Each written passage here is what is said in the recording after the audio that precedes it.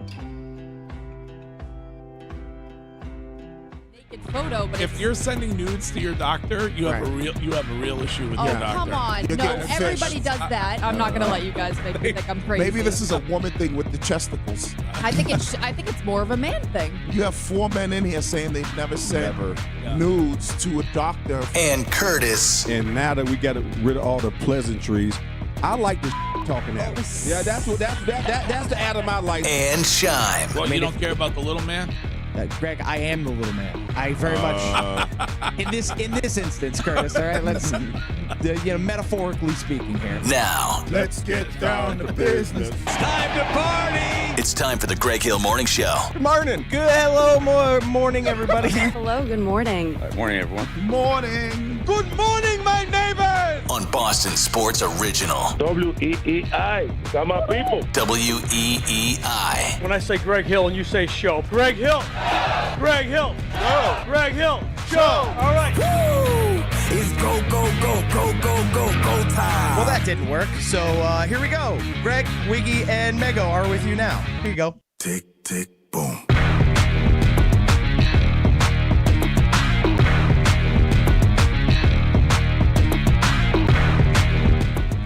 What's going on, everyone? Good morning. What up? What up? I am going to have egg on my face, aren't I? I bought in, Curtis. I was vibing every single moment of the streak. Yep. And I am going to look the fool if this Red Sox team continues the way they are going right now. You look great, actually. You look like you're losing weight. Thank you. That is 4 losses in a row for the Boston Red Sox.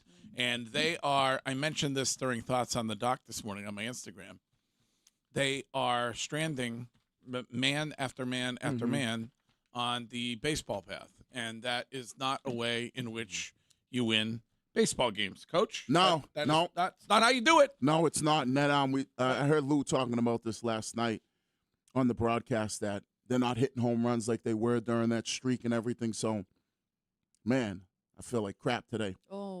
Oh no. But anyways, we appreciate you being here. yeah. Well, anyways, we'll power through. Did you send any pictures to your doctor? No, I need to today though. So, Well, what are your symptoms? my symptoms are like my throat. Oh, okay. All right. Well, So- we can't listen. We will. I hate to do this because it will bring down the quality of the show, but we can limit the amount that you are asked to speak. No, I could power through. Okay. Don't worry You have about hot it. water? I got it all. Okay. All right. I got it all. Listen, Thank you. just think about, we had Adam Vinatieri on the show yesterday. The man was, whether he was feeling a little off or under the weather, he was there to kick the football when needed. So You know what it is, though? Use him as inspiration. Right. You know what it is? I don't know about anybody else, but I sleep with my mouth open Oh, no. Yeah. sometimes because I snore. And you know that little thing in the back Yeah. in your throat? Yes. Sometimes it feels like it feels funny and it swells up. Oh, It dries out. Dries out. That's what it's feeling like right Okay. now. You got to do mouth tape. yeah. You have to. I have mouth tape, you but have sometimes I forget. You have to water your uvula. Oh. I believe that what that is? Yes, Yeah, I do believe that's what it's called. Do that at home. Sounds like a dirty word. Yeah, it does. Yes, it does. So once I get past that little tickly feeling of like my little uvula, whatever the hell it's called, Yeah. I'll feel good. Should be. There's no worse feeling. Yeah, I hate it. Yeah. All right. Well, you could still split the series, I guess, Curtis, if you're a glass half full person. So Yeah, it feels like we're in the middle of a crap sandwich here. Like, Well- it's just, even when they were up 3-2 in the fifth, it felt tenuous. And Wiggy's right. I mean, one thing that the seam heads said they needed to do at the deadline was get pop, get a home run hitter. I think Breslow even said that with us a week before the deadline, Greg, if I'm not mistaken, that in the postseason you need home runs. yes, he did. Yeah. And I heard Lou too, Wiggs. Like, I don't, you had Willie Abreu on that, like, 4 straight games and with a home run kind of pace. Rafaela hit a home run. I just feel like you don't have that consistent bat. And that may be, ever since the departure of Schwarbs, it's sort of like and Wilson Contreras losing his mind. Yeah. I mean, that's 10 jacks for Abreu since the All-Star break. So great on him. and they were also like, part of the Tracy magic was being able to manufacture runs Mhm. and get creative and get guys home.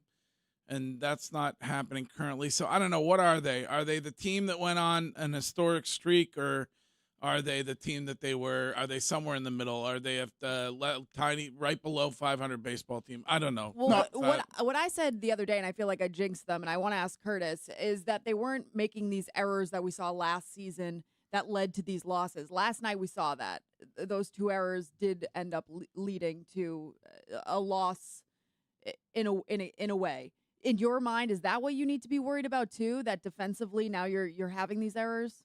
I mean, we it's a good question, Courtney. Like, I feel like we had this stretch where they were the dumbest team in baseball, Right? Where they didn't know how many outs there were. They couldn't figure out the challenge, the ABS system, and then they won 15 straight games. They went 31-5, and it felt like they made every right decision.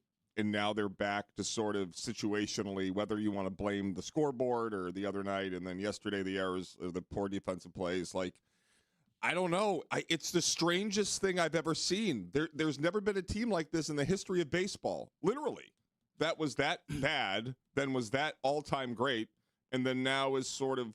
We all believed they weren't going to go 40-5, Right. Yeah. right, the rest of the way, Right. but. It's sort of the way they're losing these games where it is PTSD. Well, I also didn't expect that the flip would be a 4-game losing streak. Mhm. Like, I thought you lose one Mhm. and then you're back, you're able to continue to win series. Right. And I didn't expect that they would lose the series to the A's, Mhm. because the standing wise, they're better than the A's are. I just. So But you I don't can know. See, I'm not panicked, though, just I- because we talked about this with the Yankees early in the year. They've put themselves in a good position, the Red Sox, where they're, 4.5 games above a wild card right now in a wild card spot? So to me, I look at it, they've given themselves enough room where if they do make mistakes and they lose some baseball games, they're still in a good position. Because at the end of the day, it's all about making the postseason. Yeah. Yeah, I mean, listen. If you want excuses, maybe they're legit, maybe they aren't.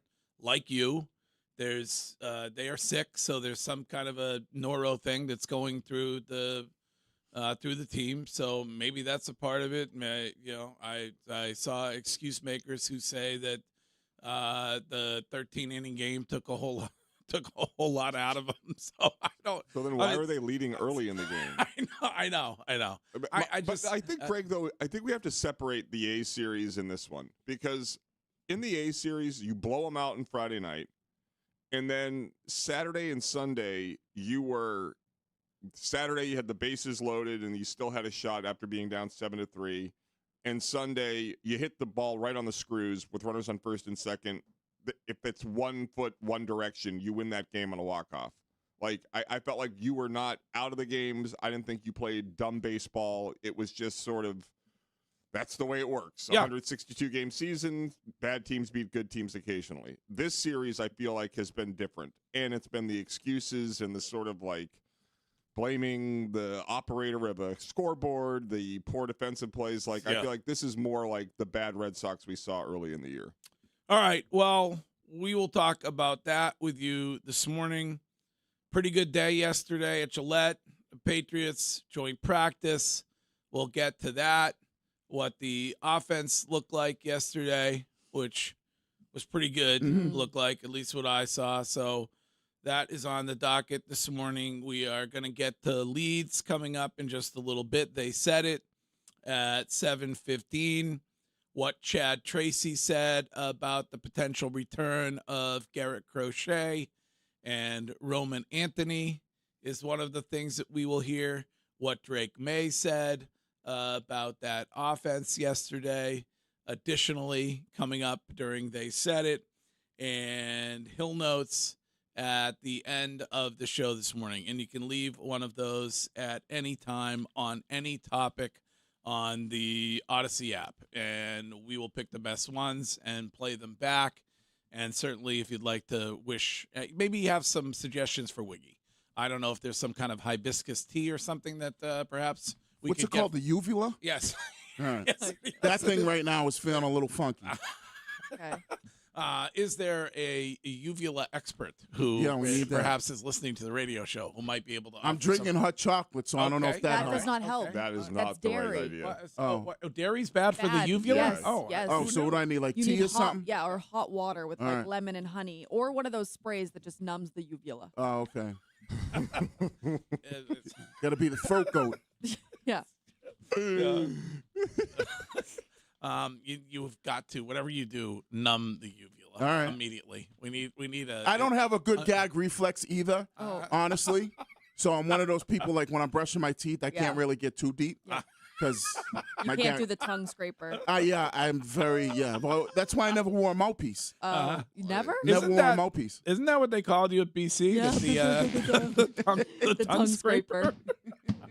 It's electric, kind of. All right, I didn't know hot chocolate wasn't good for it. No. Stay away from dairy with the sore throat. All right. It's really not a sore throat. It's just that But thing. that's the start. Oh, is that? Oh, yeah. I thought it was because You I sound a slept bit on. congested, too, with your nose. No, I'm fine. I have my nose is clear. It's just that thing feels funky. Okay. So Yeah. I got to work on that. I'll get some hot tea. That All right. stinks, too, because you're off for the next 2 days. So it's like, how are you Yeah. going to enjoy? I mean, I'll enjoy. Don't worry about it. I'll enjoy it just fine. Oh, you're off tomorrow Yeah. and on Friday. Yes. Friday, we will be at Gillette Stadium, and we'll talk to Mike Vrabel. I'm kind of upset that I am. I didn't know Vrabel was going to be on. If I would have known that, I wouldn't have scheduled that Friday off because I wanted to talk to Vrabel. I had some questions. Tomorrow, Sam Kennedy on the show All right. at 9, Red Sox front office report. And next week, Jimmy Fund Radio Telethon to benefit the Jimmy Fund and Dana Farber Tuesday morning. We will be joined on this show for the first time ever by the new owner of the Boston Celtics, Bill Chisholm, Ooh. which I am very – thank you, Curtis. Is that back-to-back great gets? I mean, I got Vinatieri, and then I got Bill Chisholm. Can I voice a complaint Yes, about the way in which we disseminated the Vinatieri interview yesterday? Yes, what happened? Like, it just should have been everywhere. Oh, it wasn't? Not really. Oh. What? Well, Like, that there might should be. have been. I mean, Mitch Wation's on vacation. Yeah, but like I don't know, like there should have been a story or two about it on the website. That's, I mean, that Wiggy, Ty Law, and Vinatieri talking about that era, Yeah. grading his kicks, Yeah. like that. He was the number one topic, the number one story in Boston, number one story nationally, really. And he comes on and he's addressing all this stuff, and I don't know. I thought it was not the greatest way in which that we could have promoted that. But what do I know? Well, an awful lot about a bunch of different things. Incredible. Is what you know. You have a vast amount of knowledge about a I lot do. of different things. And Curtis. I've been sucked into this Clancy rabbit hole, and I can't get out of it. And honestly, it seems like you have a perfectly functioning uvula. Yeah, that he does. Mine feels good, too. If I could say that without offending you. It is actually my most impressive bodily organ. All right. Well, 2-minute break, and then we'll get started with leads on the Greg Hill Show at WEEI. T-Mobile has an exclusive bundle for customers 55 and up. I'm Sarah Bowl. Yeah, I'm Frank Bowl. A reliable network is key for us. And with T-Mobile, it's been wonderful. And going to the 55 plus plan saved us so much money. A lot. And that's important. Trying to keep costs down. The home internet's been perfect. It's fast, it's quick. The setup was so easy, it took less than 15 minutes. It was like, ta-da! If you want simplicity, coverage, reliability, you want the whole package, T-Mobile has it. Right now, T-Mobile customers 55 and up can get 2 phone lines on America's best network, plus America's fastest 5G home internet for just $30 each.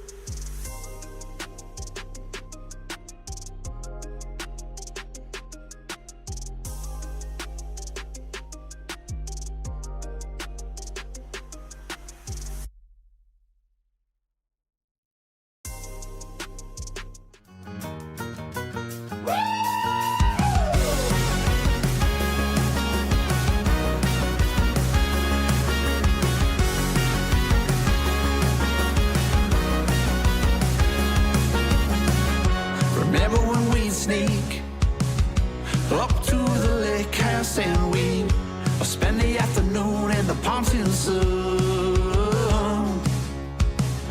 The echoes of laughter filled with hopes of happy ever after, feeling we found where we belong.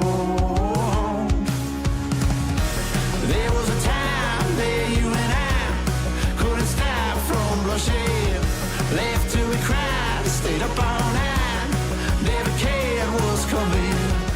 Throwing it back. Shime, is that back-to-back days with 502s as a rejoin? Yeah, I was at the concert last night, so I figured I'd throw one out. And, Are you okay, by the way? Oh, Greg, I'm hurting. I drank so many margaritas last night. It was a mistake. You arrived somewhat tardy this morning. Yeah. How many? I made sure to prep my stuff yesterday before I left, and I sure, told Tom. sure. Oh, no, I You did. came rolling in way after me this morning. I sure did. I told Tom ahead of time, gave Tom a heads up. I'm like, hey, I'm not getting home till late tonight. I will be in a little late tomorrow morning. Where was the show? In Marshfield at the Levitate Backyard. Oh, yes. Shout out to Dan down at Levitate Backyard, by the way. I met last night. Seems like a great guy. Loves the show. Yeah. Loves you. Good guy. I know him. Good guy. Levitate is good. Place nice, is awesome. Nice down there. What time did you get? What time did Wait, you you get up? live in Lowell? Yeah. Right. But, like, Marshfield. yeah. A bunch of my friends, like my buddy lives around the corner from Levitate. A couple of my other buddies live in the area. So I mean, I grew up down there. So I know, Rockland. There's a big sign. There used to be a spot like diagonally across the street from Levitate called Pazing's years ago that I would frequent quite a bit for $2 PBRs. Did you Quite sleep a in bit. Marshfield? What? Did you sleep in Marshfield? No. You drove home from Marshfield after the concert? Courtney, I was hungover before I left the show. That's the issue. Jesus.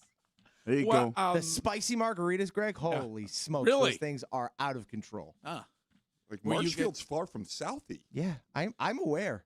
But you know, you do things for friends and I love fun it. times. And, you know. I wish I had friends. At any time, did you say, please make it a skinny marg? Nope, didn't have to. You didn't? No. What is They were- Bethany Frankel up to these days? Oh, she's starting a new brand, actually. It's She's called still crushing? Supermodel Bagels or something. They're like skinny bagels. Oh, all right. Yeah. Can the you make a Supermodel bagel Cafe. skinny? What? Can you make a bagel skinny? Isn't Apparently it just... Bethany can. Oh, hell I yeah. love her. So Yeah. What would you Howard give the Bethany. concert a grade? What would you? I would give it an A. It was so Do they you were just remember like, it? No, of course I remember it. I wasn't hammered. I'm Well- just hungover. All I'm right. old, Well, I and mean, so I feel like alcohol the- hits you different the next morning nowadays. I feel like the two go together. Nah. I mean, you don't generally have the hangover unless you were hammered the night before. No, So you won the amen, is what you're saying. no, I didn't. Oh, maybe okay. maybe a little bit, but like Well. I'm fine. I'm totally fine. I feel like Right, you're going to big be dog. snippy today. I can feel it in my bones. No, And I just- can't wait. If you have any complaints, direct them to young Tom. He'll take care of it. Now, which would you say is worse when it comes to an organization like ours? Someone who leaves right at 10 o'clock, as you pointed out the other day, or someone who arrives late in the morning? Arrives late, That was what you would say is the way. of course. Right, Mm. right. Like, you got to be up. Did you watch the Red Sox game last night? I mean, like, the you got highlights, to be sure up did. on the know. Yeah, yeah. You That's got to true. wake up and be in here and get ready. I don't know. He probably did Red Slacking. Sox in 2. you, A Ace. great once told me, Shime, don't let your night job affect your day job. Hey, I'm here, and I was here before the start of the Still show, plugging. and everything's good to go. We're Okay. running. We're rolling. Well, this show is coming to you from the Catches Law Injury Attorneys Studios at 20 Guest Street, Kid. There's no fee unless you win. We have leads coming momentarily, and then they set it at 7:15 this morning, and we will hear what Chad Tracy said about a potential return for Garrett Crochet.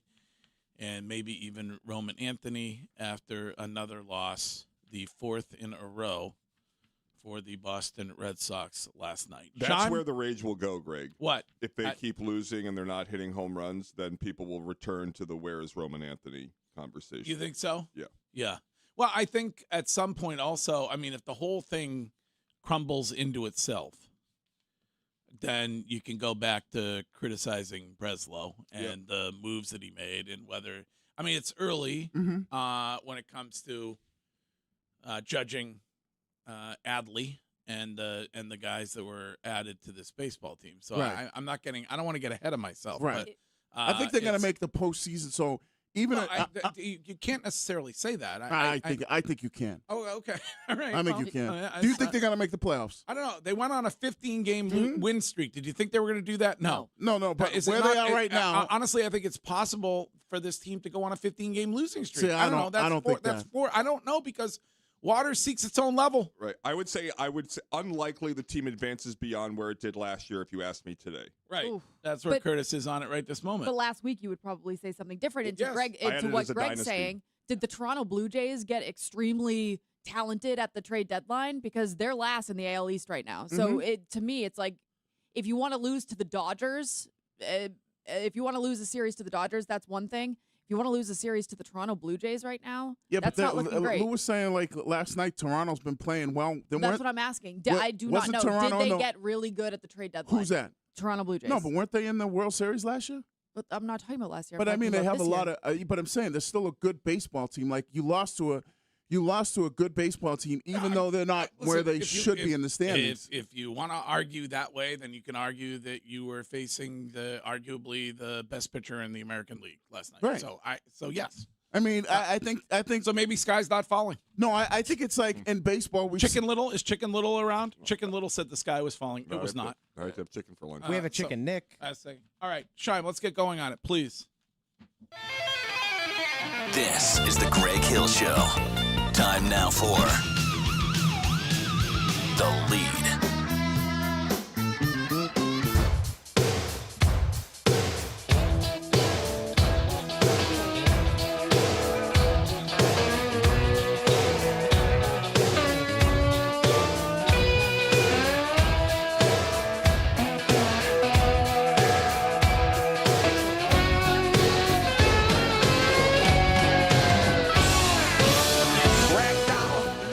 That is Aerosmith and Ragdoll, and a great lead choice by you this morning. And leads are brought to you by Subaru. Don't miss the Subaru of New England A Lot to Love event happening right now. Find your local authorized Subaru retailer at SubaruofNewEngland.com. Good morning, Shime. Good morning, Greg. So the USA Today released an article about the 10 NFL coaches entering the NFL season who are on the hot seat. Another list, but this one I'm not concerned about the list. I'm just concerned that there's a name on the list. And shout out to a listener, Ronald, who had sent me this. I had also seen it. Just reinforced my desire to do this as lead. But I really miss the Courtney Shime rivalry. Oh, I know it's the best going. It's better than Sox Yanks. Carry on. Yeah, because they have an odd BFF type relationship, and then at times they detest each other. It's like siblings. You hate each other, you love each other. Like it's Sorry, back to sports. It's cyclical. Yeah, and we both know we're not going to get actually mad. Exactly. We can hit low. Yeah. Oh yeah. Real low. Real low. Real low. No, but so 10 coaches that are on the hot seat entering the NFL season, and they put Mike Vrabel on the list at number 10. What? Yeah, a guy who has been with the Patriots for one season and gone from worst to literally first in the AFC and taken them to a Super Bowl. They have Mike Vrabel at number 10 on the list just because of the offseason stuff with Diana Rossini. I don't understand it. It makes no sense to me. Nobody talks about it anymore because nobody cares about it anymore. No. It was not as big a deal as they made it out in the first place. I just don't get Mike Vrabel. They could go 5-12. He's not getting fired. Well, Curtis brought it up afterwards. It was so weird to me that Mike Tomlin was talking during the broadcast about how if the team doesn't do well, Mike Vrabel might be in trouble. No. What if the team doesn't do well, it's not because he was canoodling with Diana Rossini. It has nothing to do with it. Right. And if there was an issue with his future with the Patriots, it would have been prior to the season. Like, Robert Kraft went on, what was it, ESPN or one of the shows right at the start of camp and said, he's not going to stand in judgment of others. That No. Mike Vrabel did a great job as a head coach. He's taken accountability and we're ready to go. It's so weird. Yeah, this is just stupid. Who else is on there, Sean?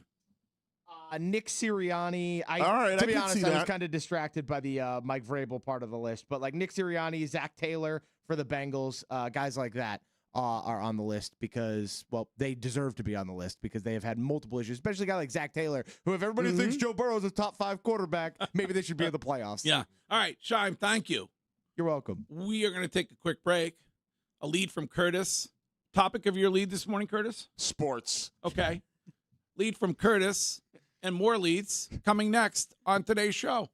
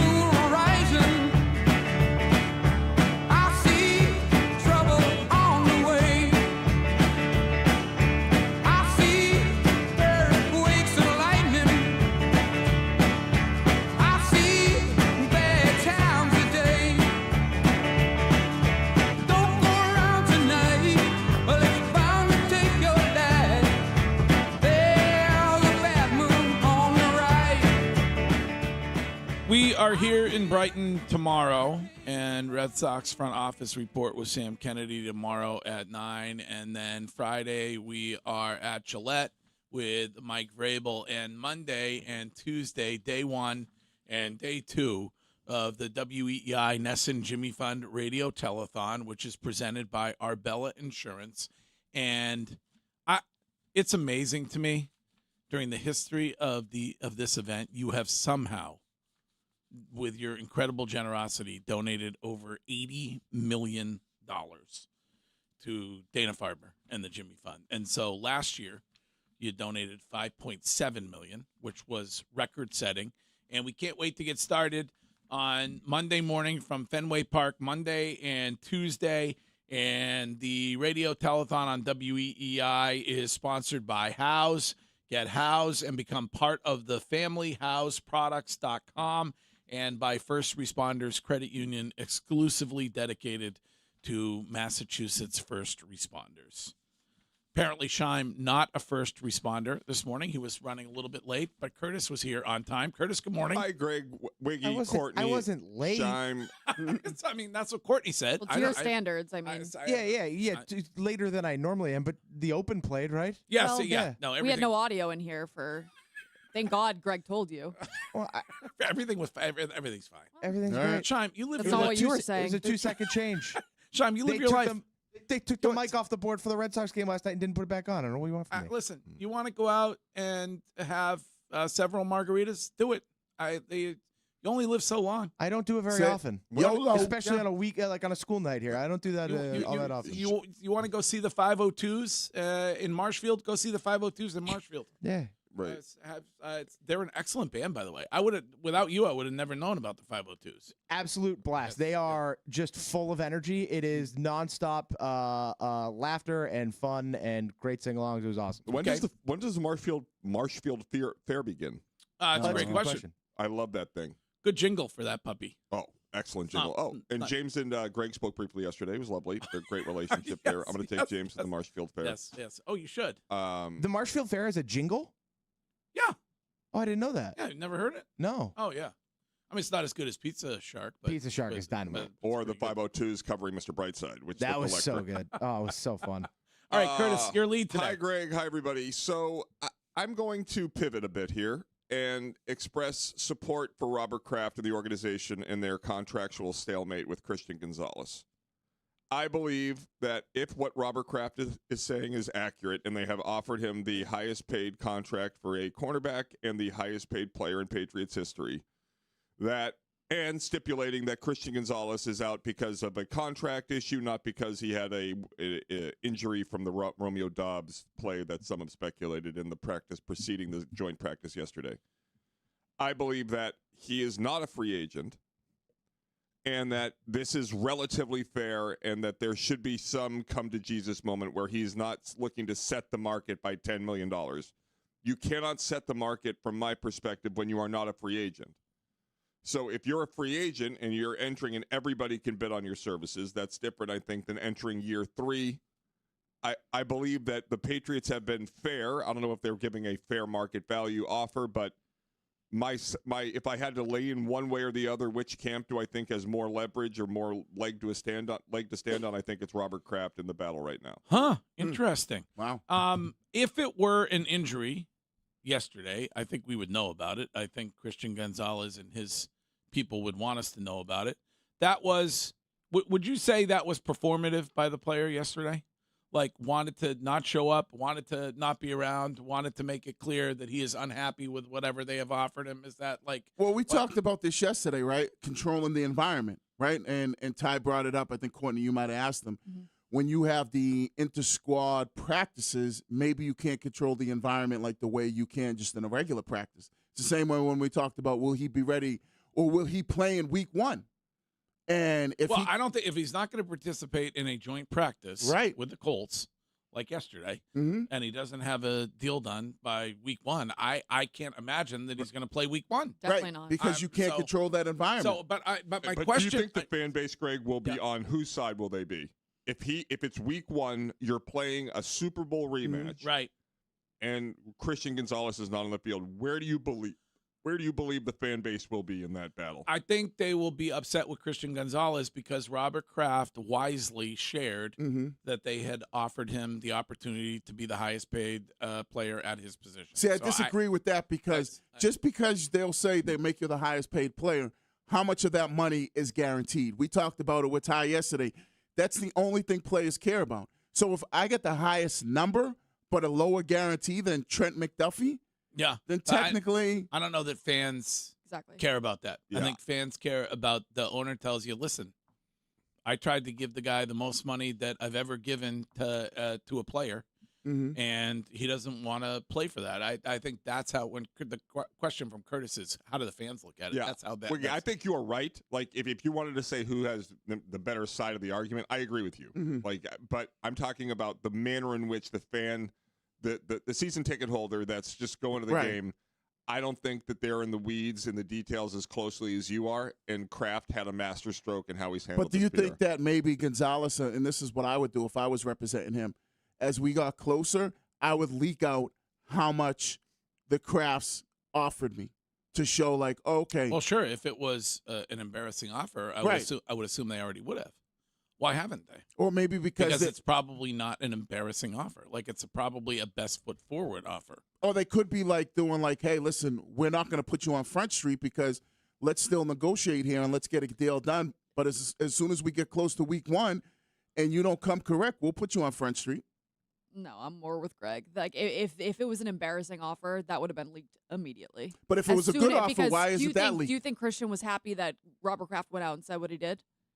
No. Exactly. So if it was a bad offer, then that would have been leaked. But if it was a good offer, don't you think they would have leaked that? And then they would have been like, wow, this dude is really, like, if the You mean the Krafts would have? Like, somebody the Krafts would didn't have to leak it. They said it. They said it. Like, no, but it's always, we you know, when you talk about this conversation, like who just signed the other day, we saw Quinnen Williams sign, right? Generally, if somebody leaks something out and they want to look good, you don't think Kraft has his minions to be able to be like, oh, not only did they make him the highest paid offer, but it was the most money guaranteed by any player at his position? But I would say this, they didn't need to do that. I think if the reason Kraft handled it the way he did at the start of training camp, if Gonzalez wasn't on the field, you then have in your holster, it was $85 million. But Gonzalez beginning the camp on the field, I think all hurt him in the long run. Like, if I'm a Patriots fan, I'd rather Gonzalez not show up at the start of camp, but be there for week 1 as opposed to show up and then disappear when it gets him into these actual important practices. Yeah, I mean, it's clear what he's doing. He posted on Instagram yesterday, and the song he chose to accompany the post was "Should Have Been Done by Now." So much like the money sign that he was making at the Celtics game, I think it's pretty clear where the player stands. So excellent lead from you, Curtis. Thanks. You can talk about that this morning, and we will take a quick break and be right back.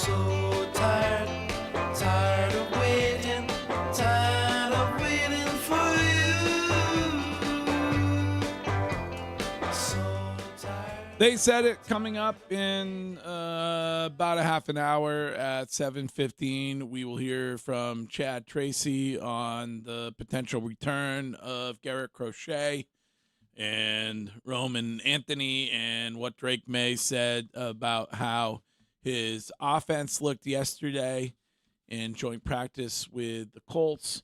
But we have leads left this morning, including this one from Courtney. Hello. Hello, good morning, everybody. It's back to school time, if you can believe it. And college kids are heading back to their schools, their dorms, especially down south right now. And there is a new trend that I wanted to bring to your attention. Now, I don't know what it was like, Wiggy, when you moved into college. Mm-hmm. But when I moved into college, I had a few posters, put them on my walls, had a nice new bed sheet, and called it a day. I find that hard to believe, but Nope, carry on. I did. I mean, I made it nice, but it was nothing like they're doing now. Right. Now, parents are hiring interior designers, interior decorators for their kids. Curtis and I were chatting about this just the other day. I'm so Really? glad. Yes, I'm so glad you're doing this as a lead because for us. It's what are we doing? Is it accurate they're spending $20,000 on these interior designers? So I have the breakdown of what everything would cost you, depending on where you would like to fall with said interior designer. Oh, my God. A 1-hour virtual design consultation will run you $75 to $250. That's just talking concepts, what you want to do. An online room design package, which they will design the room for you, probably using AI, and then send you the products that they think you should buy, and then you can do whatever you want with it. That'll run you $200 to $800. A full-service dorm room design, shopping list, and installation will be $1,000 to $3,000. But the luxury turnkey dorm room makeover, where you let this interior designer go in, pick all the products after discussing what you like, and you open the door and everything's done for you, will run you between $3,000 and $20,000. Wow, ridiculous! The kid is they're there for 6 months, 7 months, whatever it is. And if you want the solution to creating an entitled, spoiled brat child, this is it. But spend $20,000 on an interior designer for their college dorm room and see how they turn out. I blame the parents for everything, though. Like, this is entirely the parents' fault. The kids that they will inherit after this are the ones that they deserve. Like, people wonder why kids never leave their home, they never do anything. Obviously, the economy sucks. I get, separate from that, the people that in this situation, if you're spending $20K for an interior designer, you can buy your kid a house. Yeah. This way of viewing things, it's just so backwards. And people are coming at the interior designer online, which I don't think she should be blamed at all. She found a way to make tons of money. A niche. You've got sucker written on your forehead if you're hiring her. But she basically is saying, when I brought my kids to school and dropped them off, I as a mother was very nervous and I wanted them to feel comfortable. And that's all I want to do for these families is make a place that the kids want to come home and feel comfortable. But Greg's right. They're there 6 months out of the year. You have to remember this. This isn't a home. This isn't an apartment that they're going to be at for years. They are getting a new dorm room every single year. There was a part of going off to college, leaving the nest, and living in a crap dorm room that 100 kids had lived in before you was understanding that, life gives you lemons and you somehow turn it into lemonades. It's not that you go from your, 7,000 square foot mansion in Texas to a 4-star, Ritz suite at a college or university. But we always went to the kid's room who had the nicest TV, the nicest PlayStation. We always try to look for that kid. Okay. I mean, I don't understand this world. You don't justify this, do you? No, I don't understand this world because that's something I wasn't able to do, or my mother wasn't able to do that for me. But I don't get why, if you can do it and you have the capability to, guess what, have your son or your daughter living in a dorm room, and it's a lot longer than 6 months. That's where they're going to spend basically, however long they're in school, 8-9 months from August to May. If you have the financial capability to do it, what's the problem? It sounds like you're like, you got to get it out the mud. They're spoiling their kids. So what? If you can spoil your kid, spoil your kid. Yeah, but you like, shouldn't have to get it out the mud type of but mindset. I think that there's a difference between I mean, spoiling. let's say, I think there's were a you difference. spoiled? Yes, and I was just going to tell you, but my parents came with me and we made the dorm room together. No, to I have know this that. outsource, and I'm just saying, and I'm seeing some people, the very small percentage of people are doing it. Yes, here in Massachusetts, Right. that's correct. At SEC schools, Right. that is becoming the norm. If and they that's can what do I'm it, saying. why not? Yes, but I'm saying now it's like you're adding another expense to families. Like I think about college in 18 years and what that is going to cost for one child is astronomical. Now you're adding on this extra expense that these kids are now thinking they need to do it. Like there's also this new thing when kids get into college, like a bed party, they call it, where parents are. Oh, you had those. Yeah, I don't know what that is. Parents are decorating their bedrooms once they've chosen what school they're going to, literally bought out the bookstore so that they have all the sweatshirts and all the T-shirts, and they've got balloons and candy, and it's just become this thing for social media. I would say, Wiggy, my issue is not spoiling. My issue is not, in hindsight, I wish I didn't go to Boston College. I wish I went to the school that I got into. I wish that I did things that you were successful in your life because you had to find a way to navigate it. And for me, if going to college and setting up your bedroom is not the baseline thing that you do as you're beginning your life on your own, then that is the wrong message. Yeah, but I look at this is the way I look at it. The job of parents, or what my belief is to give my kids the life that I didn't have, right? And I would hope that their job is to give their kids the life they didn't have. So if you're fortunate enough as a parent where you're fortunate enough where you can create these opportunities for your kids because you can do it, so be it. I don't get this mindset of like.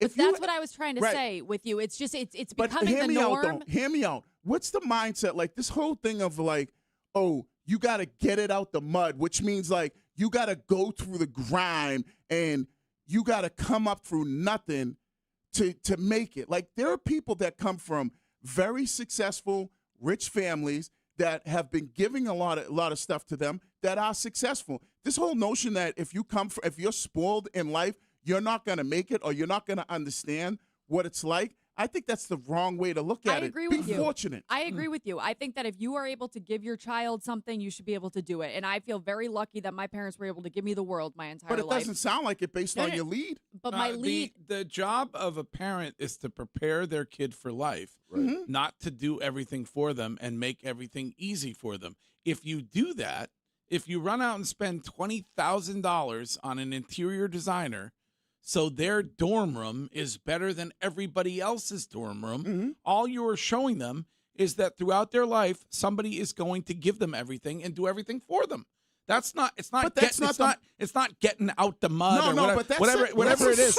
Like it's not. It's no, but what is that mindset? You do a lot for your kid. My mindset's not stupid. No. I'm saying it's stupid. No, you are. You've said it like 50 times. You did a lot for your kids. Like what? Did you pay for them to go to school? Yes, absolutely. Okay, so why didn't you let them do it on their own? Because they were, first of all, they both played athletics. Okay. They didn't get a free education like your kids. Right. However, when it comes to college and what they wanted to do, I didn't want to leave them straddled with years and years of debt. Did you purchase them, pay for their vehicles when they had them?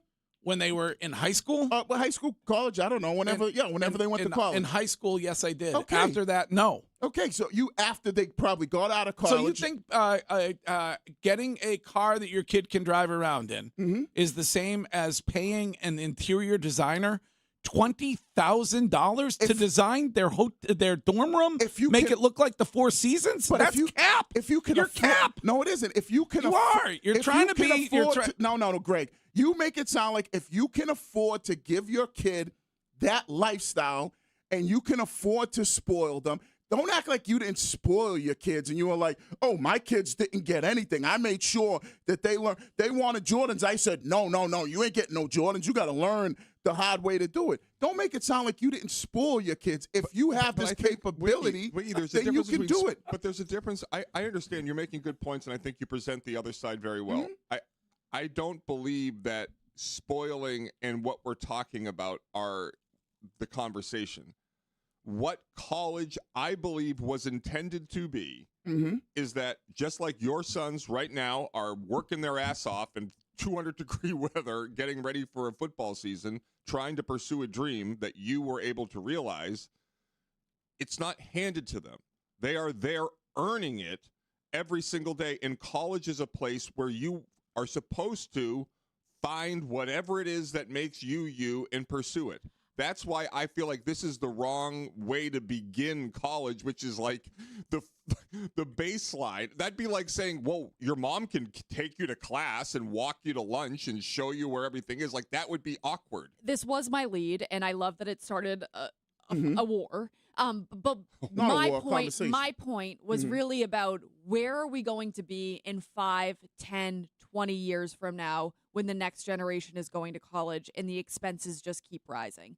Like, college is expensive as is, and now it's going to be, and I saw it in Twitch too, like, this is the new Keeping Up with the Joneses, and it hasn't made its way up north really, but SEC schools, kids are now expecting that their parents are going to do this for them. And at what point are we going to say enough is enough?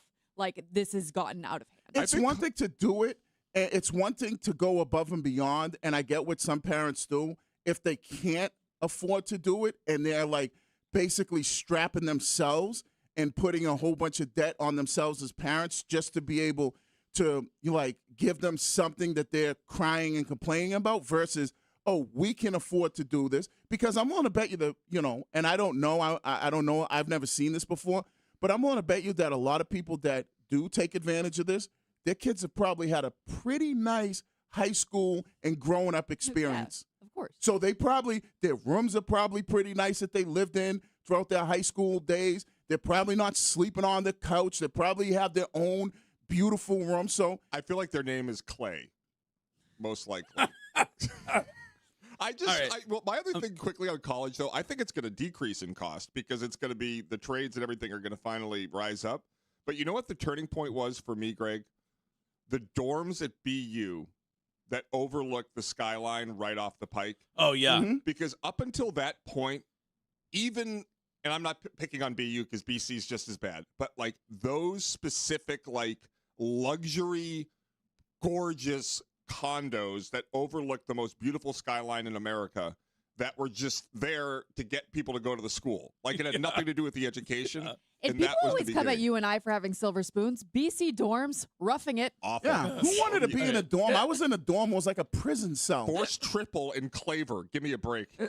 Well, then these people ought to just buy their kids a house. Why have them live in the dorm anyway? Some of them probably do. Some of them probably do but rent just out a buy house. No, not rent it. They should just buy them a house. No, if they like can a afford, mansion. yeah, if they can afford based to on do it. your philosophy. Yeah, if you can afford to do it, why not? Why not? Why, if it's based on your philosophy, They should probably do it for the kid's whole life. Based on your philosophy, why not? Yours is I'm going to let my kid live in the projects.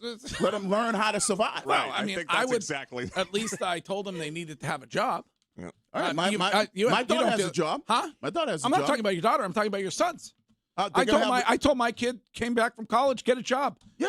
Go out and pound nails. Oh, they get a job. You're like, believe me. hey, full boat for these guys. We don't care about that. We got a full boat going on. Your job is you either. Thankfully, Courtney's dad didn't tell her that. You'll have plenty of time to work when you're done with college. All right, we got to take a break. We'll be back in exactly 2 minutes with the rest of today's leads.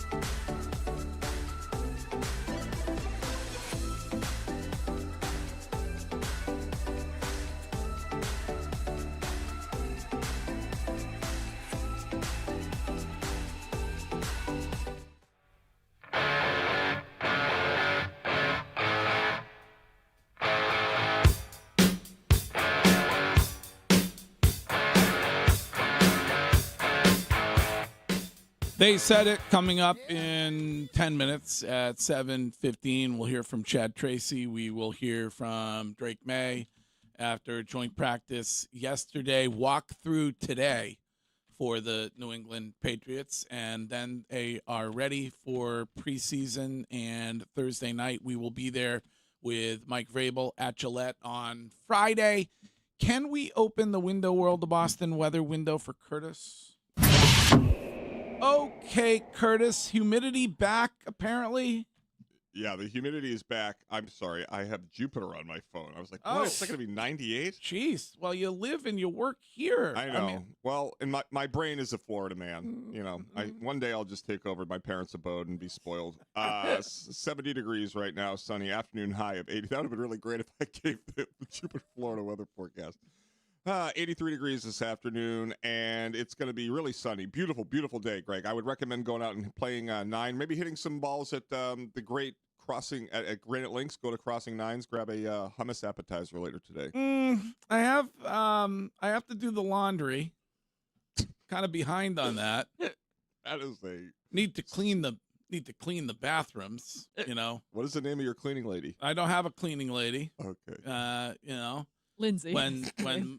When my parents kicked me out of the house when I was 18 years old because I didn't graduate from high school, I learned how to clean my own bathrooms.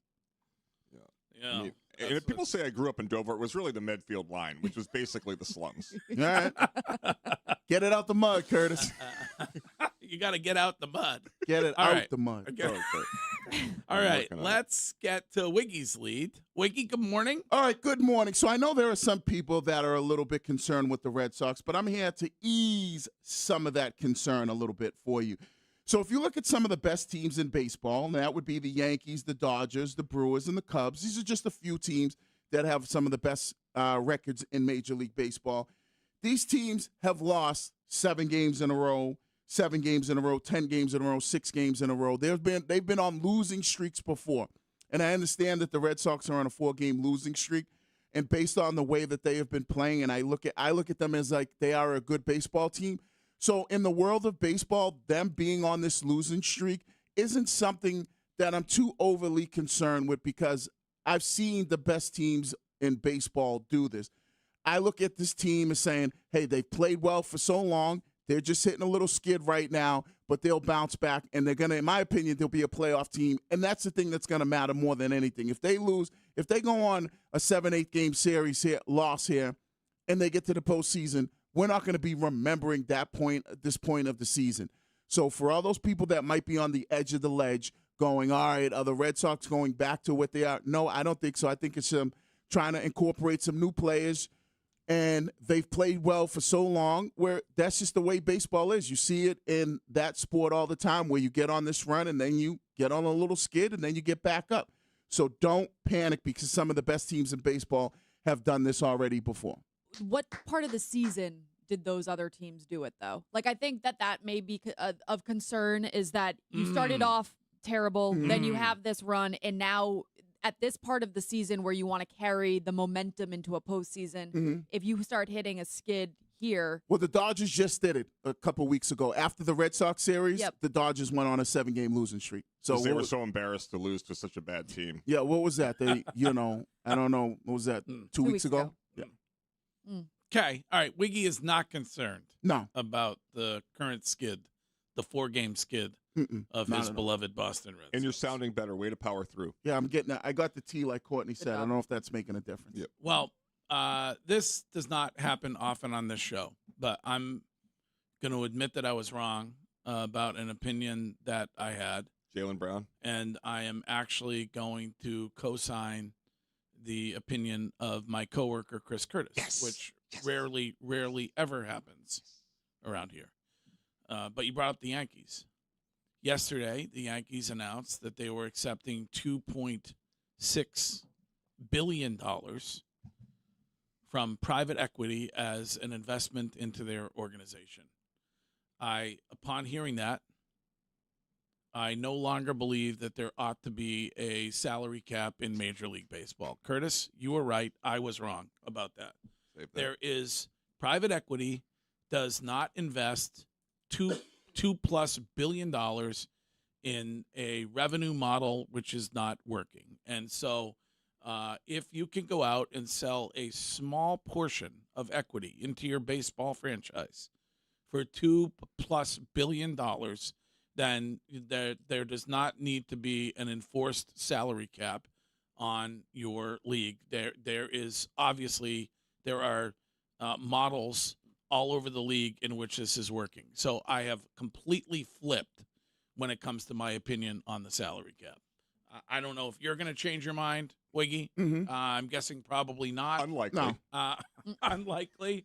But I don't need a salary cap, but I just know even if there's no salary cap, my expectations are the Red Sox are not going to be one of those teams that are spending, $350 million in payroll. They're going to stay right where they are. $250 million in payroll is kind of where there is the pool that they're swimming in. So whether there's a salary cap or not, I don't believe that if there's no salary cap, I don't think they're going to be one of these teams that are going to go, we're going to go back to how we used to do things. That's fine. But my question, Greg and Wiggy, Courtney, everybody, how can the owners, I know they can, but how can they with a straight face say that the model is broken if this is the investment? And not only this, you have the Mets sale. There was what was the most recent baseball team that was sold for a record amount of money? Like it defies logic to say that the valuations of these organizations are skyrocketing in the face of what they are saying is this massive crisis. Sam Kennedy one time told us that they don't even break even, that they lose money.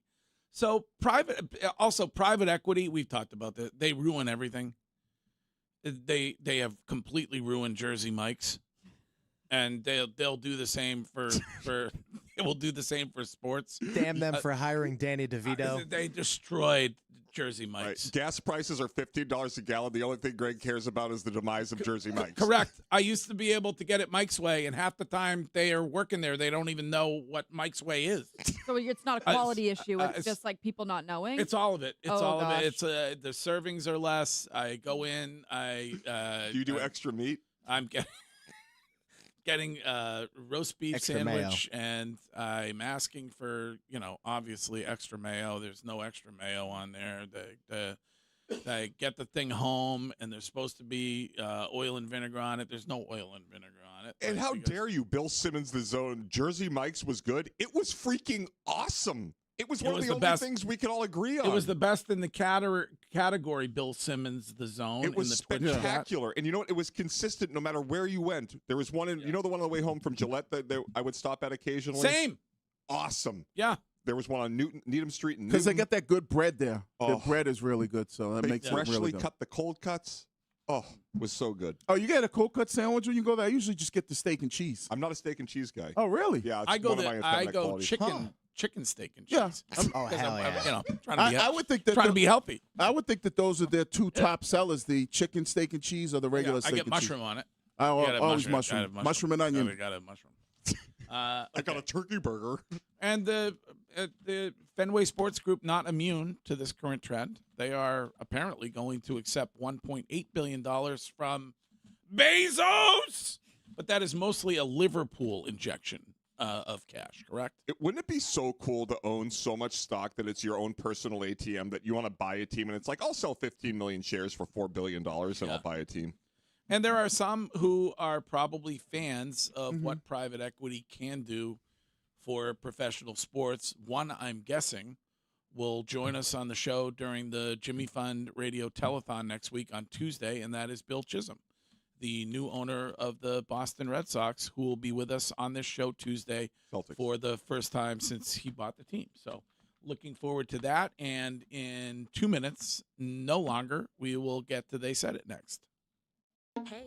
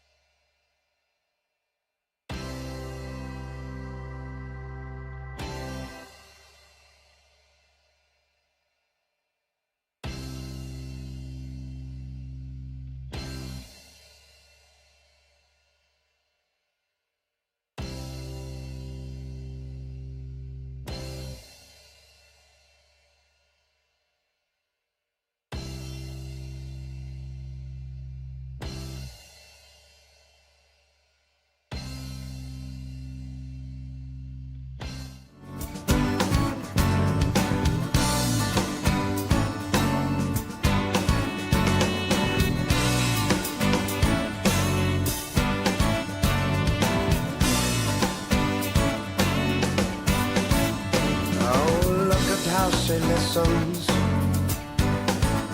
She says nothing of what she thinks. She just goes stumbling through her memories, staring out onto Grey Street. But she thinks, hey, how did I come to this? I've dreamed myself 1,000 times around the world, but I can't get out of this place. There's an emptiness inside her, and she'd do anything to fill it in. But all the colors mixed together to gray. Shime, I think your guy announced the tour yesterday. Yeah, a couple extra tour dates. He's going to be, I believe, in Providence on November 9th. Oh, okay. Let's do it. Can we What? go? Show outing? You're going to go out on a weeknight? Is it a weeknight? Yeah, it's a Monday night. Oh, we'll have to watch football on our phones. Okay. When is it? Who's playing Monday Night Football? November 9th. Oh, okay. I love Dave Matthews Band. Well, you go down there, stop at Matunic, the Matunic tent on the way down, and make a night of it with DMB. Oh, yeah, it's the Bills versus Kyler Murray and the Minnesota Vikings. Who cares about that game? Is 9 going to be okay?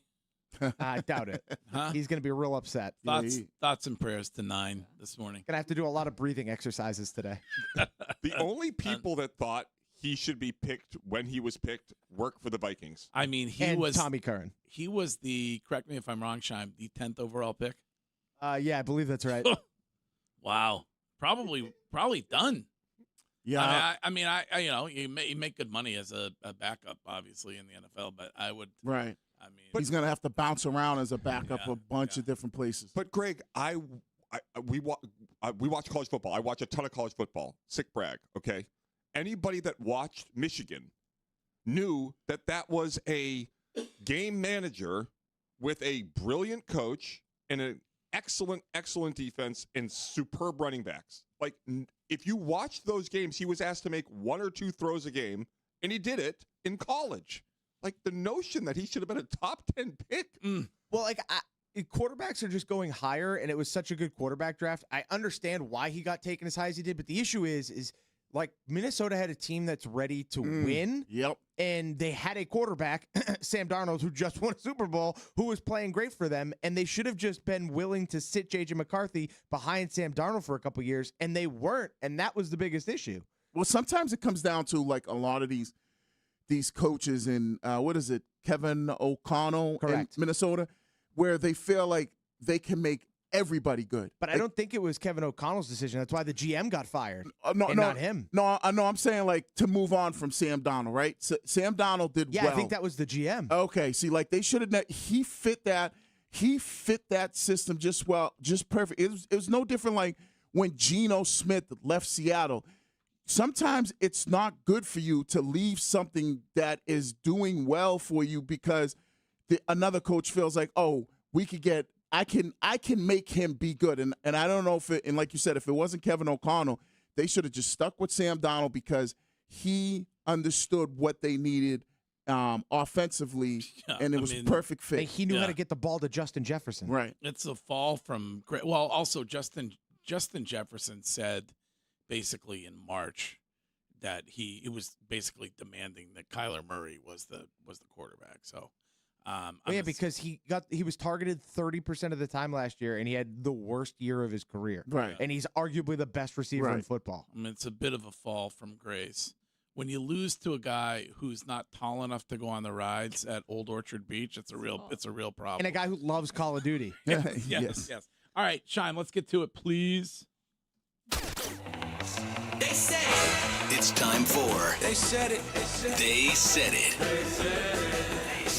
You know, some of these rats around here. We scored 16 at Yankee Stadium. Suck on it. Ooh, ball. Humbly, one of the best basketball players in the world.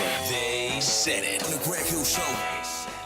Brought to you today and every day by Catches Law. They're ready to stand beside you during your toughest moments. The results that they get are really good. They have won over $3 billion for injured New Englanders. If that is you, reach out to Catches. Go to catcheslaw.com.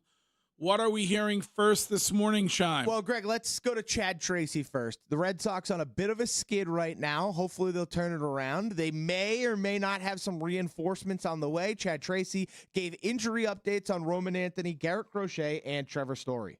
Roman started adding some traject as well. So has been hitting off the machine, the actual hack attack, and he's now started to incorporate some traject work, which is, as if you guys, I mean, most people know in here, but it's as close as you can get to live pitching without actually facing live pitching. So that has started to get incorporated into his routine, which he'll now carry that for a little bit of time. His normal stuff that he always does leading up to that, with traject added in at the end, he's doing that now. He must be getting close to rehab. Getting closer. You know, again, with his with that hand and with a lot of these things, I'm learning, like, I don't want to put a timetable on, okay, because you just don't know as he does that now, how's it going to respond. Yeah. But again, it's like I told you guys with the regular machine, it's another step in the right direction. Story, anything there? Nothing other than they all resumed their work yesterday. Crochet was back to throwing. Trevor was able to ramp up the intensity a little bit more after a regen day. So Crochet a ways to go. Trevor creeping closer also. Who Dat Man in the Twitch chat says, oh, yeah, Trevor Story will help, LOL. I mean, listen, he had a good season last year. I know there are issues that Red Sox fans have with Trevor Story, but he can help you defensively if he's not dealing with the hernia. Can we just not rush Roman back? Like, let's take a breath. Yeah, shut him down. Mean, you don't need to. Well, shut him down? Yeah. You need his bat. Not really. You do. You really don't. Wiggy. You really do. Before he got hurt, was his bat doing anything for you? I mean, he was excellent in the World Baseball Classic.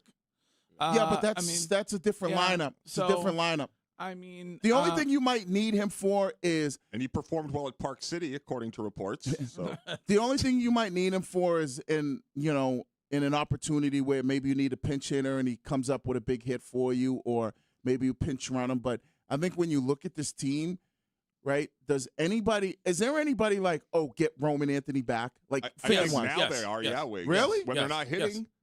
Yes. I mean, was I the only one who watched Roman Anthony before he got hurt? Oh, I'm not the guy saying had it's one home run. It was April. Right. I mean, nobody. And I'm not was saying it's logical, but I do think that there will be fans who are like, how many one-run games can you lose where you're scoring? If I had to choose, and this is what they probably have to do if Roman comes back, I'm playing Jarren Duran every day over Roman Anthony. I mean, he's hitting, 200 still? Yeah, but he's got, 14, 15 home runs? Yeah, he's had some pop. If Roman Anthony comes back, he is basically, in my opinion, he's somebody that I'm bringing in to pinch hit here and there. Yeah, I mean, I would not shut him down. That doesn't make any sense at all. And to me, and you can add two guys September 1st. Am I right about that, Curtis? Is that when you can do that? Yeah. So I don't. They change change the roster machinations every year, but something like that. Yeah. It's not like the old 40-man gets up there, but they expanded in a way. Yeah. All right. Well, that is 4 L's in a row for your Red Sox. Not what we were expecting, I don't believe, heading into this particular series. And you can talk about that all day long, all morning long here on Boston Sports Original, WEEI. We'll get to Drake May and what he said about the offense yesterday in the joint practice next. Hi, I'm Jonathan Ratliff.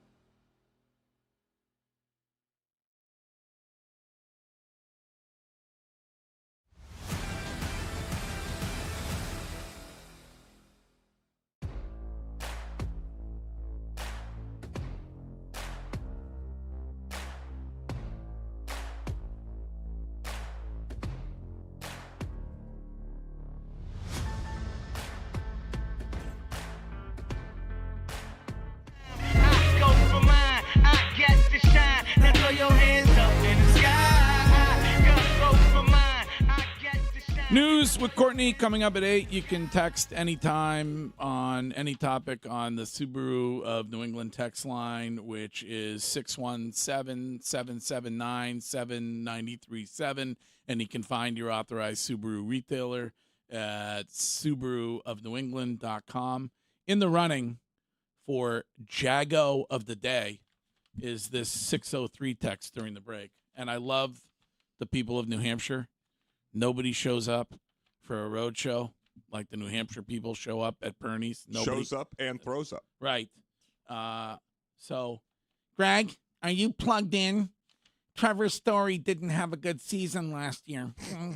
I mean, I believe he led the Boston Red Sox in home runs last season. Is that not good? No, it's pretty good. Is that bad? Yeah, and I think he led the team in stolen bases. Yeah, wasn't he one one home run away from like a 30-30 season? Yes. I mean, please check your facts before you react, bro. Bro. All right. Oh, Anyway, no, he was 5 homers away. Anyway, we were in the middle of They Said It, and we were going to hear from Drake May. Well, yep, Greg, let's switch over to football here, a sport maybe you're more in the know on. Drake May spoke after joint practices yesterday and talked a bit about the offense. Here's Drake May.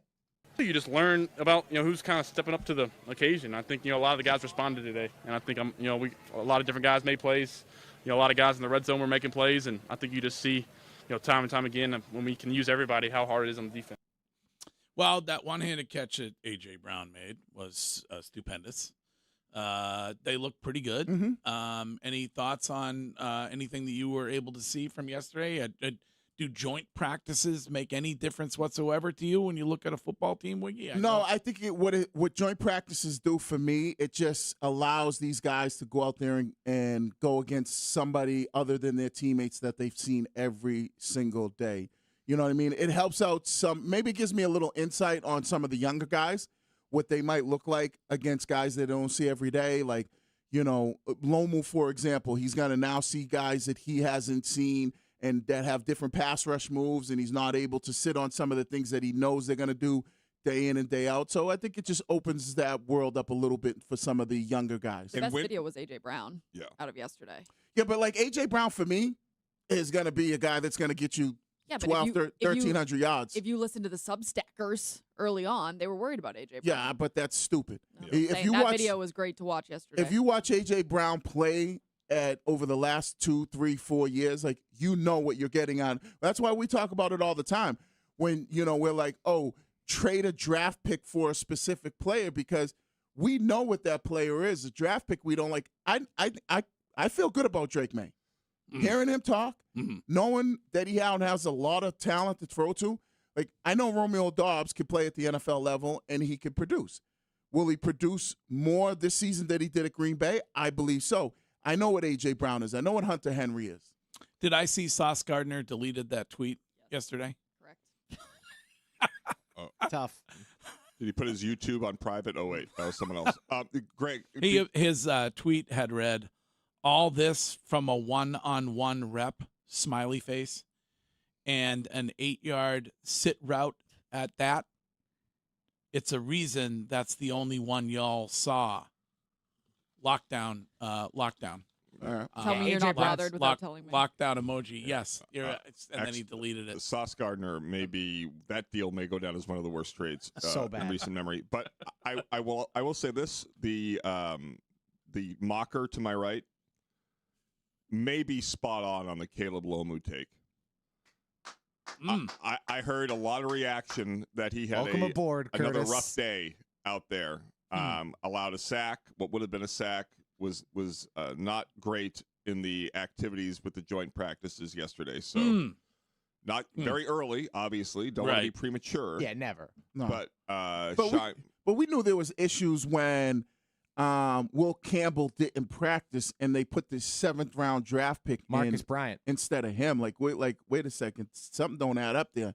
You would think all right, if Will Campbell gets, knock on wood, but if he happens to get nicked up during the regular season and not able to play, doesn't that kind of give you a look into what they're thinking? Rather than putting Lomu there, they're going to go with the 7th rounder from last year. Oh, totally. In the Twitch chat, Curtis, for you, we all knew he was a project.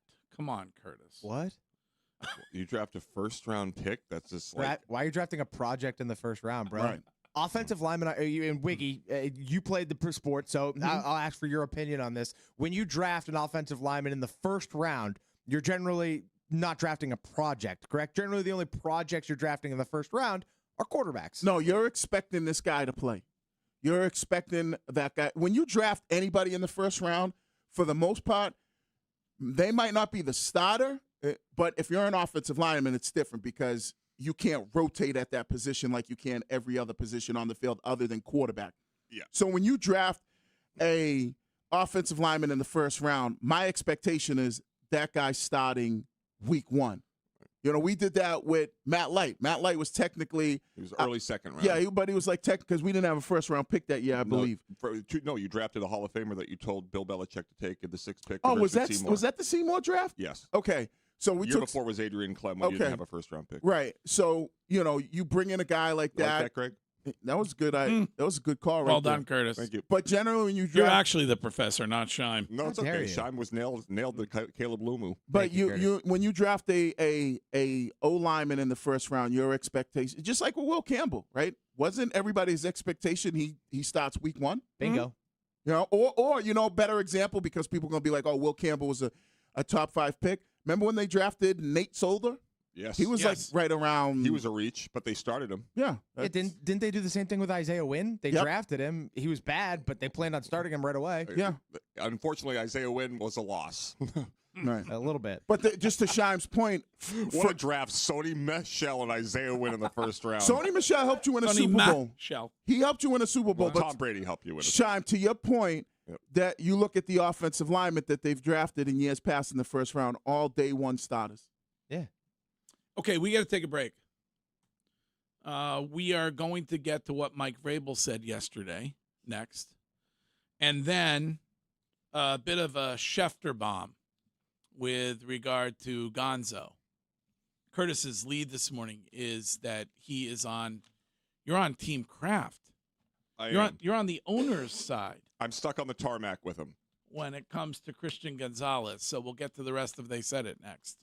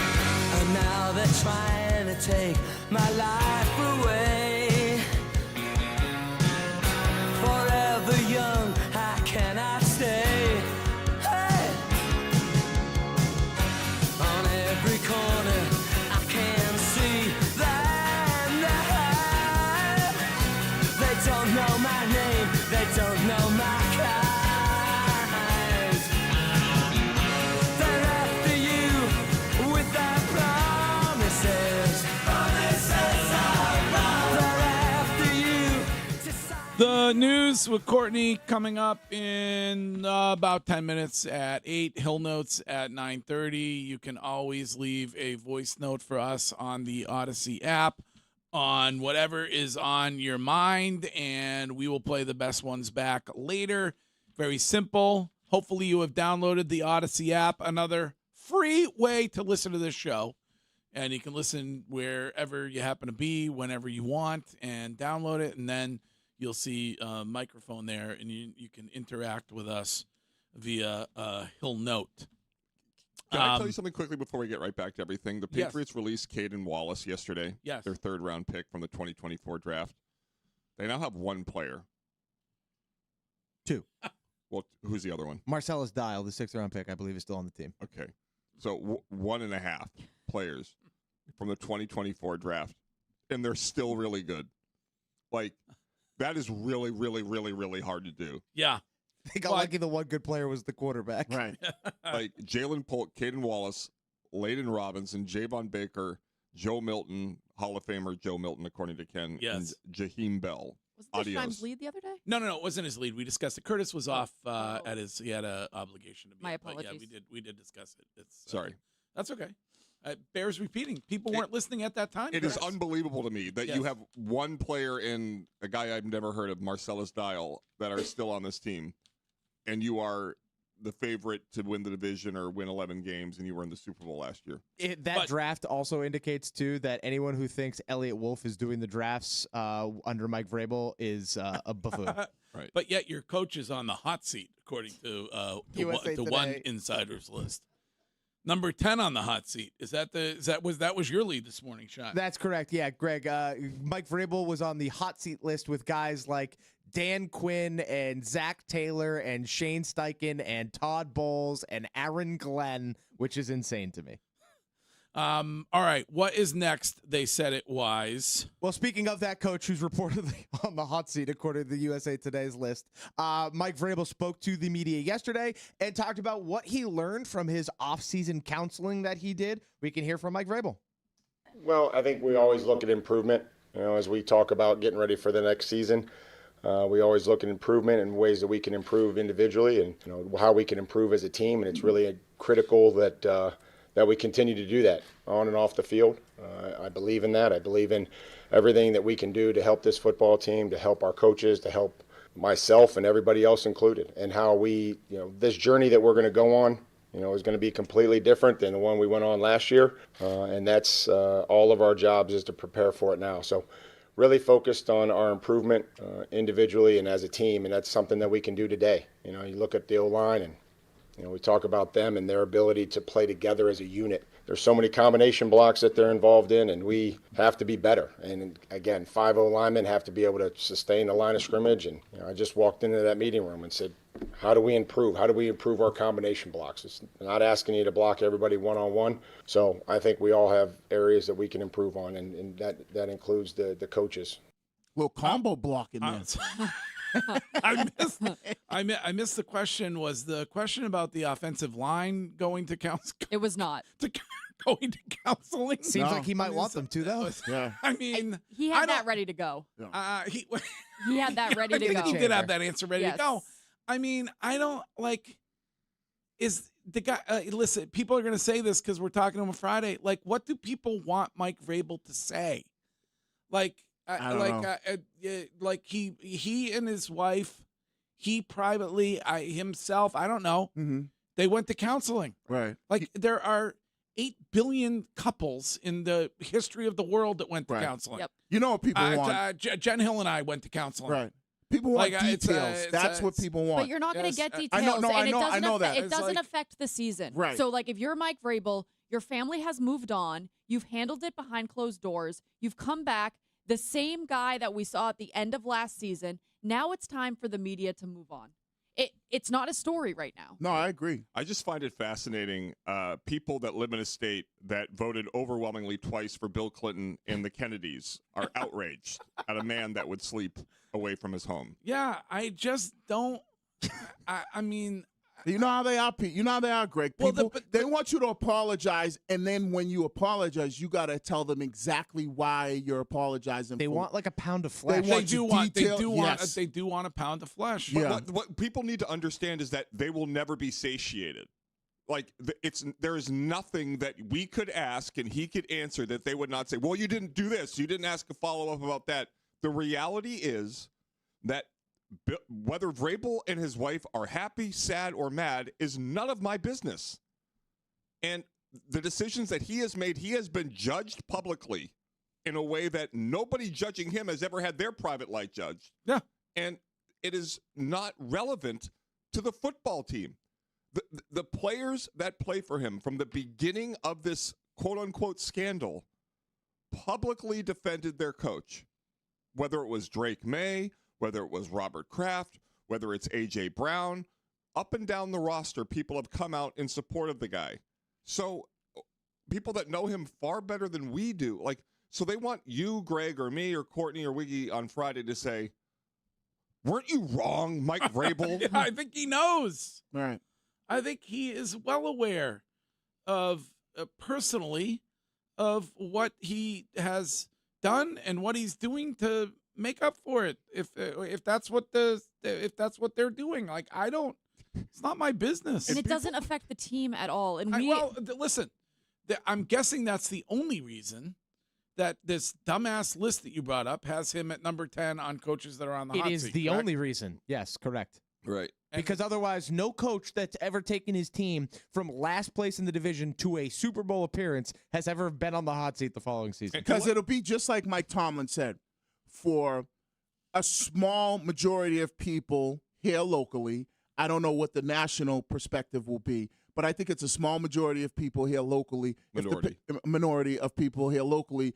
If the team doesn't start good, they're instantly going to go, well, Vrabel wasn't focused in the offseason, right? Which I think is a small group of people. Yeah. I think the majority of us look at it like, you know what? He apologized. Whatever happened between him and his family, that's on him. Just go out there and coach. And if they do start off slow, locally, it'll be just a handful of people that'll be like, oh, that's because he wasn't focused. Might it be a bigger national thing? It might be because, there's always going to be people that go, oh, that's why the Patriots weren't as good as they were because Vrabel was doing other things rather than being focused in the offseason. And Greg, Game Dog in the Twitch chat, I love analogies. But Rodgers' wife should be our business, though. Yes, Aaron Rodgers creating a wife out of thin air is funny. And constantly bringing her up. I'm not obsessed with knowing whether Aaron Rodgers' wife is real or not. Oh, I kind of am. I'm not losing. It has nothing to do with his job. He shouldn't be fired or hired because he has a fake wife. Right, shouldn't be. It's funny. Yeah. Just like we talked about the guy in Notre Dame, Monte Teo. That's funny. That was sad, actually. Well, the Netflix thing brought it into perspective. But we talked about that for weeks because it was funny. Should I bring him blueberries or should I make him wait a week when it comes to the blueberries as punishment? Bring them as blueberries. Bring the blueberries. I think our presence is punishment enough.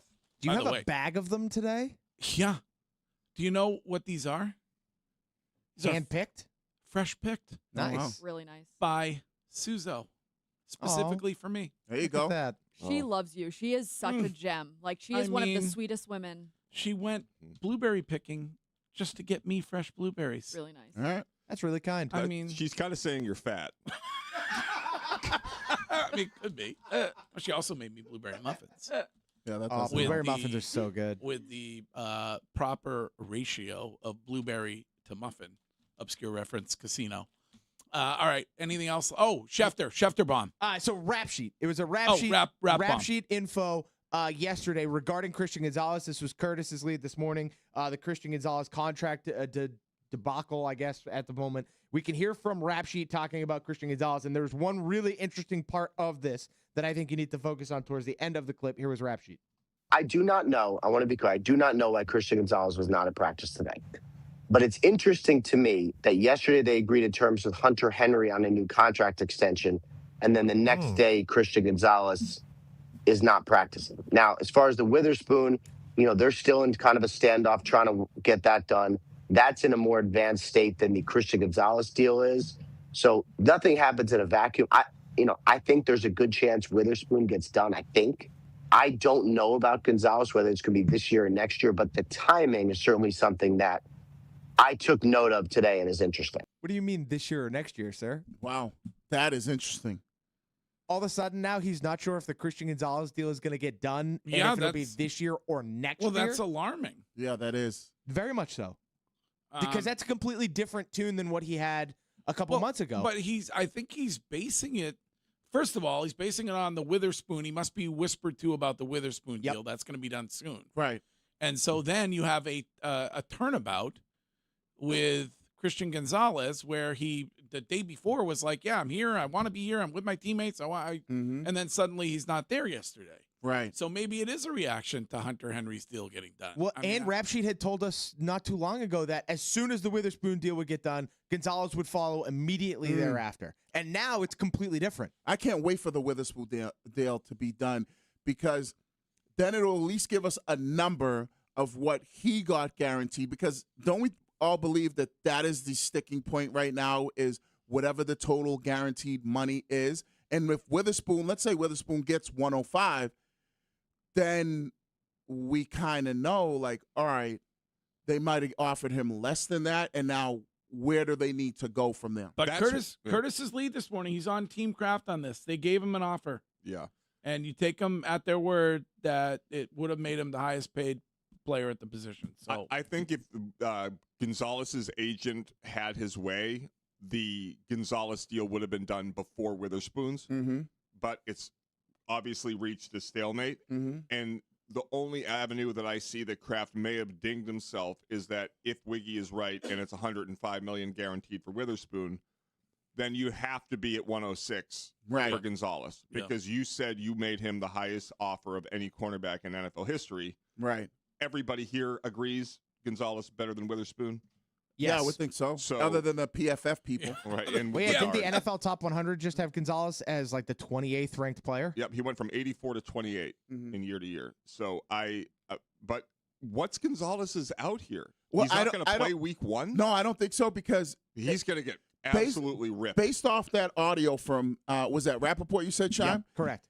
The thing that really stands out, and Greg, you just pointed this point out, is that, all right, the Witherspoon deal looks like it's probably going to get done. And then him saying that, but still saying there's a chance that Gonzalez doesn't get done this year, doesn't that really, well, at least for me, it tells me that the guaranteed money, they are very far apart on that. I mean, you keep saying that. So that's, Well, that's the most important thing. Yeah.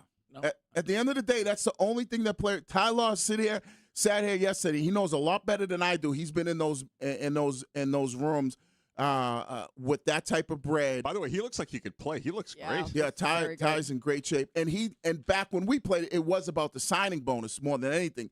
Nowadays, it's about the total guaranteed money. So it just tells me that they seem like they're far apart. That is, they said it. The news with Courtney in exactly 2 minutes next.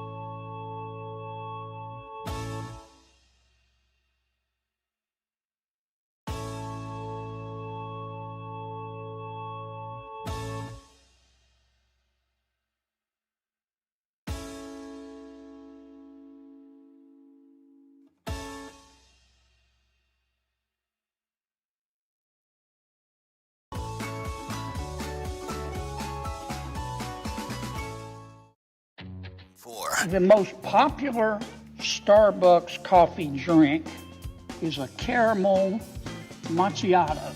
Caramel macchiato. The news. I don't know what that is. I haven't had it. I generally don't drink coffee that takes 10 or more words to order. With your host, Courtney Cox. He's a monkey in the Ichikawawa Dome. Sponsored by Northeast Men's Health, the experts in treating men's sexual health issues with 7 New England locations. Learn more at northeastmenshealth.com on WEEI.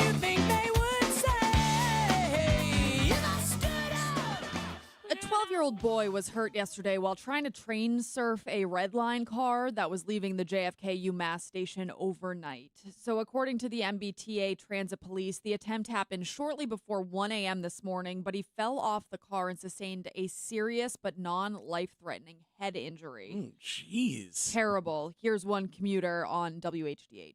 It's way too risky, way too dangerous. I take these canoe rails on a regular basis. And for what it's worth, kids shouldn't be out at 1 in the morning anyway. Oh, uptalkers in the news. But yes, not a good idea probably to try to train surf. No, not at all. But where are the parents? Like your 12-year-old is out at 1 a.m.? What were those commercials like? Do you know where your kids are? They used to Believe play me, every Friday night. clearly not. I mean, easy for you to say. You haven't experienced the 12-year-old yet. They oftentimes they're not honest with where they're going or what they're doing. Oh, I'll have Life 360 Oh, on there you Brooks's go. phone. Oh, You bet really? your bottom dollar. There you go. Yeah. Share my location. Yep. Kind of an invasion of privacy. Not really. Ain't no privacy when you're my child. Yeah, you live under my roof. Bingo. I get to know where you're at. You don't like it? Get the hell out. Well, not at 12, but. I used to sneak out of my house all the time, get on the old bicycle, and ride around the mean streets of Stowe at midnight. And then get arrested for weed possession? Well, it was later, Shime. That was when I went really, really bad in high school. Such a delinquent you were. Of all the I things, Did you guys not have like alarms at your houses? Like I What- feel what like do it you was it's a boomer thing to sneak out of your house. Me and my friends never snuck out of our house. What do you mean alarms? Like like ADT or security something? systems? Yeah. Like if No. you open the front door, an alarm goes off. No such thing. No. We kept our doors open all the time. I didn't have one either. I said I Snuck out freaked all the time. I freaked people well, out. you didn't What do grow we- up in Lowell. What do we That's used true. to do? Ask a boomer. My dogs, Winky, Shadow, used to just run free all the time, all over the town, wherever they wanted. No leash, no nothing. You didn't have to worry about it. But it was a different time. Some would say a more innocent time, Curtis. Yeah. Some would, unless you're watching the new FX show, The Shards, that takes place in the I 80s. watched that. Yeah, it's pretty good. Very good. Serial Pretty good. killer. Anybody watching Furious No. on Hulu? Yep. I Fantastic heard show. good things about it. Very, very, very good show. I watched one episode of Silo. Yeah. Yeah, you didn't like it? Nah. It's something you might have to go back to because people who don't like sci-fi think it's all sci-fi. It's really not. It's kind of like a government conspiracy, end of the world scenario kind of thing, but you have to get into it. All right, anyway, what is next? The FBI in Boston is warning about apartment rental scams for the college kids arriving and getting ready to come here for the year who are struggling with the high demand for off-campus housing. They're saying look out for these listings that require a wire transfer, places that you can't go see before putting in the money. We can hear from Ted Docks from the FBI on BZ. We have over 490 victims, and we see that they've reported losses of $2.6 million. And so this is a legitimate issue. It's a legitimate threat. Okay, well, soon to be Storowings all Yeah. over our city because the students arrive soon. Yes. Get your tickets ready. The Powerball has reached $1 billion cash prize for tonight's drawing. The estimated cash value of that, $422.3 million. Tonight's drawing will be at 10:59 p.m. That's Now, how much you get. 420. Yeah. Where do I go to buy a Powerball ticket? I don't trust the app situation that Wiggy does. And do I need cash to buy? Yes. Okay. You can go to any gas station, any convenience store. You can go anywhere. I know you don't do it online. You could do it on your phone. It's all the same. I love the online. We live all online. Yeah. But you need cash to buy a Powerball ticket? In person. So annoying. Not online. Not online. You can do No, I it know, online. but- You can set your credit card up. Wiggy, are you just a quick pick guy? I am a quick pick guy. Generally, I feel like everybody that hits, that's the way they do it. Yeah. If you hit tonight, will you be in this seat? Oh, you're not coming tomorrow anyway. Yeah. Monday? Yeah. Yeah, because I'll have FU money. Because then I'll say what I want, and people, what they going to do? I'll be like, yeah, FU. I got lawyers on retainer ready to go. James ready to go. On retainer. Ready. I'm talking about shock lawyers. Right. You'll be getting the finest interior designer for the boys' college dorm rooms. You goddamn right. You guys need a Bentley? One's coming down. You can get Alan Jackson's team to feed bad information to sully the jury pool. Yeah. I'll have them shock lawyers, too.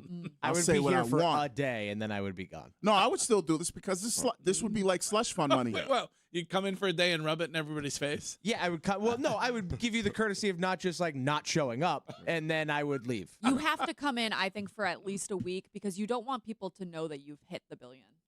I think you need to make sure Some that places that's hidden. are public. I believe Massachusetts is not. Okay. Yeah. Another day, another horny teacher. Greg, we have a new PTA inductee. Jesus, haven't they taught you these things in school? What things? The Greg Hill Morning Show presents We were meant to be, I know it. How else could sex be that incredible? Pervert Teachers Association. That is appalling. You ought to be ashamed of yourselves. Let's go to Kentucky, where 25-year-old Sadie Flores was arrested after someone reported to the Graves County School District that the middle school teacher was, quote, having an improper relationship with a minor student of the district. Now, the grooming charge stems from Kentucky law that took effect on July 15th. It created a new felony offense aimed at adults accused of cultivating inappropriate relationships with minors before sexual abuse occurs. Good law, I think, to have in place. Yeah, absolutely. Authorities have not released additional details about the alleged relationships, the student's age, or whether additional charges could be filed. But if you're on Twitch or YouTube right now, I believe Josh has up the mugshot. What is wrong with these people? She was married. Yeah. And They I usually think, are. But did I also read that she had a new baby also? Yeah, she is a new mom. Mama. I mean, Wow. what? I mean, don't you think somebody like that, if they wanted to have an affair with an adult, they could find Pretty somebody easy. at a bar to have an affair with? Or I mean, something? guys are like, guys got no standards. My I mean, let's be honest. My lord. It's really tough.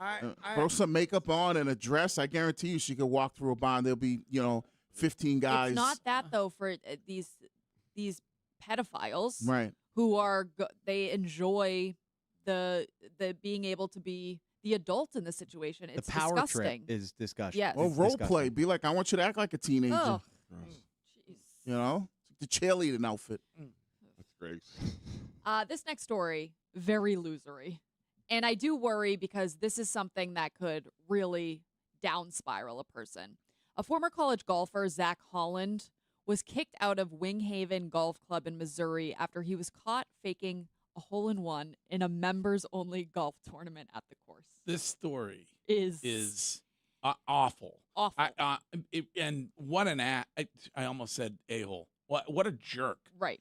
So, and the guy's married with kids. Married with kids. And I think that is when I say I almost feel, I don't feel bad because it's so losery, but I feel bad because it's so embarrassing that you have to make sure that this guy is being watched 24/7. So it was a member guest. Did you say? So member guest, the dude tells his playing partners, hey, I'm going to go ahead and hit off the fourth tee or whatever. He said, I need to take a phone call from my ill grandmother. And then I'm going to tee off on the fourth hole, and I'll meet you guys on the green. Right. So he goes up there, obviously does not tee off. And then he comes back and says, hey, I skinnied my iron. I have no idea where it is. They hit their balls. Yep. And he gets up there. He goes, maybe we ought to just look and see if by chance it's in the hole. And he had put the ball in there ahead of time to win a stupid member guest. Yeah.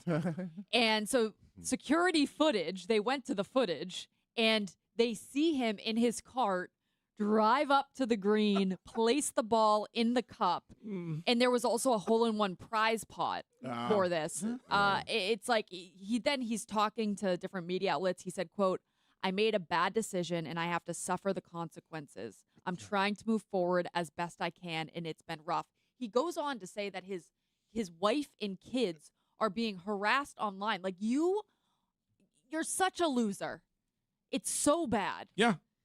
I just don't understand the world of lying about golf.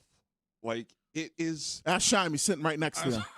Hey, I won match 2. How dare you? Like, how dare you? We can start at the commander-in-chief that has to, like, Kim Jong-un these golf tournaments saying he's scoring a 70. I know. There's no way. You're the president of the United States, and you still are this needy? Like, it's awful. If you are a parent and you are great at golf, you are a bad parent. It's just a fact. You cannot be with your child the proper amount of time, work full-time, and be great at golf. It is impossible. I mean, I grew up with a dad who golfed a lot and still does. And now you were my raised mom golfs by a nannies, lot. you said. But I think you can be a good parent and enjoy golf. Yeah. You can enjoy. No, that's not what I said. You can enjoy And golf. be good. I think my dad's good at golf. If you have a sub-10 handicap, you cannot be a good parent. What's a sub-10 handicap? Is that like a professional golfer? You could have gotten that handicap before you became a parent, and then it just carries over. You cannot maintain it. I'm sorry. How many hours of golf would that have to be? 20 hours a week. Oh, that's not bad. 20 hours on top of 40 Well, hours? I mean, how long does a round take? 4 hours? 4 hours. So, yeah, you play. Impossible. Man, how your kids in Absolutely school? impossible. If your kid's in school all I'm day, saying a young child. well, I mean, don't they usually get to school? But don't they usually go to daycare by the time they get 2 years old? Yeah. Right. So if your kid's in daycare from, I mean, my child is starting daycare in September. Right, but I'm At just 5 using- months. So, like, Santo could go theoretically and golf. right, but all he wants. I'm just using the number of 2 years old because at this stage they're like a lump, right? So 2 years old, you send them in daycare from 7 to 3, and then you hit the golf course for a couple hours. They asked that guy after his round how he did out there, and he said 74. And everybody thought that was his score, but that was how many hot dogs he had. While he was out on the, I mean, not the fat shot. Far be it from Well, me, he the would fat have loved shot. last night Toronto because the loony dogs. He would have put down Looney a dogs. bunch of those. Yeah. Could you do that, by the way, like the 9 dogs in 9 innings? And No, I don't couldn't. think so. I could do Winky, it. could you? No, I mean, listen, I can only do 8. I love hot dogs, but they have to be off the grill. Okay, but if they're off the grill. I don't think even then. I don't think I could do. That's a lot of dogs because see, I like relish, onions, and ketchup. So that's gonna add to it. I don't know how many because I feel like you got to eat these dogs just with nothing on it. Curtis, you have enraged some texters. Good. Are they on their way to the range? Guy, 603 texter, sub-10 handicap. My kids love me. Curtis is calling me a bad parent. Who said your kids can't love you? Yeah, but maybe they bring their child out on the course with them. Maybe their child is in a summer camp. Like As there's someone who ways to brings be my son to the golf course occasionally, you are worse. There's no way you could practice golf when your kid's there. You're literally losing your ever-loving mind. 774 text, the nerve of Curtis calling Courtney's father a bad father. Yeah, I mean, distracted.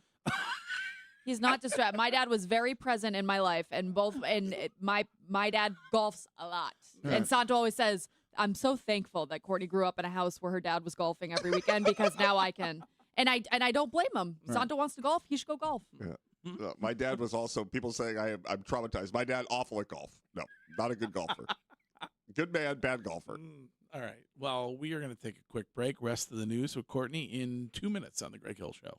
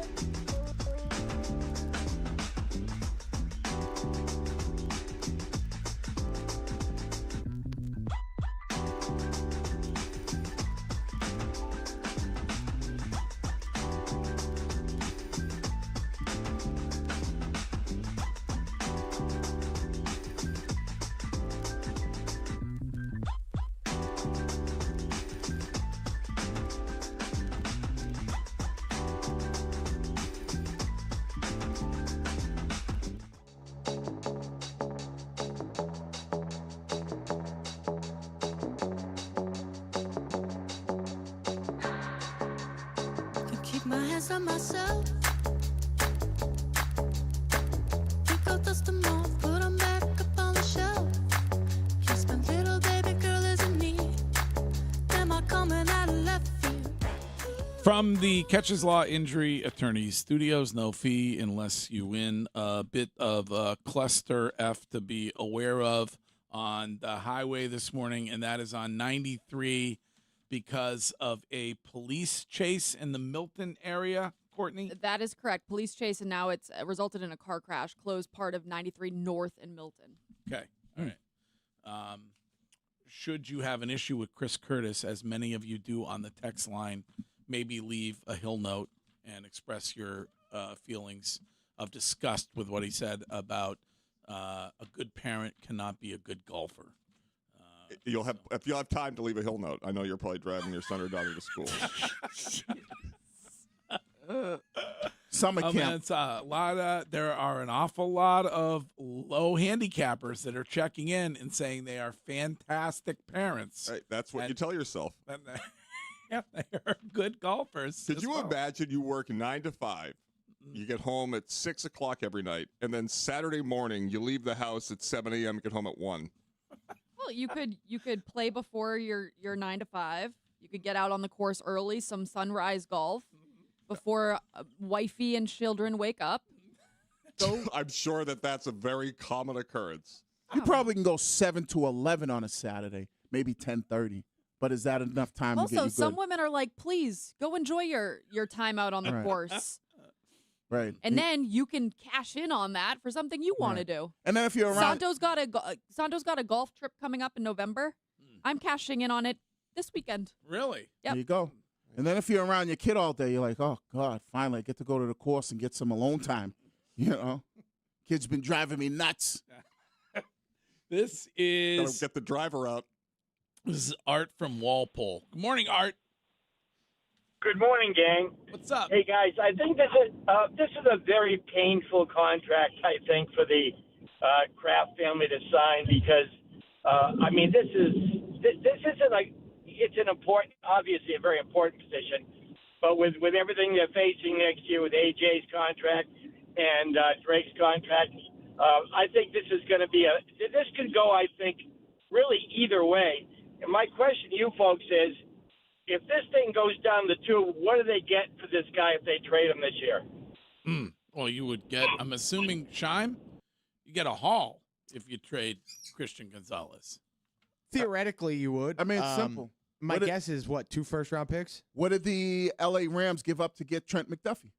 I mean, that's all you got to kind of do is kind of look at that framework of that deal, and that will kind of outline what maybe you're looking at for Christian Gonzalez. So what was the Trent McDuffie? They got 4 picks overall, the 29th overall selection in 2026, a 5th-round pick, a 6th-round pick, and then a 27th third-round pick. So basically a first and a third. A first and a third.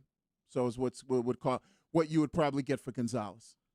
Yeah. I mean, listen, it's clear that he, as you and Ty brought up, he doesn't want to get hurt.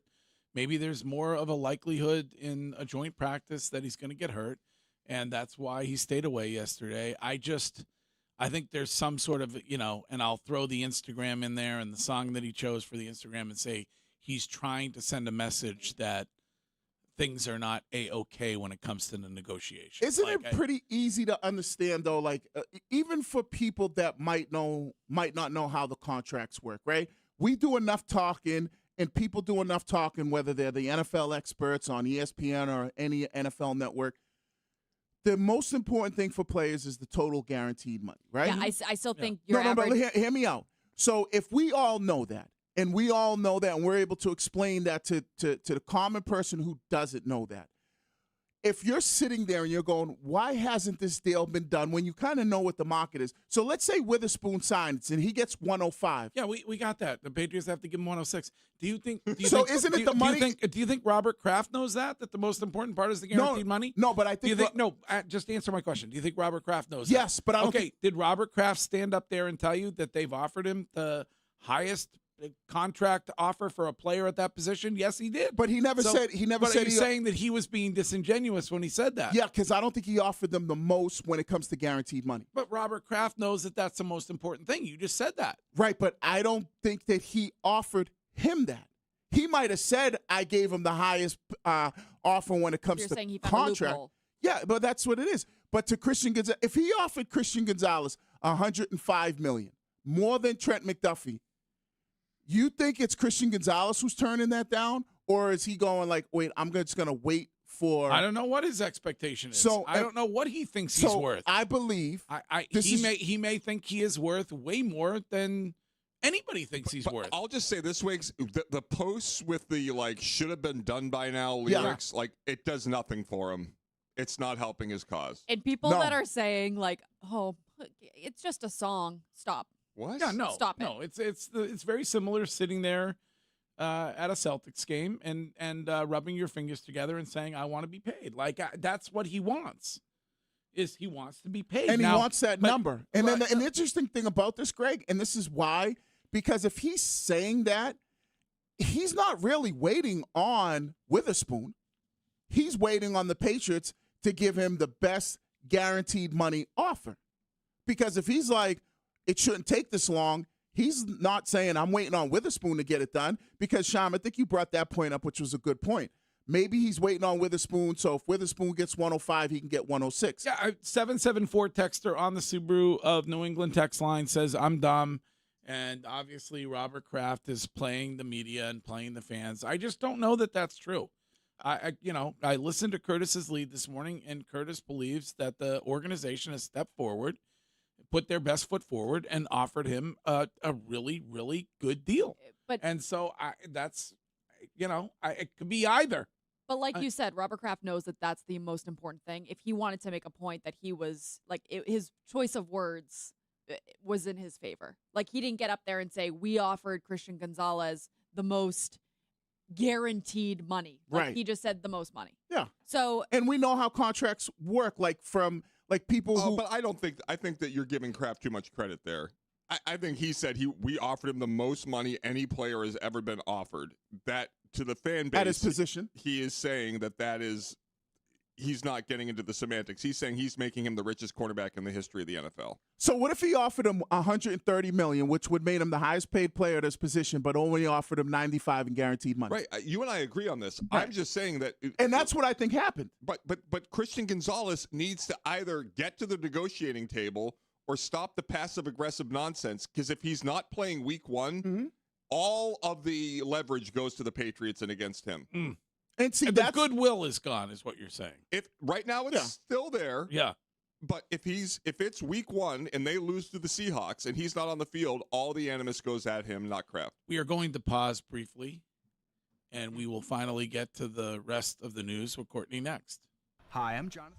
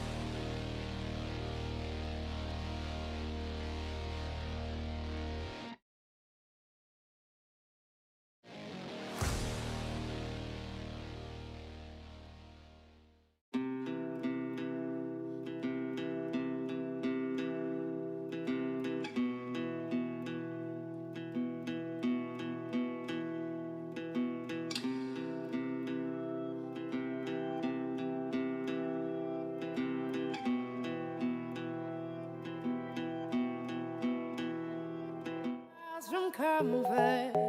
We have traveled land and sea, but as long as you are with me, there's no place I'd rather be. With Christian Gonzalez, any thoughts on that as you enter camp? We love Christian Gonzalez.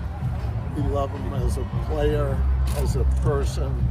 You know, that's why we've made an offer to him that makes him the highest paid player ever to play that position in the NFL. And coincidentally, it's the highest contract in the Patriots franchise history. So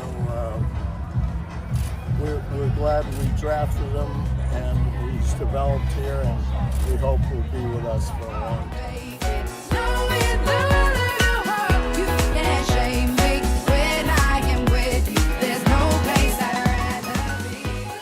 Well, for those who wanted their memory refreshed, that is Robert Kraft not so long ago talking about the offer that they made to Christian Gonzalez, who was not there and not working yesterday. And so that has created questions about whether or not this deal gets done this season. I mean, we got to get back to the rest of the news, but he's not a free agent. Like, he's not. No. I mean, generally it is a free agent that is able to dictate the market and get the highest deal that is available for a player at that position. So, not really, because Trent McDuffie wasn't a free agent. Will Anderson Jr. wasn't a free agent. You look at Quinnen Williams, who just signed the deal. He wasn't a free agent. Before that, Jalen Carter wasn't a free agent. It's not the year 3 deal that generally gets. I know Trent McDuffie is. He played his 3rd year. That was entering his 4th year.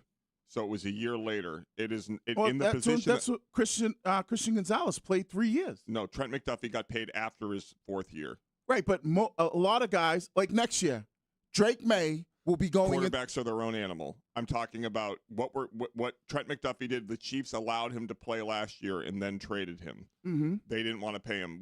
What I believe I've read this several places. I might be wrong. That this would be a anomaly when it gets top of the market deal at this level. Well, he's right, though. Will Anderson only played 3 years and then signed his contract. Well, look at what's Jalen Carter. Can you just Google Jalen Carter? What year is this for Jalen Carter going into? We've been talking about cornerbacks getting the market, setting the market. To see, I'm just pointing out he wants to set the market. Right, which he should be doing, though. Yeah, but his leverage is less because he is under contract and is expected to play. So I get that. There's less leverage there. I get that point of the leverage because he's on the contract and they can just franchise him. But generally, when we've seen this, if a player, based on what he's been able to do, is his JSN, I think last year when he became the highest paid wide receiver, might have been going into, played 3 years. Generally, the team goes, hey, you're the best player at your position. You're going to set the market based on with the guy before you meet. Okay. All right. Anyway, back to the obviously you can leave a Hill note on this or you can call and talk about it all day long here when it comes to Gonzo. But in the meantime, back to the news. Courtney, what's next? Well, there was a little league court battle going on that we got to talk about. Do we have to this talk about this? This story It's is wild. awful. Yeah. There should be no time ever in youth sports and in which an issue is taken to the legal system, that no parents should be going to court over anything involving Little League or lacrosse and cigar smoking at college graduations. But go ahead. So Tulsa National Little League went to court because it was trying to reverse its disqualification from the Southwest regional tournament and preserve its chance to play for a berth to the Little League World Series. The reason that they were disqualified was because a dad registered his son on the Tulsa team as a 7-year-old in the under-8 team, but the kid was really 10. Can't do that. Can't do that. Taking it to court, the parents fought that the kids on the team should not be paying the price for an adult's mistake. Don't try to cheat. Yeah, you can't do and that. blame the dad. Yeah. Isn't this on the 12-year-old team though that goes to Williamsport? It's at under 8. No, so I think the issue is that the dad registered one kid, the younger sibling, as under 8, which disqualified the older sibling because the older sibling doesn't live in the Tulsa area. Correct. Yeah. And maybe not fair, but sorry, life is not fair. Like, you don't go to court over it. Right. It's Well, the no, little, hold it's on, the hold little on, league. hold on. You can't just let the father submit false information. Yeah, but you Correct, think all the correct. 13 other kids need to pay the consequence for that and then get that birth taken away, like the potential to go to a Little League World Series? Can we go bullet points again? Because I'm kind of It's very confusing. I'm confused. So the under 8 team, the dad registered the younger son, Yes. who was 10, but he registered him for the under 8 team, and there was also it was a team that It's had in the some, challenger a team, which is team. for kids with special needs. Yes. They found out that he did that, and then doing the research on that kid, it exposed the older. No, so it made the older kid ineligible because the older kid isn't from the actual Tulsa boundaries. That's what I'm saying. So he is and so he is ineligible because of their sibling program. Siblings are allowed to play in the same Little League program technically, and so by making one kid ineligible, it therefore makes the other kid ineligible. Okay. But So then how does that impact the whole team? Because so they are then they disqualified the game because the older kid was on the 12-year-old team trying to go to Williamsport. They disqualified the win that they got because they had an ineligible player due to bad parenting. Right. And therefore the rest of the team has to suffer. Wow. A bad parent, probably a golfer with a low handicap. The dad also said I did the wrong date by accident. Oh yeah, exactly. Just like Shibe said, he got an 89 when it was really a 99. So the judge first overturned this, making them eligible again, but then Little League said filed an emergency motion, and then they won, saying you got to uphold the rules. So Do you guys remember Danny Almonte? Yeah. Yes. Oh, that was awesome. the Dominican pitcher, yeah, he had right? like a goatee. Yeah. Yeah. speaking of bad parenting, some affiliate news in Maine.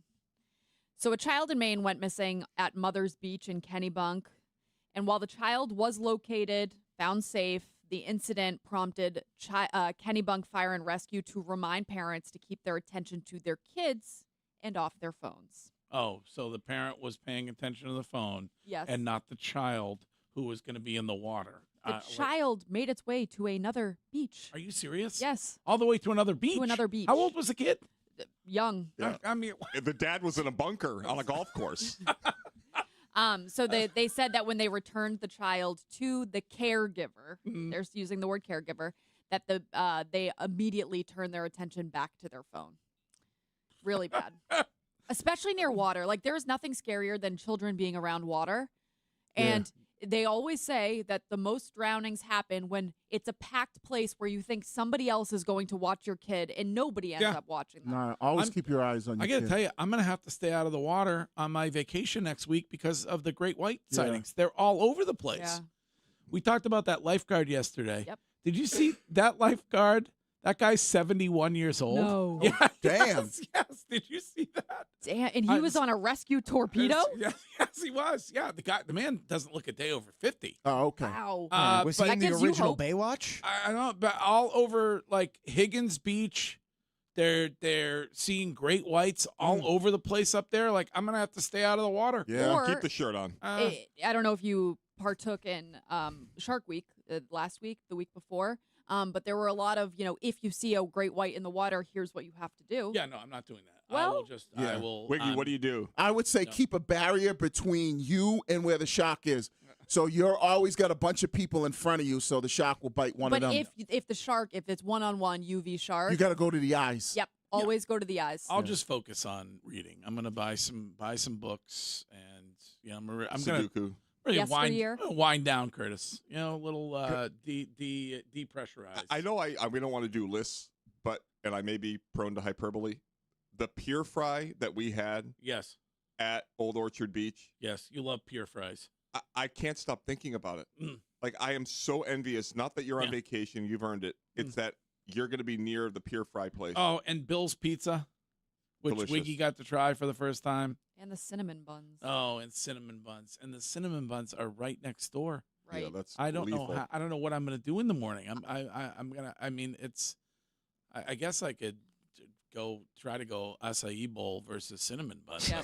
I mean, I got a very good chicken salad wrap from that location. The Ocean Park Sub Yes. Grocery, the best. Very good. I'll be down there every morning. Probably buy the newspaper. Look at you, classic. You got any good books on your to read list? No, I haven't. I will probably go book shopping this weekend. Nice. If I can find a bookstore. There's plenty of parts. Say that one more time with a straight face. I'll probably go book shopping. I love Get going to Barnes and yesteryear. Noble. That's what I'm reading. Probably browse the bookstore. Are they still open? The Yeah, bookstores? Barnes and Noble. I go all the time. So you just do get it a like when you used to go to I go all- Blockbuster, you Did go to hear like that, Greg? Action. I go all the time. We do. I have a membership. All right. I have the card in my wallet. Yeah, Greg belongs Brag to a of the gym. week. Sick Yeah. brag, bro. So you stay in the sci-fi section? I scope out a lot of sections. What's There's the one that you got Santo hooked on? Red Rising? Yeah. Banger. Oh, it's so good. Dungeon All Crawler right. Carl, phenomenal. Okay, we're out of time. Before I go, though, Monday and Tuesday, it is the annual WEEI Jimmy Fund Nesson Radio Telethon brought to you by Arbella Insurance. We will be at Fenway Park Monday. We will be there on Tuesday. And you incredibly generous people have donated over $80 million to the Jimmy Fund Dana-Farber, and we can't wait to see what you do this year. So that begins Monday. We will be right back. Hey, Boston.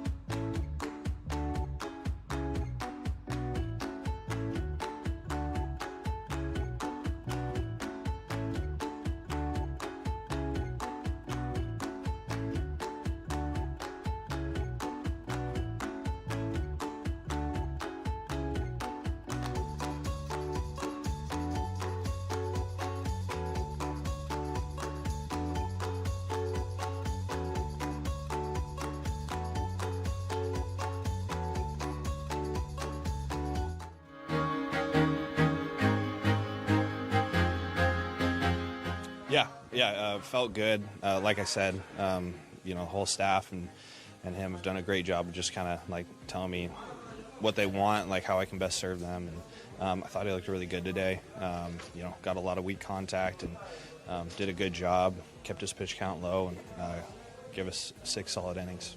Should we have expected an infield single as your first hit with the Red Sox? Is there more speed than maybe we knew? I don't know. I mean, you got to check the feet per second because I think I was cooking on that one.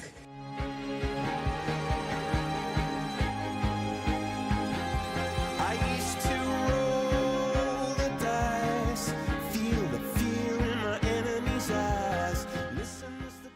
Well, it's a new kid in town. Adley Rushman made his debut for the Boston Red Sox last night in a loss, and he better deliver and start hitting dongs because this team needs to stop leaving guys on base at the end of baseball games. And so it's what I say earlier, the water seeks its own level. Baseball Brett said that to me. Have we been living in a fantasy, Curtis, where we had a bunch of, as somebody once referred to them, a band of idiots who are AAA guys who have somehow exceeded what they can do for a brief period of time, and then they're going to fall back to earth.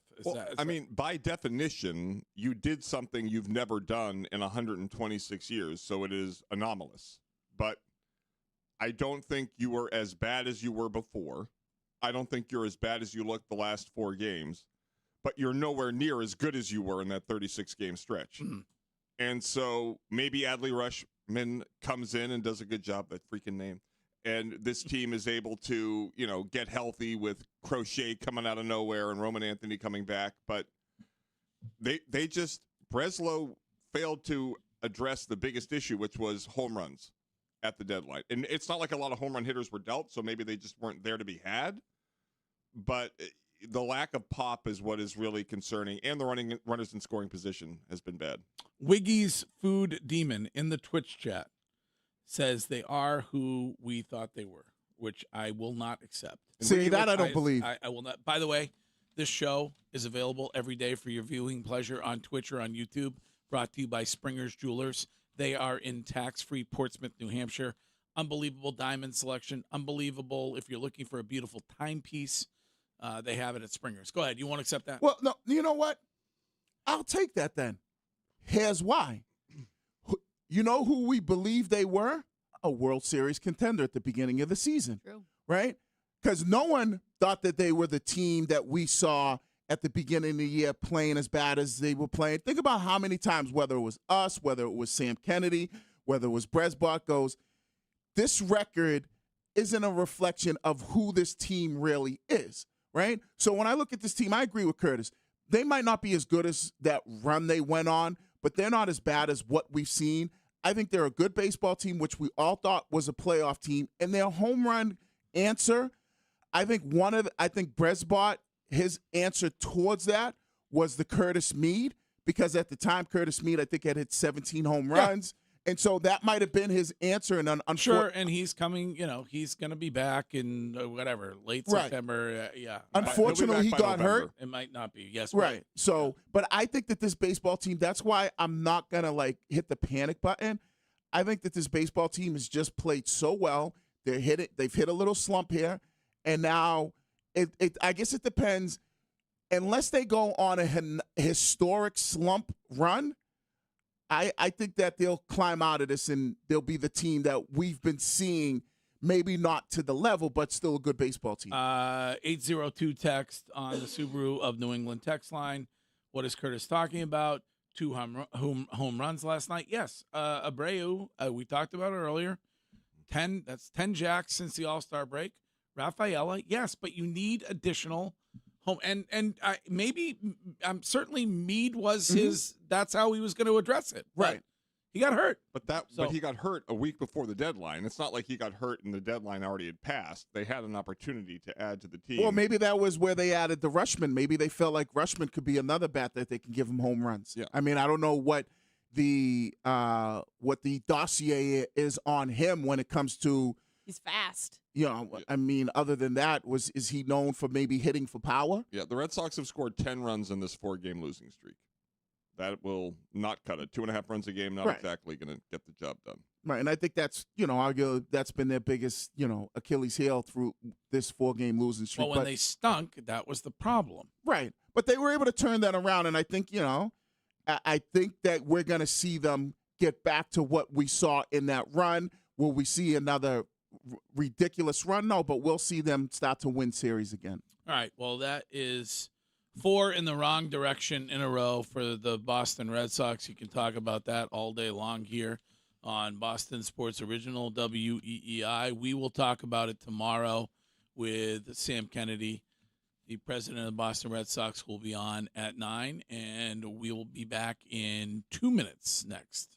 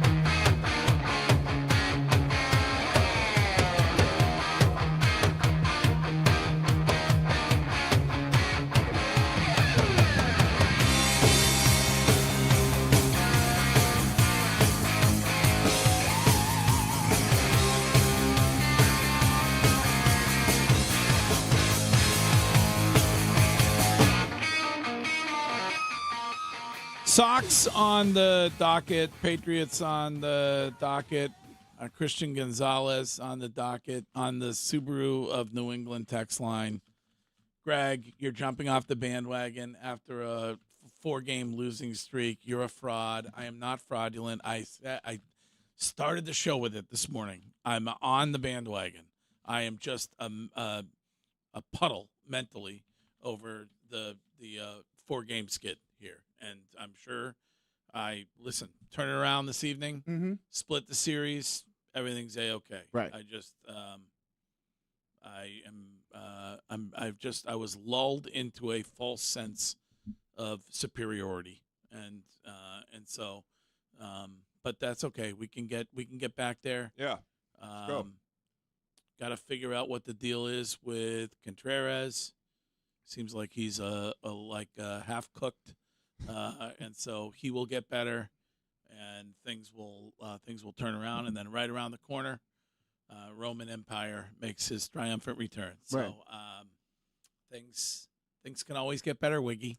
Hey, listen, You know that. I'm on board. I think they're going to make the postseason. I think they're going to have a deep playoff run. So I'm not hitting the panic button. And we are going to get to what are we doing in a moment with Curtis.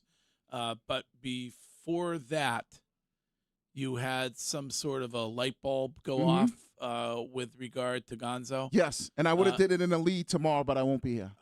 Okay, so as we have been discussing all morning, you can discuss all day. Christian Gonzalez, not there yesterday, not a part of the joint practice with the Colts. So questions have arose about that. What is your brilliant thought that you have here? So after doing some deep digging, I think I realized ChatGPT or oh, on no, your no, own? no, no, Okay. on my own. Okay. I think this is the IRL? This is the real. Yep, IRL. This is the real reason why I believe Christian Gonzalez is upset. Is that everybody in his draft class that was considered an elite player or has shown that they're an elite player at the level that Christian Gonzalez has shown has set the market. Every single player. Okay. Will Anderson set the market for defensive ends. We saw Donnell Wright set the market for right tackle. We saw Bijan Robinson and then Jahmyr Gibbs both set the market for running back. We saw Jackson Smith and Jigba set the market for wide receivers. We also saw Zay Flowers, who's up there. He might not have set the market, but he got the fourth highest guaranteed money when it came to his position, which we all kind of believe. Didn't Peter Skoronski also get a contract, the guard there that went to the Titans, Wiggy? He might have. We saw Jalen Carter set the market. The only two, and there's two players. Yes, Skoronski, highest paid guard in the NFL. Yep, and there's two players that are trying to set the market at the cornerback position. One is Christian Gonzalez, and the other one is Devin Witherspoon, which we heard based off of Shime. Basically, he is probably going to set the market, and then the other guy's going to, Christian Gonzalez, should be one, whatever it is, an extra million above it. So I think that's the thing that's got Gonzalez so upset. When he goes, what are we waiting for, whatever that song was, every person at their position, respectively, that has done what he's done has set the market, but he's the only guy that is still going, what are we doing here? Me? Fantastic job of research. I appreciate that. While fighting some kind of a uvula issue. Uvula sounds like a woman thing, like something that they would have. It sounds like a word that begins with a B. That's been brought up. It was brought up by Courtney earlier. Yeah, like something they have in their uterus or something But like that. I will say, watching her uterus, watching Wiggy realize this in real time, the light bulb moment was beautiful to watch. Yeah. Yes, it was. And that's what it is. And I know, Curtis, you had that one point where you thought it was just the quarterback position. No, it's every position of guys that came in. And these are all guys from his class year. Yeah. All the same class year have all set the market at their position. So when Kraft says we made him the highest paid player at his position, I don't dispute that. But I don't believe you gave him the highest guaranteed money. And I will say this, Wiggy 1,000% right. I was wrong. And I think the issue wrong with regard. I was too. Arguing that if these guys have all set the market, it's not just quarterback or defensive end like Correct. premium positions. Right. If it's a guard, a right tackle, it's Wiggy A+ there and set the market early, like not waiting to be a free agent to set the market. I agree 1,000% that Wiggy nailed it here. My contention remains though that if this gets to a point of a player like Gonzalez missing week one, no matter how right he is, and I think he will be right to fight for more money, I don't think the public will be on his side. They might, because they might not know how it really works. But the perfect example is the two running backs. It was Bijan Robinson and Jahmyr Gibbs. Bijan Robinson set the market, and then a few days later, Jahmyr Gibbs set the market with an extra $400,000 he basically got in guaranteed money. And so I believe that's what's going on with Witherspoon and Gonzalez. So, but I believe when Kraft says I made him the highest paid offer, I believe that part, but I don't think you offered him more money than Trent McDuffie, which was $100 million. Because if you did, I believe he takes that. If they were to give Christian Gonzalez $130 and $105 million in guaranteed money. I think he signs on the dotted line. Isn't it possible that that they offered him more guaranteed money than McDuffie, and the agent is asking him to wait until they get the Witherspoon deal done? No, because here's why, and this is something interesting that, Yeah, why would he be upset then? Like, because if he's upset that the contract's not done, why would he be upset if his team is the one holding it up? You know what I mean? And I don't think Christian Gonzalez would mind setting the market and then Witherspoon maybe getting $1 million more or $500,000 more. Oh, I think because Witherspoon was the number 5 overall pick. But he's a better player than Witherspoon. But listen, I believe he is, but there might be people that can make the argument. So, like, if Gonzalez got 105 and Witherspoon got 106, you think Gonzalez would be upset? I don't believe so. So you're off the train of he's just waiting for Witherspoon and what Witherspoon's going to get. Because I agree with you. I don't think that that's what is holding him up in any case. And the reason why I'm off that train is because of Greg, and you brought this point up with the Instagram message. Whatever the song was, what are we waiting for? So it seems like he's saying, hey, make me the highest paid right now, and I'm happy. And if Witherspoon gets $500,000 or $1 million more than me, so be it. Yeah, it should have been done by now. Right. So doesn't that tell you is the song? Rejoin? And we could. I don't know the artist. And Shime only plays the 502s. Thanks for getting Mr. Brightside. But they're a great song. But great band. What do you want from me? How's the hangover, by the way? Oh, I'm fine now. Oh, you recovered? Yeah, I slammed this Celsius. I'm feeling good. He's back. I'm electric now. You got a dart in your neck. Yeah. But doesn't that tell you, Greg, that he's not waiting on Witherspoon? No, I don't think he's waiting on Witherspoon. No. He's like, all right, give me the deal, and if Witherspoon makes an extra $500,000, because it's not like whoever signs first, it's not like they're going to make an extra $5 million. They're only going to make an extra $500,000 or $1 million. This is Josh. Josh, good morning. Hi. Yeah, I was calling in to see if anybody thought that there was a potential that Witherspoon's actually slow playing it with Seattle in the hopes that they can hold out for Christian Gonzalez not playing in Week 1 against Seattle Seahawks. Yeah, if I'm the Seahawks, I'm not worried about that, considering Gonzalez played in the Super Bowl and you destroyed him. Not Gonzalez, I'm saying the team. Yeah. And even Rappaport said, hey, the Witherspoon done. He almost, I felt like he was getting ready to say the deal was going to get done by the end of the week when we played that audio. So if the Witherspoon deal gets done, I just feel like after that post, I don't think Gonzalez is waiting on Witherspoon. It's they didn't offer him more than McDuffie. So they probably said, we'll give you $130 in your contract, but we're only going to give you $95 million in guaranteed money. Okay. We got to take a quick break.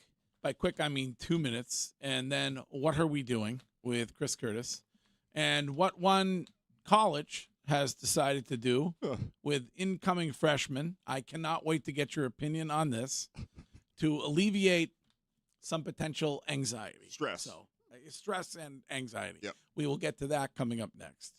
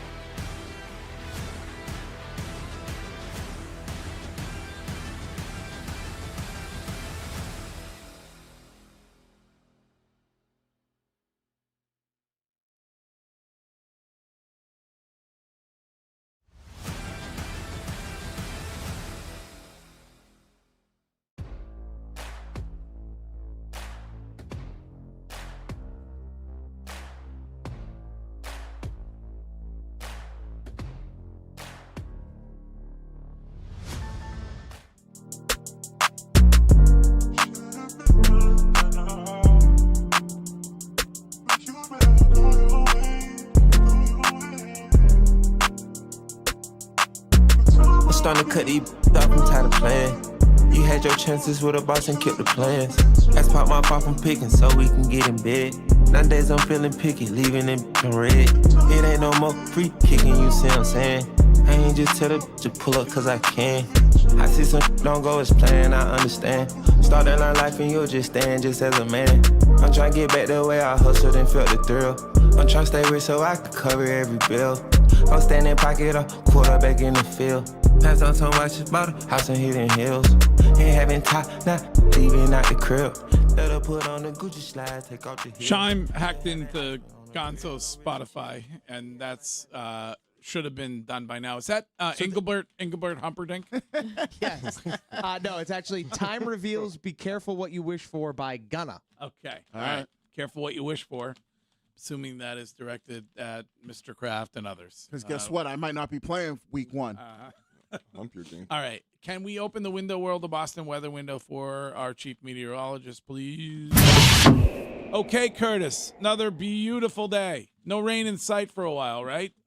Gorgeous. Actually, tomorrow might have a couple showers around. Okay. Nothing crazy, but other than that, great prognostication. 76 degrees in sunny in Boston. Afternoon high 82. Gorgeous. This weekend looks perfect. Low to mid 80s. Saturday's going to be, or Friday's, Saturday's going to be in the upper 70s. Going to be gorgeous out there. Perfect weather to go golf and avoid your family. Okay.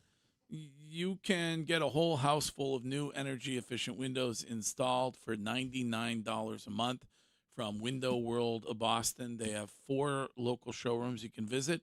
Just go to windowworldofboston.com.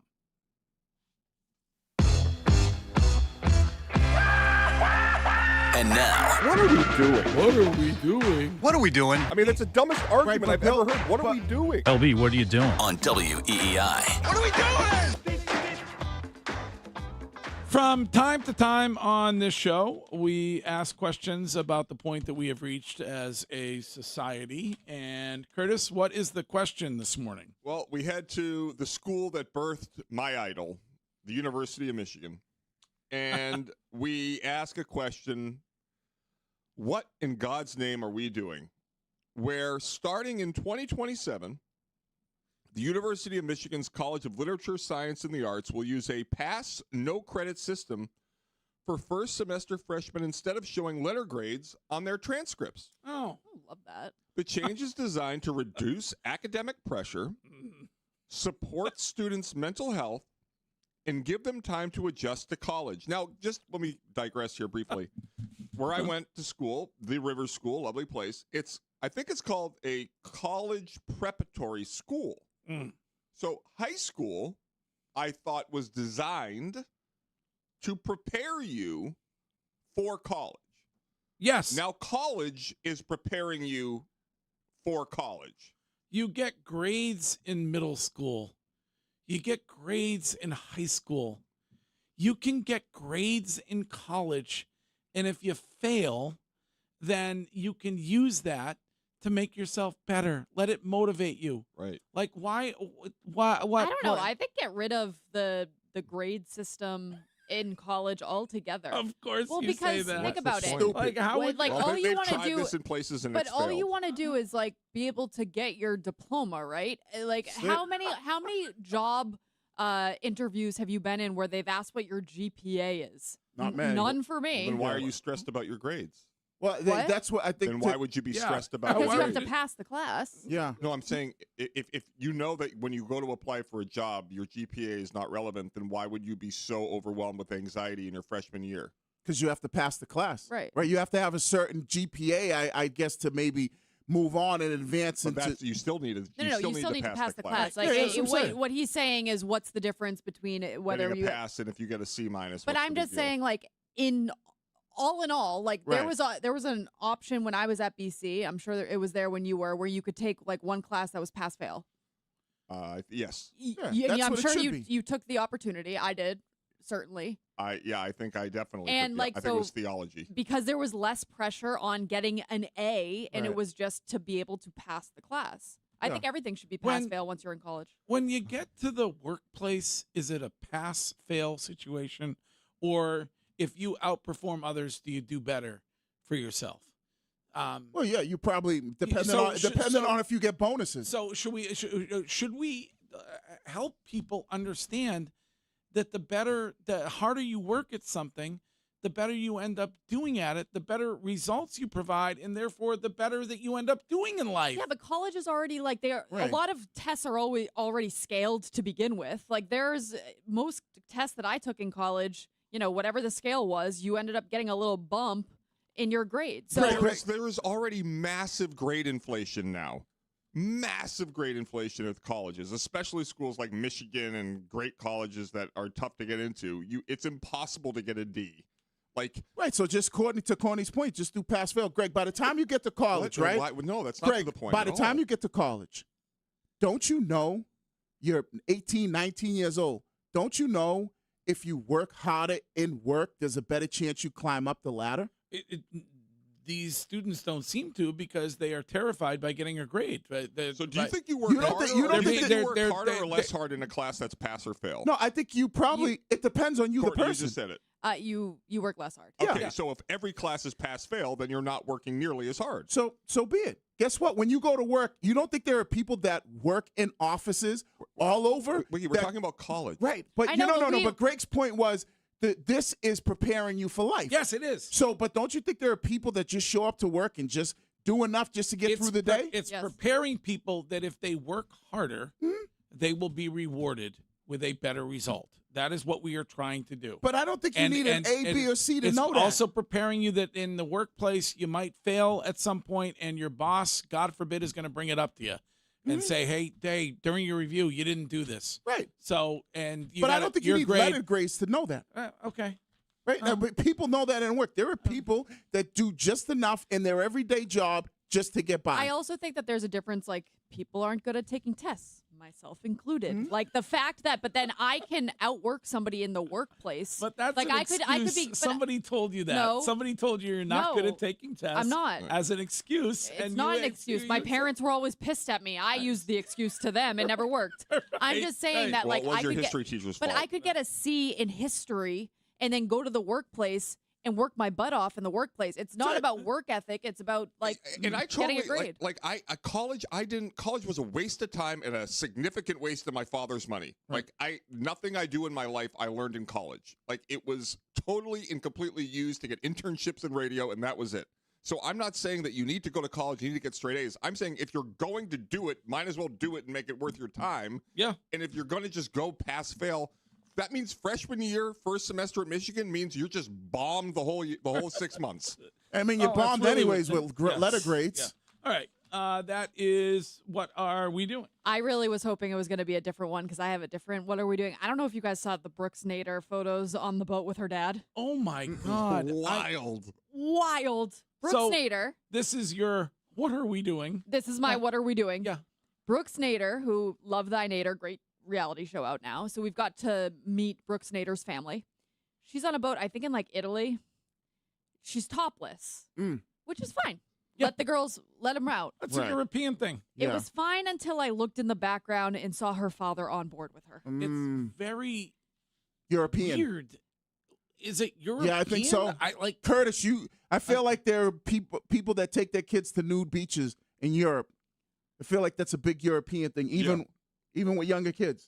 I mean, most I would never know. I don't look. I just look at the ocean. But it's almost every pool or beach in Europe is topless. Yeah. Which is fine. If I was with Santo, sure, I'd go topless. If I was with John Cox, my father, my top's staying on. Right. My dad would pass out. I know. If I got onto a boat and whipped my top off. Right. My dad wants me in a turtleneck around him at all times. But you're not European, though, or you don't have Neither that vibe. are they. Well, maybe they just like those people. I know you feel the need to offer an opposing point No, but of view it's true, though. on every single thing we talk about. True. Would you be uncomfortable if I you were would. on a boat with I would. That's the point of the whole thing. But he ain't. How do you know? Maybe he isn't. He can't I'm tell looking his at the daughter. picture. There's a huge smile on his face. It's bizarro. There is a massive smile on the face of the dad. It's just weird. That's the point that Courtney's making. It's weird. Well, but I get she's topless in front of her dad. No, weird. But there are weird families. Oh, not weird. I mean, there are families that do weird things, and you go. It's ick. Somebody in the Twitch chat says, "Wiggy, stop! It's just ick." I had my group messages. No, my group messages were blowing up about this. Like everybody was saying, God forbid my dad would not be okay. He would. Shouldn't be. Well, like imagine you get on a boat. Julia is Don't a big, even say it. But she's a big traveler. Yes, she loves to go to Europe. Well, she would never. She has a European boyfriend. I love Julia Hill. I mean, there are guys. Really? Yes. And I think, Courtney, you're right. Do you know that I actually lived in Europe for 2 years? I haven't met the young man yet, so I don't know what his intentions are. But we'll find out. Yeah, we can get Wiggy. Kind of a scary dad to me. You think I would be a scary dad to me? I think so. All right. Anyway, that is what. What are we doing? Also, just since we brought up Julia, you should plug her Amazon. Yeah. So Julia is a teacher in East Boston, and she does her Amazon wish list. I put it on my Instagram yesterday, and she loves. Somebody, of course, DM me, Greg, why don't you just buy everything? I would happily do that. Julia is an everyday listener of this show. She's very into this radio show and very into you as listeners, and she loves it when some of you every year participate with her wish list. Yep. So certainly at the end, I can buy everything. That's fine. Happy Well with that. deserved for her so go check it out. Yes. There's good All stuff right. on there. We are going to be right back with Hill Notes next. Hey, college students, looking for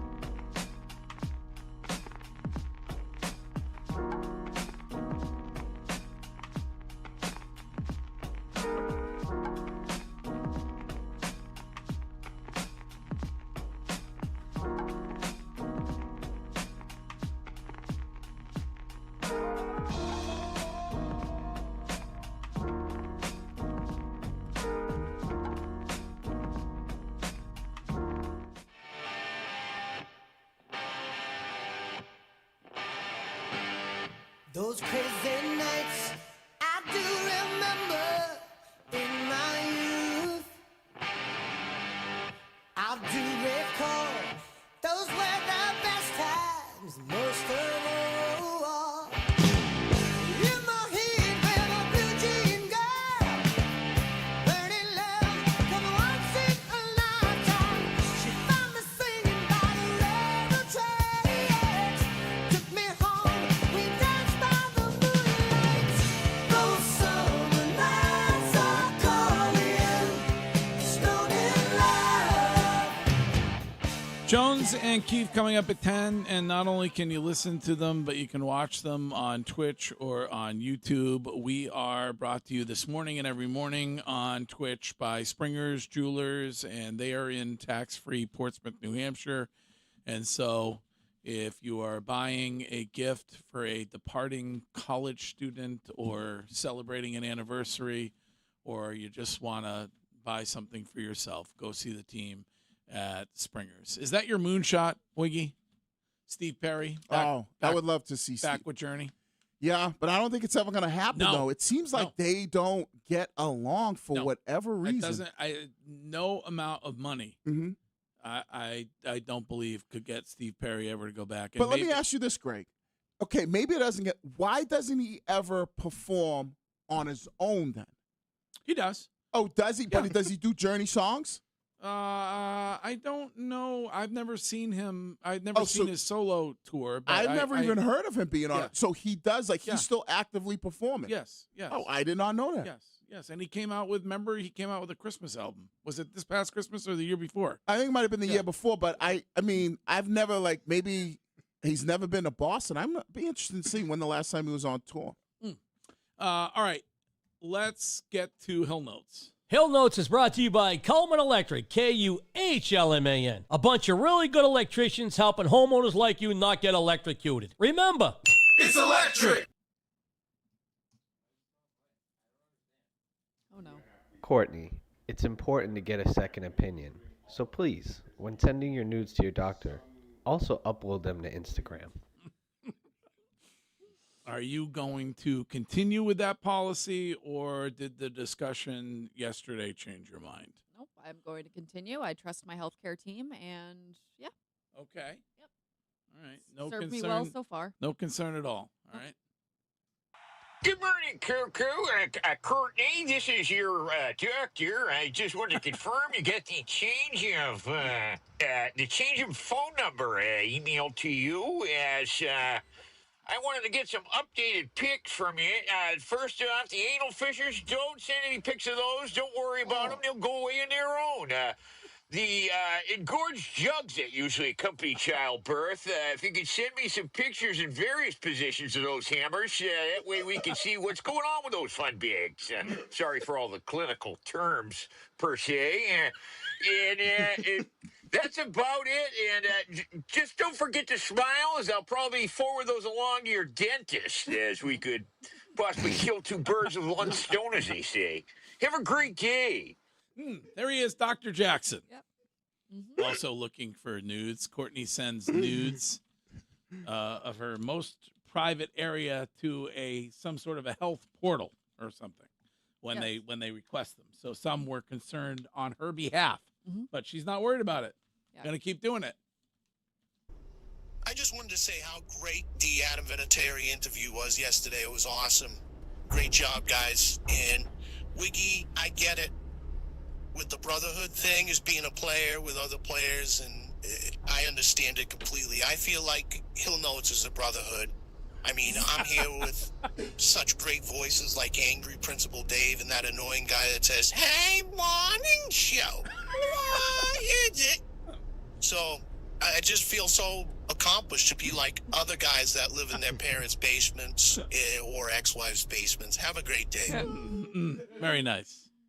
It was awesome. Yeah, it was awesome. And having he and Ty Law together on the show, and pretty cool. It was excellent. So, and I am looking forward to Friday and our first opportunity to talk to Mike Vrabel this upcoming season, and I'm looking forward to Tuesday and the first time that Bill Chisholm the new owner of the Boston Celtics, will be on the show, and that is Tuesday during the Jimmy Fund. So, and Greg, I'm also like things like, what was Vrabel's reaction when Brady said he didn't have a dog in the fight? Does he think Tom spoke to the coach of the Seahawks? Yes. Like, I'm fascinated by that. Yeah. Speaking of brotherhood, is he out of the brotherhood? Yeah, I think he's out of the inner circle, the circle of trust for sure. You think so? Tom, definitely. Well, he had that family vacation scheduled for like a year.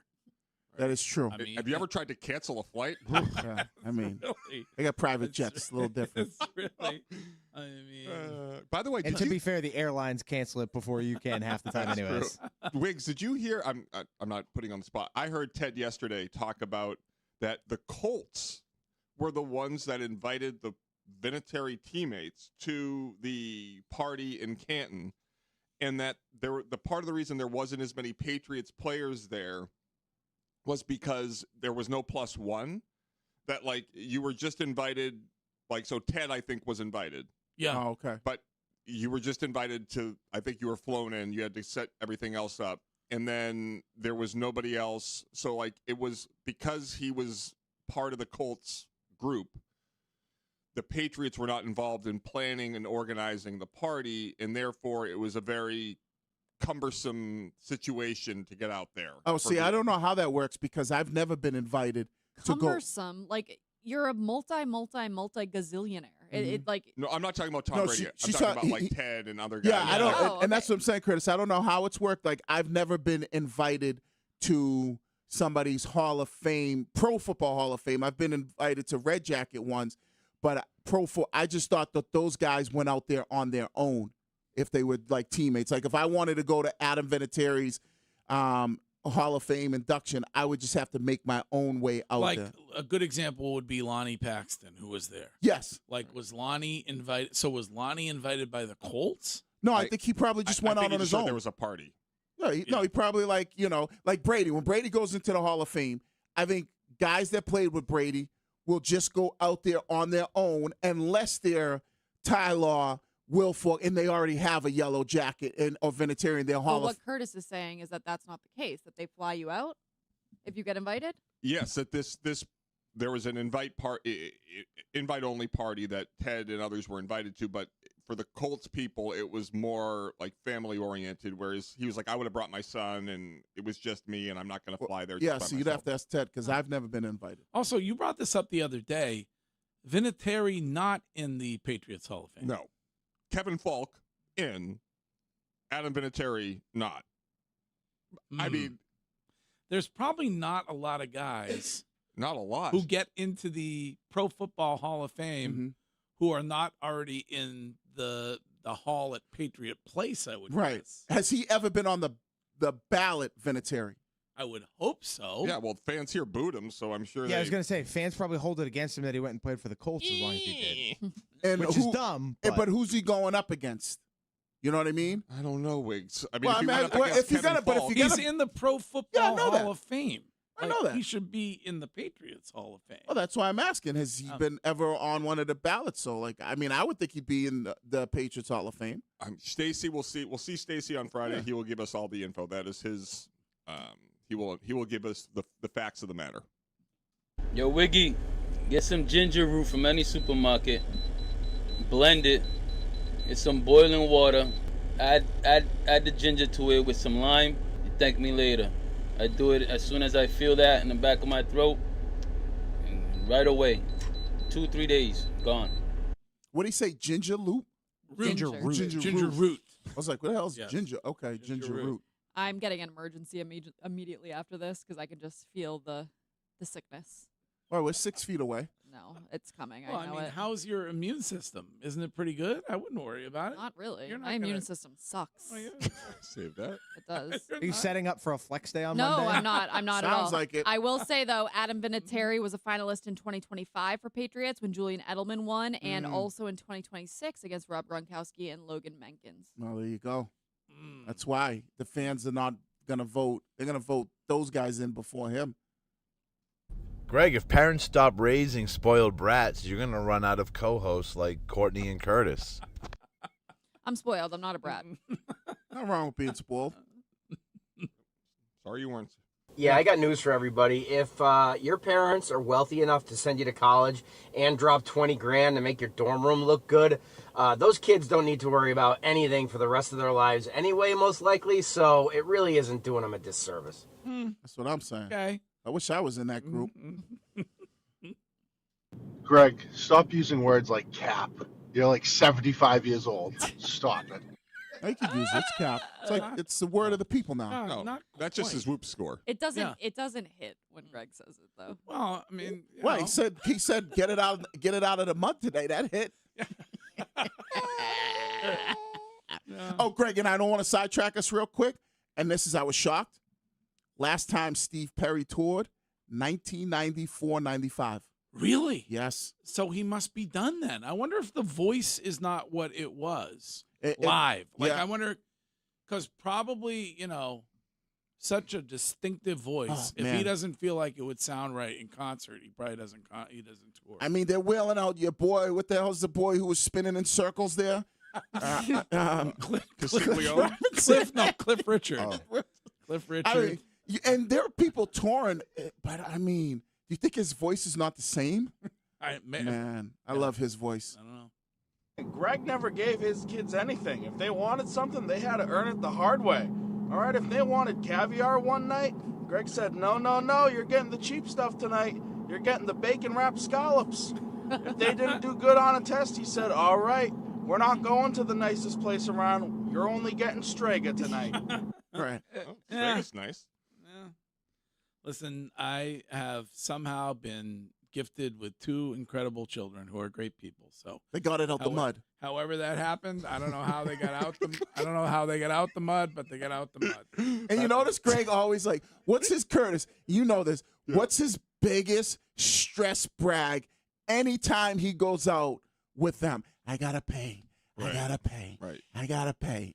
I gotta pay. Well, that's just not true. I mean, oftentimes they are the ones who are reaching for their wallet. You do often complain that you take everybody out to dinner. Right. Are you gonna make Julia's new boyfriend pay for dinner like Wiggy makes his son-in-law pay? No, I would not. I would not. Wiggs, you got to keep an eye on that. Yeah, I'm gonna be walking for the because you know what he's gonna do? Here's his stress brag. I had to take Julia and her new boyfriend out. The bill was $400. Plus, I'm paying for a house in Maine, and I'm paying for another house in Charlestown. I am paying for multiple houses. I'm happy to do it. You see that? It's my lot in life. I'm happy. My lot in life. So, why don't you do what you told them kids that Courtney had? Let them pay for it. Let them pay for the house in Maine. The house in Maine? Well, Greg enjoys the house in Maine. I like the house in Maine. And you said this gentleman that Julia's dating is from Europe. Well, I don't know how much she wants me to share, but yes. Okay, I'm not getting into details. Yes. So when he comes here, wait for a Sox win, take him to the 99. Oh, I should do that. That'll do it today, Greg. Okay. Hill Notes brought to you by Coleman Electric. If you need an electrician, call Coleman. It's electric.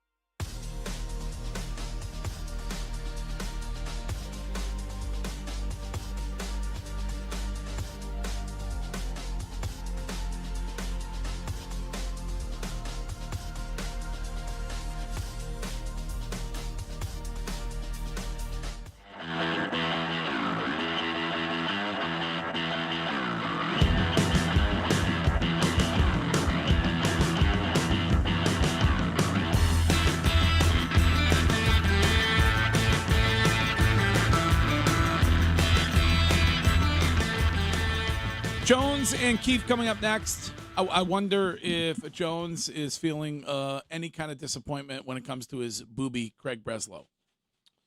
Well, I don't know how to get into this, but it's actually not Keith. It's Mago today. So, Really? Yep. Well, Rich is time off? Time off. Okay. So we'll get into, I'm sure they'll get into Bresbot. Mago's been down at Gillette for the Patriots training camp, so I'm sure they'll be all over that as well. Well deserved for Rich, too, I just want to say. I support everything that man does. I do. That's great. You're really trying to turn a leaf here, huh? Every time he comes in, I say, good morning. Lovely to see you. Mm-hmm. Every time I'm at the old man's golf club, Woodland, with my son swimming, not golfing, I bump into a Bruin now, and I'm terrified. Who do you see? Tukes. Oh, the best. Pasta's there. Tukes there.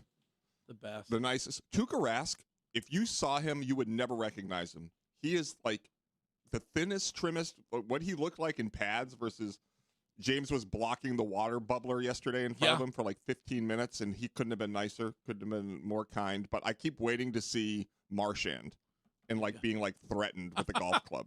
Well, how many times did Tuukka, after retirement, show up and write a big check during the Jimmy Fund Radio Telethon? Yeah. Always. So generous for all the causes, always there. One of the of all the people that played here that I didn't think would remain here, he would probably have been at the top of the list, but he is like a masshole. Yeah. I mean, Wiggy had a real issue with him, if you remember, taking care of his daughter. But, whatever. Well, they didn't tell us, and I said you shouldn't be tapping out in the playoffs. He had to be a parent. Yeah, I mean, but that's what we're here. I mean, he was fine with the criticism. Oh, yeah, I'm sure in the moment. Right. Was he able to parent and keep a low handicap? That would be the question I would have. I got to tell you, the Bruins' bad dads, they are great at golf. And I understand that you ran into the sales cruiser. Okay. I mean this with all the love in my heart. And Eddie Doge quoted the Twitch chat, 15 minutes? Come on. Yeah, I was being hyperbolic. It was probably 3 minutes at the bubbler, you absolute loser. So Mike Loftus, our sales cruiser, says, I'm on the precipice of, or he didn't use that word, I'm on the border of being a bad dad. I'm an 11 handicap. Stop. Okay. Stop Okay. What, Let me just tell you. What? Stop. Shime is off the hook. It's pretty good. What, you think? Wait a minute. Are you saying he's lying? Courtney? I don't know. Yes, I am saying he's lying. An 11? Stop. Maybe he means he has an 11. He has 11 Sun Cruisers per hole. Might be what he's talking about. When I tell you Max Lane and I suck, I mean, I love you, Max. We're not good at golf. We were better than the cruiser. We used our ball more in that event in where you got married, wherever Hilton Head. in Hilton Head. Hilton Head. Beautiful golf course, beautiful event. Cruiser, maybe a 20. At best? At best. On a good day. At Pirates Cove. Yes. Most likely. At All Rio right. J. Listen, Jones and Mego next in 2 minutes. We're back tomorrow. Thank you. Now the time has come for leaving. Fear, now we shall return. We were so glad we could make it, but so sad we gotta run. Well, it might be a long time.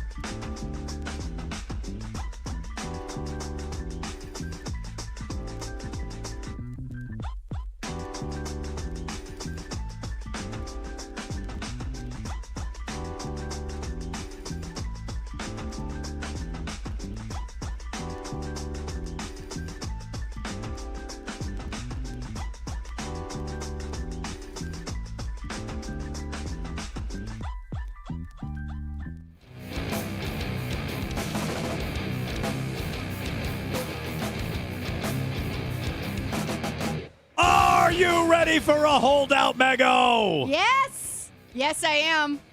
I would like to say I saw it yesterday, but I saw no sign of Christian Gonzalez there. Just like Keith. Where's Keith at today? Ooh, good question. Maybe he's negotiating on Christian Gonzalez's behalf. I'm not sure. Is he chasing juvenile sharks in Maine? He could be. I think they are juvenile sharks. I heard Greg talking about this driving in. He's very worried about these sharks up in Maine, as you probably are as well. You spend a lot of time up there. I was up at Pine Point Beach where one of the shark sightings were last weekend. My husband was making fun of me.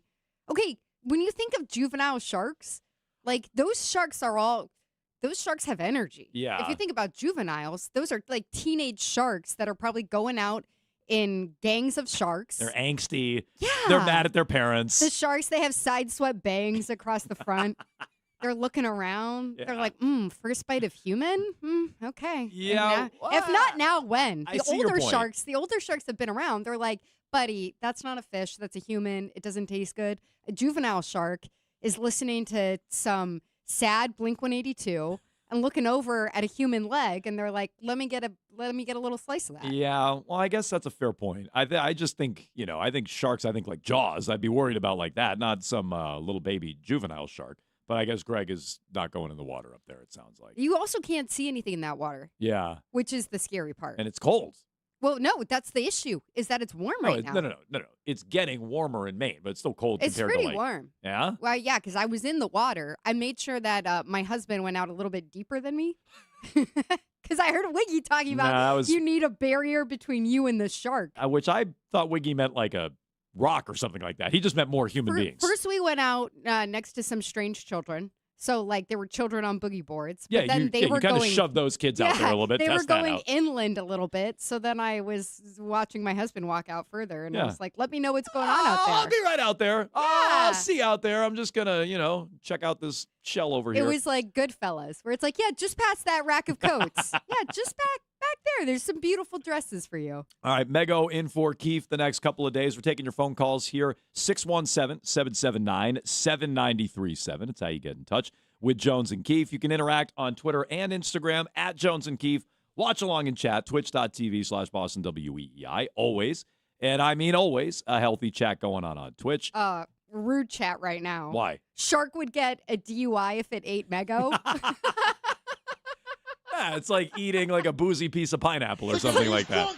Yeah, when you pour vodka into a sliced open watermelon. Yes. And then you're that's like, like eating. woo, That's Jell-O like eating shots. Mego. Same idea for a shark. That's true. Get pulled over by the shark police on the way back. You can also watch on YouTube. Watch there. Subscribe to WEEI. We'll get to the Red Sox. That's 4 in a row. Not great. Not great for Chad Tracy and the Red Sox. Plus a Would You Rather Wednesday at 11:30. Some Would You Rathers for you with all your phone calls. But, okay, Mego, there's some discrepancy.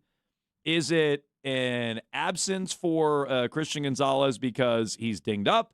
Is it a hold in / hold out? You were there yesterday. What's your view on what's going on with Christian Gonzalez? Look, even if he's dinged up, that is such a benefit of the doubt to give this situation. Because we, in one breath, have been talking about Christian Gonzalez. He's having these battles against A.J. Brown. He's going up one-on-one against him in the bubble, away from the public eye. Like, fans aren't even watching to cheer, and A.J. Brown's coming down with a dislocated finger and going back in. I don't think that in good faith we can say, yeah, this guy is out there battling it out every day and playing hyper physical and talking that talk. And then the one day that he happens to get a little boo-boo is right before the joint practice with the Colts, which is a way more chaotic situation that you can't plan for. You don't know what that other team's going to do when you're out in drills. It's just one of those things where, to me, common sense applies. That even if he was a little dinged up by going up against Romeo Doubs or whoever in a practice, by the way, when they weren't even in pads. So I don't, if we're talking about the one right before. Yeah, shorts and shells, yeah. Come on, guys. So, I mean, the reason I smell a rat on this, Mego, is Mike Reese is like, well, he crashed hard against Romeo Doubs on the final play. And then Giardi's like, he tweaked his ankle. And now Bedard says it's a minor injury sustained at the end of practice. And it's like, okay, so I don't even know that people have their stories straight necessarily. Maybe people are just trying to observe what happened and maybe he tweaked something, maybe not. So to me, and I felt this way yesterday, that's part of why I smell a rat. Well, I feel like we're hearing about different things. Did he crash too hard to the ground or did he tweak his ankle? And on top of that, and you've been there for all these Vrabel press conferences, where he's getting some odd questions out of the blue. We'll get to that later on this hour. But you've been at all these Vrabel press conferences. He largely volunteers if guys aren't going to be out there. And I would think it would behoove him. Now, maybe he thinks it would blow up into much more than not if he just goes out on the field and he's not out there and the media does what they do with it. But I would think, based on Vrabel's track record and wanting to get in front of the story, guys, Christian Gonzalez tweaked something yesterday. We don't think it's worth it to have him out there today. It's minor. He's going to be back out there soon. But that's how Vrabel's handled a lot of this. If guys aren't going to be out there, he's let us know. In fact, he's exaggerated some of the. He said we weren't going to have Carlton Davis all week this week. And Davis has been out there for the last few practices. He said it last week with Will Campbell. He said it with Barmore. He said it with a bunch of these guys when they're not going to be out there. So that's part of why I don't think it's an injury, too. I think, A, Vrabel would have let us know. B, if it was an injury, we'd all know what the injury was and when it happened. And C, he wants money. He was on the Jumbotron making money signs, eating money sandwiches. He wants to get paid. What's a money sandwich? That's what Stevie Johnson used to eat back in the day for the Buffalo Bills. He used to put a couple of, I was going to say dollar bills, probably $100 bills. That's unsanitary. Right in between a couple of slices That's of bread. very unsanitary. Well, when you're rich, I think you can. Money is, unless you're getting it fresh printed, you that's can disgusting. You can afford that doctor's bill. Been around the block. But it's not tasty. I think with Christian Gonzalez, the simplest answer is the easiest one and the right one. He wants to get paid. He's been out there all offseason. Now it ratchets up with joint practice, and he says, I'm not going to be out there, guys. Tough. Yeah, that's where I come down to. To me, it's the first line that he's drawn since minicamp. Because also, even if he was dealing with something, let's say it's a small tweak. This has been reported that it's possibly that, or an ankle or whatever.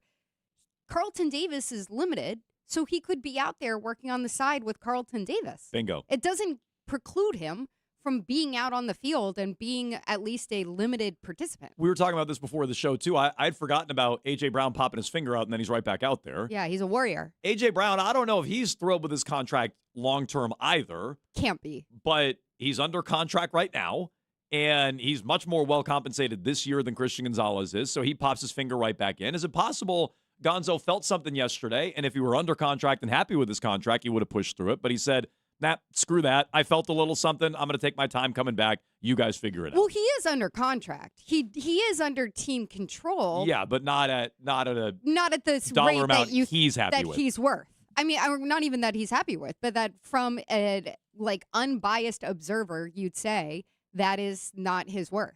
And so I think that Gonzalez, up until yesterday, has handled this kind of perfectly. Like, even from the perspective of Robert Kraft putting him into a corner by saying, yeah, we gave him an offer that is the highest at that position ever. And we gave him an offer that is the highest of the Patriots ever.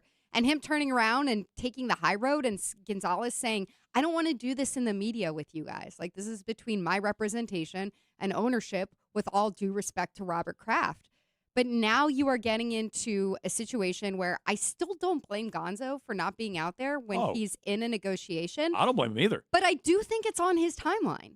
Like, I do think it's more so if you're looking at who's controlling this negotiation right now and who's being more, I guess, stubborn about which side is saying, let's do this on our own time. It's probably Gonzalez's camp, because Witherspoon hasn't signed yet, and he's going to turn around. The Patriots are not going to say, we're going to give you 120 guaranteed because we're guessing that Witherspoon is going to get 115 guaranteed. Like, I don't think it's ever going to work that way. So there's not really anything the Patriots can do right now if Gonzalez is sitting there going, let's just wait and see what Devin gets, and then I'll get more than that. Sure. Look, I think they could offer him 120 if they wanted to. They might not. They're but not going to do that. No, though. they're not going to. But if they really wanted to get it done, that might get it done. Or maybe not. Maybe he wants a number even higher than that. Maybe there's no way he signs for no number until Witherspoon signs. Rap sheet right off the top connected the dots to the Henry extension. He's like, that's weird. Henry got his extension, and then Gonzo wasn't there the next day. I don't think that's what it is. Okay. I don't think that's what it is. It's not a comparable deal to get done. Like, Hunter Henry, nice player and nice contract to go with it. Mm-hmm. Like, that's not a backbreaking contract. If they had turned and said, you know what, for AJ Brown, we are already so impressed with him. We want to make a good faith offer. We're going to give him guaranteed money, because right now he's set to make his per year is like up in the 30s after this year, but it's not guaranteed. And he's never had that big contract. If they turn and did that, then I think Gonzo would probably be even more active on social media and going, this guy just got here. Well, speaking of Gonzo on social media, he is a little bit active. We'll get to that coming up. I also just think with the Henry extension, and I felt this way before Rap Sheet even said it, all that money's coming from the same place. Right. And whether it's cap money or cash flow or a budget, now they have less of it. And turf. They got to replace the turf, guys. Oh, my gosh. Great point. They are working around the clock down there. Trying to replace the turf. That's expensive, too. Between Henry's extension and now replacing the turf, that's a lot less money to go around for Christian Gonzalez. It adds up. So we're starting with that here on Jones and Keefe. Mego in for Keefe. You can dial us up, 617-779-7937. Let's get to his social media because it is active. Let's also get to the plan on Thursday on that new turf, if it even gets in by tomorrow. What's the plan? Who's going to be out there? I wouldn't bank on a lot of starters. We'll get to that in just 2 minutes here on Jones and Keefe.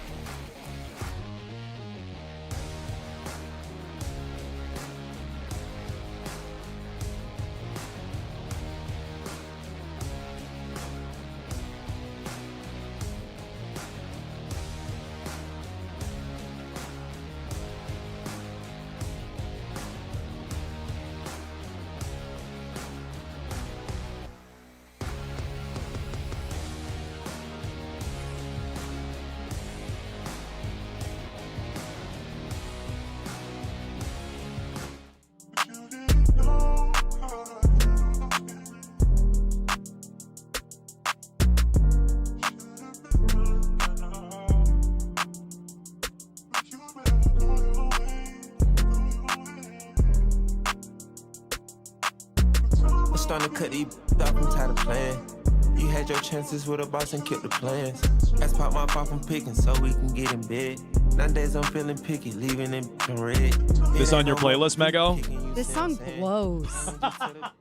What is this? What do you mean, what is this? This is Gunna. Okay. I mean, look, I am guilty of probably listening to mostly hip hop that's from pre 2010. Yeah. So I know I'm not with like the young contingent on what's really cool with hip hop. A lot of Ja That Rule. sucks. Like that, you can't dance to that. You can't run to that. What is that? You're like driving around in your car to that? You drink lean to that is what I think you That's, do. No, nobody does that anymore. Well, that's Gunna. Time reveals, be careful what you wish for. And it's relevant because Christian Gonzalez put it on his Instagram story yesterday. The lyrics are, should have been done by now. But you didn't know how to handle the feeling, should have been done by now. That's me to my husband when the dishwasher is not emptied. Oh. I'm going to play that around the house. I'm happy you finished that sentence. But okay. So Nasty. Watch your profanity. Yeah, it's like, are we done yet? Jeez. Jeez. So we've only been married 2 years. Should have been done by now, says Gonzalez. Do we think that's random? Is that passive aggressive? What is that? That's extremely passive aggressive. What is that? Unless it's going, wait. Maybe it's a shot at the training room of like, you guys know I hurt my ankle. Let's tape this up faster. You know, let's allow for any possibilities of what it could be. Come on, guys. Like we are in a holdout. And I do wonder now, because there's everybody floating their conspiracy theories around, is Drake May not going to play on Thursday because they're working around the clock to replace this turf and make sure that it's up to code and he doesn't want to risk it. I don't think that's the case. But then when I do hear ahead of Christian Gonzalez not participating in the joint practice yesterday that Drake May is probably not going to play on Thursday, my mind goes, well, that's like a pretty easy way to say none of our bona fide all-stars are like superstars are going to be playing on Thursday. So that includes Christian Gonzalez. So then you don't have to worry about a Christian Gonzalez fine. So because you brought it up, Mike Vrabel said it will likely not be Drake May in the game tomorrow night. Drake May did play in the first preseason game last year. Yeah. He played in the second game fairly extensively against Minnesota last year. Both of those were after joint practices, one against the Commanders. I think it was 2 in Minnesota, if I remember correctly. So it is a change, a pivot from Mike Vrabel's plan last year. Now, you could argue, and Keith and I discussed this yesterday, Keith thinks it's just because May is more established. He doesn't need the preseason, which I would agree with. I don't know that May needs another preseason game or series or 2 in Josh McDaniels' offense. But I wouldn't hate to see him get more time and game reps with A.J. Brown. I wouldn't hate that. And they did it a year ago. You just said, though, you dismissed that the turf is a factor. I don't think the turf is really a factor. There's a lot of stuff going around about what actually happened with that turf. And it sounds like they basically went with a different brand. Did you get the mass email? You must have got the mass email. The mass email is so funny. So the mass email is from the company putting it out there that had previous field turf that had previously had. They're like the Kleenex of the turf. And they turned and were saying, hey, this was not us. This was another competitor that the Patriots went to instead of sticking with us. And so don't look at us because we would have done it right and it would have passed and it would have been fine. So they're working around the clock. I have seen them down there because they all wear the field turf gear. They're all field turfed out. Oh, you've seen the field turf employee? They got a lot of field turf swag. Around. Well, I realized they're that. I didn't notice letting you know that they are working on the turf right now. I don't think that's why Drake. I think it's more likely that it has to do with, well, if we're gonna have one game where we're not playing the starters, let's make it this one. Okay. Because Christian Gonzalez is in a holdout right now. Who would you play in that game?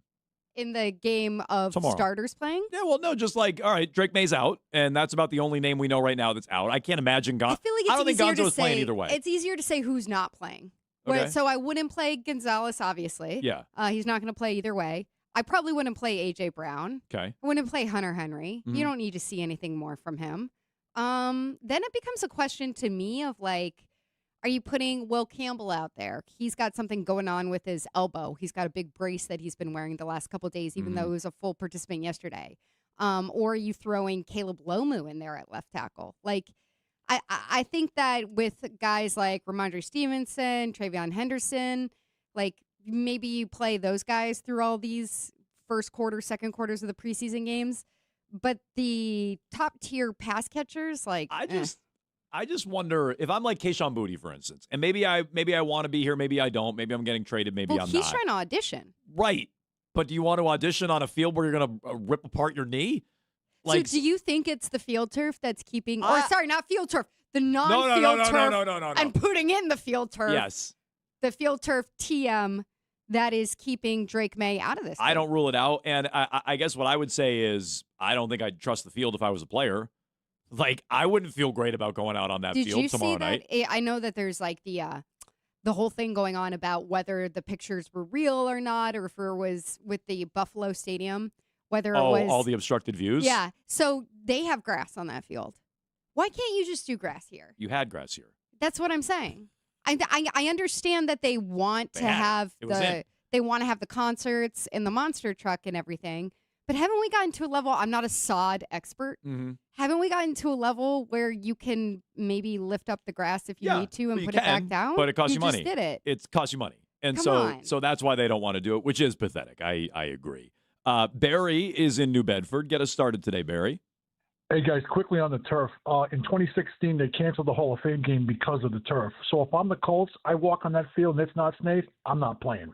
End of story. Okay? It's a preseason game. Quickly on Gonzalez, I'm going to laugh at this. I do believe it's a hold in, hold out. And if he was hurt, like they say he was, he would have been on the field with the trainers stretching out, not practicing, but stretching out. So it's a holdout. But the Patriots could have avoided this months ago by doing what the Chiefs did. If you're not going to give him what he wants, deal him. Well, Barry, I disagree, because what the Chiefs did is they had McDuffie play out his fourth year and then traded him. And just wait, because it might happen here. No, they might be doing what the Chiefs are doing. If that's what you're looking for, that might happen here. He agrees with the point that you made earlier. If Gonzo had some kind of tweak, he could be working out with Christian Gonzalez. With Woods and Carlton Davis. Thank you, God. Working out with the other injured corners. You got Woods. That was the important guy. Going through the paces. So he could have done that with the other guys who were injured at that position. He wasn't. Do you think, and it's semantics, when do you think this goes over to a holdout? Like, was he physically even there yesterday? Do we know? I don't know. He wasn't on the field that I saw whatsoever. So not in street clothes. Hold in is like. Well, it's not a hold in, because a hold in was in minicamp. Mandatory minicamp, he was there. He was practicing in the individual and the little group position drills. And then he would go off to the side when they were in passing camp. So again, they weren't even in pads. And he had a piece of paper that he would watch what the team was doing. And so he was like pretending like he was learning, taking his mental reps on the side. Nice. Sorry. I mean, come on. That's a hold in. This is a holdout now. Okay. So will he come back? That what is interesting then is he going to come back when the team is practicing in pads again? Or does this establish something new where he starts saying, I'm just going to eat these fines. Like, I'm going on social media. I'm fed up with this. Of like, maybe it's a message also, who knows? Like with Seattle, that's completely out of his control to some extent if his agent is saying, we got to wait this out. But they don't have a joint practice until after their first preseason game. So we don't know what Witherspoon is doing on the other side either. So we'll see how he handles it in addition to Christian Gonzalez. You can jump in here, 617-779-7937. That is the voice of Megan Ottolini. Mego in for Rich Keefe here today and tomorrow as well. We got thoughts on joint practices. Mego was there for that. Some takeaways from how the Patriots looked on the field. More thoughts on Gonzalez's hold in / hold out, or is it just an absence? We'll get to all of that coming up next.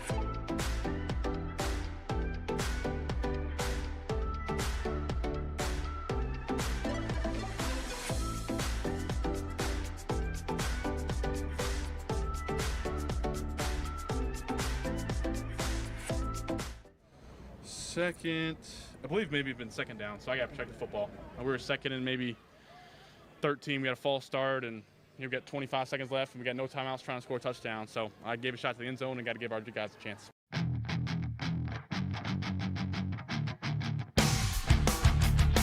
There's a place off Ocean Avenue where I used to sit and talk with you. We were both 16 and it felt so right. Sleeping all day, staying up all night. Staying up all night. Jones and Keefe, Mego in for Keefe today. We are live in the Catches Law Injury Attorney Studios. No fee unless you win. That was Drake May. Pretty brutal pick yesterday. Yes. No larger takeaways than that for me. I think the offense had a pretty good day. I'm not ready to bench Drake May or anything, but not a good pick. And then you watch Danny Dimes come right down and score a touchdown against your defense without Christian Gonzalez. Maybe his number goes up a little bit yesterday. Nor Carlton Davis. Important to note. Carlton Davis. Christian Barmore. Nor Christian Barmore. Fair. So you were down a couple. He was down a couple too. I was no gonna Alec say, Pierce. no Alec Pierce. Downs was out there, caught the touchdown for the first team Colts offense against the first team. What was out there anyway of it? Pat's defense. Ooh, he said something to Marcus Jones. Marcus Jones did not like. Yeah, what he so said. I was a little confused on that. So was Jones who got flagged on that for mouthing off, or was it both of them? I was a little confused on what went down. I'm not sure exactly. I was like, ooh, is something interesting going to happen today? And then no, it wasn't. No, just Drake May throws a pick and the defense can't get a stop. So I don't know, like how much stock should we put in that compared to the rest of the practice where the offense and specifically the May to A.J. Brown connection looked pretty good? I put more stock in it because of the way that practice finished last week when he had 2 straight interceptions in a similar scenario of the hurry up, the 1-minute drill. So you're connecting and that. then Tommy DeVito came in and threw the 3rd pick, and that's when Vrabel had seen enough, and the secondary was like Mardi Gras on the sideline, as they should have been. It was brutal. So I put a little into it. I'm not saying this is, oh my God, regression year for Drake May coming or anything like that. But I do wonder, are we going to see a few more picks this year? If Josh McDaniels continues to loosen the reins and say, hey, Drake, this is your offense as much as it is anybody else's, and I want you to have this loud voice. And I'm taking a little bit of a step back if I'm Josh McDaniels and saying, you're the leader. You got to mature into this. That may come with a little bit more risk from Drake May. He's definitely not risk averse in his nature. So I don't know why we wouldn't expect that. That's just a little small observation from Yeah, yesterday. what was the famous... It's over. We are screwed. No. That's the Red Sox. We'll get to them coming up at 11 o'clock. No, what is the line from Drake May last year where he's like, I'm going to push it down the field. I'm not going to be a check down Charlie, whatever it was. Yeah. So And he's it's certainly like not risk averse. Sometimes you should be, though, and if you're, it's interesting to think about the push and pull between him and Josh McDaniels, because Josh McDaniels is probably thinking back to Brady and saying, sometimes you just have to matriculate down the field, and you just have to take your time and get down the field. And by the way, we control the game that way. And then you have Drake May essentially on the other side, maybe going, yeah, but I want to go fast. And No, it's like, and okay. that was one of the critiques, and I think it was the Mike Sando athletic piece, some of the view on why he was where he was. And I forget where he finished on that compared to the Fowler list, but something like 8. Part of the reason he was down there, doesn't always know when to throw it away, sometimes takes sacks, sometimes turns it over. And so that was one of the critiques on Drake May, in fairness. One of the things I do like, and I'm curious if you agree with your colleague Andrew Callahan, I don't think he liked how some of this was aggregated yesterday. So I'll read right from the Herald. He writes, for a 3rd straight practice, Hunter Henry has taken fewer first-team reps in favor of 3rd-round rookie Eli Raritan. What gives? He says Raritan's simply become a more consistent and trusted target for both quarterbacks, and he's not saying, and he characterized this in a follow-up tweet, he's not saying Raritan's more trusted than Henry. He's saying Raritan is more trusted than he was earlier in camp. DeVito found him for a 2-point conversion Tuesday after he bombed one down the field to Mac Hollins. That was one day after Drake May targeted him twice in a 2-minute drill. More specifically, Raritan is winning more decisively at the top of his routes and creating enough separation to pull away, which helps him immensely as a long strider who can win short, but primarily threatens defenses at the intermediate level. Do the Patriots have something in Eli Raritan? I think so. The last couple days, he's definitely surged a little bit. If you want to think about surgers over the last couple of days of camp, it's Eli Raridan and it's Romeo Doubs. And I think with Raridan, you go, this is a young guy. He's very skinny. He had one big year at Notre Dame, and before that, he didn't, as a pass catcher, he had some injuries and he didn't have a ton of production. So you're kind of like wish casting of who that guy's going to be.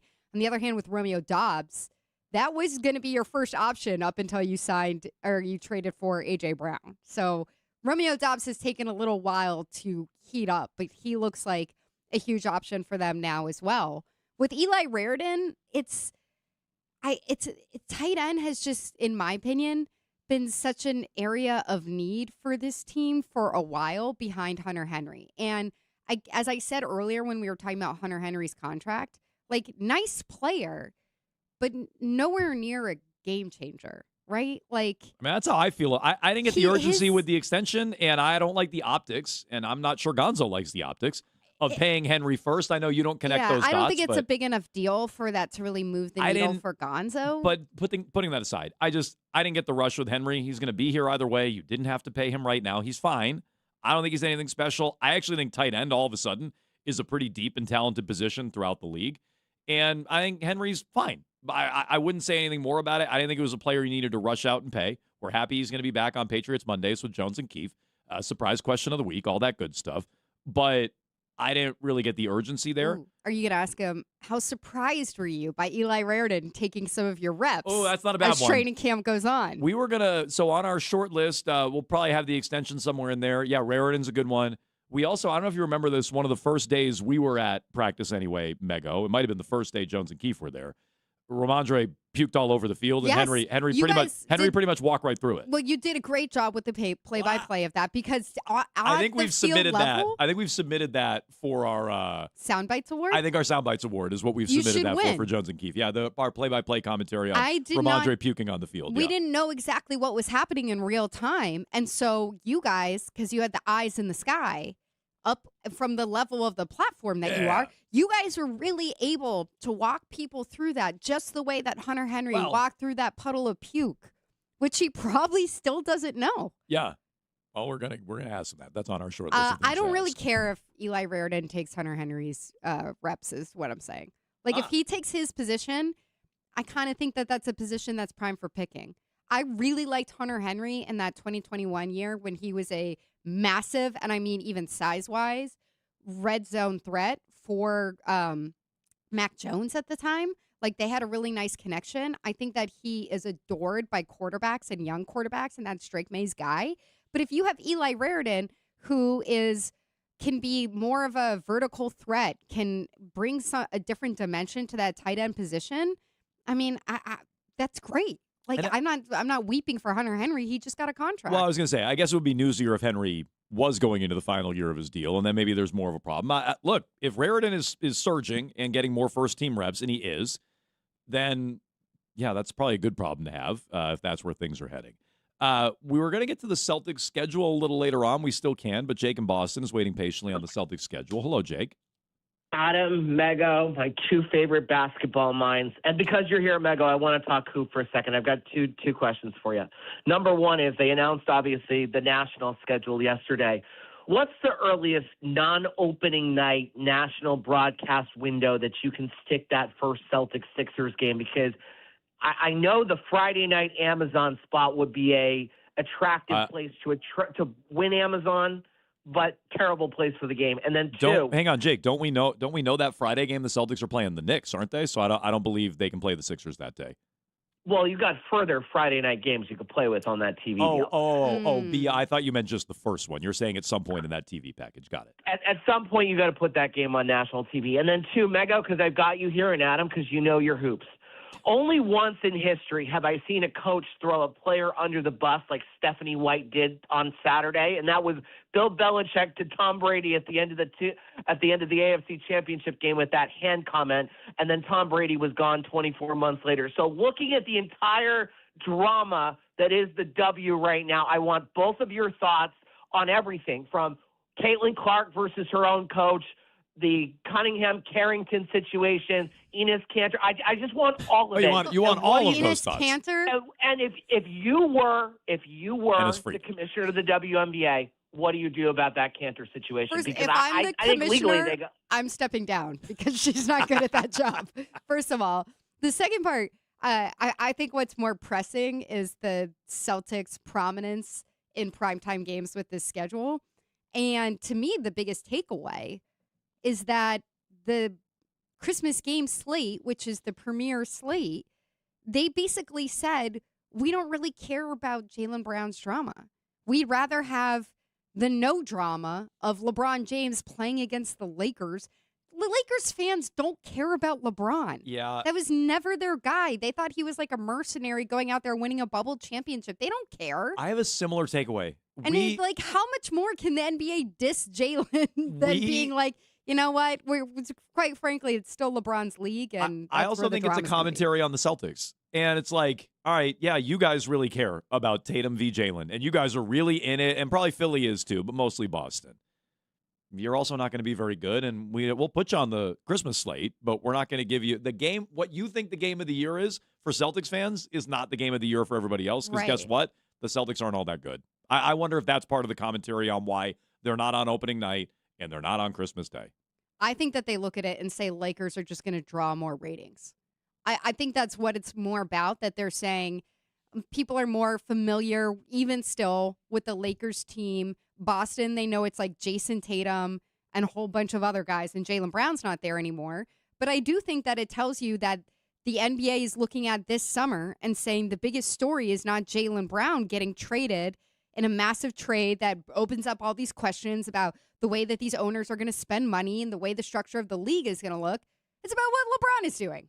And I think it's kind of like an out-of-date way to look at it, but I'm probably wrong, and they probably have modeled this out a zillion times with AI and see that the Lakers are going to draw more ratings than the Celtics. And Jake, on your WNBA question, I will tell you, I saw it was the top headline on ESPN this morning, and I skipped right over it. Maybe we'll get to it in grab bag. What is this? Will we have this drama in grab bag? Yeah, maybe. I don't even know if it's grab bag worthy, but maybe. White rips critics, backed by Clark, Cunningham after fans boo. So maybe that's grab bag material. I'll have to read up on it. Along with the Little League World Series story. I did hear Greg and Courtney and everyone talking about that this morning. Probably grab bag material. Coming up at 1:30 here on Jones and Keefe. Mego in for Keefe. Plus, just when you thought the Diana Rossini story with Mike Vrabel was dead, turns out no. Vrabel's still getting questions about it. Let's get to that with your thoughts next.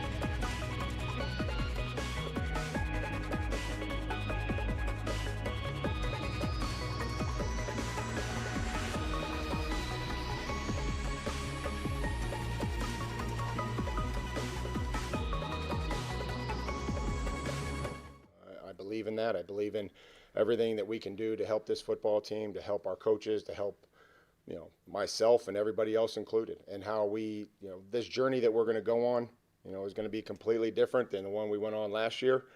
And that's all of our jobs is to prepare for it now. So really focused on our improvement individually and as a team, and that's something that we can do today. You look at the O-line and, we talk about them and their ability to play together as a unit. There's so many combination blocks that they're involved in, and we have to be better. And again, 5 O-linemen have to be able to sustain the line of scrimmage. And I just walked into that meeting room and said, how do we improve? How do we improve our combination blocks? It's not asking you to block everybody one-on-one. So I think we all have areas that we can improve on, and that includes the coaches.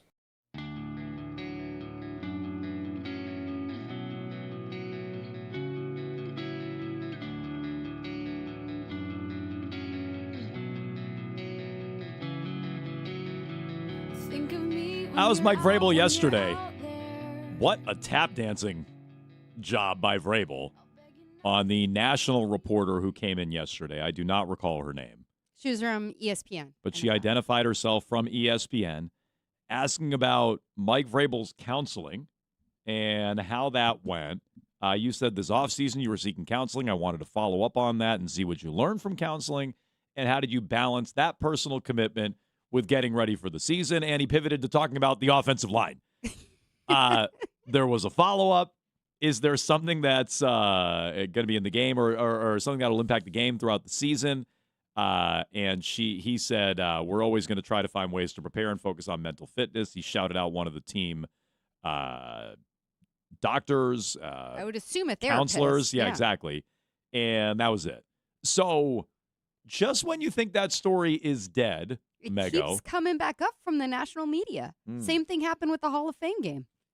So I'm not surprised, by the way. Oh, meaning the coverage in game at the Hall of Fame game? Yeah, yes. yeah. They talked about it there. They weren't even involved in that. I am not surprised at the local level that it's kind of died out. He has answered questions at the local level that maybe haven't, worked their way back up to the national level. I do think it's going to be a story week 1. I think if they lose, their first 4 games, 3 out of 4, something like that, and they get off to a really slow start, the fans, or the Flames rather, will be fanned.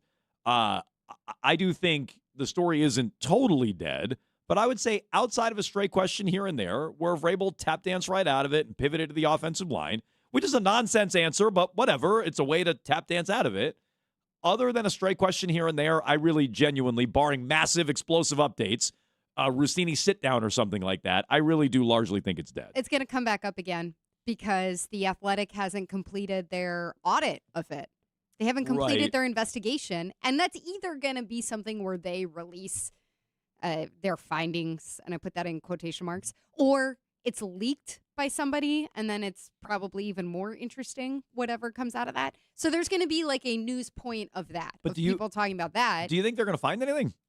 I don't know. I doubt it. There was that weird piece that came out, what was it, like a month and a half ago now, that was alleging that she called a coach to get out of a ticket. Mm-hmm. And then the video that came out was both not that bad, but also like very goofy. It was just, but other, again, like that was just silly and we talked about it at the time. But like, is anything explosive going to come out of this investigation? I don't think so. Maybe more details about, her morals or lack thereof as a reporter. Right. If it came out that she was leaking info directly to Mike Vrabel that she was hearing from other coaches about something pertaining to a trade or a pick or something like that. Yeah, or we then get it an becomes a answer, big problem. or we get an answer as to why Vrabel was on that boat with a pregnant Diana Rossini. Like, if we get an answer to that, sure.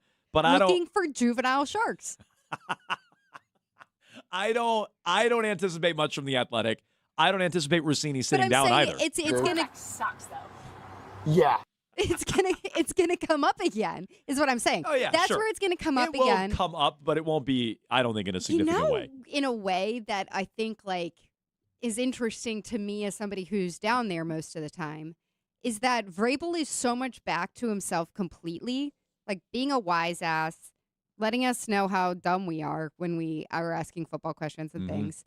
If he had changed his tack to be more like the guy during the draft who was acting, very contrite and vulnerable at the podium, I think it would be more of a story in a way. Oh, Do no, you see what I mean? Because we he's- would be going, wow, he's a really different Mike Vrabel. Is this an evolution? He's Is back this to himself. No, he's totally back to the guy that he was this time last year. Just stay away from Vinatieri and all his zingers is what I would say to Mike Vrabel.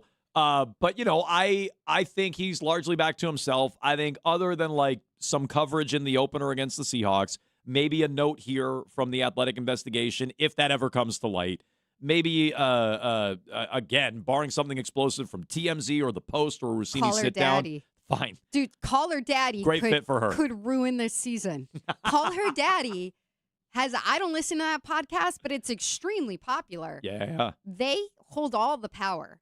If they sat down with Rossini, you could ruin this season. Well, that's could ruin careers. It's a fair point. More careers than Diana Rossini's could resuscitate hers. It's and ruin everybody else's. Mostly dead. But Vrabel was getting questions about it yesterday, which is interesting. Meanwhile, also of note, and I'm sorry, the WNBA got bumped down a notch in terms of the top stories.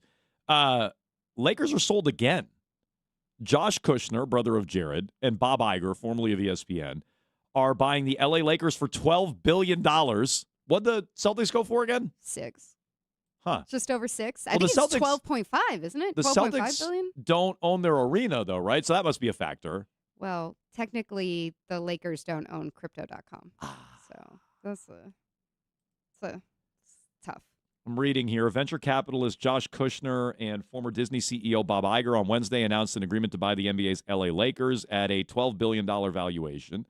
Why it matters. This is a dizzying ownership turnaround for the Lakers, one of pro sports' most iconic franchises. Billionaire Mark Walter purchased a controlling stake last October from Jeannie Buss at $10 billion, which stood as the most ever paid for a pro sports club.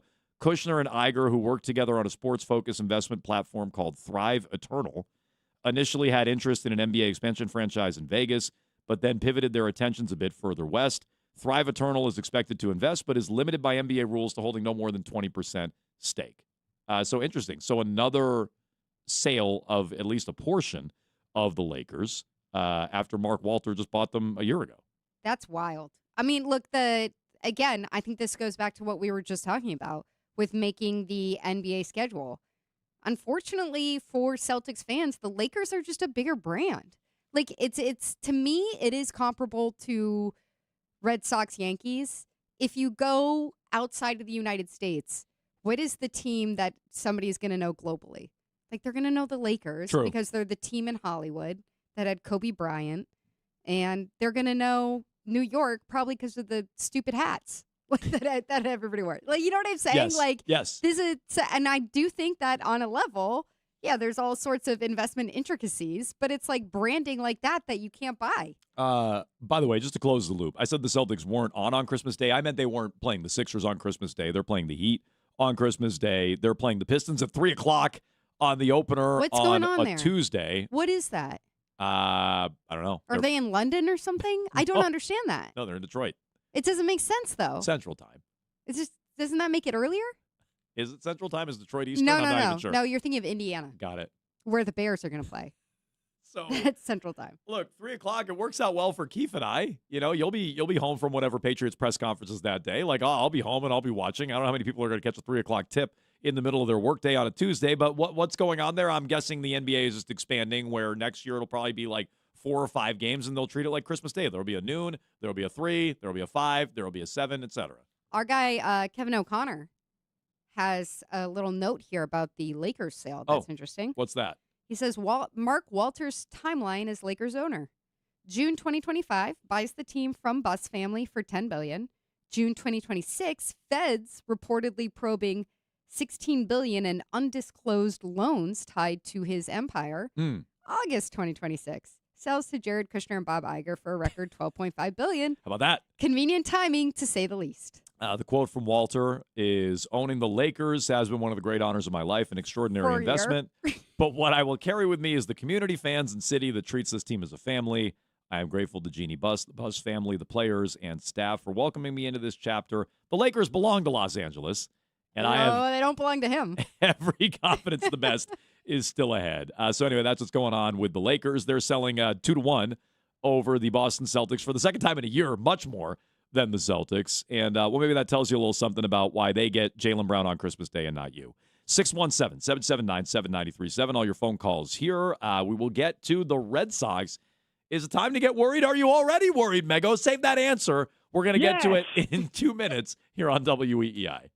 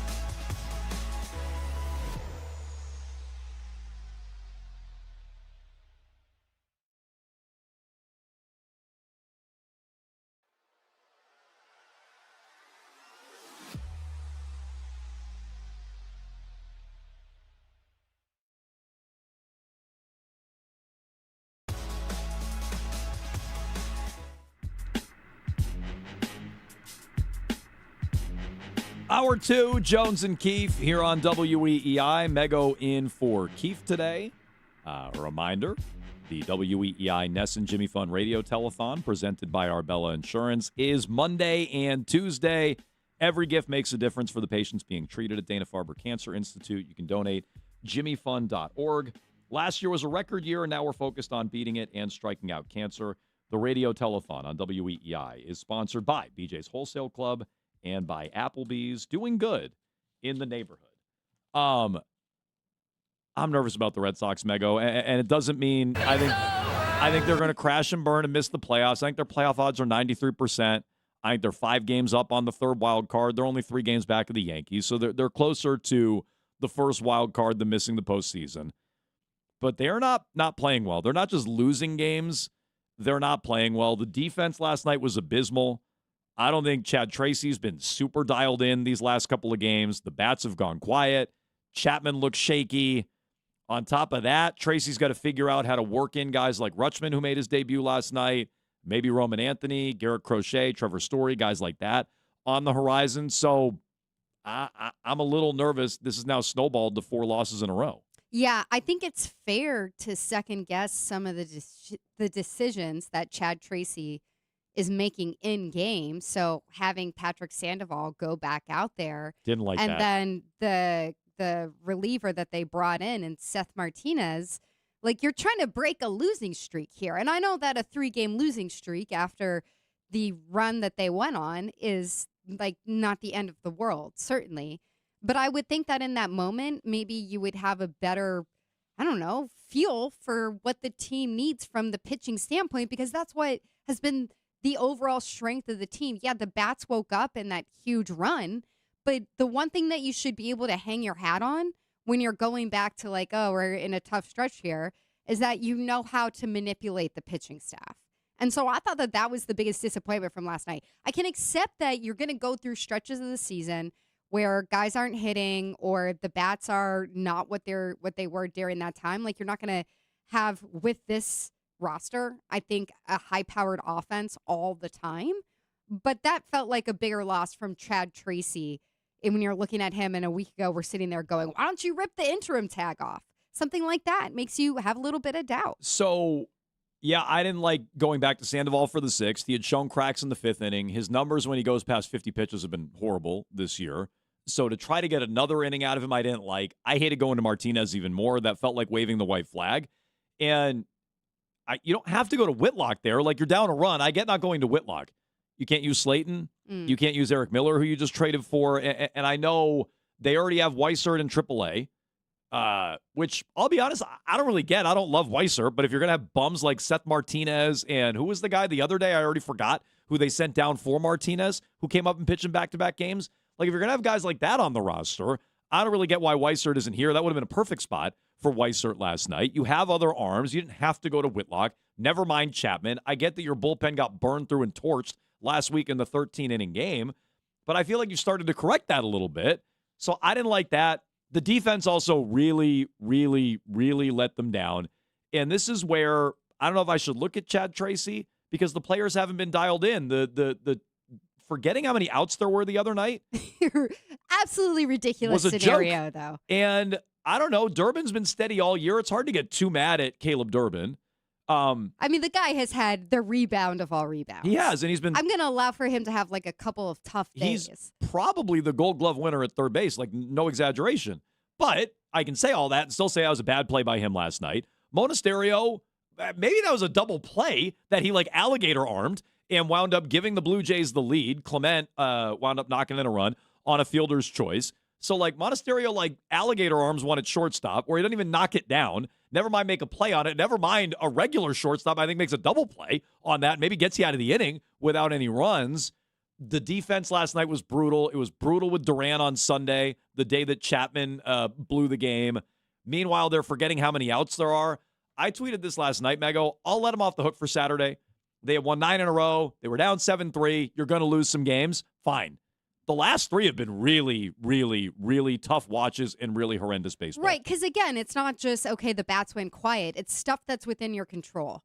And you start to look at it and say, is this a discipline question? Is this being a locked in? Is it a focus question? When it's things like defense, when it's things like missing what seem like, I don't know, maybe a more obvious in-game tweaks from the manager.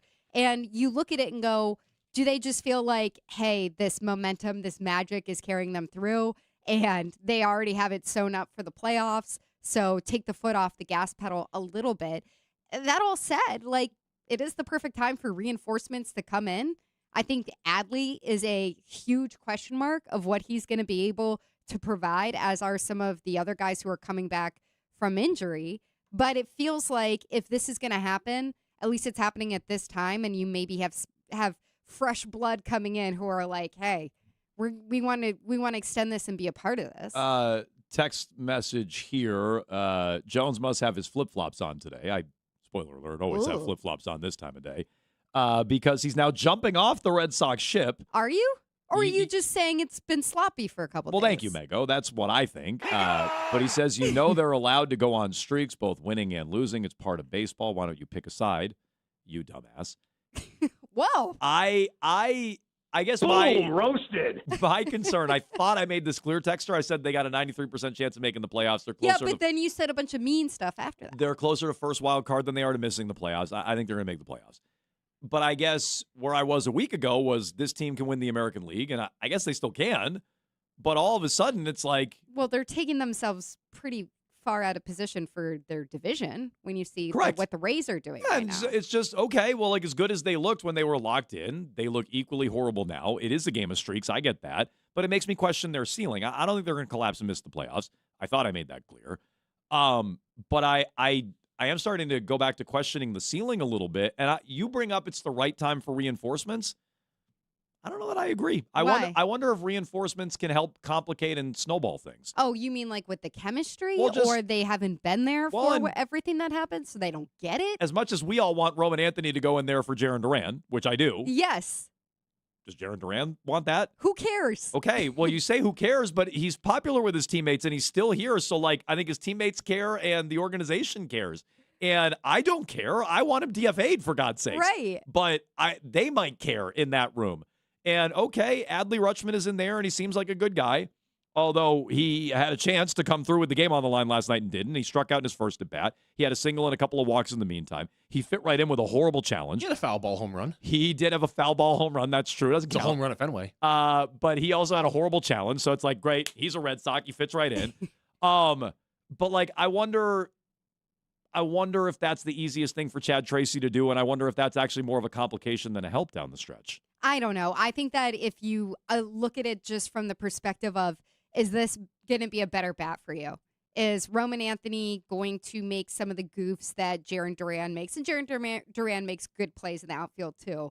I think overall, you're taking the upgrades. I'm not worried about if guys' feelings are hurt in the clubhouse. I'm just not. If you are looking at yourselves in the mirror. What about a team that's been built on vibes? It's a team that's been built on vibes, Mego. You're gonna mess with the vibes. Well, I don't feel that way.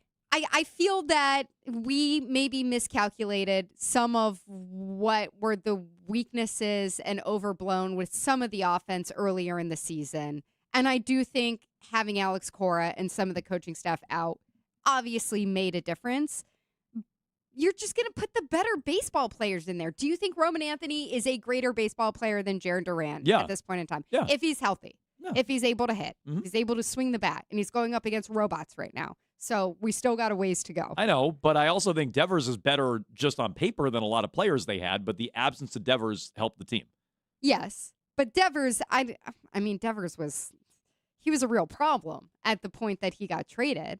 And I don't know. I can't sit there and say that bringing in more talented players is going to ruin the vibes of the clubhouse because maybe Jaron Duran's role is minimized. I can't say in good faith that I'm worried about that when I can't stand Jarren Duran No, me night neither. in and night out. But I just can't stand on that side of the street. But his teammates seem to like him. I don't care. Okay, but from like my perspective, I'm like, learn to like Adley Rutschman then. Well, that's learn fine. to like Roman Anthony. I'm Like, with you. I go don't to dinner, guys. I don't care about DFA Have and a Durant. nice bottle of red wine. All become great friends. Like, I don't care about Jarren Duran being like Mr. Popular in the clubhouse. I know, but if we're talking about vibes, that does matter in the clubhouse if his teammates like him. Which Bradfo goes on talks about how much everybody on the team likes him. Didn't seem like Wilson Contreras or the coaching staff liked him very much. Isn't that protesting too much, though? Because then I do think there's a little bit with this particular team, and it certainly is with Wilson Contreras,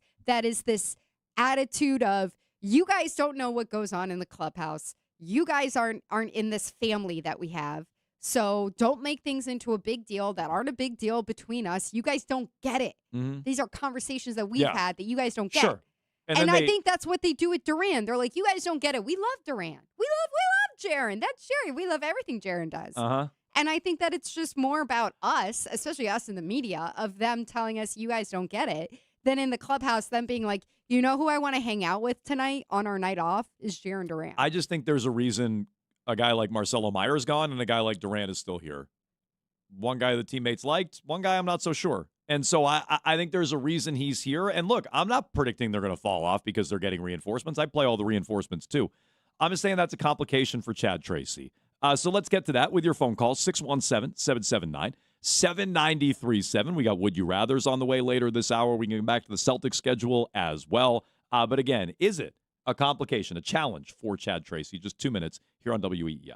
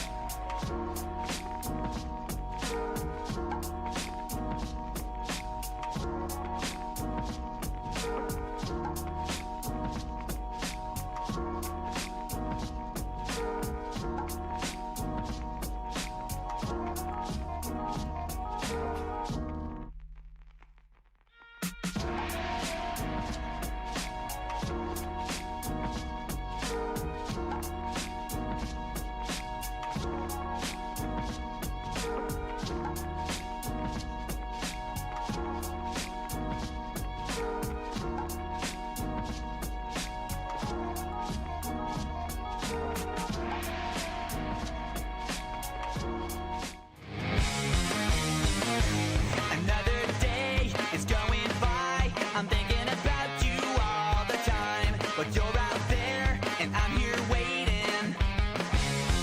And I Twitch chat is referring to this as juvenile shark music. Yes, I don't know if that's accurate or not. it definitely is. Those juvenile sharks swimming around Pine Point Beach. Like, lost the keys again.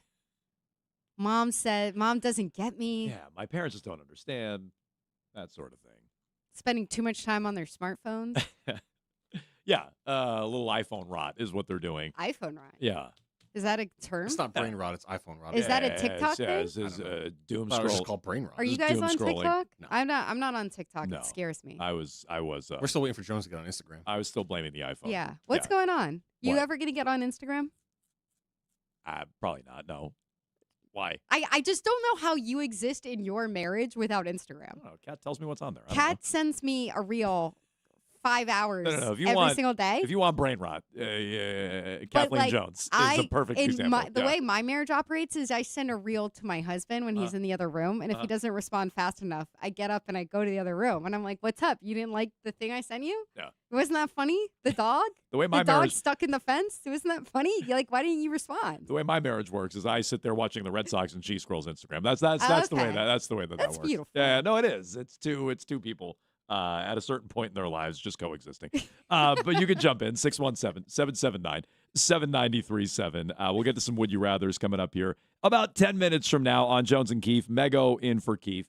That is Chad Tracy talking about the return of Roman Anthony. I will say the headlines on that were very misleading. Because he's going against robots right now? Well, it's the closest you can get to a real human picture. The headline is before he's you see a human picture. getting closer. And I'm like, oh, he's getting closer. Then you listen to Chad Tracy there, and the question was, is he getting closer? And he's like, well, yeah, he's getting closer.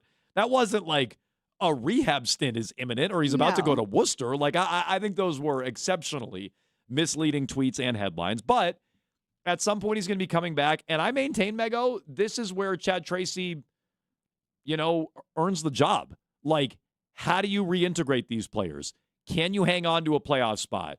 And as long as you avoid something like a Grady Little style, brain fart in a playoff game, where now we're looking at you differently, as long as he makes the postseason and salvage the year, I think he deserves to keep the job. I'll take away the interim tag, but this is part of why I haven't seen a rush, similar to what we were talking about with Hunter Henry.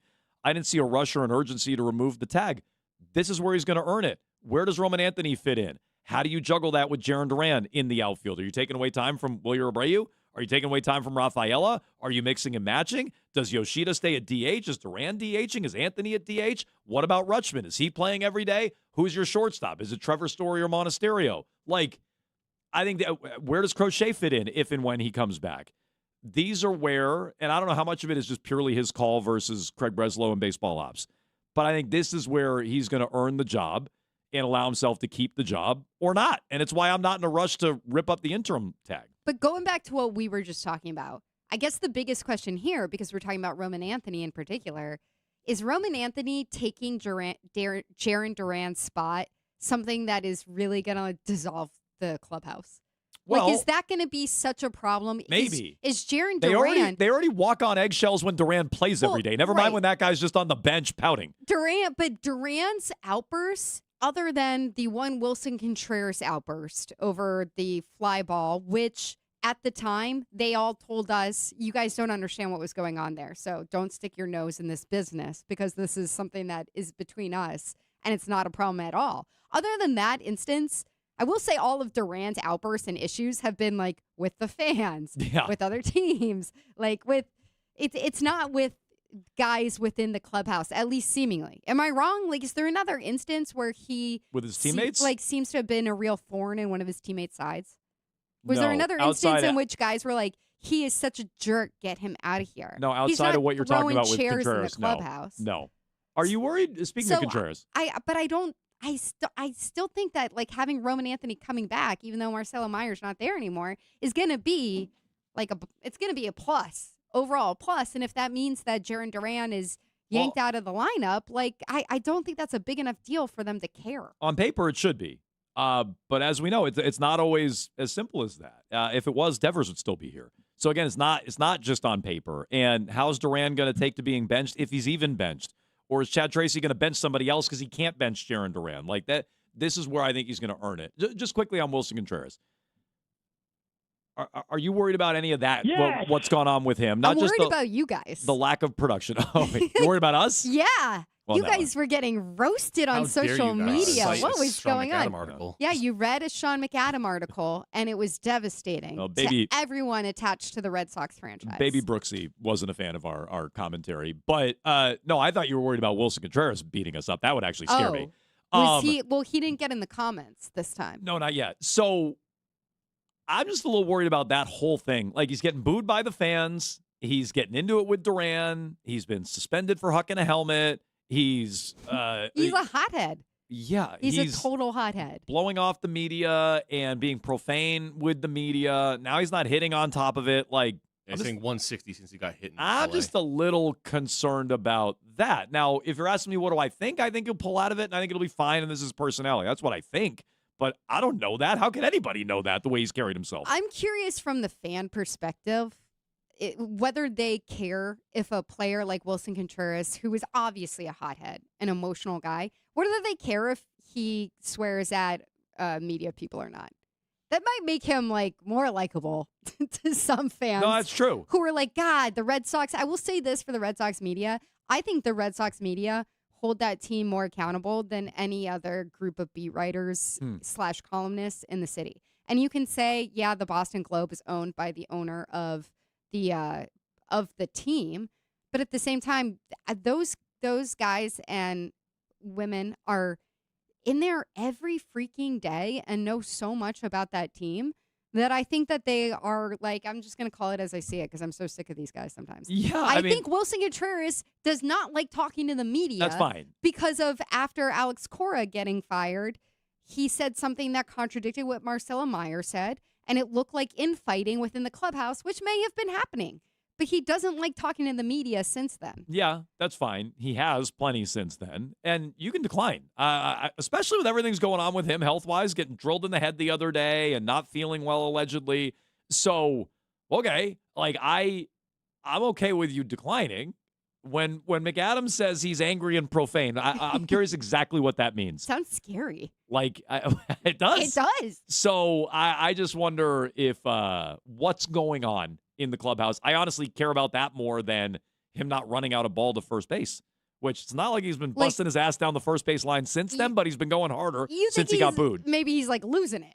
Well, I don't know. I wonder if he's having a meltdown to the media in the clubhouse. That's public facing. Yeah. Because the media, as Sean McAdam did, will turn around and report it. Yeah. And I wonder, because it can be commonplace where a player declines or a player even is, probably profane.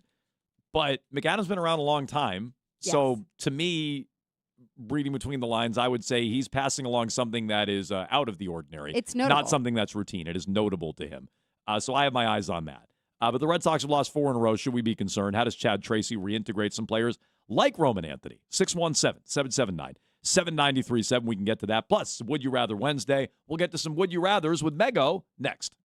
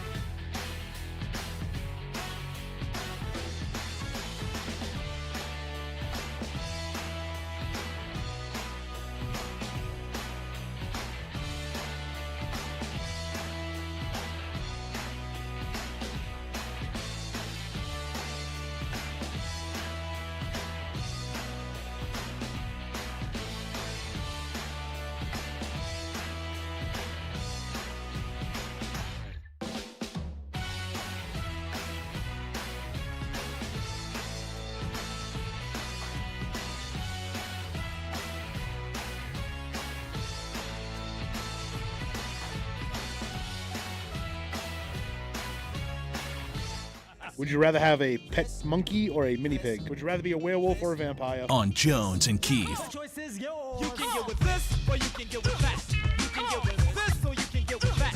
You can get with this, or you can get with that. I think you get with this, because this is where it's at. You can get with this, or you can get with that. You can get with this, or you can get with that. You can get with this, or you can get with that. I think you get with this, because this is kind of fat. Come on.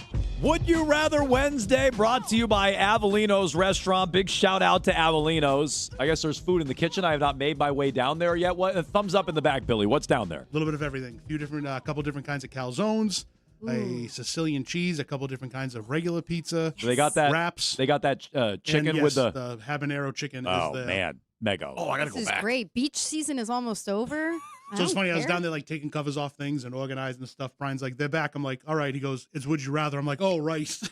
You're like, damn it. Missing Would You Rather for that chicken is worth it. Yeah. No, try the chicken down there, Mego. It is phenomenal. But big thank you to Avellino's Restaurant. A little food drop today.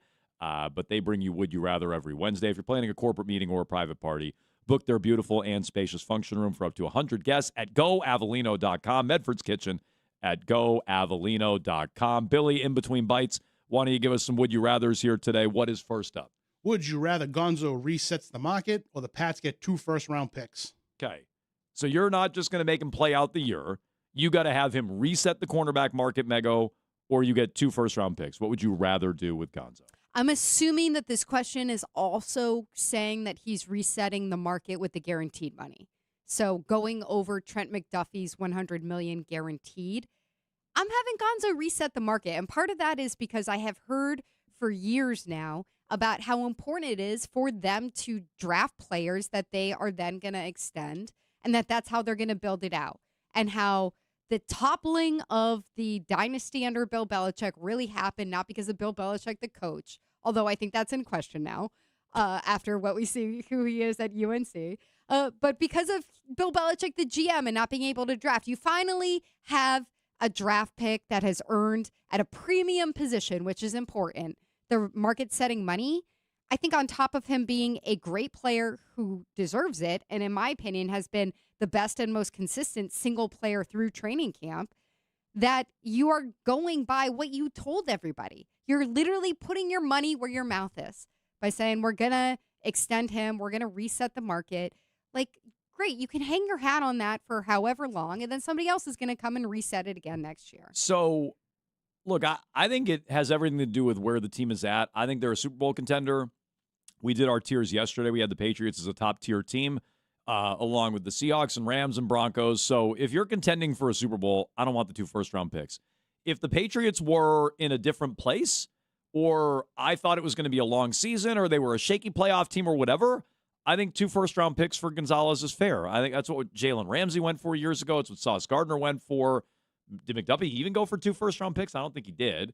But something like that, I think, is fair market value. I don't want those picks. And F them picks. And I do think it would run counter to, and I forget who brought this up before the show. It might have been Brian. It would run counter to them dealing for A.J. Brown. I thought you were all in with adding A.J. Brown. Now you're going to deal Gonzo over here. Why?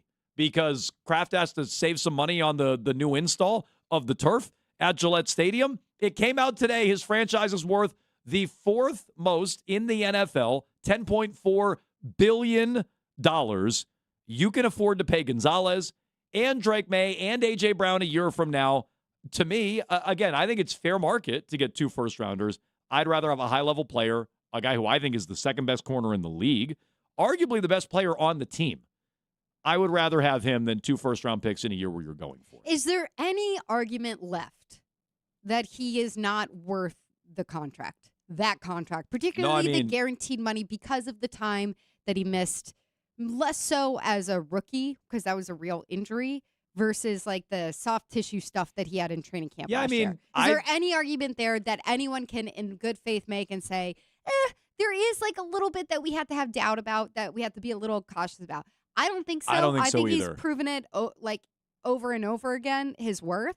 And it's just a bad look for the Patriots. They are always fighting the cheap allegations. And I think that the longer that, again, it's tough because it's not fully in their control because it's a Witherspoon thing.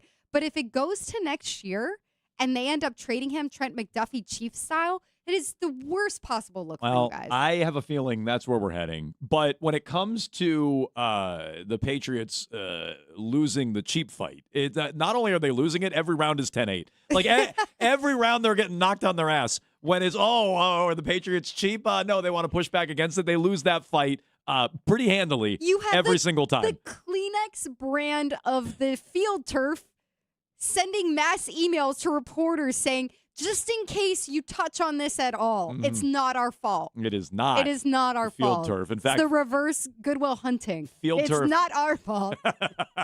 Field turf It's is here their to save fault. the day. Okay, so we agree on that one. What else, Billy? Would you rather start Drake May or Jaden Daniels in a must-win game? Oh, Mego! I think the bigger question here. No. Well, I'm just going to say, I'm going with Jaden Daniels. I'm going with Jaden Daniels, of course. Mego! Sorry. I'm going with Jaden Daniels. Mego! He had the miracle in Maryland.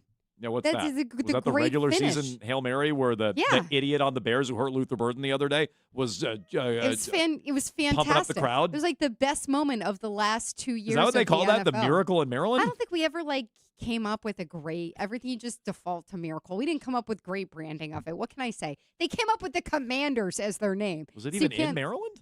Yeah, Landover, Maryland. Oh yeah, that's where they that play. is true. That's not in D.C. That's a good No, point. they're Yeah. moving back to D.C. Got it. They're going to have a very cool stadium, Mm. according to the renderings. But I think the bigger question is, who do you count more on, not to start the game, but to finish the game? Because both of those guys could be susceptible to injury. I think Drake May has a. Drake May has a better claim on that because Jaden Daniels, still, the injuries last year were terrible. But that's the bigger question. Too many people put them in the same bucket.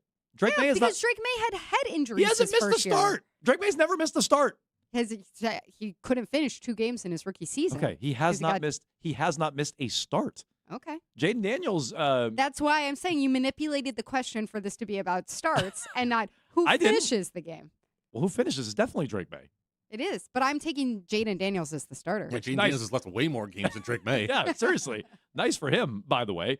Who would I rather start in a must-win game? I would rather start Drake May. Now, in fairness, Jaden Daniels had a way better playoff run than Drake May did a year ago. Mm-hmm. I like Jaden Daniels. Keith and I were talking about quarterbacks in that draft class.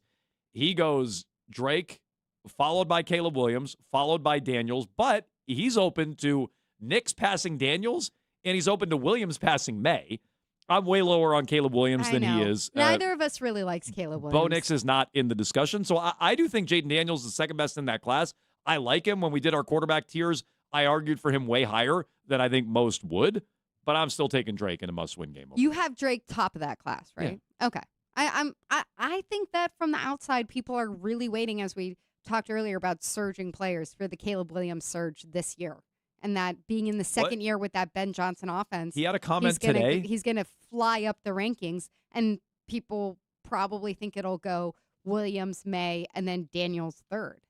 He had a comment today, Caleb Williams, something like he wants to set the points record or something like that, which good luck to him on That's that. the opposite of what Drake May said yesterday, which was guys don't care about individual stats. It's about winning that keeps everyone happy. Stupid idiot safety taking out Luther Burden the other day.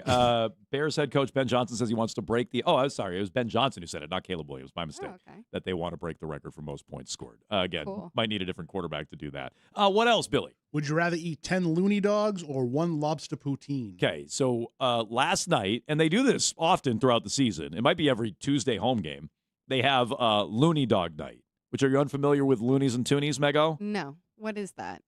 I So mean, you- yes, yes, you yes, are. I am unfamiliar. Sorry. Such an ugly American comment. The Looney is Okay. the dollar coin in Canada. The Toonie is the $2 coin Okay. in Canada. So I basically, thought that's what they called you in Charlestown because you bought that Oh. big fancy condo we there. are we are and all Toonies. your neighbors are like, gross. Kath- Get them out. Kathleen and I are Toonies. That's true. I think Lucas technically is a townie. But when it comes to it's basically dollar dog night last night. Okay. So would you rather eat 10 loony dogs, dollar dogs, or the 1 lobster poutine at Fenway Park?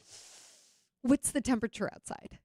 This is important. Is it a 65-degree No, let's say it's like evening? today. Today's kind of nice out, right? It's like mid-70s. I Okay. think it's getting into All the right. low 80s. I'm going with the lobster poutine because I like French fries above everything else. French fries are a top 5 food for me. top 5 food group, if we're being honest. What if it was 95 degrees? Then I have to go loony dogs because Got I it. just don't trust the lobster poutine in that heat. I don't. You have to be careful. You have to be vigilant, especially when you're going to be in a public restroom situation. Oh, my God. Is the Twitch chat divided on this one?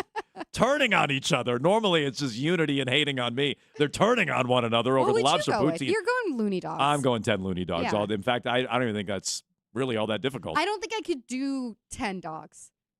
Loony dogs. Don't clip that. I What- couldn't do 10 loony dogs in a sitting. Yeah. I couldn't. I don't. am very proud and pleased. The people they show.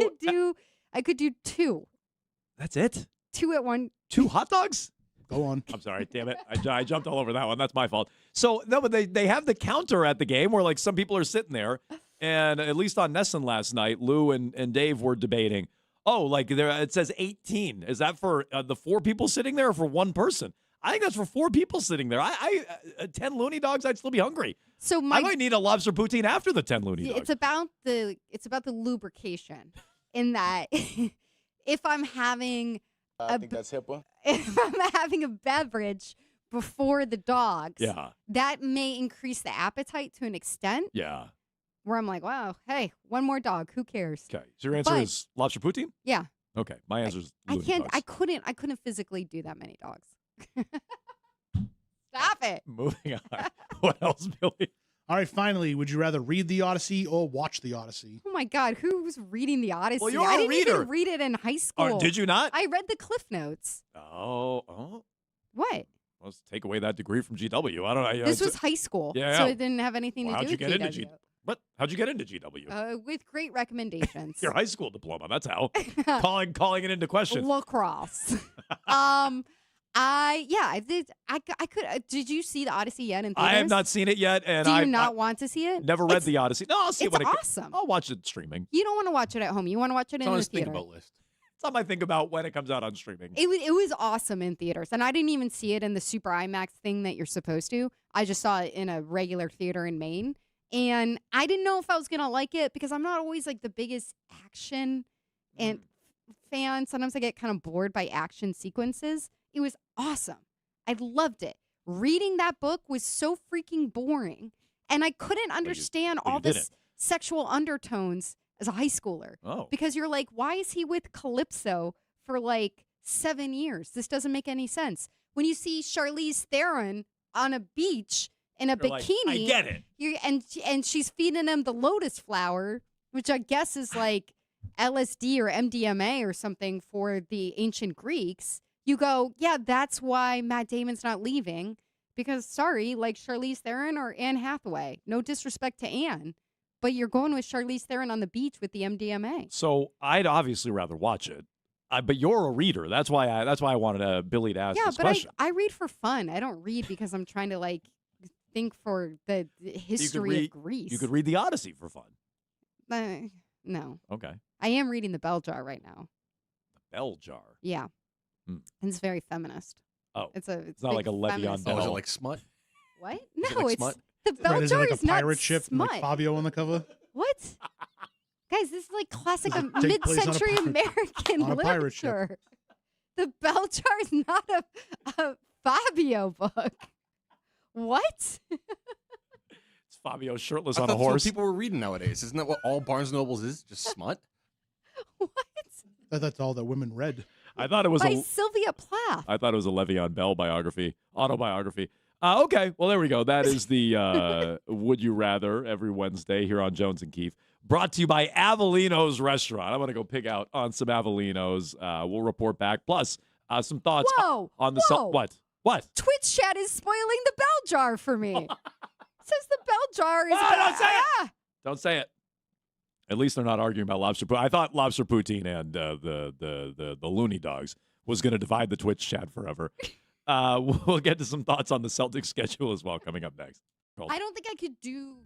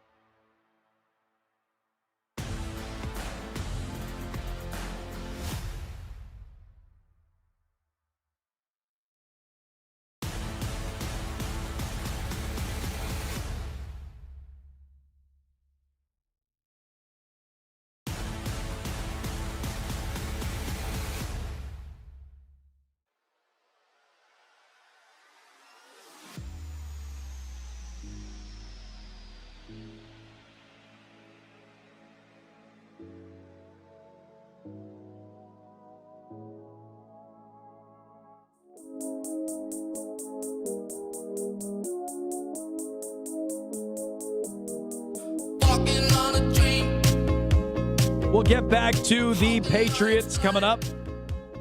Nice ribbon cutting for that, and I'm putting this very much in air quotes, state-of-the-art training facility You they have don't like over there, it? Mego. You don't think it's nice? I mean, it's better than what they had. There is a scandal going on down at the media center. Right now? No, just in Oh. general. I don't have a name tag there. They've started putting name What tags. happened? They started putting name tags on people's seats. Oh, where you asked the Q&A? What do you mean? Like for Vrabel, like on Yeah, those yeah. seats? Okay, yeah. Yeah, I don't have a name tag. Oh. Neither is Terp. So Interesting. we're just lone wolves down there. So, do you like that they now show you guys asking the questions on camera down there? Wait, are you joking? Yeah, I watch the Vrabel press conference every day. Whenever they ask a question, they flip it around. Oh, you didn't even know that. Oh my God, I didn't know that. I didn't know that. That's horrible. Yeah. Ew. Yeah, I So wouldn't. they're it's not like streaming that on YouTube? It's not like zooming in on you, but it's like a wide shot of the room. Oh, okay. Yeah. So it's not like I was thinking of me because I'm a very vain person, which people don't know. And I'm like, oh my God, sometimes when I go down to training camp, I mean, Wiggy would have a field day with the frump level. Yeah, that actually was almost a question. Would you rather be called Frumpy or what? What was? I was thinking Kego. I was just thinking which. Oh, Yeah. Bonus would you rather here. Brought to you Kego- by Avellino's. Great food. I got doubled up on the So good. calzone. I got the chicken. I got a wrap. I'm probably gonna get seconds. So thank you again to Avellino's. This is Frumpy or Kego? This is like a margarita style pizza, by the way. Yo. And I like it because sometimes when you get a margarita style pizza, you're really sacrificing the cheese level because Yeah. you're just getting the mozz. This has the extra Parmesan cheese around the mozz. So it's like a several layer cheese Real margarita nice. pizza. Now I notice you're dodging the question, but I'll read a text here from our guy Chuck up in New Hampshire. He says Mego is a 13-year-old boy smashing French fries and drinking Mountain Dews, and This is also true. liking the cheese on the cheese What's pizza, wrong the with extra that? cheese. What's right? Yeah. I'm just reading a It's text. I just didn't say there was me. anything wrong with it. I was just reading a text. Out there hunting for juvenile sharks, my type. The only issue I have with the Kego name is not that it has anything to do with my drinking. Yeah. Which, by the way, is not a problem in my personal or professional life. That's what everybody says until it is. It's not. Just an FYI. Yeah, Well, it's not a okay. problem. Stop when I want. It's not a All problem in mine either, wink. Look, Yeah. I can Yeah. only be where my feet are, and as I stand today, it's not a problem. It's that it suggests that I'm shaped like a metal barrel. Right. When you say Kego, So you it sounds like I'm the prefer Frumpy? like I'm the fat guy in Animal House with the collared I shirt don't. on. I think me and Keith are very clear. We don't fat shame on this show, so I don't know why you have to go there. But That's what the nickname sounds like. So I didn't hear Frumpy or Kego. I didn't hear it. I'd rather be called Frumpy. Frumpy. Got it. Yeah, I don't really care. Like, I'm not going to pretend like I'm some kind of fashionista who, like, is up on even saying that. Even saying I'm not a fashionista. It's like, yeah, we know. You don't have to tell us. I mean, look. It's all right. Fashion's really hard to keep up with. Especially nowadays, the trends for everything change like every 30 days. Yeah, well, that's true. I wear my stupid polo every day. Usually EI polos. It's just back to the 90s now anyway. Today I got my Senior Open What is that? polo, a gift from my father-in-law. Oh, that's nice. They had the out of Jimmy Fun shirts. They had the Senior Open. Yeah, they're in the laundry today. They had the Senior Open out in Sacramento, so this is from that Twitch gift chat from my says- father-in-law. Says Keith is shaped like a cigarette vending machine.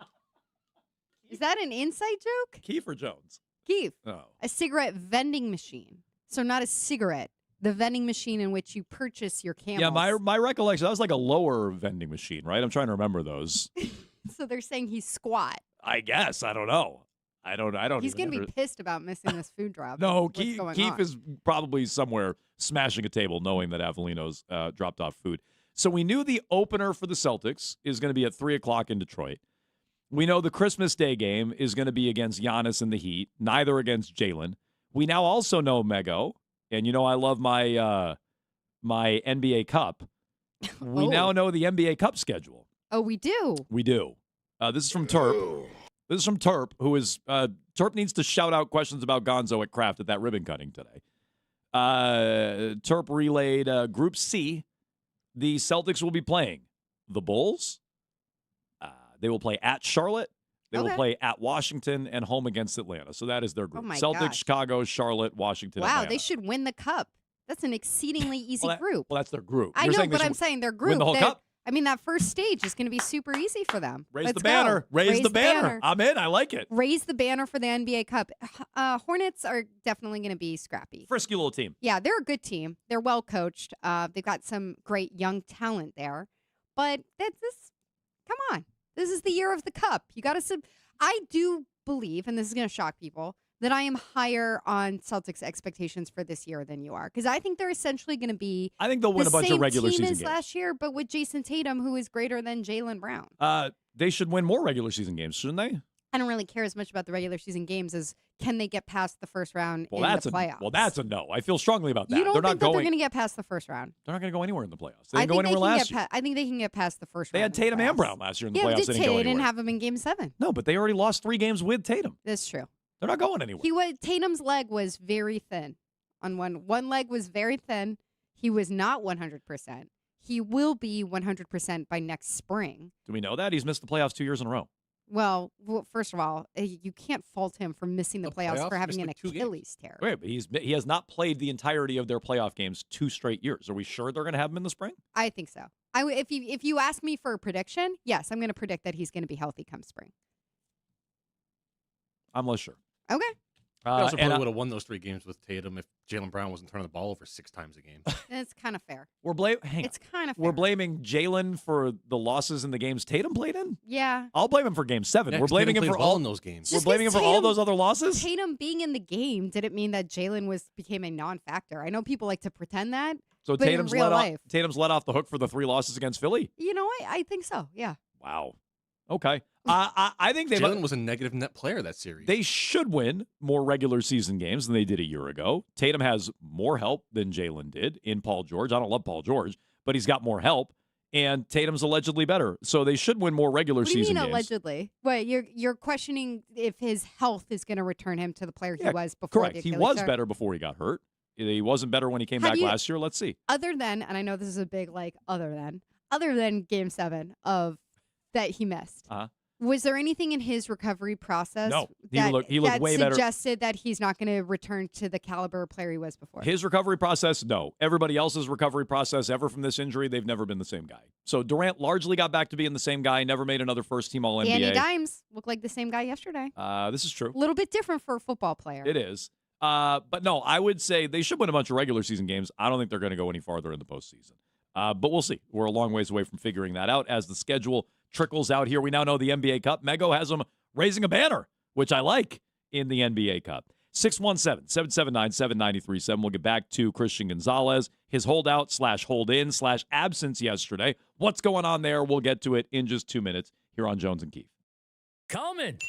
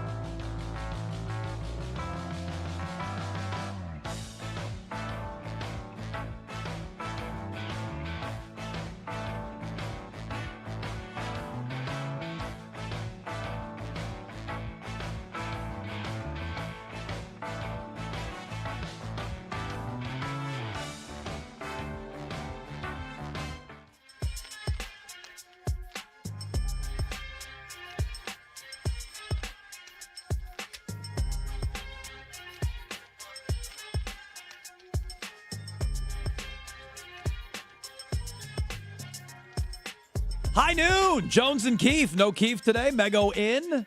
Taking you up until 2 o'clock with your phone calls. 617-779-7937. That was Ian Rappaport on McAfee. Who, by the way, was flying around with Trump, I saw yesterday, right? He was flying around in the Patriot games. Keep politics out of sports. I'm just saying, I saw Keep McAfee the flying around. politics out of the sports talk. I thought God, it's not like he's high profile or anything. What's in the news?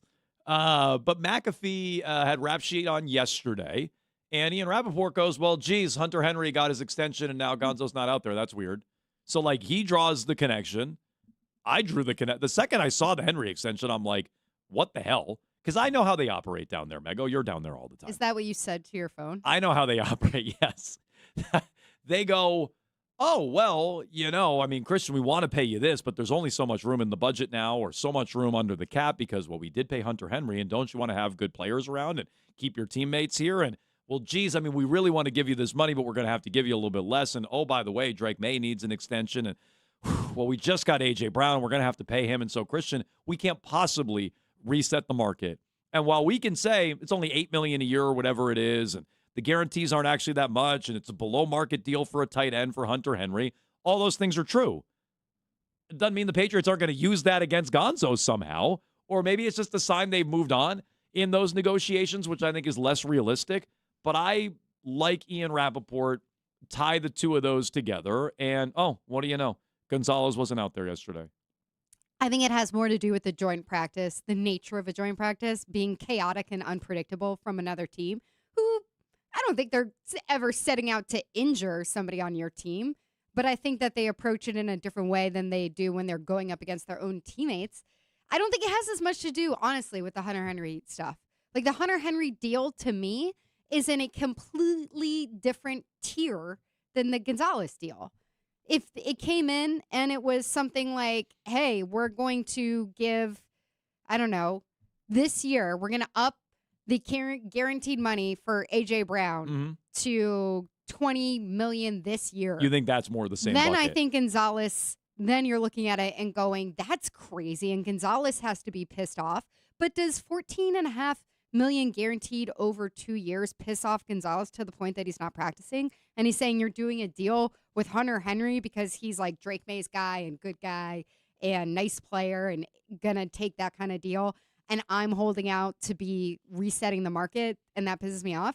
I also just think that like a lot more of this is on Gonzalez's timeline than it is on the Patriots. I'm not excusing the Patriots. Do you think they've offered more than McDuffie guaranteed money? No. I know. So me neither. So I don't think so either. so then- I don't. then And I- I don't like the way that Kraft That's put on the that out Patriots on then. Front Street. We were talking off air about the new season of Hard Knocks. Oh, yes. So this is so I was asking Mego about Hard Knocks, and I have not seen the episode, but this is really, really interesting. Yes. So I don't even know if people watch Hard Knocks anymore. They don't. I like to check in this one because it's the Seahawks, and honestly, I want to see what was going on with Devin Witherspoon and if they talked about the Patriots Super Bowl at all. And with Devin Witherspoon in the first episode, one of the things that the coaching staff is talking about on camera, which is obviously deliberate, they say Devin is freaking out right now because Adam Schefter, Ian Rappaport, I can't remember which one, had a report that we extended an offer to Devin Witherspoon. It was Rappaport.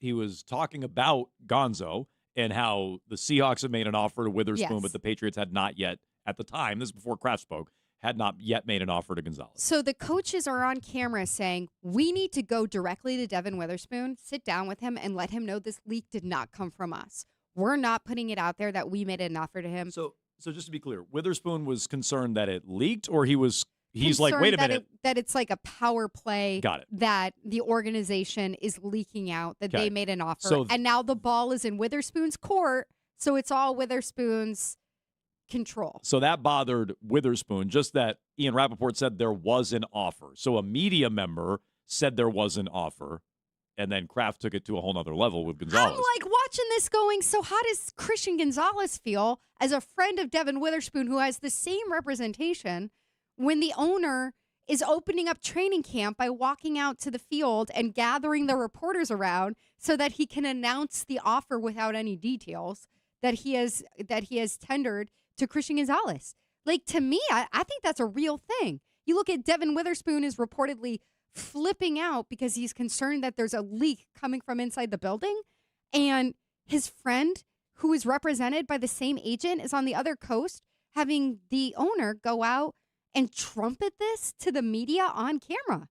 Like, that's an extreme difference. So if you're Gonzalez, you can be annoyed with him saying, like, oh, he's waiting out the Witherspoon thing, and why can't he just take the guaranteed money that they offered him? What's the difference of $5 to $10 million guaranteed? I don't know. I think in contrast, that looks really bad. Yeah. No, I don't disagree, and that's an interesting juxtaposition. You ask, how does Christian Gonzalez feel about it? I think we know. He took to Instagram yesterday. And again, my guy Gunna, I was unfamiliar with this song. I'm going to have to add it to my Spotify playlist. Time reveals, be careful what you wish for. Should have been done by now. You didn't know how to handle the feeling.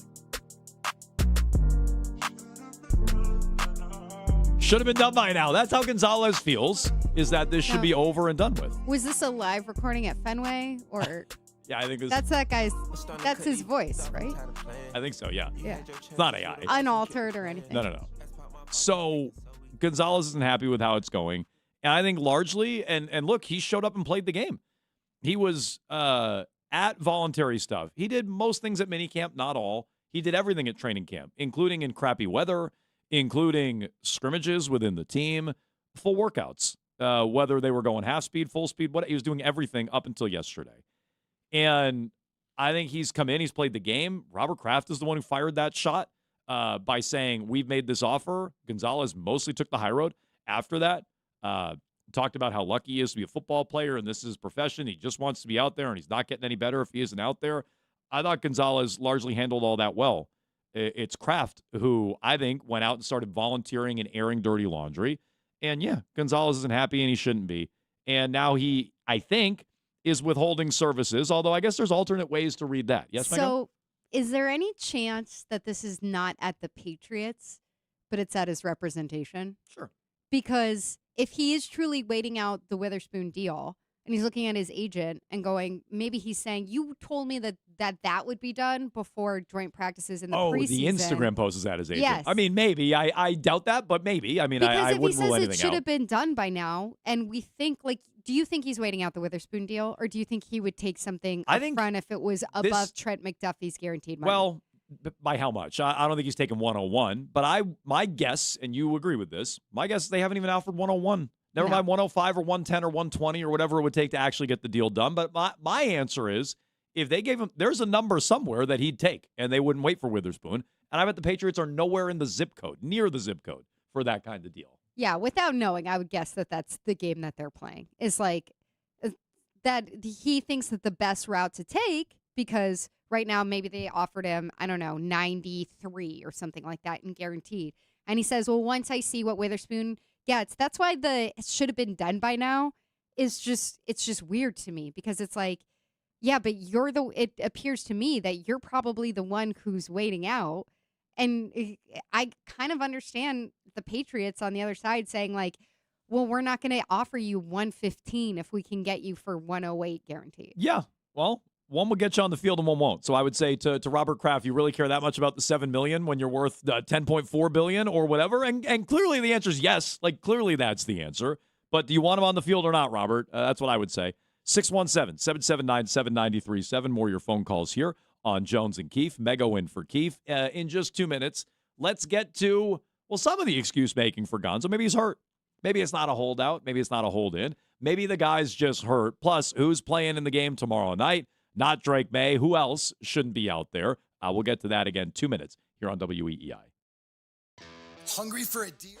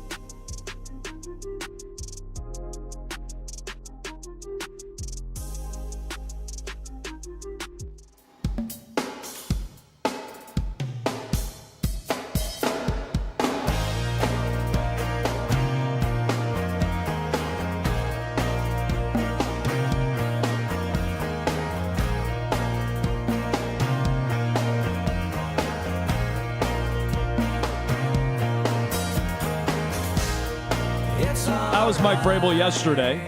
Don't expect Drake May in the preseason opener tomorrow, although that's subject to change. And that is a change from a year ago. May played in the opener against Washington. He played fairly extensively against Minnesota in preseason game number 2 a year ago, and both of those were after joint practices, so that is a change. We can get into why. Is it May now as an established player? He doesn't need the reps. It's not Josh McDaniels' first year in an offense. Is it the crummy turf? Turf monster. At Gillette Stadium. I wouldn't have expected Gonzalez either way until he gets a contract, Mego. Like, that's one where I thought early in the week, because he had done everything up to this point, he was going to be at joint practices yesterday. So I thought he'd be at that. I never thought he was going to play in the first preseason game, turf or not. So that's not one that I find shocking. I don't love not playing May in that game. I got to be honest. There's only probably 2 preseason games where they play. I wouldn't play him in the third one. I would have liked to see him get a series or 2 in a perfect world in the first preseason game, and then maybe play a half in the second preseason game. I think that's the right amount of reps going into a regular season. But with this crummy last-second installation of the turf, I get why they're not playing Drake May in that game, and maybe May doesn't want to play in it. Listen, Field Turf has been working around the clock down there. I have seen them with my own 2 eyes, that they are boots on the ground trying to get that turf rolled out in compliance. I don't think the reason, if we want to go down the conspiracy routes, I don't think the reason that they're not playing Drake has as much to do with questionable surfaces in the stadium as it might be. Would you blame Drake if he said, I'm not playing on that? It got put in on what day? I'm not playing in I that. wouldn't blame him at all. Me neither. I would be. I don't know if that's what happened or not, but I wouldn't blame Drake one bit. But here's another question. How bad can the turf be? I don't know. Does it have bubbles in it? Maybe. You know, are there speed bumps in the turf? So how bad can it be down there? The thing that's crazy about it is they had grass in there for the World Cup. Yes. Then they ripped it out for Monster Jam and everything else. They had a whole nother BTS and everybody else who was performing there. And they had another crummier, apparently, field turf installed, non-compliant field turf installed. Not field turf. And now they're still, I'm sorry, synthetic field. Put respect on their name. Hellas, I believe it is, at least according to the mass email. They got spammed to every media member in the market. But I would say, is it fully in right now? I don't think so. Not the first time I've asked that. But is it? But when it comes to the turf at Gillette Stadium, is that fully installed? I don't think so. I'm not down there. We should ask Turp because he's down there for a grand ribbon cutting, a grand opening with a ribbon cutting. So maybe he can sneak on over from the New Balance Center to look inside the stadium and see the progress of the turf. I don't see why he can't. So yeah, I wouldn't blame May if May said, I'm not playing on that. But I also think that it's very convenient that they're, in my opinion, in a holdout situation with Christian Gonzalez right now, and they're saying, well, we're just not going to play a bunch of starters. Like, do you think A.J. Brown is going to play tomorrow night? No, not without May. If May was playing, I'd say get out there. But, yeah, not without May. So he can work on his timing with Tommy DeVito, 2 Chainz, which I still don't get that new nickname. No, now all of a sudden we're forcing 2 Chainz. I like Cutlets. The Cutlets it's iconic. It is. And it has more branding opportunities. You can't just take a rapper's name and say that's the new nickname. No, I that is true. You can't just usurp that nickname. That's got no SEO power. Mm-mm. Yeah. I would say Cutlets certainly does. So, no, I wouldn't play A.J. Brown in that game. I wouldn't play most of the first-team offense in that game. If Drake May's not playing, what's the point? You think it is a holdout / hold-in / he's gone AWOL because it was joint practices.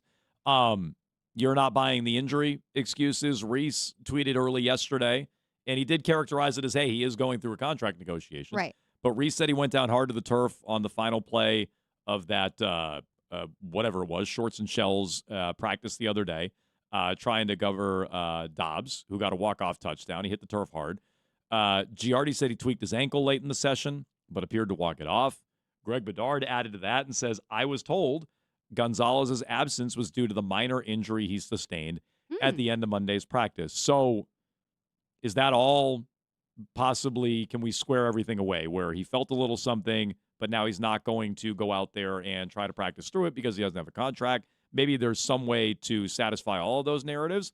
But to me, I think it's too much of a coincidence the second joint practices hit, and the second you're really starting to ratchet up for the season, Gonzalez isn't out there when he's done basically everything to this point. And I also think everybody should get their story straight on what injury it is. Come on, guys. I also think Mike Vrabel would have volunteered based on his track record, and you've been down there for all the practices, and press conferences, rather. Vrabel's volunteered a lot of this. When guys aren't going to practice, he's let you guys know. He didn't let anybody know yesterday. He doesn't let us know with every single player, I But will a lot say. of them. A lot of them, he volunteers that information. And he was volunteering information because he volunteered that Drake May wasn't going to play on Thursday before we even got into everything with the rest of the press conference. But with this one, it's like, yeah, it is maybe Gonzalez did have a tweak. He did get hurt. Was it enough that he had to be away from the entire team for the full joint practice? Couldn't even be on the field doing what Carlton Davis did yesterday. Like, come on. Okay, I'm with you, Mego. Text line, Dumb Jones. Oh. Preseason is useless Speaking for starters. of nicknames. Please get a clue. Tell that to Vrabel. I didn't hear a lot of complaining when Vrabel played Drake May in the first preseason game last year. All the starters played in that last year. Keith has brought this up. He was in a different point of his career. Mhm. He had not sniffed an MVP race at all. Brady played in a million preseason games over his career, and he accomplished a million times more than this guy can dream of. Well, it's very early for Drake May. It so is. I He's mean, behind Brady's schedule right now. You're but yeah. the one who's already slated him above Jaden Daniels for any Well, yeah. possible hypothetical game that could be played. I'm just saying, Brady played in an awful lot of preseason games, and starters played in those, and Vrabel played all his starters in the first preseason game last year, Texter. So that's a change. I think that there's something to be gained for him. One, getting back out there under the lights, not having the final taste in his mouth, for lack of a less cringy phrasing, than the Seattle Super Bowl, which was a terrible performance and seemed very uncomfortable for him. Like, you're going to be facing Seattle in week 1 of the season. So don't you want to get your sea legs back, like, in between? Especially when you finished joint practices the other day with a horrible underthrown pick. Yeah, for the second time in a handful of practices and pads, you had a 1-minute drill that was really kind of disastrous for you. And then on top of that, you have 2 new receivers who you're trying to work into your system and build your chemistry with. Now, we talk about A.J. Brown nonstop. Romeo Dobbs has looked better with his connection over the last couple of days, but you're still trying to figure out the timing with that offense. This was my counter to Keith when Keith said Mays at a different point, which is true. Well, he's got A.J. Brown. He's got Romeo Dobbs. Raritan's a rookie that's getting a lot of first-team reps. I would like it in a game situation with Drake May.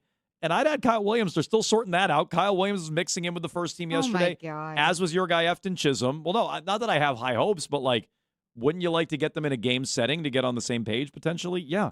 And Those guys are going to play. If you want to see your Kyle Williams and your Efton Chisholms, They're going to play. Yeah, not with Drake May. Is my Not point. with Drake 4 May. snaps in a preseason game compared to like 25 in a joint practice, though. Joint practices are more important than a preseason game. Okay, true. But they had joint practices last year against the Commanders, and then Drake went out and played in the first preseason game. For 2 drives. Okay.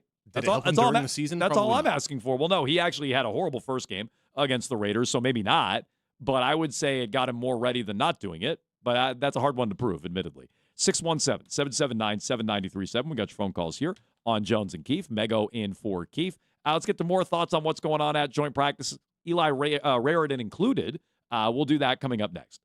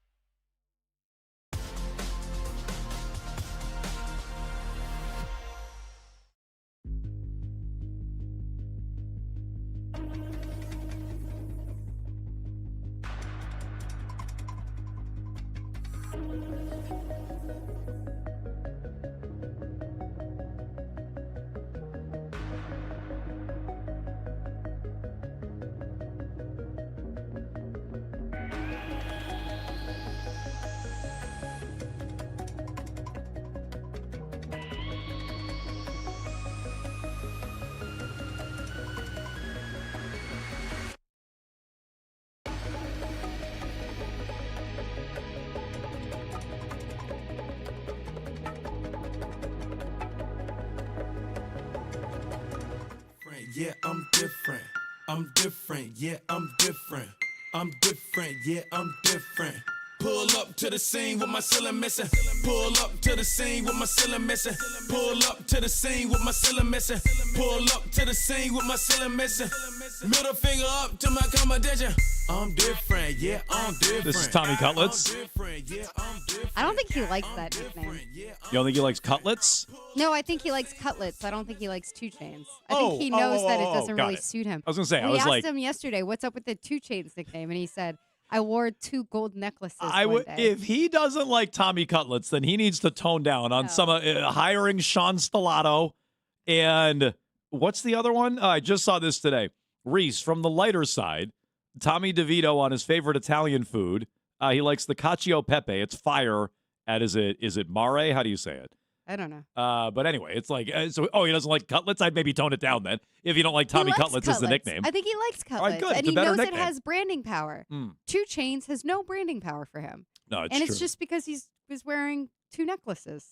And it's very much not different. It's actually just stealing somebody else's nickname. Exactly. Is all you're doing. Okay, well, it's Mego here for Keefe, Jones and Keefe, in the Catches Law Injury Attorney Studios. No fee unless you win. That was Drake May discussing the end zone pick that he had to walk it off yesterday, or at least walk it off for the first team offense. It was wildly underthrown. Pop Douglas was wide open on that play.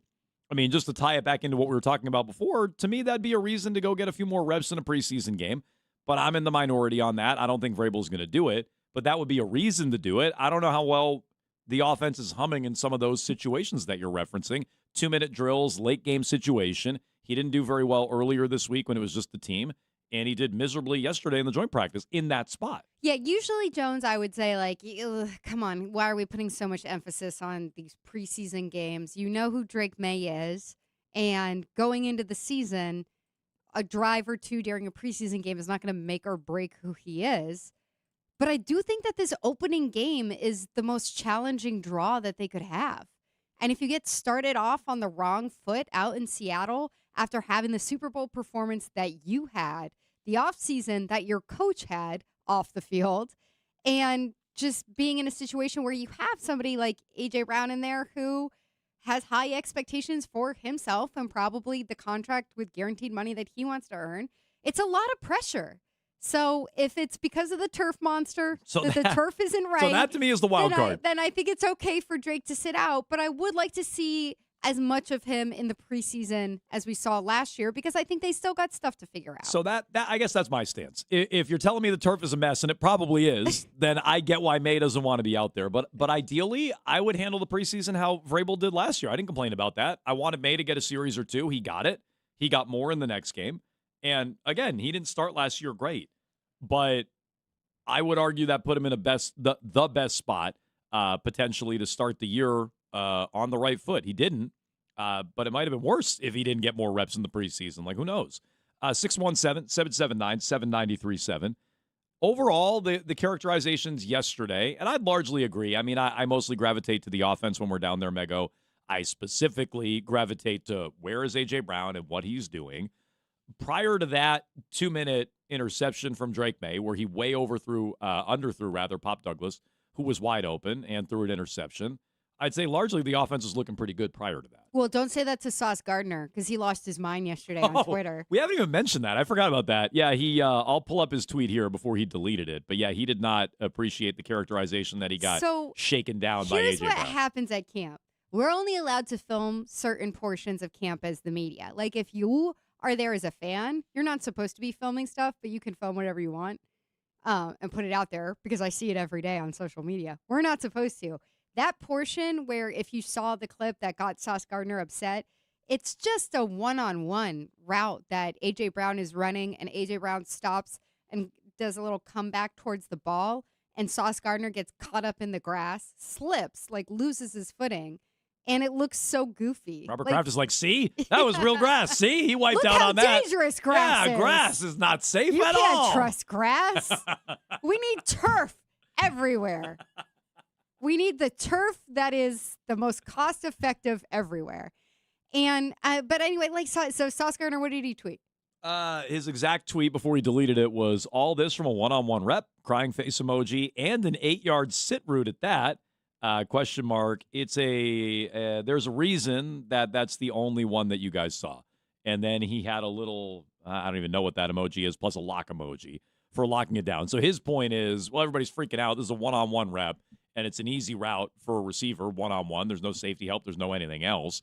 And yeah, but you're the lockdown guy. But that's the only rep. His point is that's the only highlight because there were no other highlights because he didn't give up any plays, which I think is right. I don't remember any plays in 11-on-11 where anybody did anything. Where he was like directly in coverage. Yeah, and honestly, A.J. Brown was mostly lined up away from him, which is probably a check mark for Sauce Gardner. The only thing that I agree with Sauce there is that A.J. Brown's production so far through training camp has been coming on a lot of stuff that's under 10 yards.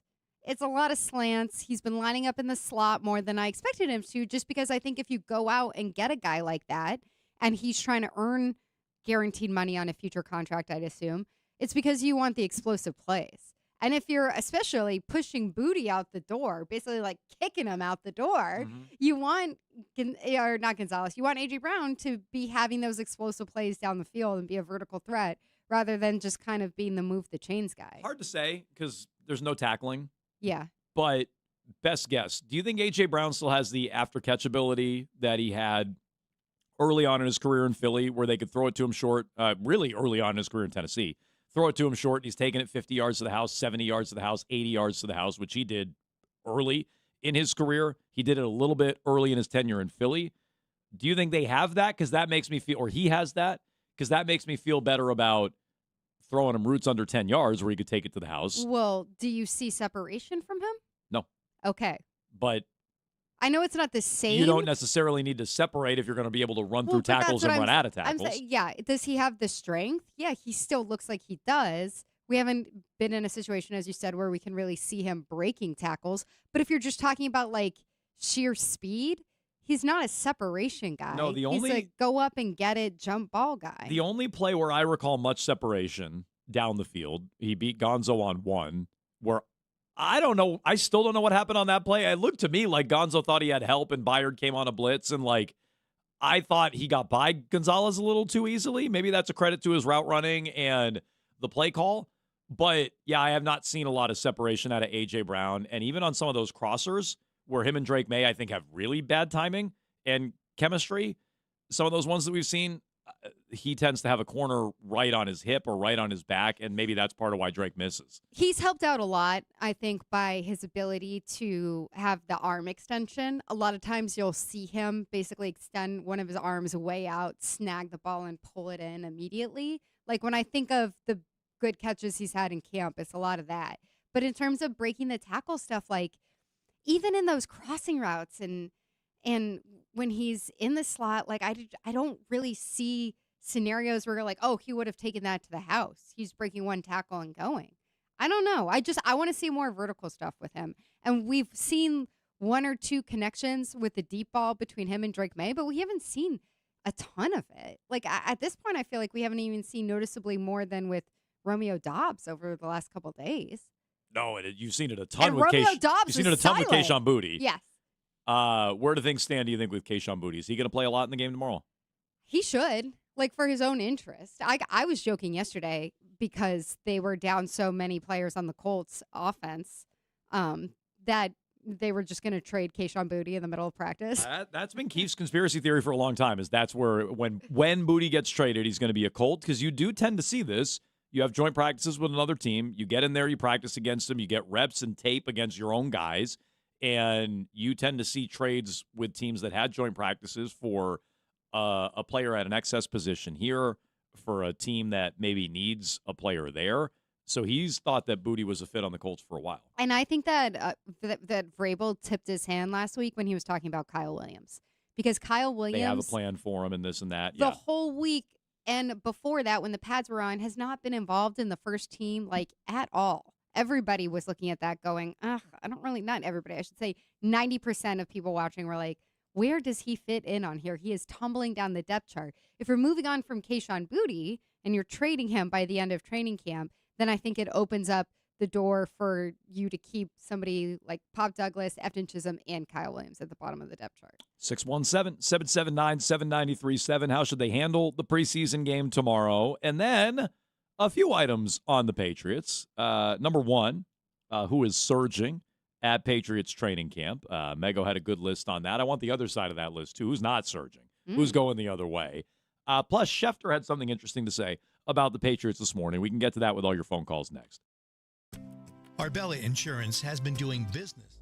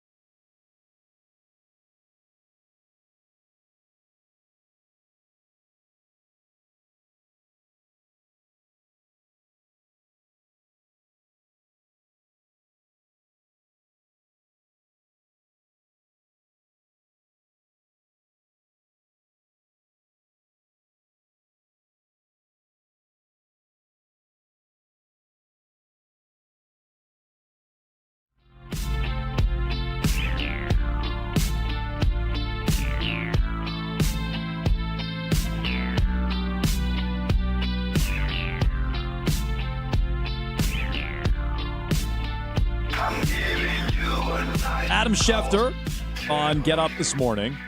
On the one hand, that sounds like pretty noteworthy. Like, Patriots be contenders for 12 years. On the other, he's just saying if Drake May plays at a high level and is one of the best quarterbacks in the league, they're going to be contender for a long time, which, duh.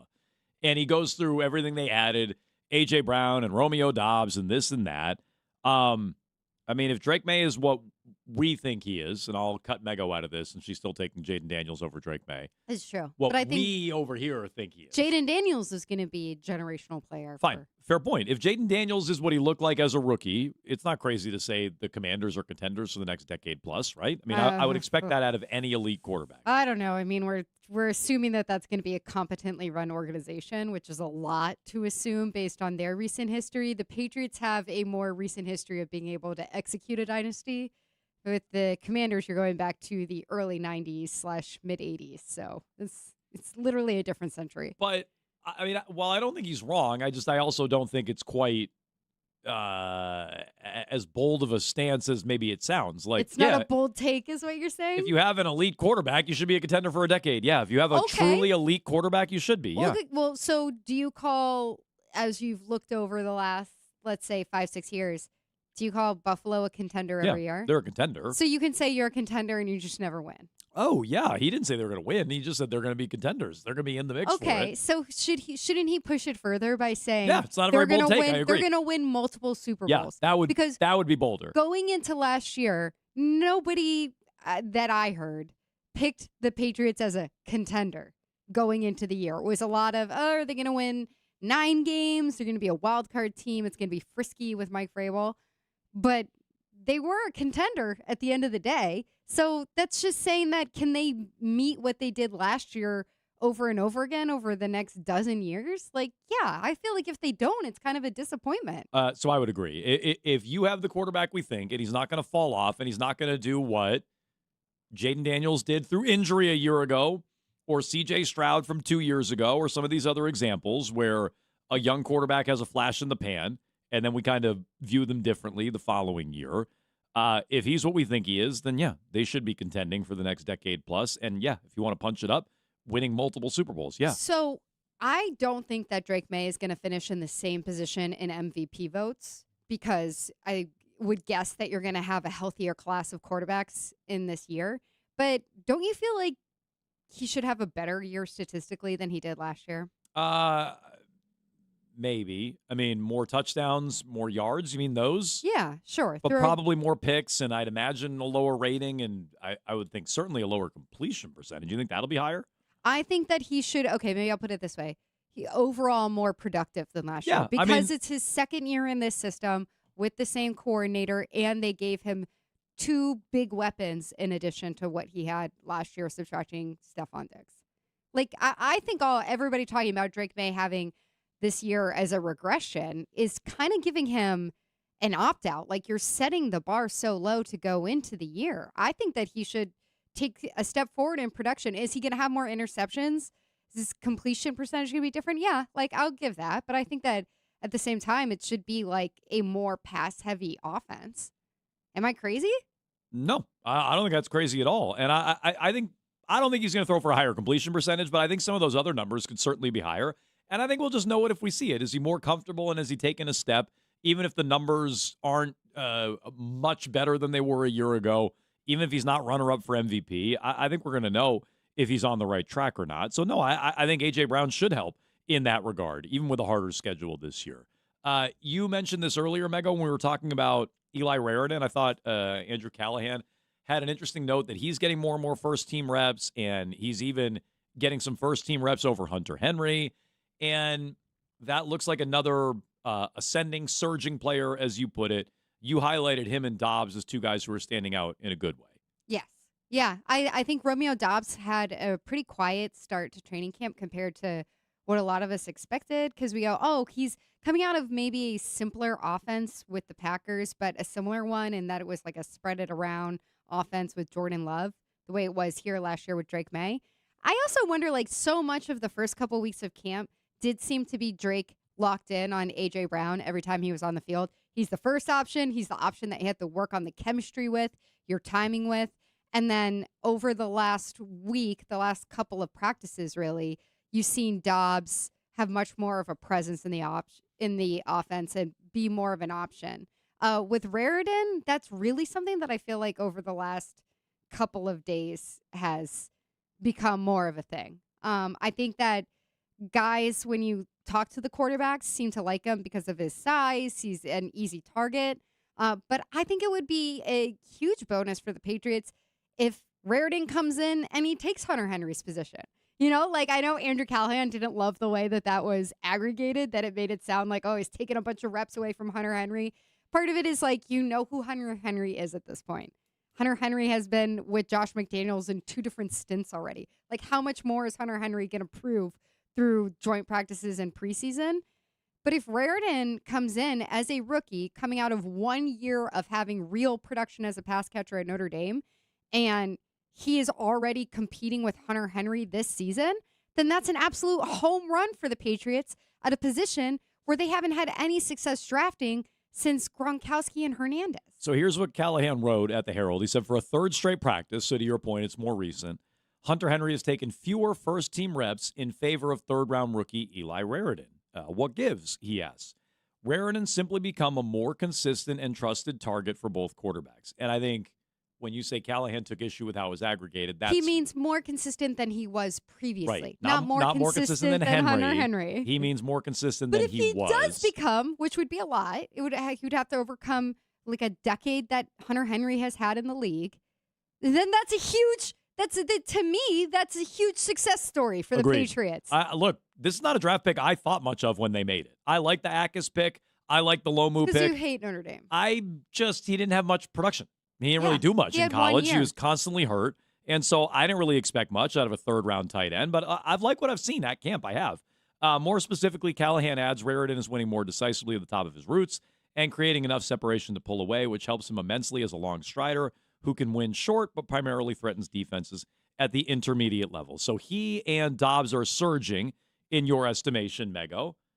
Who's not? Give me two names, or at least a name or two who are not. I feel a little bad because whenever we throw these names out there, it's like you're picking on guys who are already down. And one has to be Caleb Lomu, just because of where he was drafted. Coming in, you have the expectation that, is he going to challenge Will Campbell?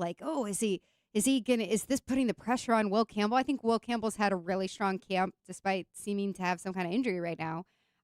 Caleb Lomu clearly likes playing on the left side, left tackle, and they're having him. You think you can tell he prefers that? He talks about it. Okay. That's where his comfort zone is. Yeah, that's where his comfort zone is. And they're slating him in at times at right tackle when Morgan Moses has taken time off like he did in yesterday's practice. He just doesn't look like somebody who's going to make a major impact in this year. And for a first-round pick, it's a lot to say we're basically going to maybe have a redshirt season with that pick. The other one is Kobe Minor, which I feel bad picking on, but Kobe Minor, one of the corners? Yes. Okay. And you see a lot of him right now because the corners are dropping like flies between Christian Gonzalez not being there yesterday, Carlton Davis, and then your guy, Charles Woods, dealing with an injury. That's Lucas's guy, Charles Woods. Yeah. Kobe Minor, it's tough in coverage out there for Kobe Minor right now. So I asked this earlier in camp, and it was one of the days where I think Carlton Davis wasn't out there. Gonzo was still out there doing everything. That's flipped now. But I asked this early in camp. I'm like, man, the depth at corner does drop off, and it's very noticeable when either Gonzo or Davis aren't out there. They both weren't out there the other day or yesterday at joint practices, at least in the team stuff. Gonzo wasn't even at the facility, perhaps.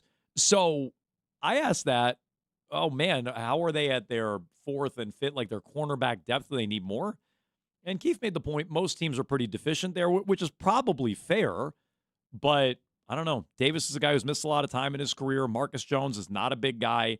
And let's see what goes on with Christian Gonzalez. You might need cornerback depth more than most teams. So that's something worth highlighting.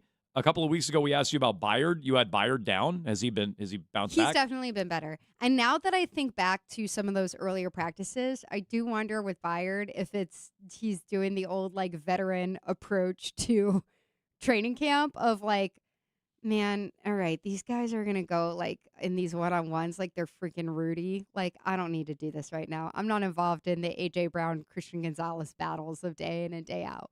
I don't know. I haven't seen enough of him to see whether like his legs are still where you want it to be for a safety, but he hasn't been getting noticeably smoked in some of those 1v1s, 2v2s, or even the team periods like we saw a couple weeks ago when I sat down with you guys. Okay, 617-779-7937. You got training camp questions for Mego. You can jump in. We got the preseason opener tomorrow night. We got Mike Vrabel on with the Greg Hill Show on Friday. We got a ribbon cutting later on today. Maybe Turp is going to yell a question out at Robert Kraft while he's trying to introduce his, and let me put this in air quotes, state-of-the-art facility over there that they have a ribbon cutting for. Maybe we'll get some questions about Gonzo hurled at Robert Kraft. Plus, we'll go back to the Red Sox. It's time to get concerned about the baseball team after they've lost 4 in a row. We'll do that in just 2 minutes here on WEEI.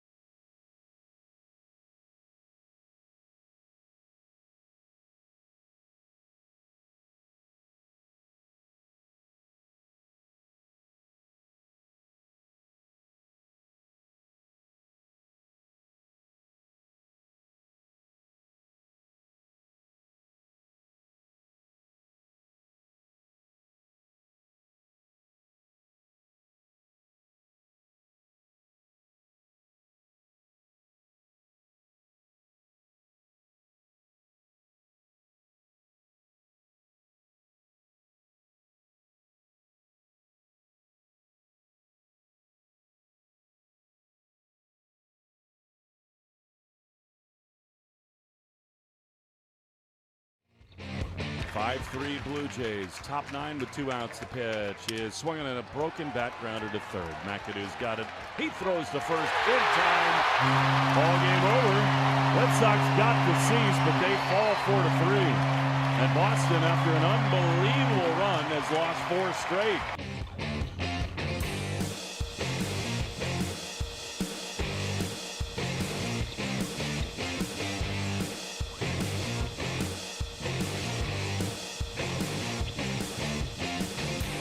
Make it 4 in a row, Mego. And I kind of thought they were going to lose last night going in. It was Dylan Cease on the other side. So if you told me yesterday afternoon they were going to lose last night, I'd go, well, right. I mean, it's Cease. They got him out of the game after 5 innings. They had a lead against Dylan Cease, 3-1. Like, I think the way the game played out is a little more frustrating. And I think Yeah, you had him. you did. You had him. The And- problem that you thought going in, it's like going into therapy. The problem that you thought going into the situation is actually not the problem that you came out with. And, you know, I'll let them off the hook for Saturday. They won 9 in a row. They were down 7-3. They rallied in the all the way to the final at bat. Eli White hit the crap out of it. Like, you thought maybe they'd come through in that spot. They did not. I'll let them off the hook for Saturday. You're going to lose some games. Sunday, you had a lead that Jarren Duran misplayed a ball in the outfield, and then Chapman came in and gave up the go-ahead run. Wasn't a blown save, but takes the loss in that game. Monday, you can't count. And on top of that, you have just poor situational hitting in that game. I'd say last night the defense wasn't very good. On top of that, I don't think it was a great night for Chad Tracy. So not only have you lost 4 in a row, but really over the last 3, you have not played well at all, which is more concerning. And you're losing to teams that are under 500. And so to me, that's like the classic case of where is your focus? And I say it from top to bottom because it's not just the players and missed defensive plays. I can't really get mad at the bats going quiet for a stretch after the run that they went on. They're averaging 8 runs a game over the win streak. I mean, the bats were just going as recently as Friday. That's going to happen, right? Like, it's going to happen. But when you have Chad Tracy, who has been spectacular for the most part since he took over, and he's trotting Patrick Sandoval back out there in the 6th. Yeah, I didn't like that. And then he's bringing in Seth Martinez as a reliever. Like, I think that these are things where you're sitting at home watching the game and you're going, that doesn't feel good. No. Oh, I hope he knows what he's doing here. Ooh, that doesn't feel good. Yeah, so you might be even more like overall I feel good about Tracy, but I have some questions. I think you're even more down. Well, I think when you look at the reasons that, hey, why are they on this four-game losing streak? Like, I don't look at what happened before and say that was a mirage. It wasn't real. It was real, and they're a playoff team, and it's not like the sky is falling. But if you're looking for reasons why they're losing right now, those are real things to point at that aren't just like the vibes have changed in the clubhouse. It's like, no, your manager made some questionable decisions in the game with what is supposed to be the strong suit of your team. You went in worried about Dylan Cease. You took care of business early. On the other side, Patrick Sandoval did not. Yeah, so when it comes to Chad Tracy, I didn't like going back to Sandoval in the 6th inning. He clearly didn't have it in the 5th. They brought him out for an additional inning, and go look at his numbers when he goes past 50 pitches. It's brutal. So I didn't like that decision. I really didn't like going to Martinez in the 8th. It was a 1-run game. You didn't have to put Whitlock in that spot. You have Whitlock and Martinez both warming up, but you have other guys in the bullpen. You could have put Slayton in there. You could have put Eric Miller in there. I still don't really fully get why Greg Weisert's in AAA. And I'm not telling you Weissert is like a great high-leverage reliever, but when you're down 4-3 in the 8th inning, that's kind of a perfect spot for him. He's not here. So maybe that's more of a Breslow problem than him. I just don't think Seth Martinez was the only option there, would be my point. And on top of that, they're not real dialed in, which is a reflection of the manager. Like, defensively, they were sloppy last night. Durbin has been really good all year. Maybe he's the Gold Glove winner at third base. That was a bad play. Okay, you're going to make some errors over the course of the year. Monasterio, like alligator arm, won it short that I think most shortstops maybe turn into a double play, but at least knock down and keep it on the infield. And that led to the go-ahead run for the Blue Jays. Never mind the night before, the Red Sox not knowing how many outs there were. And I know the Blue Jays didn't either.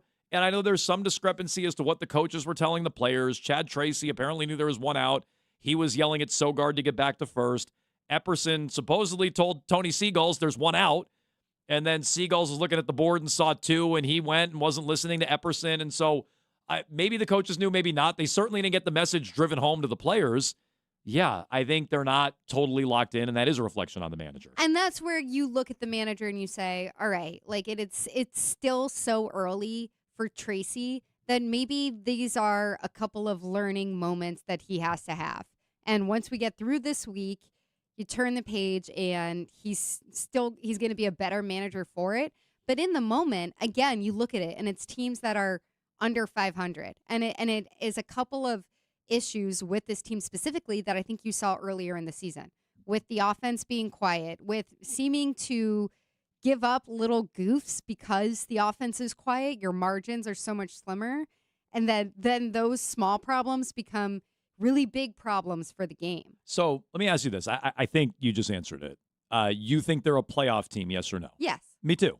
Yeah. So when I'm worried about them, I think their playoff odds are 93%, something like that. They're still 5 games up on a playoff spot. They're still closer to the Yankees for the first wild card than they are to missing the playoffs. So do I think they're a playoff team? Yes, that's not really my concern. Are you concerned at all about their ceiling in the American League or winning a World Series, like when they were winning 9 in a row, and certainly when they were winning 15 in a row? When we tiered off all the MLB teams, we had the Red Sox as the top team in the American League. Like, this latest streak has me questioning that. So when I say I'm worried, I'm really talking more about that. How far of a run can they go on? Because now that when they were way under 500 and out of the playoffs, Mego, I'm like, just make the playoffs and that's all I care about. Right. Now I've gotten greedy, and I'm hoping they can go on a run. And I guess a stretch like this, along with Chapman's struggles and, Tracy pushing some wrong buttons, I guess has me more questioning that, their ceiling and how far they can go. Yeah, I think those last 2 points that you made are the very salient ones, but I still think that you're built to be a team that can go far in the postseason because of your pitching. Because of your pitching, I think that you can make a deep run. And look, if you get Roman Anthony in the mix, if you get Garrett Crochet back in there, I think maybe you can at least solve some of these problems on the margin. Like in terms, I know it's like asking a lot for Roman Anthony to be able to hit off a human, but maybe by mid-September, can we get there? Like, is that realistic? I think so. So what is the ceiling? Like, from my book, I don't know that they're a World Series team. I know what we just went through was magical and they beat the best teams in baseball.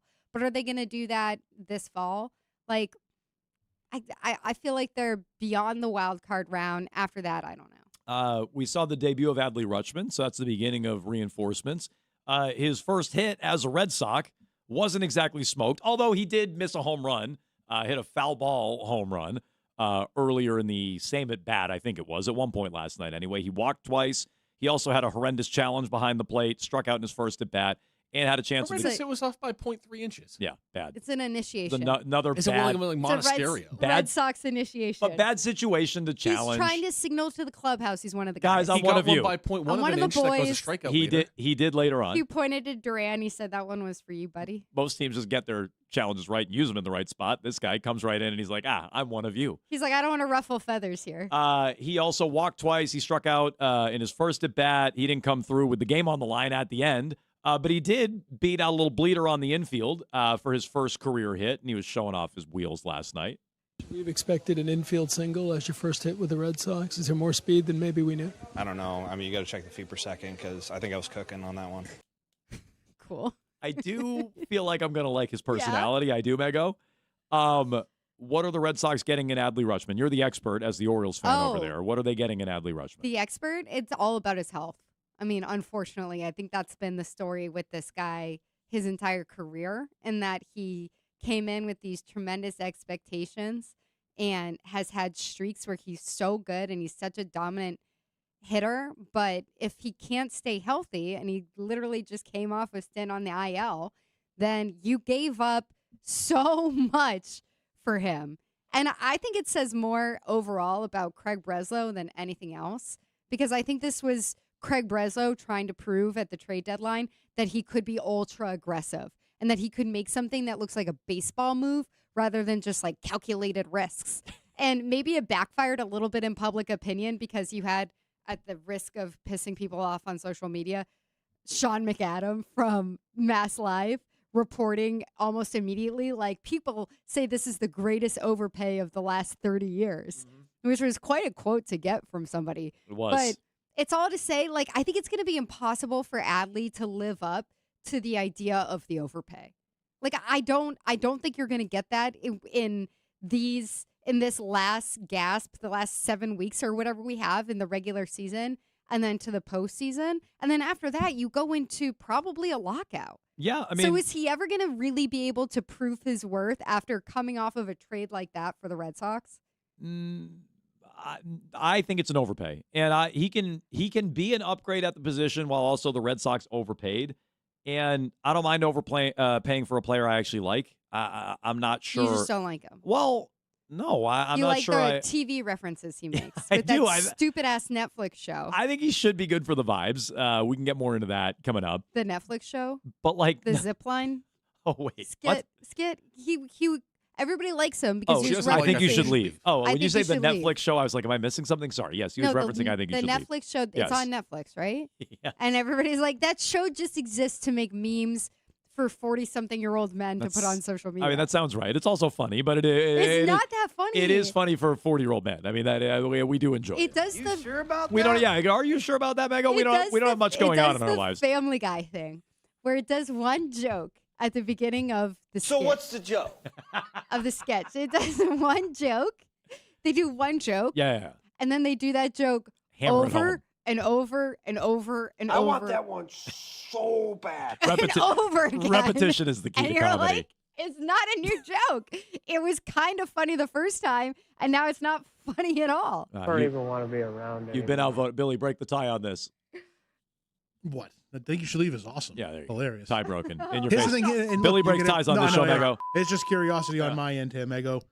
You can have your opinion. Yeah, I respect it. What is funny to you? Like, if you could say this is the funniest TV show ever, what would you guess? Just so I can get an idea, just so I can kind of gauge what your sense of humor is. You know what my favorite funny TV show of all time is? Are you looking at me? King of Yes, Queens. we worked together. Well, wait, what did you say? Billy likes King of I Queens. said King of Queens. I know the show that you think is the funniest. This is slicked back? This is pushed back. That's not. I think you should leave. I am confident No. in that. What is it? Well, it's definitely Chappelle's show. Oh. But You like Arrested Development? and Arrested Development. Okay, yeah, I did know that, Chappelle's show and yeah. Arrested Development. They're good Nothing shows. will ever Solid be choices. Yeah, good choices. as funny as those two shows. You would think someone with your sense of You humor know would why? appreciate Because Tim Robinson, in one but I guess in not. one scene they'll have like 5 different jokes. Not one joke. If you're allowed to do that. One joke that they do. No, I love the over shows, and I'm over with you. But and over it again. is one of those things where I watch. I think you should leave, and I've watched it multiple times. Brag, but it's one of those things where you're like, why am I laughing so hard at this? You know, I don't think I like the guy. The only He sketch has a name. The only sketch I like from that show is the one where the 3 girls are sitting at brunch and trying to come up with the captions for Yeah. Instagram. Yeah. And she's talking about being You like appreciate the- bags of meat. You appreciate the Mean Girls. Yeah, I get that. No I coffee, saw just myself wet, in that cold scene. mud. 617-779-7937. We can get into what the Red Sox ceiling actually is. We can also get into how Chad Tracy's going to integrate players like Adley Rutschman, Roman Anthony, Trevor Story, Garrett Crochet among them. We can do that in just 2 minutes here on Jones and Keefe. Let me tell you something.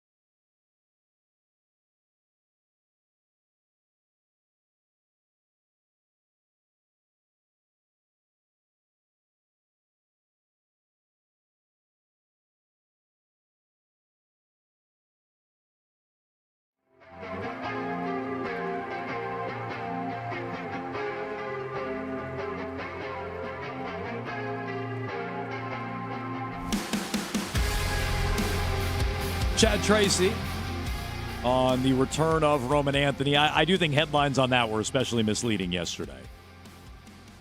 It is, Roman Anthony could begin a rehab soon.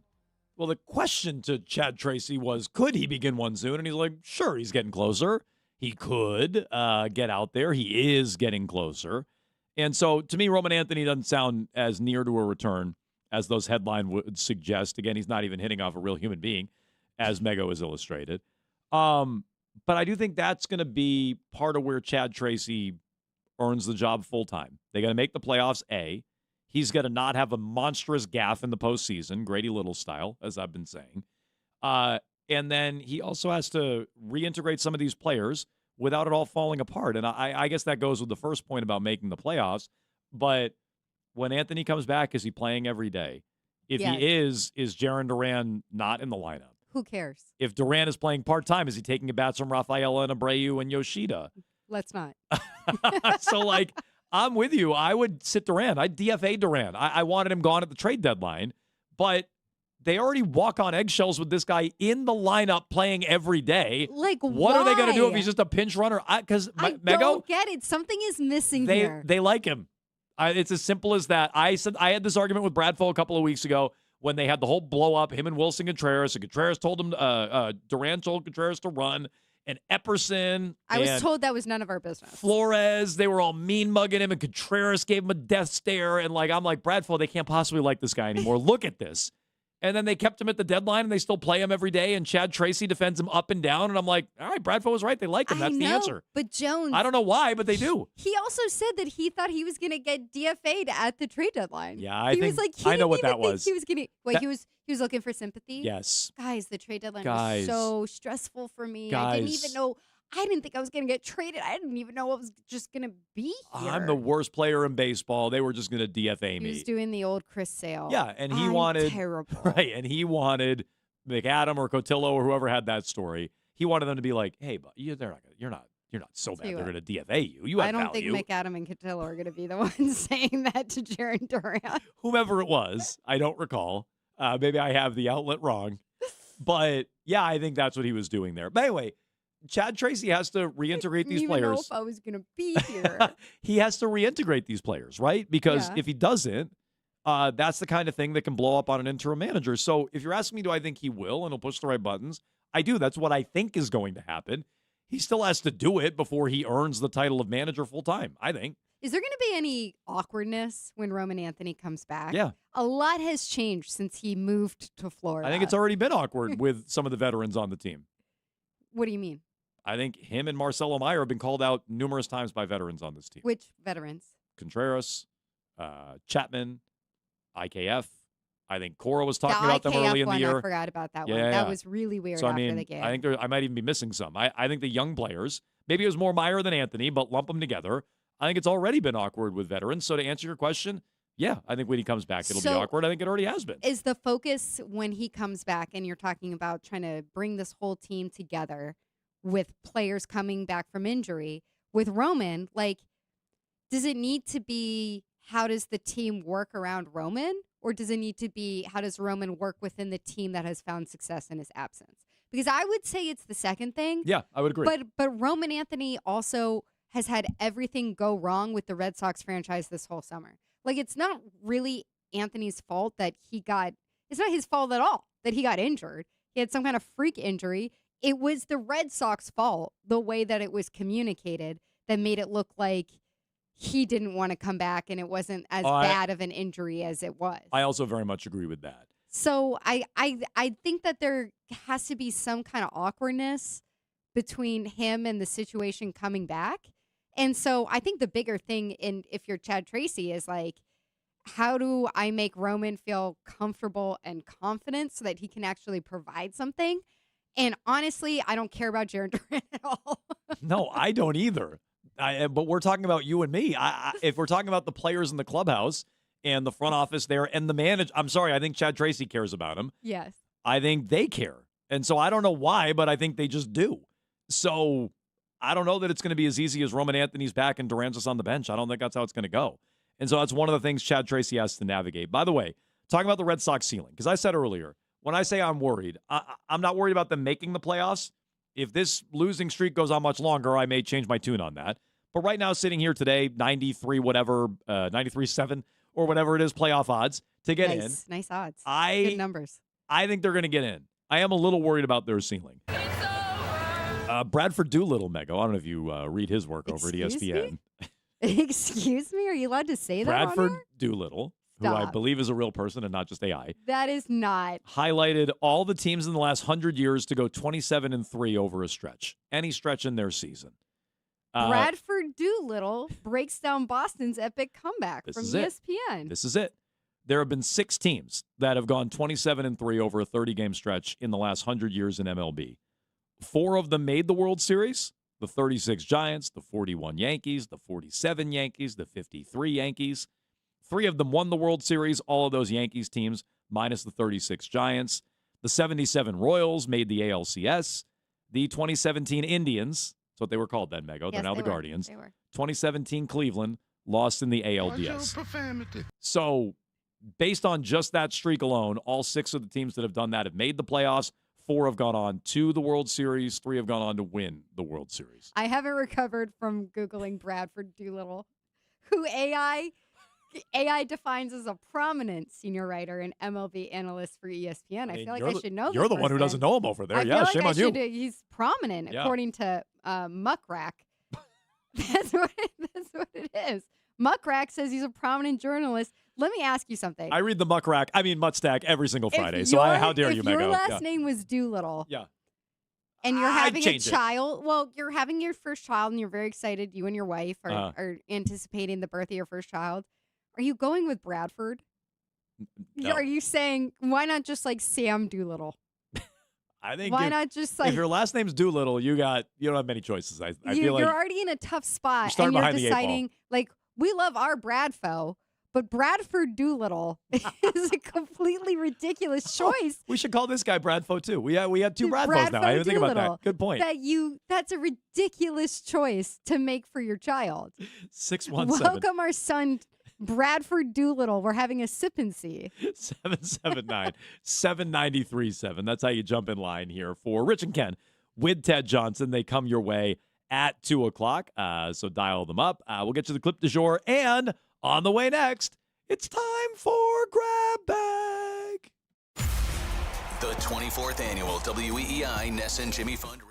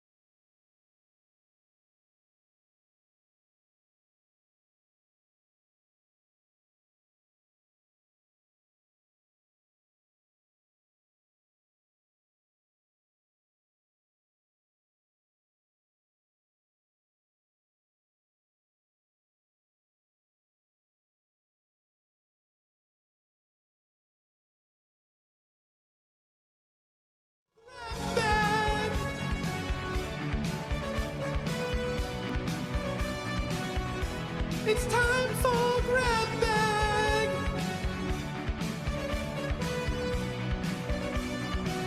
Oh, it certainly is time for Grab Bag Mego. In for Keith today. Grab Bag brought to you by Awaken 180 Weight Loss. We spent a lot of time today talking about the Red Sox, their 4-game losing streak. They're not going to let it get to 5 tonight. Hopefully, Mego. Ronher Suarez against Jose Soriano in Toronto. 3rd out of 4.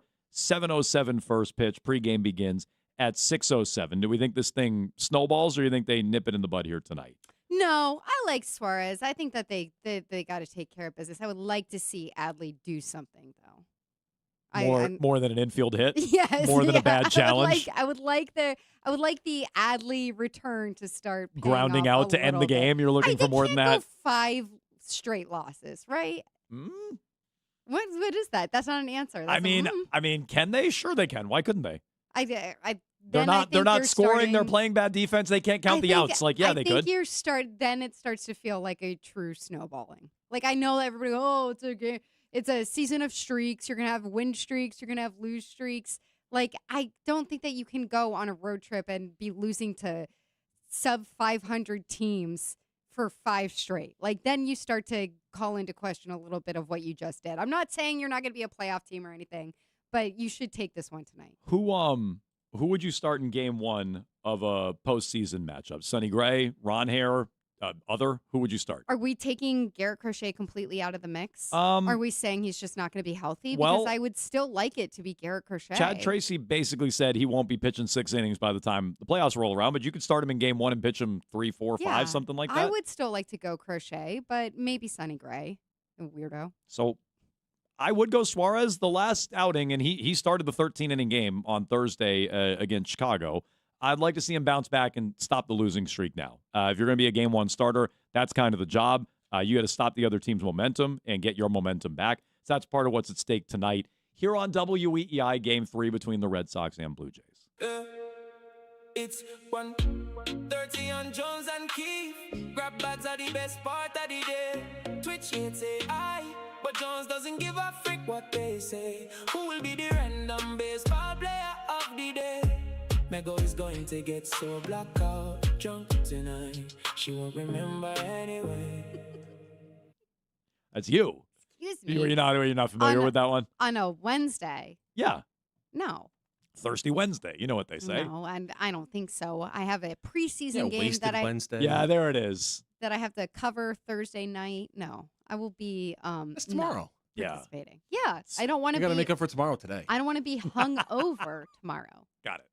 I'm not like wild outside every night of the week, guys. They don't kick off until late. By the way, ex-Red Sox, I get it. Ex-Red Sox, and the prize return for Chris Sale, Vaughn Grissom, is now complaining about the Red Sox and his time here.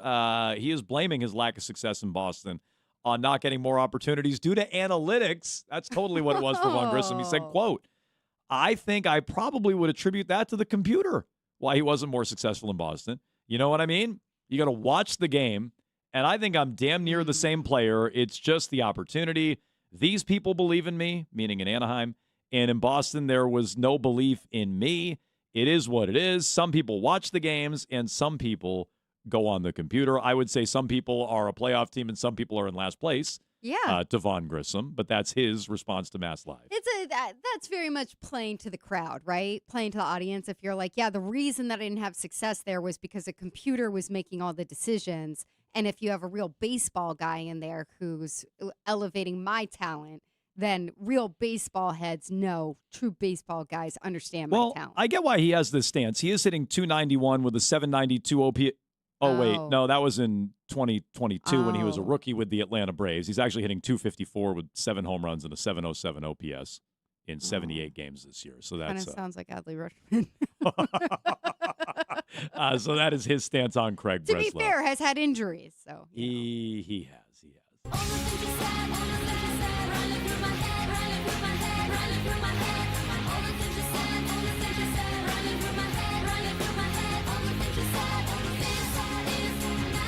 Grab bag.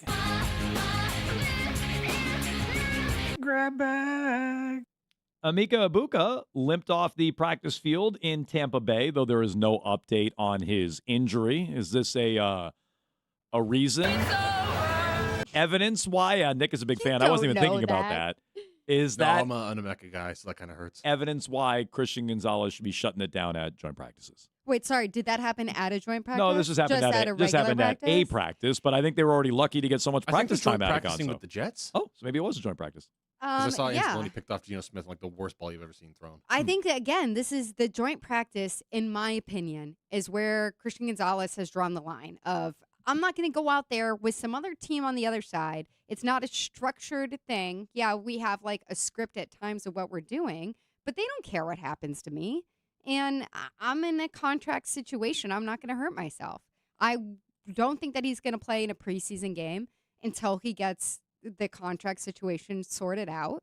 And so I think it's just an example. This happens all the time in joint practices. I'm surprised that we didn't have anything like this happen yesterday. Well, Christian Ellis hobbled off the field yesterday, and they shut down Morgan Moses, Yeah, but although they do that all the time with Morgan him. Moses says that's his age. Okay, well, that's So true. That's just I don't put much into the Morgan Moses Okay, side of that. that's Ibuka in Tampa. Tropical, the island breeze, all of nature wild and free. This is where I long to be, La Isla Grabaga. And when the samba played, the sun would set so high, ring through my ears and sting my eyes. Jones's Spanish lullaby. Good song. This is beautiful. Classic Madonna song. Damian Woody out at ESPN after 15 years at the worldwide leader. He said, quote, being at ESPN for 15 years, it's been an absolute joy. But yeah, he is no longer at ESPN, part of cutbacks there. Why do you think Damian Woody wasn't involved in the red wedding that we saw a couple weeks ago? Good question. Where it was Ryan Clark and everybody else. Is his contract just up at a different point in time? All those people have their contracts like on the same 48-hour, 72-hour area. Like I wasn't under the impression, I guess, at that time. No, it's a good question. I don't know the those answer. people were cut because their contracts weren't renewed. I thought it was just like, no, this is the day that we're getting it all over with in 3 days. So it makes me wonder, like with Damian Woody, I don't know, is there something different between him and what happened with everybody else? What, you think's like something happened? No, I'm just saying. You're Like just wondering. I'm just wondering because it's odd to me that he was separated from the red wedding of cuts that happened a couple weeks ago. Well, the thing is with ESPN, those happen like once a year nowadays. I know. So maybe we're out once a month. No, it is a shame. I didn't realize he'd been at ESPN for 15 years. That's shocking to me. I know people like really, some like a lot of people were annoyed with Ryan Clark at times. Did you ever think in the scenario with I don't have it on the top of my head now. The Buffalo Bills player. Oh, Damar Hamlin. Damar Hamlin. Ryan Clark was so good on the broadcast that night with Scott Van Pelt. Like I remember sitting there thinking like, wow. I think he saw everybody's thoughts on how well he did that night, and I think it might have gotten to his head. He's going to be a superstar. Yeah. And so to be just I a think that's couple what he years thought. later, I was like, wow. Well, he got in a fight with Peter Schrager, who apparently they like better, and now he's Be out. But anyway, nice to your coworkers on here. that's true. Damian Woody now out at ESPN. When she is lonely and the longing gets too much, she sends a cable coming in from above. Don't need to phone it on. We've got a thing, and that's a cold grab bag. We've got a wave in the air. Grab bag love. We discussed this earlier. The Lakers have been sold yet again. Josh Kushner, brother of Jared, Bob Iger, formerly of Disney, have now bought the Lakers for $12.5 billion, according to ESPN. I saw $12 billion earlier. It's the second time the Lakers have been sold in about a year. They went for $10 billion in 2025. The Seahawks went for $9.6 billion, and then all the way down here at $6.1 billion, the Celtics, a little over a year ago, which at the time surpassed the Commanders as the most lucrative sale in American professional sports history. Inflation is crazy. It What is. did the Lakers do to improve their value from $10 billion to $12.5 billion in that time? Moved on from LeBron. Just moved on from LeBron. You would think of anything that would knock down the value. That's what I'm saying. Yeah, good like point. that's crazy. But yeah, it's kind of it's a tough look for the valuation when you have more than double what the Celtics just sold for a couple years ago. But Again, maybe it's why the Lakers get Jaylen Brown on Christmas and you don't. Baby Jones, do do do do. A baby Keith, do do do do. A grabber. Baby Jones, do do do do. A baby Keith, do do do do. Crap bag. Here's a headline, Mego. High school football player reportedly practiced for nearly an hour with a venomous cottonmouth snake in his helmet. Excuse me. Helmet is where that was. How did he not feel that thing? Was he doing it on purpose? Was this some kind of, again, hazing ritual? I don't believe so. I think it was hiding out in the padding in his helmet. Probably, Where was this? Probably Arkansas. Arkansas. Yep. Okay, that makes sense. The player, per the report, escaped being bitten and is apparently fine outside of what was surely an unexpected scare. He feels something like slithering out Hey, of like, the hey, what's lining that? down by his ear. Yeah. And he's like, is that sweat? No, it's a venomous snake. And then, he rips the helmet off and throws it on the ground. And then his coach gets on him and is like, son, you have a terrible attitude. And he's like, there's a snake in my helmet. There's no water breaks here, son. There's a cottonmouth in snake. here. Okay, that's the latest there. I tell her, baby, I'm a Grab bag.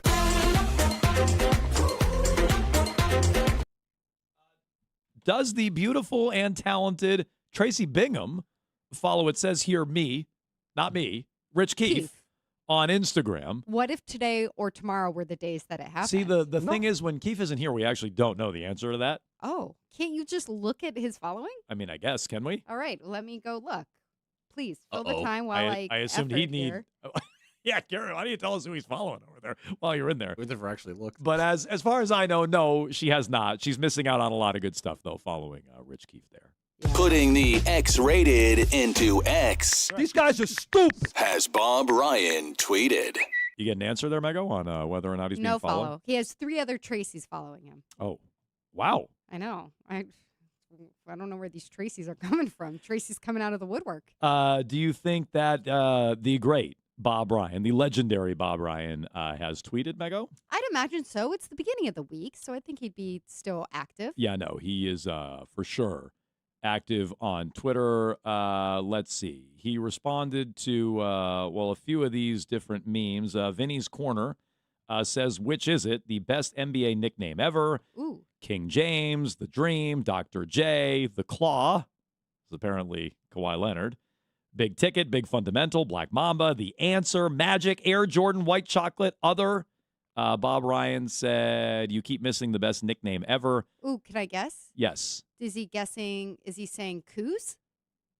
He is not saying that. He is saying Danny Ainge calling Vinny the Microwave Johnson, the microwave, because he heats up in a hurry. Oh, okay. He says you keep missing that. He's getting on Vinny's corner It's like, for that. come on. I'm following you, and every time you put out this tweet, you don't have the right one yet? There is also this. He loves to respond to these Celtics and Lakers ones. Which squad wins a 7-game series? It is the Celtics. Kuzi, Havlicek, Russell, Bird, McHale, and Robert Parrish. Now, I'm reading this. Didn't he already respond to this once? I think he did. Who are they going against? He's now doing it had, again. like Tatum.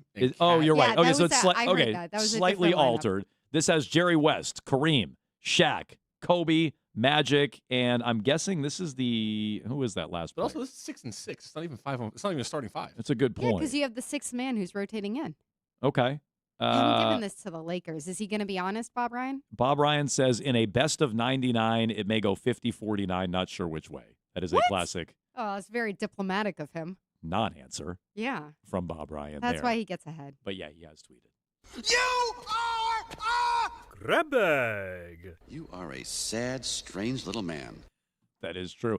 Time now for our top MLB performer of the night, Mego. Was it Pete Crow Armstrong with a home run? Was it Luis Rengifo 2 for 4 with a grand salami? Jock Peterson hit a home run and walked 3 times. Blake Snell returned from the IL, 6 innings, allowed a run, 10 strikeouts.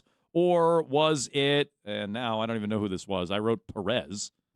Perez Hilton. It was tough for him this week. Martin Perez. Oh.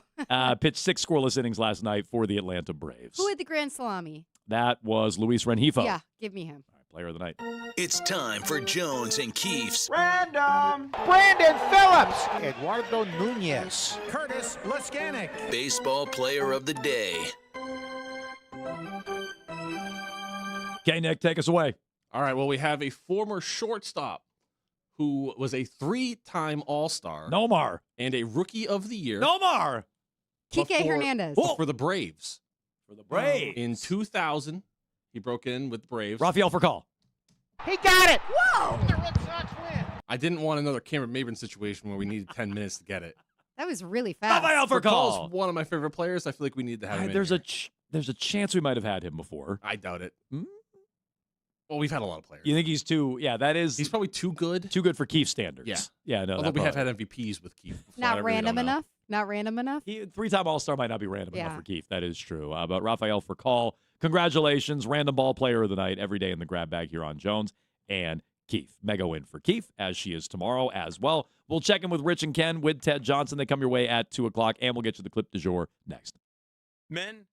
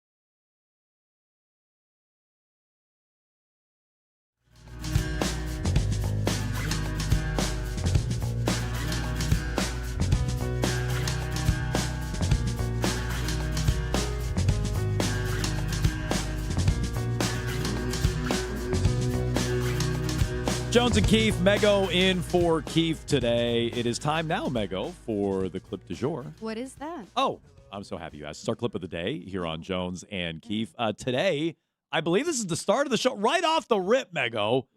Starting out discussing, well, the new epidemic up in Maine, the juvenile sharks. Where's Keefe at today? Oh, good question. Maybe he's negotiating on Christian Gonzalez's behalf. I'm not sure. Is he chasing juvenile sharks in Maine? He could be. I think they are juvenile sharks. I heard Greg talking about this driving in. He's very worried about these sharks up in Maine, as you probably are as well. You spend a lot of time up there. I was up at Pine Point Beach where one of the shark sightings were last weekend. My husband was making fun of me. Okay, when you think of juvenile sharks, like those sharks have energy. Yeah. If you think about juveniles, those are like teenage sharks that are probably going out in gangs of sharks. They're angsty. Yeah. They're mad at their parents. The sharks, they have side swept bangs across the front. They're looking around. Yeah. They're like, first bite of human? Okay. Yeah. If not now, when? I see your point. The older sharks have been around. They're like, buddy, that's not a fish. That's a human. It doesn't taste good. A juvenile shark is listening to some sad Blink-182 and looking over at a human leg, and they're like, let me get a little slice of that. That does sound like those juvenile sharks. They're just gonna be hounding Greg. I imagine Greg, if he goes in the water, I saw he's gonna be a real target. When I was in Maine. I didn't share this because I didn't get it Greg on tends video. to like the younger sharks. Nobody. Yeah.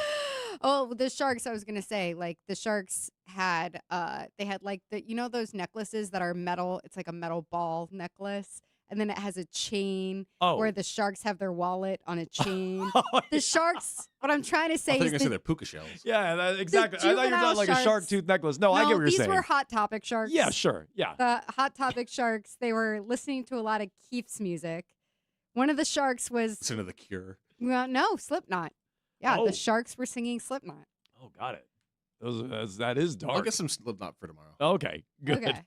I'm not a Slipknot girly. That was how we started the show, but you were right at that beach, Mego. You were right in harm's I way. was. And Hey. it's scary because you can't really see through the water. It's not like the water is super clear. You can't see what's around you.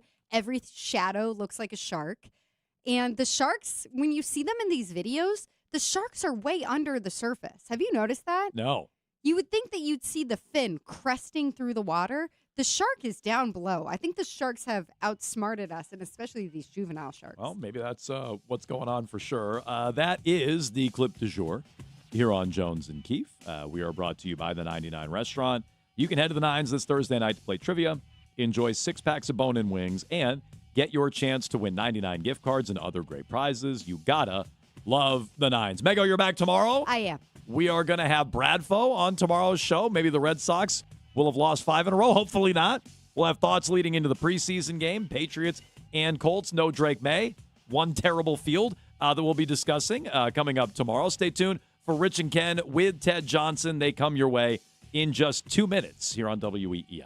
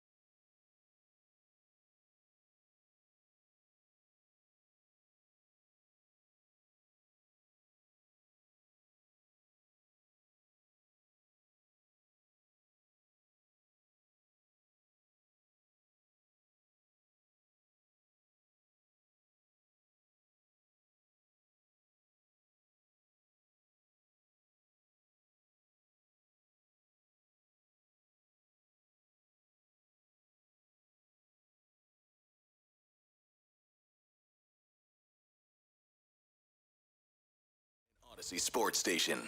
Now, here's what's in our feed. And the feed brought to you by Mario's Roofing. We won't soak you to keep you warm and dry. Well, the Red Sox coming back to earth a little bit. 4 straight loss last night. This one 5-3 in Toronto. However, on the bright side, solid debut for Adley Rutschman. Single, 2 walks, albeit the final out of the ball game. Rutschman spoke after the loss. I think just with the little break in between and kind of having to be able to really understand the pitchers a little bit better these last couple days, it's they've made the transition pretty easy, and guys have been awesome just working with me and catching me up to speed, and really nice to get out there and play today.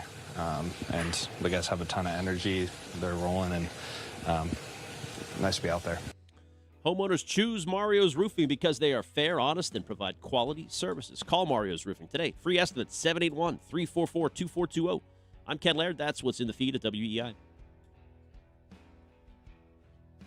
Stiz was texting me before. You're going to love it, bro. You're going to love it. I've been telling my whole family. I'm like, dude, I thought me and Ted simpatico. We love all the same movies. We usually are, but this happened with Uncut Gems. Stiz blew it way out of proportion. Uncut Gems was really good. Yeah, you guys didn't like that? It's fine, but again, Stiz thought it was a 10 out of 10. I wanted to almost go back to using drugs again. 2 hosts and an enforcer. It's Rich and Ken with Ted Johnson. Better than going back to doing drugs again. How the hell are you, Boston and surrounding areas? It is Rich, certainly. Ken Laird, 3-time Super Bowl champion Ted Johnson, right here on 93.7 WEEI. And you and your lovely face. 617-779-7937 is the way. Listen, I was obviously speaking about you, Ken. But you can give us a call, and that's how we contact each other. It's like I'm not big on social media during the show. It's just too much stimuli, too much stuff. I like the phone calls, so that's the best way to get a hold of us. Also, you can go to the Odyssey app, and you can press the little microphone button, leave us a message. We unload them sons of bitches right there in the 5 o'clock hour when we do our take grenades. You know why today is going to be a great day? It's not just because Chad Tracy is going to be on with us at 3:30, and it's not just because top-tier Terp is going to give us the best info on what's happening over there with Patriots camp. No, it's because Teddy J is fired up. Ted, if you would have seen some of the texts that we got on our show text chain, I couldn't tell you how excited I am. There's every once in a while, Ted's got something that it's burning inside of him, and today is one of those days. Isn't that right, Teddy J? It is, Rich. Today's going to be, you're going to get the full Teddy J experience, I should say. It's probably, I'm going to say things I've never said in 15 years I've been on the radio. Whoa. So get ready. About the Red Sox, don't panic. I told you yesterday, don't panic. I was going to ask you, can I criticize them today? No. Still too early? Critique, not criticize. Critique. So, yes, you're going to get the full Teddy J experience. And then I like to think that this is kind of what harkens back to what I would call Max Day. We used to have in college Max Days where you max out. You max out, right? Tell me and Rich. You do all this work all off season to have, one day dedicated to maxing out on all these different lifts, right? Mm-hmm. And so you just work hard because you just want. It's all about numbers and impressing your teammates. Sure. When Max Day comes around. So this is kind of metaphorically speaking, my Max Day, in a sense. And when you don't have a team to play for, like I don't now,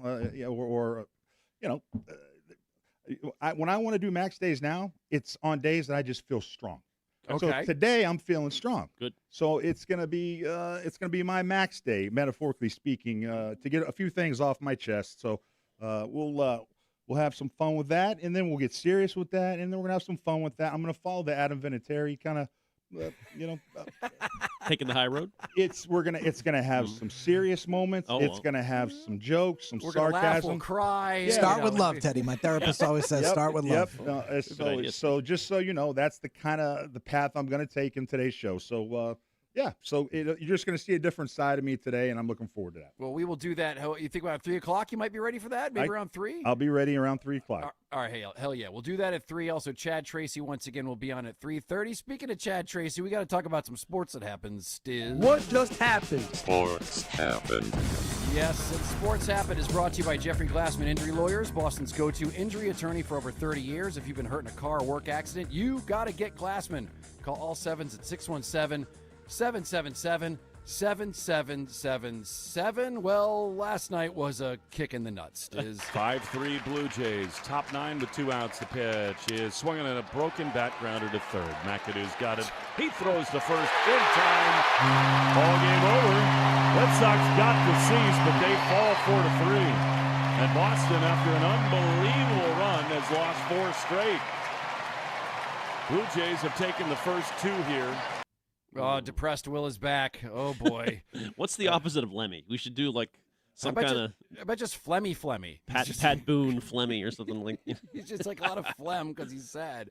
But if you would have told me that the Sox would score 3 runs against Dylan Cease, forcing him out after 5 innings, I would have said, hell yes, the Sox are back. But for some reason, the baseball gods are bringing balance back to the universe as the team faces 4 straight losses, 4 straight games of 3 runs or fewer, which is a big deal since only 7 times in that 37-game stretch did they put up 3 runs or fewer. And once again, sloppy baseball is what did them in. Caleb Durbin, who's been fantastic over there at third, bobbled a potential double play ball that helped Toronto score twice in the 5th, and a ball got underneath Andrew Monasterio in the 6th before another Toronto run. It was just a Keystone Cops. Even worse, all 4 losses were winnable, but that clutch hitting that was their calling card for the last 2 months has completely vanished. They went 3 for 34 with runners in scoring position over that 4-game span. And all right, so as we were mentioning earlier, we got a text this morning from Ted that said in all caps, "Can I criticize the Red Sox today? Let me know because I don't want to upset anyone." So yes, Ted, the floor is indeed yours. Okay, but one addendum before Ted goes, can I just say, just a reminder, they won 32 out of 37. They won 32 games in a 37-game stretch. Go ahead. Are you a millennial, Dad? Like, are you? No, kids? Gen X. Okay, you're Gen X. So Born in you 78. should know better because it's kind of it's a little soft with your parenting. Well, I'm in touch with my yin and yang. That's what this team is. You have to appreciate the universe. You don't want to hold. You don't want to hold your team accountable. You don't want to hold these guys accountable. I don't want to be like fake and just rant and rave after a 4-game losing streak when they weird. just won 32. It's weird. Like out of 37. If you care about this team at all, you're going to be critical. You're going to be harsh. You're going to be direct, and you're going to be honest in your assessment because you want them to get better. Yeah. And right now, 3 out of these 4 games, they've given up leads. Are you kidding me? Caleb Durbin, who's been the torch carrier for this team, looks like he doesn't know how to play defense, and that was his calling card. Well, that's one rare error. As Rich said, that is an anomaly. One error, just like Fokker said, it was a big error. It wasn't just any error, It's man. a Tuesday in the middle of August. Are I mean, you it's not kidding that me? big. Well, it is in the context. It was led to the 4th loss in a row. That's what it encompasses to it. These 4 losses, are these teams that they're playing, do they even have winning records? Well, that's the problem. They need to get excited playing first-place teams. Okay. It's almost like not worth their All right, time. so you acknowledge there's a problem. Thank you. And There's so a little bit of letdown going on. Let's not just excuse away what's going on. You got to be critical and see and what's going on right now. They can't.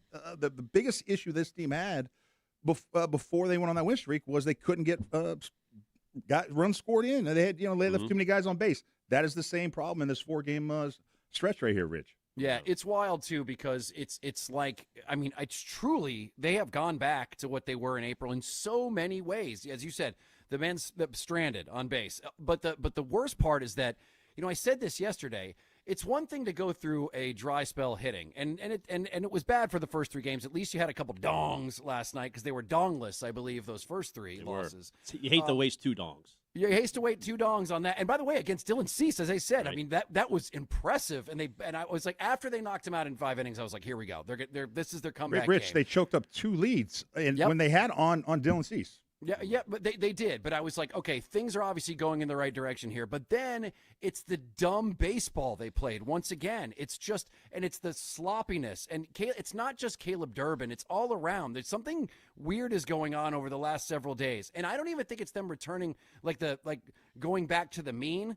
I just think that I don't know how you can play that smart and that well and your defense be that stout for so long and then just forget how to play.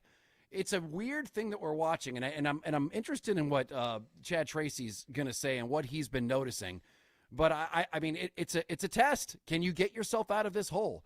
Can you get yourself out of this thing? It's one thing to just be bad and you don't know what it's like to taste like being a winning team, and Yep. now they've been there and they're falling backwards. That's a completely different type of psychology that you have to psych yourself It's into true. winning again. That's what I'm curious to find out. This is and I'm mad at myself that I didn't predict this. Like just or anticipate this that they were going to have a losing streak, and that was going to be another test, another marker to see if this team is really valid or legit. But that's good. You said last week they were peaking too early, so this has to be right where you want them to be. Okay, well, that's what I want to ask. Doesn't this feel like they're playing like a team that's kind of they're exhausted? They're like the Patriots in the Super Bowl in 2007, where it's like, man, it was just all these expectations. They were just rolling, and now they just don't have anything left. No, it's a good comp because they taxed their bullpen, especially Whitlock and Chapman, a lot during that winning streak. Yeah. They were kind of grinding to the end. They had a bullpen game Sunday. Dude, you had Wilson Contreras not running out ground balls. Like he's tired, can't run to first. He's the one big. If you want to critique or have a concern, that's it to me. Oh, yeah, that's the one guy I can critique. You can critique him because your eyes tell you something's wrong. Can I ask you about this, though, Ted? Is there something, when you end up getting in a place where you feel comfortable that you're in, like, the playoffs, is there something mentally that you take your foot off the gas? Yes. And it's August baseball, too, which is usually a month of sloppy baseball anyway.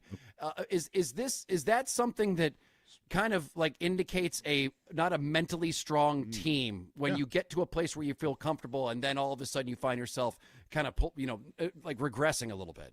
Rich, I hope this is going to be this show might be nauseating for you guys because I feel like I'm kind of in the zone. You're just I see every pitch right now. You're throwing something at me, and I think I got an answer for you. I think I got a really good answer for you. All right, and so story time with Ted. We go back to 1996.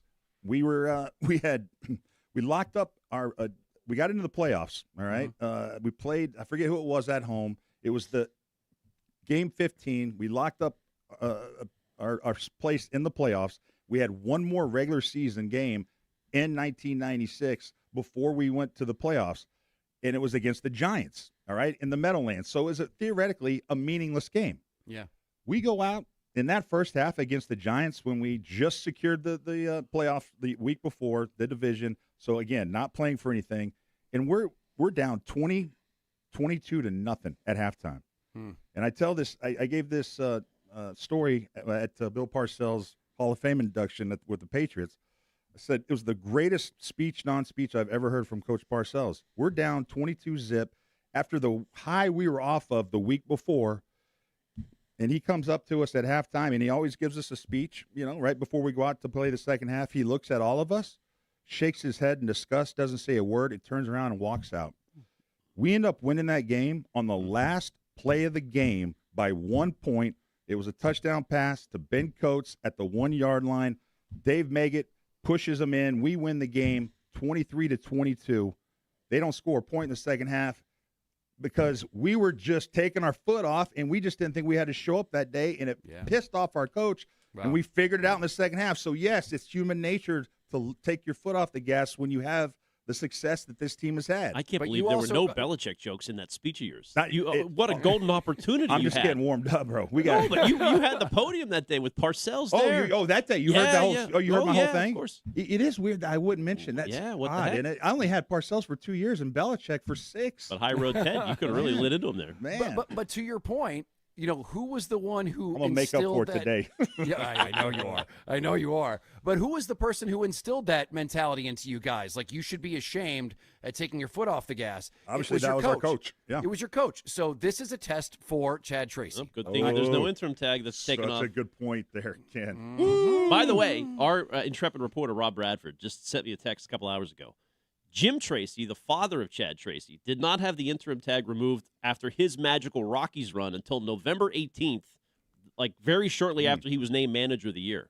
So maybe it's in the family that to not have the interim tag removed until the offseason. He got screwed too. I don't know. I would be curious what Jim Tracy is saying to his son. How is he advising him about this contract? Is he sitting there saying, "Son, you deserve a contract"? What hey? Or is he saying, "Son, just keep doing your job. Don't worry about that. That stuff all is going to work itself out. You don't need to waste energy thinking about that. Well, I'm sure Chad Tracy. Well, I'm sure Chad Tracy, when he's on at 3:30 with us, will of course talk about his contract situation. He does every time we ask. Chad, how much do you make? Because we heard it's not much. All right, 617-779-7937. Here we go. The passive-aggressive athlete tweet or Instagram post. Christian Gonzalez put something up yesterday, and it sounds like all isn't great down at Gillette Stadium. We will get to that. And does it make you worry, Teddy J? I got to find out. We will get to that. 2 minutes. We'll be right back.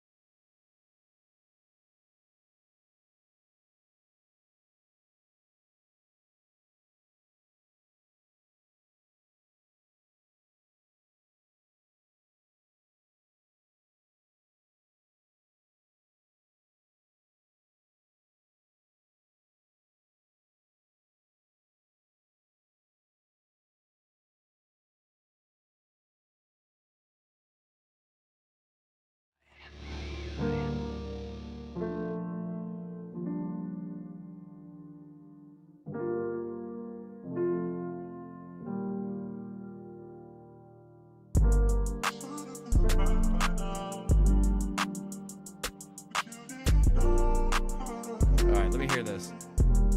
Yeah.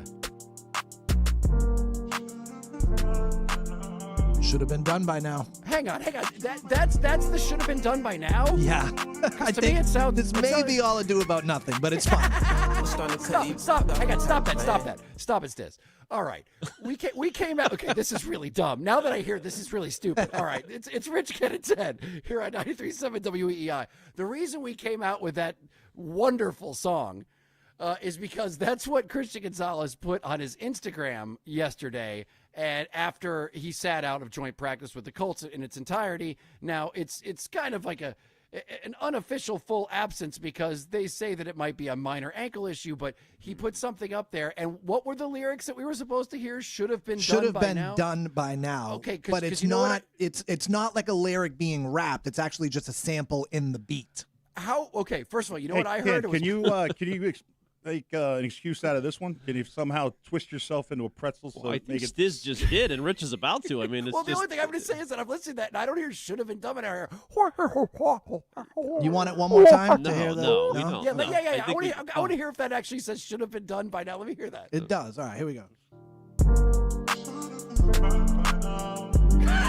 Yeah. Okay. All right. Stop. Obviously, that's. I mean, how's that any different from like your Viking metal rock? Like, can you understand every lyric of what those guys are saying? Of course you can. Because you know what they're saying? Row, over and over. That's all you need to know. As somebody who posts random songs on my Instagram stories, I'm famous for that. Like, he could just like the song. No, because the thing is now That's the only thing I bet he's thinking about. The only thing, it's consuming 99% of his brain right now is this contract and getting the contract done. And he knows if he's posting anything online, and he knows that everyone's following the story, it's going to have some sort of message about his contract. And there's no question he did that on purpose and put in, which I guess should have been done. There's no question he did it on purpose? I mean, there's some question. There's no question. There is some question, because if there were no question, he would just come out and say what the F he means, so nobody had to read into the meme or the song, and nobody could understand. Athletes don't do that anymore. They're passive-aggressive. Jaylen Brown does. He just comes out on Twitch and tells you how he feels, but nobody he wants to hear doesn't. Jaylen on the Twitch. He How puts dare out- an athlete has a Twitch stream. He puts stuff out like the rice smells great in a neighbor's backyard. Like he puts like all this like stuff that's completely passive-aggressive. Hold on. Did you and Stiz knock heads recently, and I did? Do I need to take you to my folks at BU Med School? Honestly, you guys are seriously with a straight face saying you don't think there's I'm any just science? Exhausted by the memes. I'm tired of the memes. Can we get past meme life? Don't be frustrated with us. Be Yeah, that's frustrated what- with I the mean, athletes. Well, because It's I out don't. there, though. I don't. What, Jackson?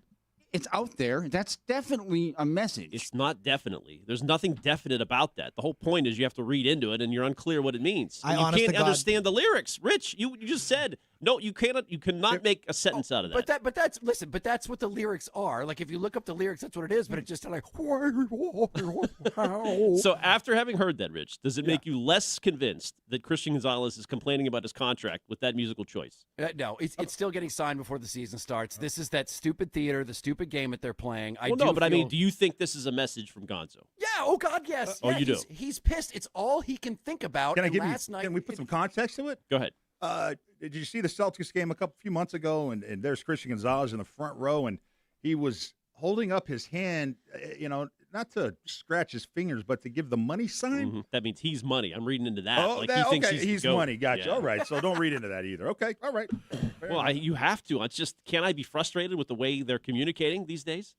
It's not very clear. I would prefer, in the old days, Ted, Gen X, we were pretty blunt. Yes. You just say what you mean. Tell it as it is. And people, that's so offensive when you're just direct and speak plainly. I like it. I wish. I love it. I wish our athletes would do that, but you Thank you. That's can't all I'm saying. deny that this is a message being sent. I don't know what it is. I'm not. I mean, Bedard said he's hurt. Gonzalez said he was going to be there at the scrimmage last week. He said, I'll be there. And then he wasn't, so something changed. I mean, did you see Mike Reese's report about it? What did he say? He basically said he's hurt, but he's also right. in a contract negotiation in the same sentence. Okay, so he sounds unclear. The question is, though, Ken, is he hurt or is he butt hurt? Because it's one of the two right now. And by the way, if he's hurt, wouldn't you think that he would at least be out there at practice, like, I don't know, like on a bike, or just because a lot of these guys who are injured still like go when they're out there, but they just can't. They can't get on the field, but they're amongst the other players. Like, we haven't heard anything about that. And that, you can't tell me that Instagram message that he put up there with that song has nothing to do with his contract. Rich, he right posts now, this it's the artist number all one the thing. time. He What's posts, that? so the artist Gunna, go to his Instagram right now. Like, he clearly likes Gunna. He posts songs from Gunna all the time. Okay, and if you go, and I actually, but songs with that lyric in it. Yeah, but you're looking for something. I, honest to God, think he just likes the song and artist. So it just the day after he doesn't practice for the first time all camp, he posts a song that has that lyric, and you think it's a complete coincidence. Okay, but did you read the lyrics after that? He's talking about B word, and it's basically a song about like women. He's trying to get rid of a woman in his life, I think. Wow, isn't it this? I mean, go deeper into the lyrics. You're missing the big fun part of doing I'm this starting job to is cut to these, read into these things. I'm reading into it. I'm starting to cut these bees off. I'm tired of playing. You had your chances with a boss and killed the plants. So he's got a bad relationship. He's trying to get out from under. These hoes need to get off of me. These bitches. I just love hearing Ken do rap lyrics. I can listen to it all day. I just read them as I see them. I mean, so okay. Well, does this make you feel any different? Because I think everything's the same. This is just what people in his position do. Athletes nowadays put passive aggressive stuff out there. It's theater. It's theater. It's theater. So I still think it gets done. It's a really weird time we're in where you have to sit here and you have to interpret all this dumb stuff. But by the time the season starts, he will get his extension. And it will be a good one, and it will most likely set the market on his position, not on a defensive player. You're kind of bummed because the other side, who's he's negotiating with, the Patriots and Kraft, came out and said exactly what they right, and they're winning. As they're the winners. days go by, Gonzalez is losing the fan. Losing the fans. Slowly. I mean, I think people still like him. They want him to sign. Yesterday was the first day. The clock started on him losing his fan base. Yeah, I mean, honestly, I think now it's going to be like, all right, what are you saying here? Did they offer you the great? Why aren't you talking to the media? If Kraft's talking, why doesn't your agent put out your side of it? Yeah. Who's has a problem with what Christian Gonzalez is doing? Like you said, the Not fans. yet, but if he starts missing games, Rich, you don't think that'll be different? If he starts missing games, Rich, maybe. you don't think there's a fan out there that's thinking right now, hey, he's paid to play football. He's under contract right now. He should be playing. You don't think fans are going to think that? I always root for the millionaires versus the billionaires. Dude, you would be shocked how many fans think the other way. It's amazing to me. I always root for the I call them the little guy. They're millionaires, but I always root for the person who makes less. And so in this case, I'm rooting for Christian Gonzalez. Yeah. I root for the players against the owners in almost every situation. You are in the minority. I'm telling you. Most fans, it's the other way around, shockingly. Well, also, if you throw in the Karen Garigian part of this, her story today, she basically, to paraphrase, speculates that Jackson Smith and Jigba getting $42 million a year had an impact on Gonzalez. And I could see it because he covered him in the Super Bowl. So she said, with the top cornerbacks now getting upwards of $31 million a year, Seattle receiver Jackson Smith and Jigba just signed a 4-year extension that pays him $42 million a year. Gonzalez suggested corners should be hitting that same range, and then goes into a quote from Gonzalez. So if that's true and it gets out there that Gonzo wants wide receiver money, now don't you think fans are going to be like, wait a minute, now you want to jump from 31 to 42 million a year? I don't think everybody's going to have his back on that. If the market calls for it, then that's what he the should market get. doesn't. I mean, how do we know? We don't know what the market is yet. It's been going 30, 31, 31.1. Just so people understand, and I love that you brought this up. So, obviously, Njigba is a wide receiver. The wide receivers are the second highest paid position group besides quarterbacks. And then it goes edge rushers, and then it goes D tackles, and then it goes cornerbacks. So Christian Gonzalez position group is getting paid as the fourth most important position on NFL teams. Can I hear that wonderful poetry one more time before we end the break? Please. Gunna. My man Gunna. No, the hidden message. Who heard that? It went, oh my God, I can't believe it. Trade him. 2 firsts. Let's go. All right, when we get back, this is good news for Celtics fans. I don't know how this story, people missed this, because I saw this and I got very excited for the Celtics. Something that we've been talking about for a while that a lot of people dismissed is now seeming to actually get legs and potentially becoming real. So we will get to that right after this.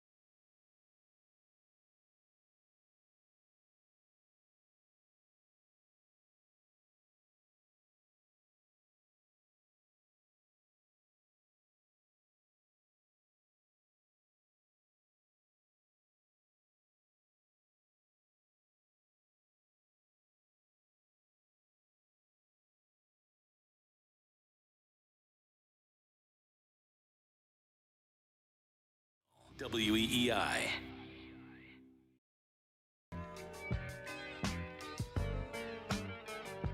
.93.7 WEEI, Rich Shirtleib, Ken Laird, Ted Johnson. Chad Tracy joins us today at 3:30. You can give us a call in the meantime, 617-779-7937. And next week, Monday and Tuesday, the WEEI Ness and Jimmy Fund Radio Telethon presented by Arbella Insurance. Every gift makes a difference for the patients being treated at Dana-Farber Cancer Institute. You can get all the information right now at jimmyfund.org. You can start donating if you want. Listen, it's never too early to donate. Last year, awesome. They set a record, $6 million, which was just insane because nobody expected that. Everyone thought it was going to be a down year because of the economy and things like that. But, man, it was just great. But now we're focused on beating it, striking out cancer. The radio telethon on WEEI, sponsored by First Responders Credit Union, exclusively dedicated to Massachusetts first responders, and BJ's Wholesale Club. Have not heard back yet from Keanu Reeves and the Dog Star people. That is my Hail Mary. We still got time, man. Don't sweat it. We got time. We got some time. And Greg Hill announced today, Bill Chisholm going to be on Tuesday at 9:30. First time that we've had the Celtics owner on the show, so that'll be on the station. That'll be great. Well, very nice. That would be great. Is he going to go in at him? Is he going to, is it going to be a soft serve, or is he going to? Are we going to hit him with the high hard ones? Don't know. That's what I want to know. Well, I do know that we are getting some leakage when it comes to the basketball schedule. I find it very strange that on opening day, the Celtics debut with a 3 p.m. game. That is extremely strange. Why the very first game? That's the first game, right, of the NBA season? Yep. Okay, yeah, debuting at 3 p.m. We can do live play-by-play on the show. Yes, absolutely, no question. But that's going to be a weird one. But who will be on their roster come starting the first game of the season? Will it be a certain player from Golden State? We have been talking about this for a while now, about how, according to The Athletic and several other reporters, Steph Curry not very happy with what's going on in Golden State. And there has been a decent amount of reputable people saying that if Steph Curry were to decide to not stay with Golden State, because right now, I mean, there is no road for them to win a championship. They're locked in. They can't, they don't have the pieces. They don't have the money to be able to make it happen. And so would he force a trade? That has been something that nobody actually within the organization has spoken about until today. Mike Dunleavy, the GM of the Golden State Warriors, just threw this out there. It just seems very weird because there was no reason for him to mention any kind of hypothetical Steph trade request. Listen to this. This is a member of the press asking the GM of the Warriors about Steph Curry. Let's let it roll. Hey, Mike. Steph has been consistent about, his desire to stay with one franchise his entire career, to retire as a Warrior. Has he given you any indication that has at all changed this summer? Not me. No, he hasn't. That's always been the message. That's always been sort of what we discussed. And I think that's, tracking quite well. Obviously, he's eligible for an extension coming up at the end of this month. And, we'll talk through all that stuff and can't speak on it much right now. But, I'm pretty confident Steph will finish his career here. But, ultimately, it's his call, his decision, whether that's allowing his contract to run out and move on, or, look, if he comes to me and wants to be moved, Joe and I will talk it through it. We wouldn't love it, but he's earned the right to do where he wants to do those things. So, but as far as the messaging or any idea that he would be anywhere else, that's not a thing we're looking at or he's looking at. Oh boy. That sounds to me. I mean, first of all, if you knew that this guy was staying, if you knew that there was you'd be just like, nope, we haven't heard anything about it. We're happy that Steph Curry is a member of the Golden State Warriors. But I mean, for him to go, but if he ultimately, it's his caller's decision. If he wants to, hang on, I have the quote here. If he comes to me and wants to be moved, Joe and I will talk it through. He's almost inviting him. Door's always open. Yeah, the door's open. And it just makes all the sense in the world that if he were to go somewhere, it's just a perfect fit for Steph Curry to be a member of the Boston Celtics. He's got a coach here who encourages everyone to try to be Steph Curry. Just chuck up as many threes as possible. And you know what? This is the only player that I don't have a problem with Joe Mazzulla's coaching style in the year 2026. Absolutely. You let it fly, and maybe that will free up some of the other guys to be the stars they want. But if they were to get Steph Curry, on this team, where are we in the East? Where are we in the East again? Man, I think you're at the top. I think you're right there with New York. Now you'd have to trade, obviously, Paul George and I guess Hauser, or how? No, not Paul George. No, not Paul. Yeah. Well, no, if you get Curry back, right? You're saying Curry comes here, you have to balance the money. So, Okay, but they would yeah. probably want some kind of a building block with him, is what I'm saying, right? They're not just going to take Paul George; they would take some piece of the current I was team. kind of thinking Paul George would be on this team because he's a 3-point shooter. But you're right; they'd have to. Yeah, they'd which is have not to- a problem, but probably it's. I hope it's not Pritchard. Like, would you give up Rich? Would you give up Pritchard to get Curry? I don't think I would do that. Yeah, of course I would. Yeah, of course I would. So he's under, but Curry's got another year on his contract. Right. But he's up for an extension gonna sign an soon, extension, yeah. Yes. which almost feels like a natural date, kind of hard kind of timeline for them to actually come to the table and It's the end of this actually month. talk about, do you want to be traded or not? Right? Yep. I mean, Right. the fact that hasn't even been discussed. At least this extension that is eligible in a month will probably be the time they'll know what his intentions are. Well, that's why they're having this press conference, is because it's at the end of this month that they are going to have to make a decision on whether or not they're going to give him that money. But if Steph Curry's here, first of all, there was John Corrales put together a potential trade, and I don't believe it included Peyton Pritchard. I think it was like Sam Hauser, Paul George, and like a pick or something like that. Yeah, you cannot trade. Pritchard's the key to this whole thing. Right. You realize Basically that. Brunson. He's basically Brunson. If you trade Pritchard, then it all comes What about tumbling Ugo? down. Would you trade Ugo? The second most important guy. You cannot trade him either. But it is a tough call for Golden State, right? Do you trade the face of the franchise? If he wants to, yes. If he wants to be traded, then yes, you do. Because And by the way, when you hear that, Ted and Ken, doesn't that make you think that this is like we're close? This could be a reality. This is no longer a fantasy that someone's throwing out there. It's not speculation. The general manager literally said, if he comes to me and wants to be moved, Joe and I will talk through it. It's possible. I would say it's more likely at the trade deadline. Like probably Curry will sign the extension, Right. I play agree. half the year, and Yep. see where everything is. Yep. That's what I think, too. I feel like if he wanted to be traded before the season, we'd already know that. Like, I just feel like at this point, like, you would tell the team if you want to be traded before the season by now, right? Right. Maybe he wanted to see where the chips landed, and that chip being LeBron James and everybody else. Yeah, that's I mean, fair. Yeah. that could be the case. Let's go to Kelly on line one. Kelly, what's going on? How you doing? Hey, Kelly. What's up, guys? I'm doing great. Yeah, I would say basically I'm with what Ted just said right there. I don't think that Steph Curry at the last minute is going to leave his team, holding the bag and just be like, oh, wait, I want out. I think he would have said something ahead of time if he did want out. And I don't agree with the original premise that the Celtics are in some way like way better than Golden State. I mean, like if you take away Steph Curry from Golden State, then they have nothing. But if Steph is healthy, and that's what we're talking about, if Jimmy Butler is healthy, those are a couple studs. I think Golden State still has a But good Kelly, shot. let me ask you this: do you think Yeah. with Steph Curry that the Celtics are better than, say, the Knicks or the Sixers? For sure. I mean, depending on what we got to give up, for sure, definitely. Yeah. I mean, I saw in person in the finals, I saw Steph Curry tear us apart in that game 4. So, yeah, if he can get to half of what he did in 2022, I think he could. He's been resting a lot the last couple of years, but I don't think he's going to want to come to the Celtics. Oh, and he's just perfect for this team. Like he's just He kind of perfect is. for the Actually, coaching style. Missoula actually is kind of a key piece here. You're right, Rich. Yeah. Like that probably is appealing to Have Curry. we ever heard of him say anything nice about Missoula? Like anything that might link the two of them You together? Google that? Any Do relationships? they do MMA together or Yeah, something like that? man. And- I don't know. Maybe that's I the do case. find it hard to believe that somebody that's been AI says they share a well-documented mutual respect and off-court rapport. There we go.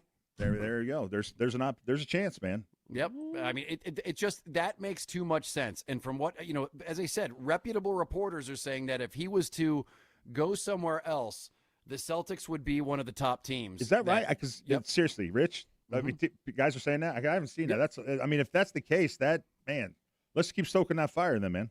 I love it because once again, remember at one point there was the whole Giannis thing was like a pipe dream, and then we found out the Celtics actually tried to trade for Giannis. Ken was so far ahead of the curve on that one, man. you. Man. Sometimes Ken, I'm telling you, Sneaky. sometimes Ken's way ahead of it. Now, Yep. although at 3:00 we'll find out about a time where Ted was way ahead of it, way ahead of it. Ted's fired up and he's amped up, and I love it. And at 3:00 we're gonna unleash him and let him go. But when we get back, Alex Cora is speaking about being fired from your Boston Red Sox.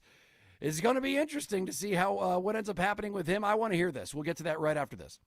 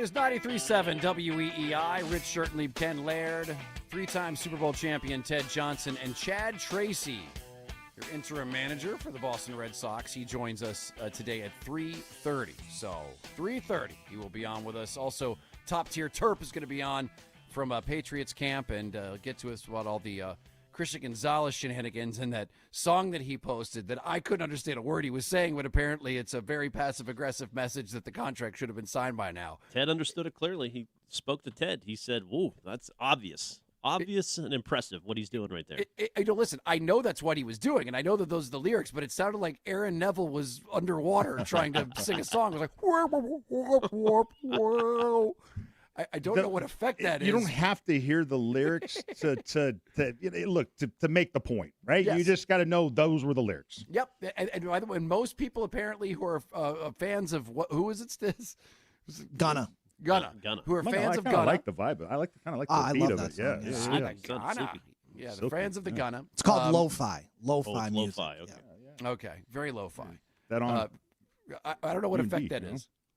Anyway, but very strange. Yeah. All right, but Alex Cora, he is a gentleman that after he got fired, him and a bunch of his buddies, the coaching buddies, had that picture in front of the airplane, and there was a big thumbs down, and then all of a sudden, Chad Tracy becomes the hero of the day, and things got a little awkward. But it doesn't mean that Alex Cora wasn't a great manager. And I said this earlier. Alex Cora, you can be a great manager, but just not be the right manager for a certain group of guys. And even there's even times where you just wear out your welcome with an organization and things just aren't working, and there's clashes between the front office and you and your philosophy on how you want to run a team, and it creates an environment that isn't conducive to winning. So he's going to get a great job somewhere. I still think he's a great manager, but it was interesting. He's been very quiet. He hasn't really done much, like publicly until he did this podcast with Carl Ravitch, the Dirt from the Dugout podcast, just kind of randomly popped up on this thing, like Theo Epstein did a while back, just like randomly popped on like a podcast out of nowhere. And he looks good. I mean, he looks like he's enjoying his life, not doing this. I bet checks are still cashing.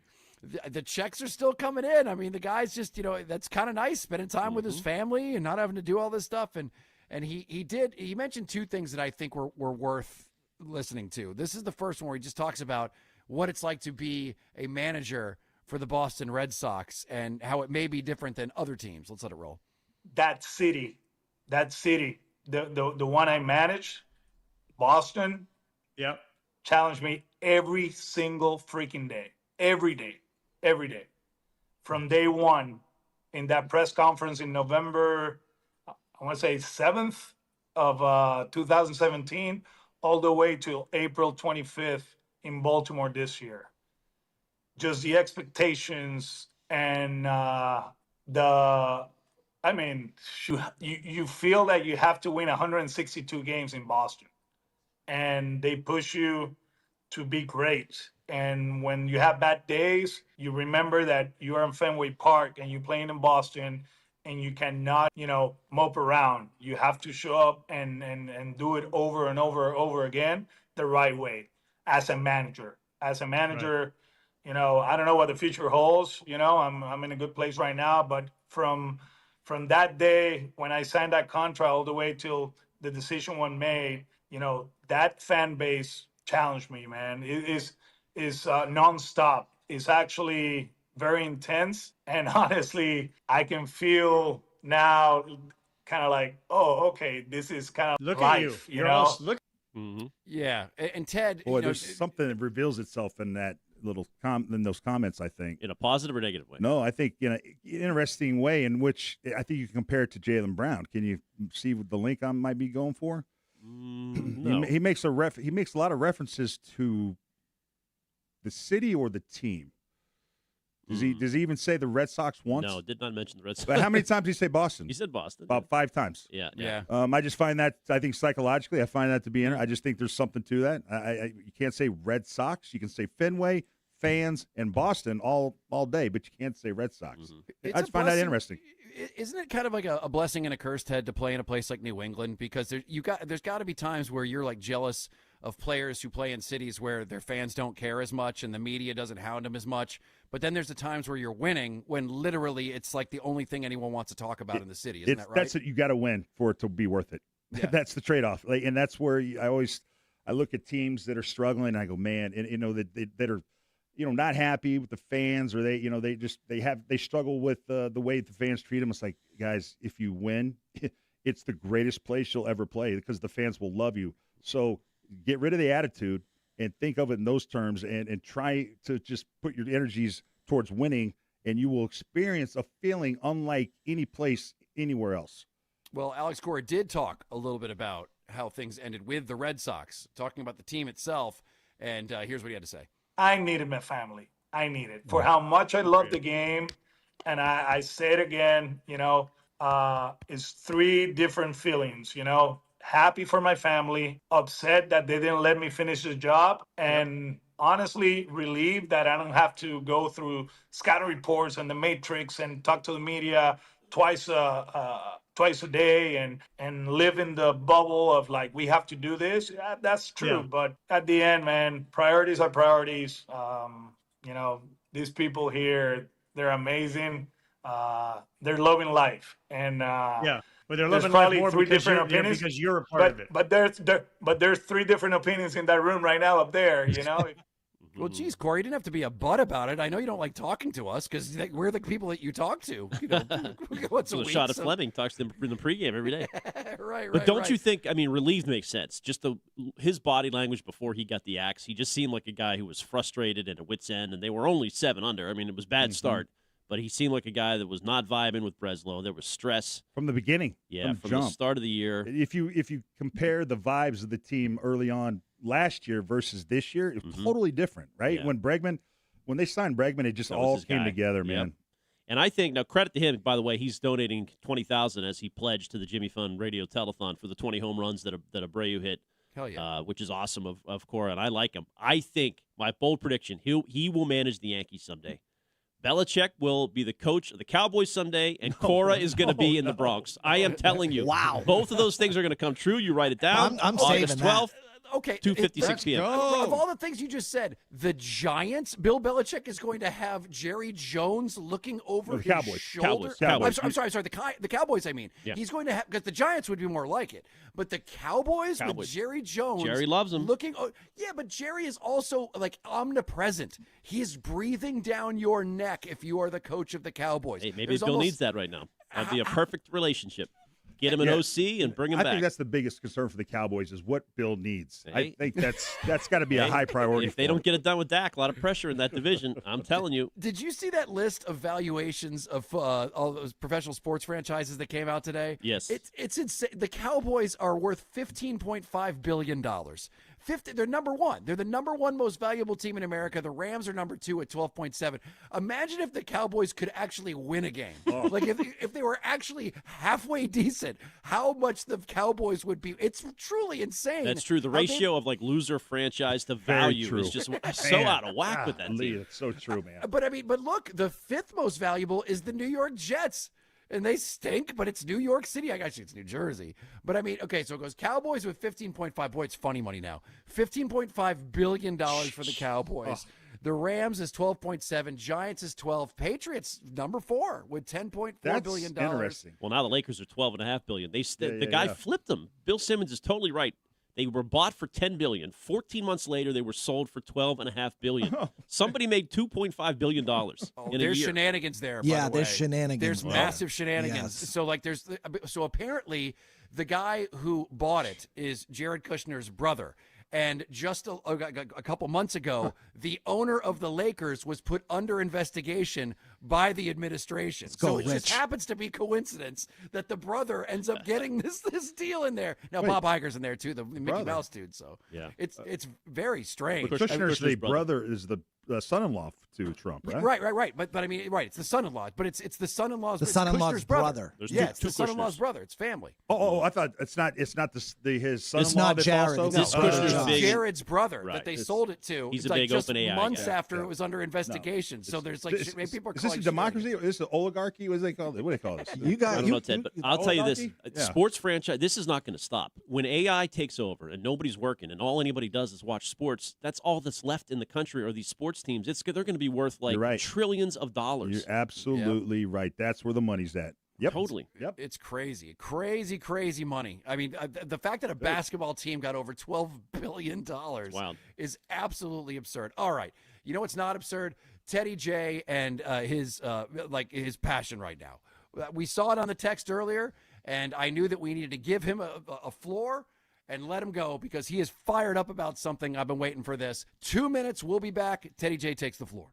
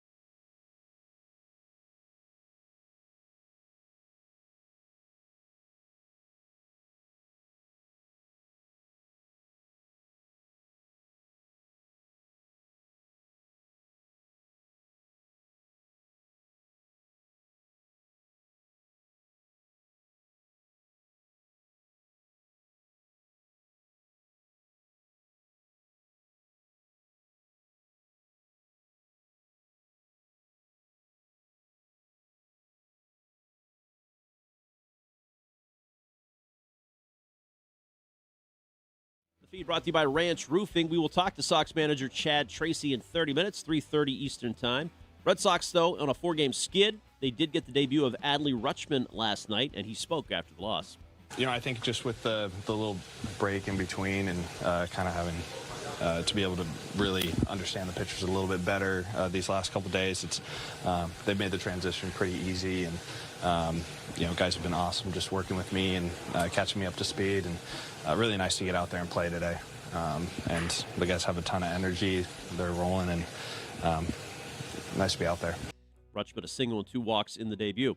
The greatest fear in home repair is the unknown, but families in Boston and beyond trust the experts at Ranch Roofing to protect what matters most. Dedicated crews, on-site project manager, transparent pricing. You'll always know who's on your roof. Get your free estimate today, ranchroofing.com. Ranch Roofing, it's not just the roof, it's the people under it. I'm Ken Laird, and that's what's in the feed at WEEI. Two hosts and an enforcer. It's Rich and Ken with Ted Johnson. Oh, always love coming in with a social D-bad. Thank you, Stiz. It is Rich Shirtenleaf, Ken Laird, Ted Johnson here on 93.7 WEEI. Chad Tracy joins us in just under 30 minutes at 3:30. You can call us at 617-779-7937.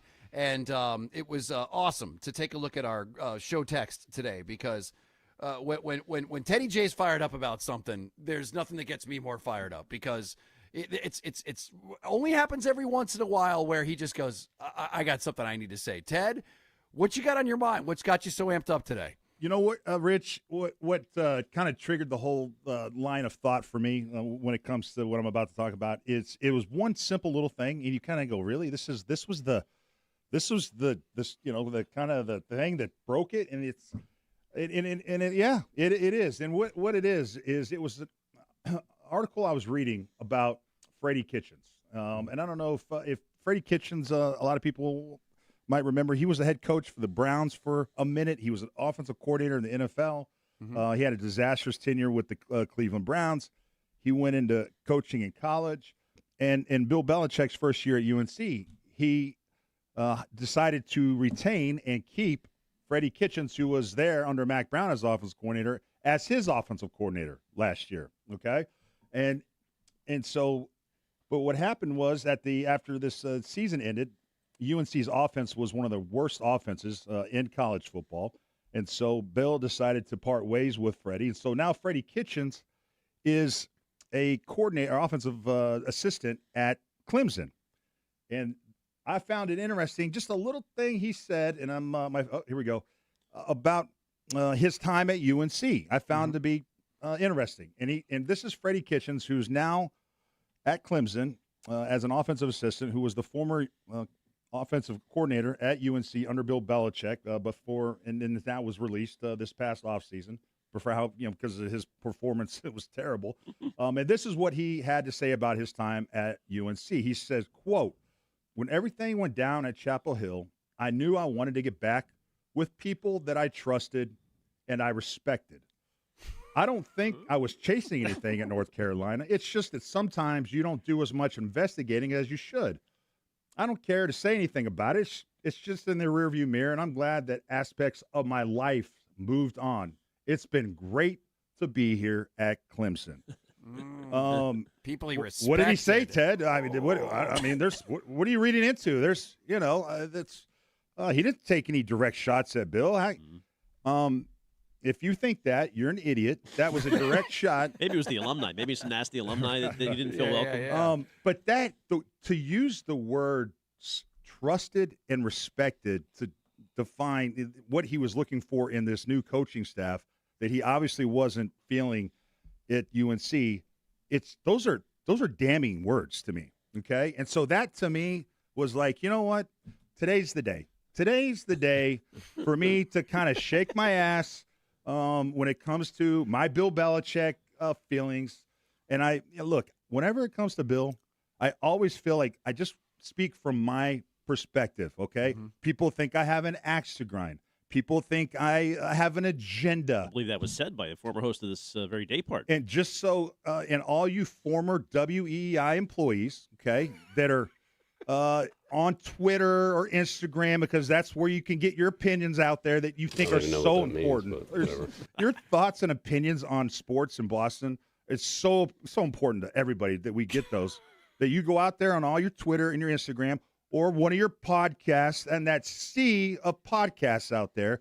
And just so all you former EEI employees that are doing podcasts, you're doing that because you can't do this job that I'm doing right now. Okay? There's some good podcasts. And so here's the thing. All you podcasters, they can't do this job. You want this job so bad that I'm doing right now. I got this mic in front of me, not you. All right? Here's the thing. You think you might get I'll get my comeuppance one day. And you know what? I might. Here's the difference between you and me, though. I don't need this job like you do. You guys want this job so bad that you will make personal attacks about my opinions of Bill Belichick. And let me ask you guys something: Is Bill returning your texts these days? That one time you met him for dinner and he told you all this stuff, and you guys thought you were. Have y'all played golf lately? Has he returned your text lately, or he hasn't? No. Okay. I don't know what you're referencing here. All right. So the point is, I took some heavy fire when I first moved back into this area for my opinions on Bill Belichick, which I thought were always fair and in bounds. And I don't know what it was about this Freddie Kitchens. It's like, you know what, Freddie, you're right. You know, you're not going to say Bill, you're not going to say UNC, you're going to say that you just like working with coaches that you respect, but you're saying you never trusted or respected working for Bill. All right. And so I just I was looking at some of the old commentary from just about a year ago. I was part of a series on the Vice channel called The Verdict. All right, and the host of The Verdict is a 3-show series on the Vice channel last year that they did, where they basically had a debate versus who was more important to the Patriots franchise. Was it Bill Belichick or Tom Brady? One of the if you're looking for something to talk about in the summer, it's like one of the greatest debates to have. It really is. Sure. Brady Just Belichick. throw it out there, and then It's phones Boston light Sports up. Radio, Everyone right? And It's, so it's Boston Sports Radio Mad Libs, of course. it's radio gold. All right. And so I had a big part in this series. All right. And in this series, I said that I thought Bill Belichick was responsible for 10% of the success. 10% Bill. And it was unbelievable. Oh, the outrage. How hiring this guy? Oh, EEI, what are you guys? Oh, he's so and I'm like, wow. Like, okay, like, dude, 10% is a lot for a coach. You know? That's a lot for a coach. Like, I don't know. Bill always says is the players should get the credit, right? Sure, you're just taking his advice. What's Vinatieri get? 11? Dude, so I mean, there's a guy that by the name of George Thornton. He writes for Barstool. Jerry Thornton. Yeah, Jerry Thornton. Whatever. Whatever. George Thornton, Jerry Thornton for Barstool. This guy. The article says Ted Johnson makes his bid for Belichick Hater Hall of Fame by giving Bill 10% of the credit for Patriots' success.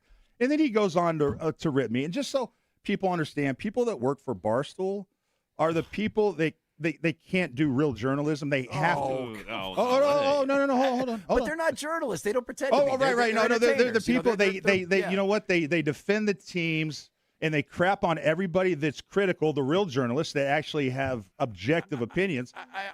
Hey, hold on. All right, and they side with the team, and anybody that says anything negative about the team, then you're the enemy. That's my experience with George Thornton. All right, Jerry. Whatever. So that's my feeling, and that's how I feel about it. And I think that's Barstool's MO is like, we become friends with the teams. They give us information. We get behind the scenes. We get behind the velvet rope with these players. They tell us all this stuff. And then they tack anybody that says anything negative about the team. Well, the one thing that you could say about Jerry is that he's always been. I mean, like, you know, he loves the Bill Belichick era, he's a comedy writer. He writes. He's a very funny guy. Yeah. And his writing is good. And I think. Are you friends with him? I'd like him. Like, because I asked who was friends with him. No, we're not like best friends, but I mean, we're friendly. It was Fitzy. Fitzy is the one friend, and we had him on a guest for like, you know, every once in a while. He's a good guy. I think he's a good dude, and I think what you're saying, you have a right to be upset because I mean that's like absolutely because you've been proven right in a lot of ways. My favorite thing, Ted, that you're proven right on is the one thing that you absolutely have every receipt for was back in May. You said that UNC should fire Bill Belichick like right when they got him, and everyone killed you for that. They killed you, and now look, you were the only one that was right about it all. Like it's pretty stable. They're going well. They're having a good offseason. That was literally Ted Stradamus, man. Like you came out hot. You give more weight to that opinion versus the 10%. I think that's one that I think is amazing. I was telling UNC to fire him just months after they hired him. Oh yeah, dude, I thought that was amazing. You called your shot like way before anyone else, and you were literally the only person who thought that at that time. It was before they even played a game. And now take a look at it. You absolutely were right. There's no question. Take a look at. Let's just real quick recap kind of what it is we're taking a look at. Okay, if you don't mind. All right. So in the last year, this is kind of on the resume of one Bill Belichick. Paul Feinbaum, a very well-respected, I love Paul Feinbaum. Now that's my buddy. Basically, that's my buddy right Pete Feinbaum. What did he's Paul, in the Hater Hall of Fame with you. What did he say about Bill? Like he said it's a disaster. It's a disaster. He agreed with you. Absolutely. Bill Belichick is up for Hall of Fame. He doesn't even go into the Hall of Fame. His first year, he's on the ballot. Wow, he's made a ton of enemies. He's a punchline at the Hall of Fame inductions this year. But Adam said he loves him. Adam said if you were mentioned, he loves you. That's fine. Go ahead. He also did it to Brady, and he did to Peyton. Okay, to be fair, yeah. But dude, his general manager at UNC football ops, he's on leave because he's being investigated for HR violations. The you know, football, the gridiron, Lombardi. the gridiron genius. and I don't mean to make He's the light of worst. this because I do feel, his defensive coordinator, he's on leave for medical leave. We don't know what, but the days before, you wonder what's going on there. That's his daughter-in-law has an open and public dispute with his 24-year-old girlfriend.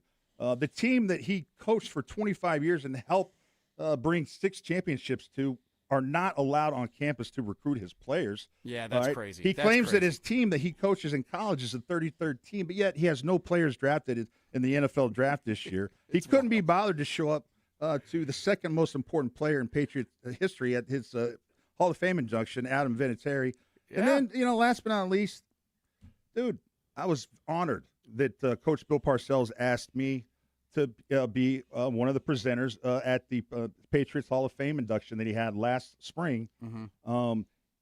Bill Parcells hired him to be the defensive coordinator for his New York Giants team that he claims, he was the head coach of those 2 championship teams and that he coached the best defensive player of all time, Lawrence Taylor. It was Bill Parcells that put him in a position to win those 2 Super Bowls and to coach the greatest player. Yet Bill couldn't be bothered to show up for Coach Parcells' Hall of Fame induction. It's crazy. He's that's, done everything, that's just in the he's last done year. everything wrong. Like with UNC, he's done everything. It's really shocking how bad he's done everything wrong. And the fact that you called that shot a year and a half ago before they even played a game is out. It's unfathomable. It's outstanding. It is Ted Stradamus at its best. They looked good on the first drive. That opening touchdown was Boy, he impressive. Yeah, we had that moment, right? He had That runs moment. on a loop in my mind. All right. Well, we'll take your call. 617-779-7937. Because, there's a lot of receipts, Ted, that you can look back. And that's my favorite one. That's my favorite one. It has been a disaster. But that I have a personal agenda. Dude, I'm doing my job. I'm telling you what I think.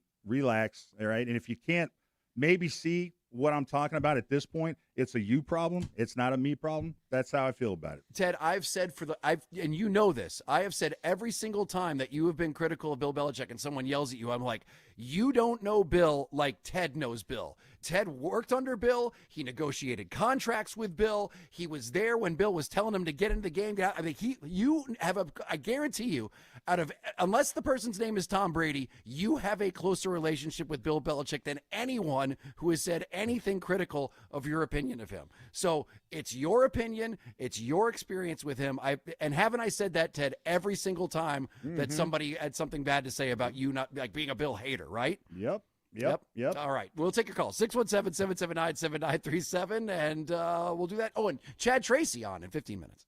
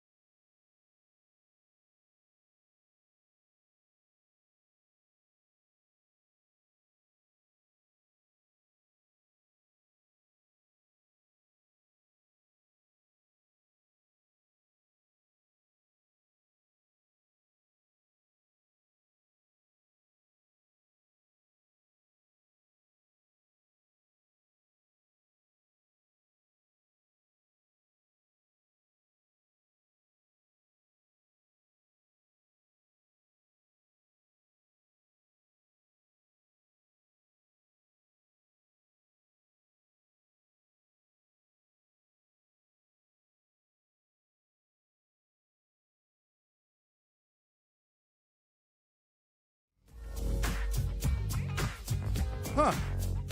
It is 93.7 WEEI. Rich Shirtleaf, Ken Laird, Ted Johnson. And by the way, we are 12 minutes away from Chad Tracy. He's going to join us right here at 3:30. You can call us at 617-779-7937. Rich, real quick, can I jump in?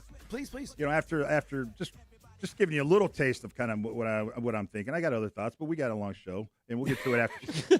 I was thinking, you know, there's one caller in Boston that it's a personal thing that he has against me for having my opinion of Bill. Jermaine in East Boston. His name is Danny Quincy. Oh, Danny. So, Danny. That's my Danny. guy. Where you? Oh, that's your guy. Yeah, Danny.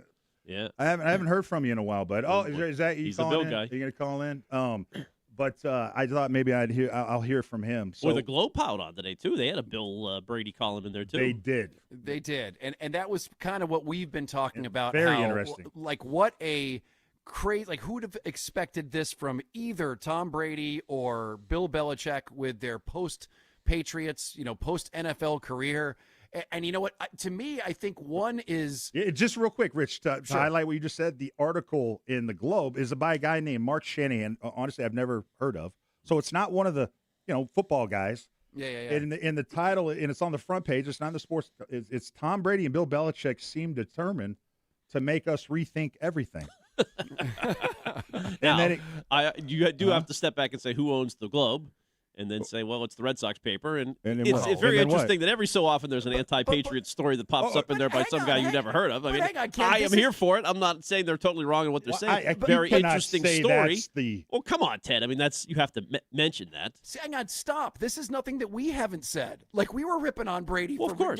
Investing in a dog cloning company and like slapping Jake Paul. It's so beneath him. Like, he literally should have gone down in history as the coolest human being on the planet. And he's doing he's trying to be Rob Gronkowski. He saw Rob Gronkowski's post-career and is like, you know what I'm going to do? I'm going to try to be the WWE guy. I'm going to try to be the one who does nut juice or whatever that drink he came out with. It's like, you know what? You be a broadcaster. Be a great broadcaster. I defended him when he took it, and everyone's like, he's going to stink. I'm like, no. If the guy, he's the smartest to ever play the game. If the dude just goes on there and says what he thinks and says what he sees, he's going to be great. But he just tries so hard. And Belichick is a completely different beast. I think one's just kind of, hey, man, I don't know what to think. I'm kind of a nerd. And Belichick is like just making awful decisions that are career breakers, that are like actually hurting people who invest money in him. I agree. See, they put the both of them together. I didn't think it was fair. I think one's different from that. One's still trying to kind of find his place in the world, and the other one is in the world that he's familiar with and is just screwing the whole thing up. Like, it's not like he's trying new things like Tom is. I think Tom's searching. He's trying new things. He went back to college. That's kind of a pivot in his career. He's coaching football. Right. It's much different football, though. He's recruiting high school kids, and he's not in his mind. It's all the same. It's technique. It's response. It's come on. It's not any different to him, man. But the thing he's doing so wrong is that he's bringing unqualified. He did this with the Patriots in his final year. Unqualified people to be in these positions, and obviously it goes all the way back to Matt Patricia being an offensive coordinator. To now he's letting his 49-year younger girlfriend run all of his business down at UNC, and he's bringing Mike Lombardi in there, who apparently is pissing off everybody. From everything you read, he is like poisoning it from the inside out, and it's just because it's his consigliere. It is like his the guy that he can keep his secrets and know where the bodies are buried, and that is not fair to the kids who are playing at UNC. Thank you. To not also allow the Patriots to come scout Rich. their players. That's the detail. That's the one thing that I think people just overlook. You know what, Bill? Do whatever you want to your life. But when your pettiness and your vindictiveness, it impacts these innocent kids at your program, that's where I have no use for you. I'm not giving you any excuses, and I'm going to call you out, bro. Now, just an observation. You tell me if I'm right or wrong. Anecdotally, as a talk show host, I feel like Bill has stronger defenders in the region than Tom does. As you guys know, a couple months ago, I said, I think you're right. I think Brady is losing the region. But when you talk about Bill, we get a lot of reaction. When we talk about Tom and some of the odd things he does, people are just uncomfortable. It's not like people were calling in saying, stop bash Brady. So weird. Like, Well, no one's uncomfortable with Bill dating a 24-year-old and like wearing a mermaid outfit. Some are, obviously, some are. But I think Brady lost everyone when he said he had no dog in the fight with the Patriots. Belichick, he hasn't really stated anything like that, and I think that pisses off. Yeah, no. And then he said he'd never moved to New England. I think it was pretty clear where Bill fell on the who he wanted to win that Super Bowl. I don't think that was Yeah, you might be right about that. All right, let's go to Cam in Somerville. Cam, what's going on, man? How you doing? Hey, Cam. Guys, how you doing? What's up, buddy? I just want to say one thing about Teddy Johnson. Teddy, balls of steel, baby. I support you 100%, Teddy. Teddy, I was way back. I was a Belichick jock supporter and all that, right? But I will say this: the 10%. I'm going to go with the 80-20 rule. More like 20%. Okay. And Teddy, one quick story about you, and I have to tell the story. You got One 30 time I seconds was because we got a break for Chad Tracy. 30 seconds. All right, big brothers, big sister. I was out on a fishing trip with Maxie Lane. I asked Max. I go, Max, all the years you played football, who was the hardest hitter? I'm thinking about linebackers, all that. He looked at me. He goes, Cam, there was only one. He's on my team, Ted Johnson. I got chills, man. I He love said, that story, Cam, bro. Thank you, look me Cam. right in my eyes. Cam fired me up. I'm not gonna lie. And then I caught an 8-foot fish. Play some Vision Quest, baby. We got to get this. Is getting Ted all pumped. Give Dude, me the Vision Quest soundtrack. real Little quick, Lunatic Fringe. Dude, Cam opened the door, and I'm just saying, you know what? One of the proudest things I've ever heard. True story. I was told someone asked Larry Allen who the toughest linebacker he played, and a lot of people think he's the greatest guard to ever play. He said it was Ted Johnson. That's cool, man. That's what he said. That is awesome. And R.I.P. Larry Allen. But that was that's.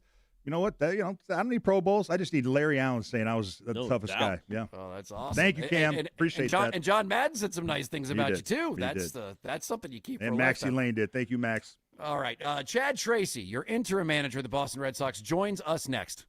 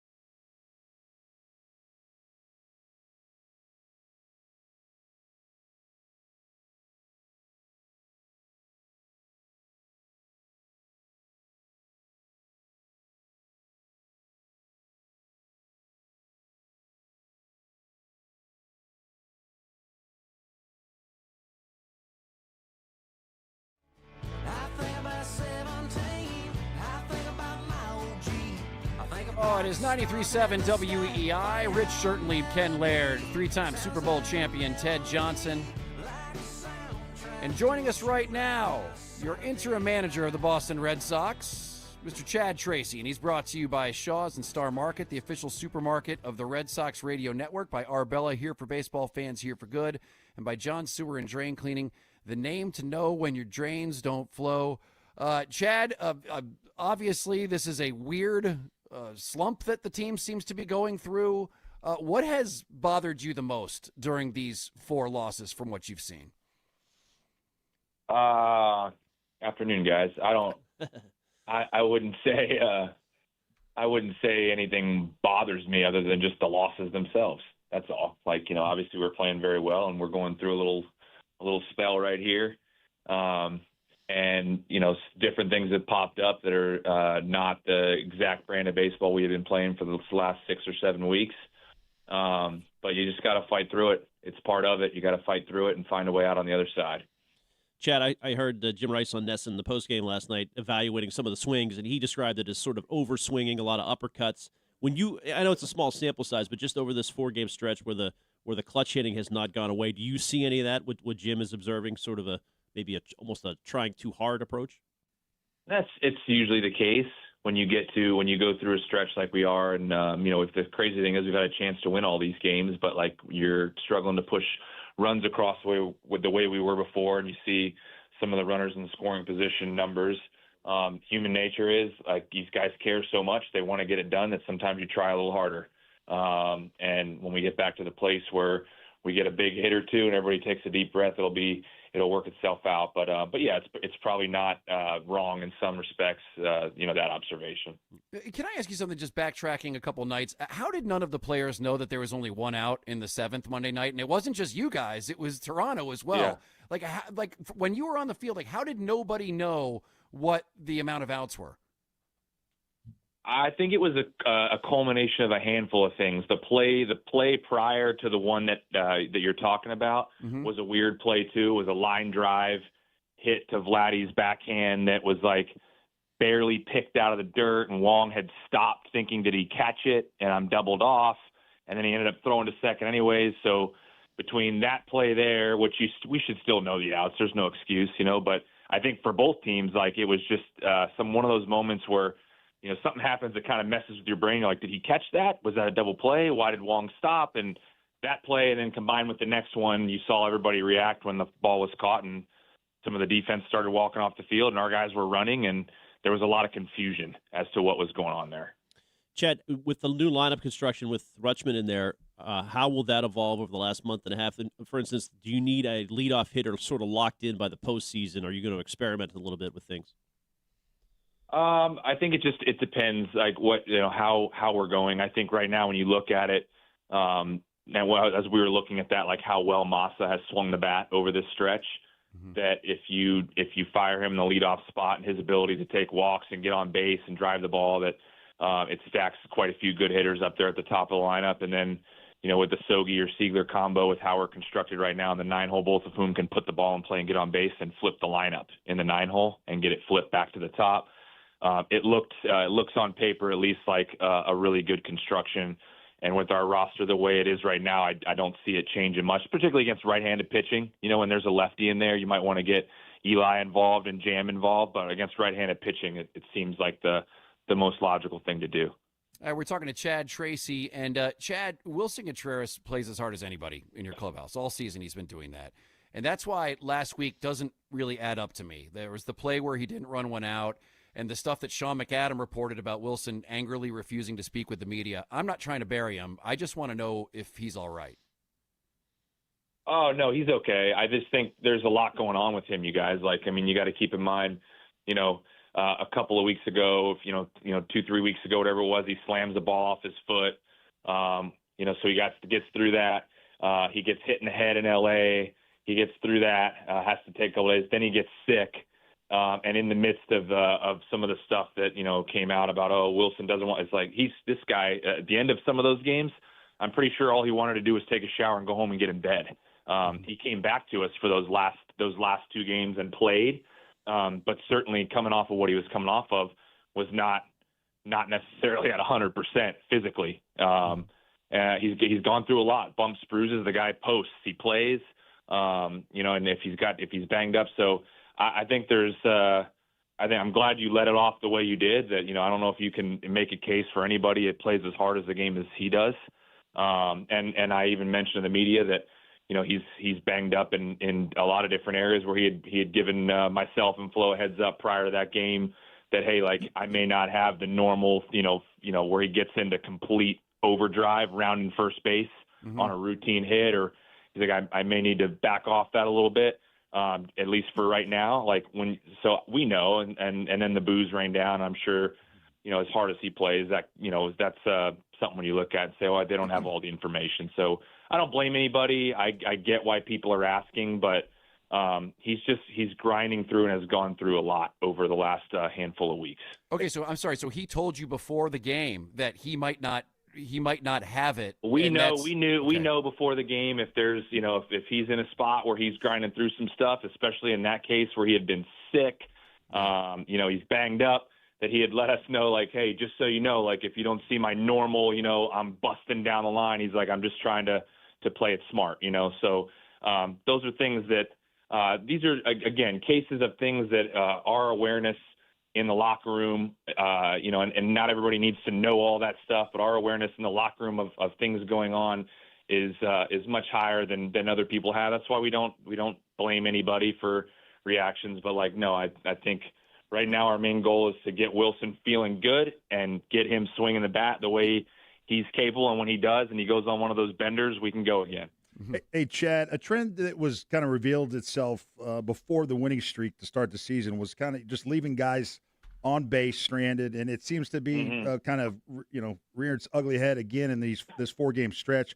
What are you seeing with guys' approach at the plate that maybe explains that happening again? Actually, to be honest with you, the approach part overall, just holistically, is pretty good. What we did last night against Dylan Cease was really good. We swung at strikes, we took balls, we drove him deep in the count, we hit 2 home runs, we hit a sac fly for another run. When you get 3 runs off of maybe the AL Cy Young candidate, potential Cy Young leader, and you get him out of the game by the 5th inning, that's a job well done. We didn't do as well against the bullpen, obviously. So just overall approach, we're getting a ton. There's 2 ways of looking at it. They're 3 for whatever their last 34 with runners in scoring position. I'm like, well, we got 34 at bats with runners in scoring position. So there's obviously the first part's going well, and the second part of it is when we get them out there, if we turn that into a 7 or 8 for 34, it might have equated to a couple more wins. So. We have to keep getting the runners on. We have to keep our approach and what got us here, which we started making better swing decisions. That's continued. We have to keep doing that, and it's just a matter of 1 or 2 big hits that turn some of these close games into 3 or 4 run leads. Hey, Chad, how optimistic are you that Curtis Mead could be healthy and contribute for you guys down the stretch? That's a good question. Hard to say right now. I mean, he's still in some type of cast brace on his hand, so I think that's going to be easier to answer once he gets that off or gets follow-up imaging. And once that occurs and you kind of see where's the healing at, and can he come out of the cast? Does he have to put it back on? That'll be easier to answer once that happens.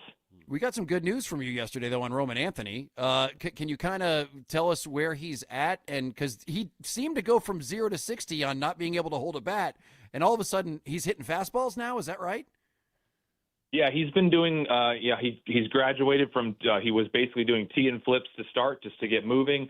He graduated from that to the hack attack machine for velocity and foam balls, right? And then now he's hitting off of the traject machine, which is basically as live as you can get without actually facing a pitcher. So he's made really good progress. He's going to be doing that. Obviously his full routine leading up to hitting live at bats off a traject machine for right now. See and make sure how that hand feels, and then we'll kind of reassess as we get into this weekend and early next week and see where we're at. But he has made quick progress here in the last 10 days or so. I'm an idiot when it comes to are those with real baseballs? Because you mentioned he was using foam balls before. The traject machine is that baseballs? And if so, how fast there's baseball, and there's baseball work in there too. It's just sometimes when you're going to take a high volume of swings, foam balls lessens the load. But he's been hitting real baseballs as well, a combination of all those things. And if you're going to hit off a traject machine, if you guys don't know what it is, it's basically a live. It's a video screen with a live pitcher. That ball's coming out of their 95. So a lot of times there's like baseball foam type balls, and that's mainly for because you're hitting off live. That if you foul one off your shin or your ankle, that's why you use foam balls in that machine, because now you're facing a slider and stuff like that. We don't want to create another injury. So that's why I usually use foam balls in that machine. A foam ball can go 95 miles an hour, huh? I just think Well, it's like I'd say maybe it's not a foam. Maybe it's like a soft baseball. Okay. Maybe that's a better term. I don't know how to properly say it, but there's weight to it. If you happen to come around one and hit it off your foot, it's going to hurt a lot less than if you hit a real baseball. All right, fair enough. Hey, Chad, with about 43 games left in this season, what do you think? What are some areas that you can improve on? Is there anything that keeping you up at night? Like, what do you want to see maybe in these last 43 games that you haven't seen? That's a good question. I think you guys see it. Like, I think it was very obvious for 7 weeks or whatever it was, the brand of baseball we played, and it's pretty obvious in these last 4 days. We have been a touch sloppier on defense. Like, that's one. We've made a couple of base running miscues. That's one. We're still doing really well as far as approach and getting base runners, but the clutch hitting, and that one tends to come on its own. And when it does, it tends to turn pretty quickly. But there has been in this course of these 4 games, little things that we do so very well and have all year, which is we're a very good defensive team. We're a good base running team. And when you're not quite hitting the way you want to, it's important that those things are clean, because you can still win close ball games if those things are clean. So I'd like to see us get back on the horse of that. I think we will. And as a group, we'll grind through it. But those are a couple areas. All right, Chad Tracy, I didn't want to address this, but I think it's our job as journalists to say this. There was an extremely credible post on social media that went viral, posted by a gentleman whose name I believe is CyberBob420, and he said, "I guarantee the Red Sox have some MIT grad working for them in a back room that cracked the code on intercepting the radio frequency of PitchCom and has the access to keys to decipher each pitch. I legitimately don't remember a single Boston hitter chasing a breaking ball the whole series. I'm going to comb through the StatCast data on swing percentage, barrel percentage, etc. from start of the streak compared to prior to the streak. I'm fairly certain there's going to be some crazy differences." So, Chad, comment. We need answers on this. Cyber Bob, man. He's very credible. How about now, Cyber Bob? I guess we're still doing it right now, right, in this 4-game stretch? Well, the theory is that the MIT guy got left at the border and wasn't able to go into Canada, so he didn't get to pull off his stuff. Yeah, there's always an extra theory when the theory no longer works out. No, I think it's pretty obvious. I just talked about, you asked me the question, what could we improve? I said one of the things we've done really well is make really, it was a point of emphasis with our group about swing decisions. And, a lot of it was, hey, we don't have to swing. There's certain counts, even if it's a strike, we don't have to swing, like choose the right one. That's why that turned. And that's, the reason, you don't see, well, because we have really good contact oriented hitters that understand the zone. And when we're doing well, we're not swinging at balls. So, that's where I'll leave that. That's Cyber Bob. I think Cyber Bob is missing there.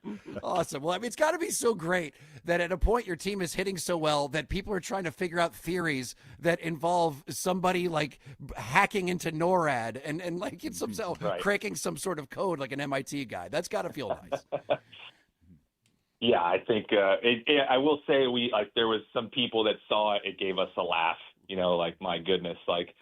And I think probably just because of the drastic turn, it had been so different before, and now it was the way it was. So people just automatically try to figure all that out. It's like, no, just we had some players that weren't right, and they're right now, and they're doing the right thing. So I give Cyber Bob a lot of credit for his theory, though, I guess. I don't.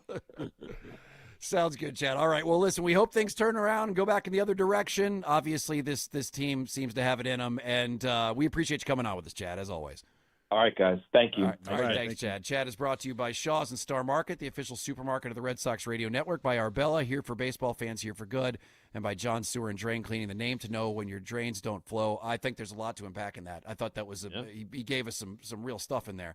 We'll take your call, 617-779-7937. We'll be right back.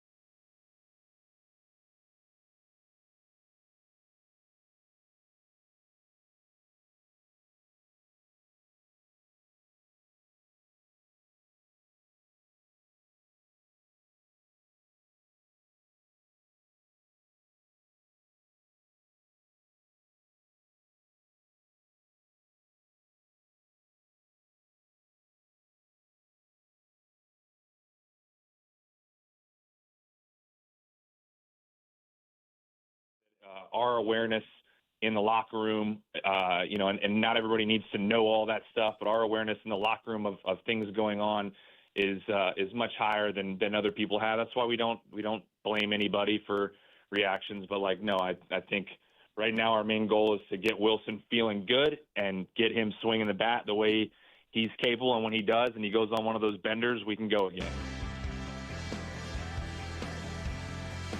It is 93.7 WEEI. Rich Shirtenleaf, Ken Laird, 3-time Super Bowl champion Ted Johnson in the Catch Us Law studios. No fee unless you win. You can call us at 617-779-7937. And the WEEI Ness and Jimmy Fund Radio Telethon presented by Arbel Insurance next Monday and Tuesday, right around the corner. And every gift makes a difference for the patients being treated at Dana-Farber Cancer Institute. JimmyFund.org is a place where you can go ahead and donate. You don't have to wait.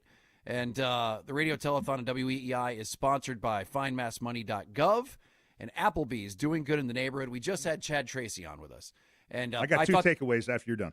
Please, you know what? I go ahead, because that's what I was going to go to. Because I thought that we learned a lot in that. That was a good one. Sometimes Chad doesn't give us much. He gave us a decent amount today. I am impressed with how he handles himself when things aren't going good. Right? Like they're in a 4-game skid, first one they've had in a long time, and the way his overall disposition, the way he answers questions, you would not know it. You would think they're in a win streak of 15 games, not in a 4-game. So I just like the way he handles it. When I asked him, and they were maybe at the bottom of their losing, when they were losing, and I think they were 14 games under, and I asked him how the morale was in the locker in the room, and he said, "Never been great. Yeah, no problems at all." I was like, "Yeah, okay." And that, so there's that. I'm just impressed with that. And then the other one is, man, the question that I thought you were going to hit him with, the question that you've been asking him every single week. Oh, the interim thing? Yeah, I didn't hear that question, man. I was waiting for it. I think we kind of know, like, what his answer is. It's always the same thing. We know now. Okay, all right. We know now. And there was too much other stuff to talk about, but you're absolutely right. Yeah, it also feels weird asking him about, well, they're going to take the tag off after a 4-game losing streak. It does, but still, you had a little thing going there. So. Two takeaways for me real quick, Rich. Sure. One, I got to say, the foam baseballs makes me less confident that Roman's close. I don't know why, but it just sounds... it makes me think of a Nerf ball in the backyard. It's just can we hear that again? Because I think that he said it was a mix of foam and regular baseballs. Right. I think that there were regular ones too. But the whole problem with, if you didn't hear it, he said that Roman Anthony is now taking full 95 mile per hour, like pitching machine pitches. And I thought he said it was like a mix of regular baseballs and foam ones at the same time. But that's massive, seeing that he was in – it's so crazy how fast things went from him not being able to hold a bat because it would be too painful to him hitting a 95 mile per hour baseball. I mean, because that's what we heard, is that it's the reverberation, it's being able to hold onto the bat, and it's shaking his hand the way that it is, that it was unbearable. I'm telling you, that's one of my takeaways. They're trying to get Roman back, like, now. I guess, but he's still in Fort Myers. Like, at what point does he come back to Boston? When's the training room clear? Like, it's kind of weird. And then he's got to go to AAA for, at least a week or two. I think he's a month away. And then the other thing, I do think the Wilson answer is the biggest one. It's the most interesting, because him just saying they need to get him right, do you consider sitting him down? I'm sure Contreras as a leader is just fighting his way in the lineup. I'm not coming out. I'm playing. But here's where I do worry about the rookie manager, the interim manager. Does he have the gravitas to go in and say, Wilson, we're sitting you for 2 games or 3 games or whatever it is? Because he's right about that. They absolutely have to get him back and ready to go. So I thought that when he told us, because obviously we all know that he got booed when he was dogging it going to first base. But if you didn't hear it, Chad Tracy told us that Wilson told him before that game, hey, man, I'm not 100% and I'm going to try my best, but there's probably going to be plays where it's going to look like I'm not going as hard as I should, because I still feel off. And the question is should they have played him? You're right. That's something a rookie manager, you've got to kind of learn when it's good to put the guy in, when it's good to put somebody else in, as valuable as Wilson Contreras is. Or maybe it's a situation where he said that, but he also clarified that I'm not letting you take me out of this game because I'm that kind of guy. And that's that whole leadership we've been talking about. Whether that's an excuse for him doing the stuff Sean McAdam was talking about. It was a little bit like that, smidge. It might be. Yeah. And listen, it sounds like he gets pissed off at himself. He gets pissed off a lot behind the scenes. But it does kind of add an extra layer to everything, knowing that it wasn't just him dogging it. It's that before the game, he felt like I don't know if I'm 100%. He told Chad that he wasn't going to be able to play as hard, and he put him in the game anyway. So I don't know who you blame for that. I don't know whether if I was Chad Tracy, I would do the same thing if my star player told me that. I don't know. What would you guys do if you were Chad Tracy and you had that conversation with Wilson? I mean, it's easy to say now. I wouldn't play him. I mean, based on a guy gets booed, that's not productive for anybody. Yeah. You don't want to see that. You lost the game. I mean, he's getting worse. He's you don't think if you can play the game where you can run out a ground ball, I would say you shouldn't be playing. Right. That's all. And so that doesn't happen. I get why he's saying it, and in the context of it, now you kind of go, you feel bad for being critical of it, but then don't play him so that doesn't happen. He does not. He's not the same guy right now. He's 1 for his last 14. He's 4 for 24 in August. 7 strikeouts, right? Yep. Because that's the other strange thing is, like, I'm sure there's been situations, Ted, and you know this even in football, where you could have someone coming back from an injury and it just takes them games to ramp up. It takes them reps in order to get back to what they were. No doubt. And it can be tough to watch for a while.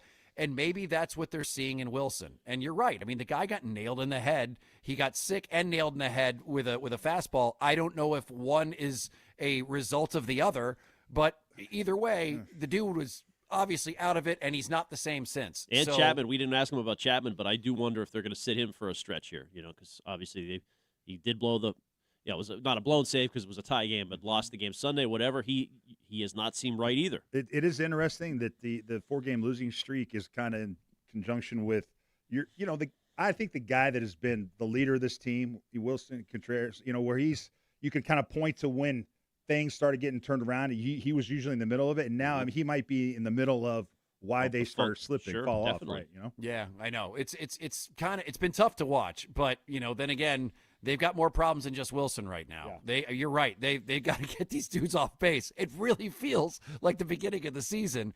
And who knows? I did like Rutschman last night. I did. I mean, he reached base 3 times in his Just debut. A pro. Dude, he looks the part, doesn't he? He looks the part. Now, I heard somebody saying, like, he's a catcher. How much impact can he make? I mean, I don't. To me, I think disagree. he can. I think he Our makes generation, a lot. I don't know, dude. Benito Santiago, Right. come here. Veritek, just like those are some Johnny of the Bench.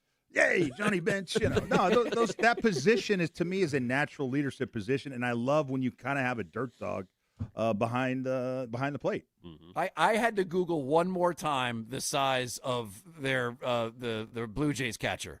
Oh, That guy, one more time. That Kirk, what's his name? Alejandro Kirk. Alejandro Kirk. Yeah, he's 5'8", 260 pounds. Yeah, he's which a hoss. I don't know how you can be baked like that. It's like, and the proportions are all over the place. And the dude is kind of a hoss. He gets up there. I guess he's a pretty strong hitter, but man, he's just, I've never seen anyone baked like that before.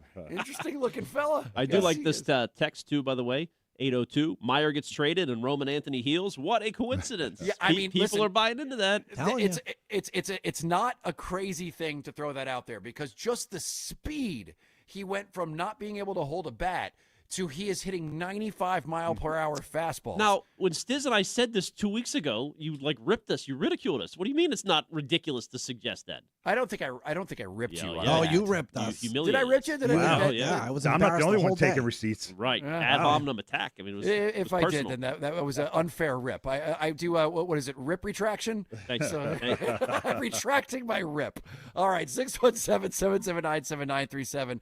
If you've got a call, I mean, it is interesting. The Wilson Contreras story. It's something to keep an eye on. Now that we kind of know just how bad things are behind the scenes, it's going to be wild to watch. Hopefully, it'll be better. Terp's going to be on what? He'll be here about 10 minutes. He's flying back from the brand new workout facility, the ribbon cutting ceremony. I'm looking at all the pictures of it. Does that look like? Will that impact the team? Is it... I got some thoughts and opinions on it. Hell yeah! All right, good. let's Good. get to that. Also, Gonzalez put something on his Instagram that I can't understand, but the lyrics apparently say, "Hey, you should have signed me by now." We'll get to that. 2 minutes, not going anywhere. Right back.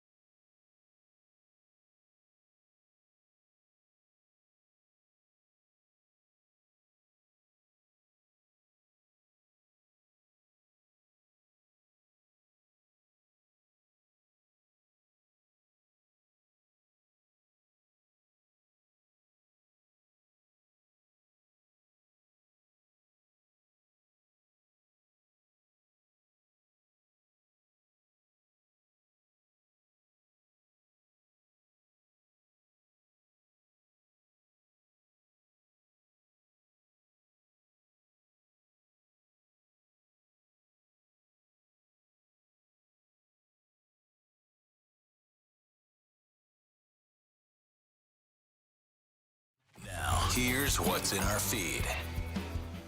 And the feed brought to you by Boston Prolotherapy. Red Sox coming back to earth a little bit. 4 straight loss last night, 5-3. New in the night game, 3 out of 4 in the series. 7:07 first pitch across the Shaws and Star Market, WEEI Red Sox Radio Network. Shaws, proud to be local since 1860. Rangers Suarez tonight against Jose Soriano. That's who they got in the Angels trade, the Toronto Blue Jays. 6:07 pregame, the Mass Mutual pregame with Arcand. If your doctor said surgery was the only solution for your joint pain, get a second opinion. Do what Ted Johnson and thousands of others have done. Eliminate your joint pain at Boston Prolotherapy. Online, bostonprolotherapy.com. I'm Ken Laird. That's what's in the feed at WEEI.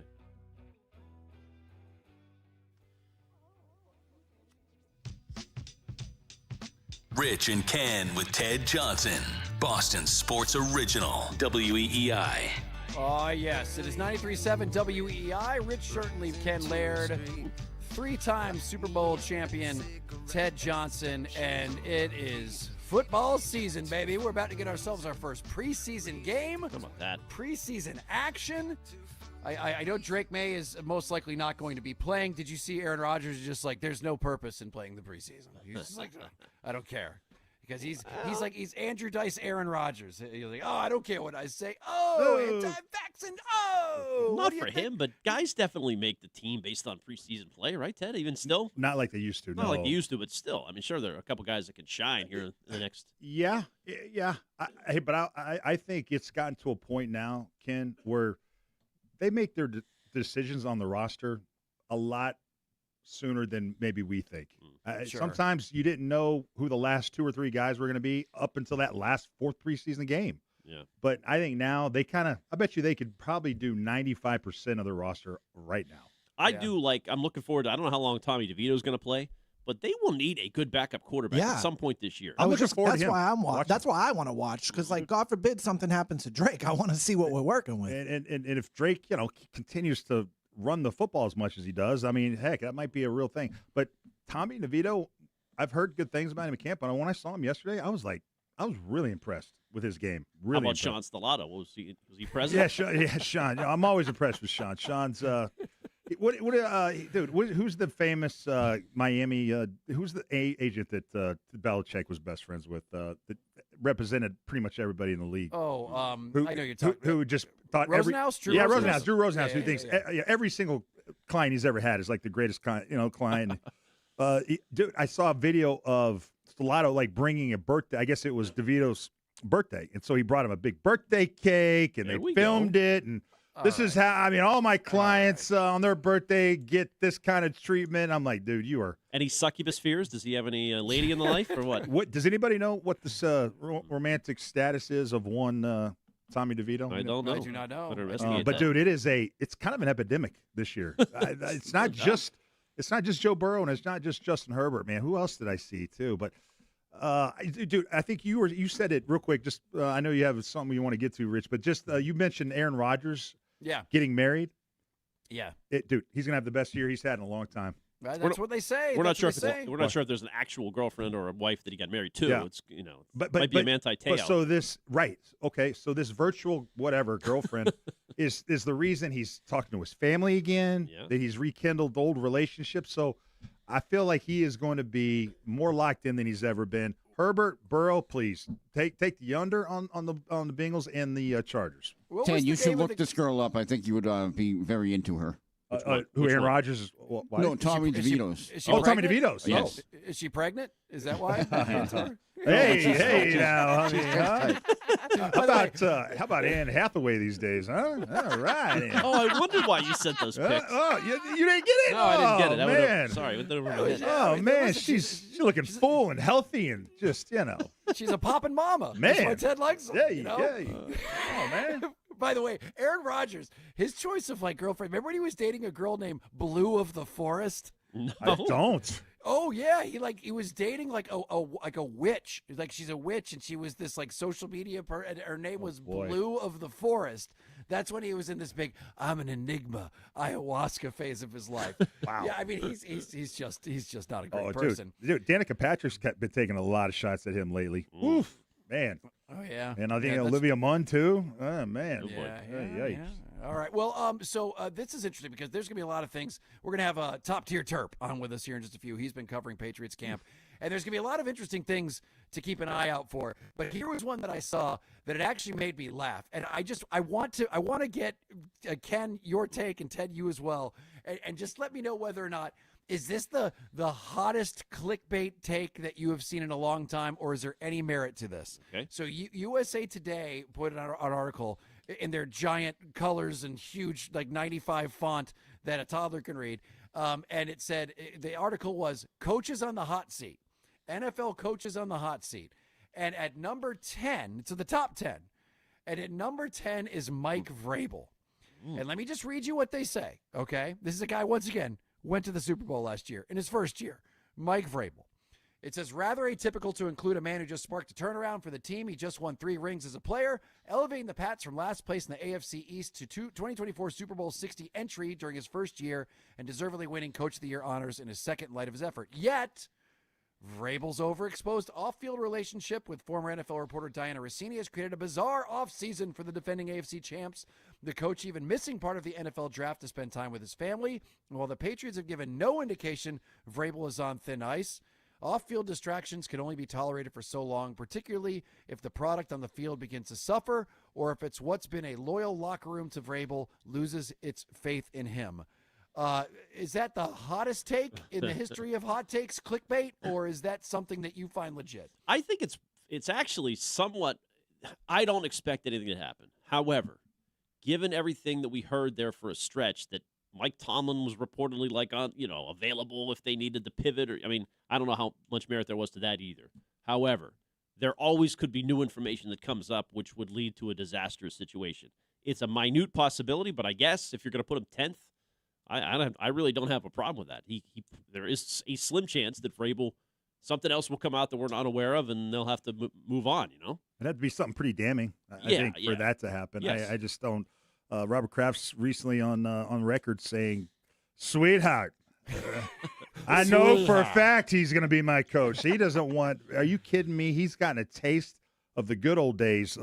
It would be a leave of absence from Vrabel, not that the team would fire him. It's the way I envision it. Some other problem comes up that he's like, I'm stepping away for the betterment of the team.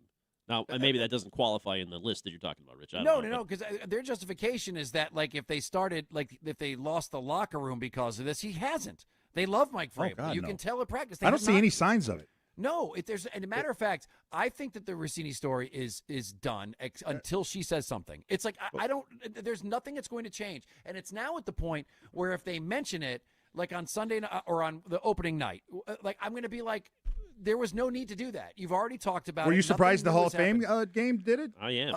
I am a little surprised because it would have made more sense if they waited to talk about it until week 1 because the Patriots were playing. Exactly. That's why it was shocking. The Patriots weren't in the Hall of Fame game yet. They're talking about that scandal, which I found interesting. I'll tell you this, Rich, the only way I think it becomes a story again, you get off to a slow start. Don't get off to a slow start. Don't go 1-3. Don't have a Gonzalez holdout, you're saying? Don't have a Gonzalez holdout. Don't get blown out in the first week of the season. Have a competitive game against Seattle. You know what I mean? If you win, you're fine. You lose, that's when it comes up. So, Ted, does it become a story if they start losing? Absolutely. Yep. Will it cost him his job at the end of the year? No. Absolutely not. No, exactly. The definition of being on the hot seat means you could get fired this season. You're right. And I think unless there's some unbelievable twist to this story where something like illegal or wildly immoral happened, then they're not going to get rid of the guy. And you know what? It's the smart move not to. Now, I will say the question he was asked about the therapy yesterday before the practice. Did a little Ken Laird pivot. Wow. Woo. I mean, I took notes. That was a masterclass. Do we have any tap dancing music we can play underneath this? We got audio? I mean, I think it would be. It was actually, I didn't hear it live, but it is like a. It was a pivot of all pivots. By the way, he's becoming the king of that, of not answering questions, and giving you long answers. So at the end, you think he answered your question, but he actually just bored you so much that you forgot. Where'd what you he asked. learn that tactic from? I wonder, man.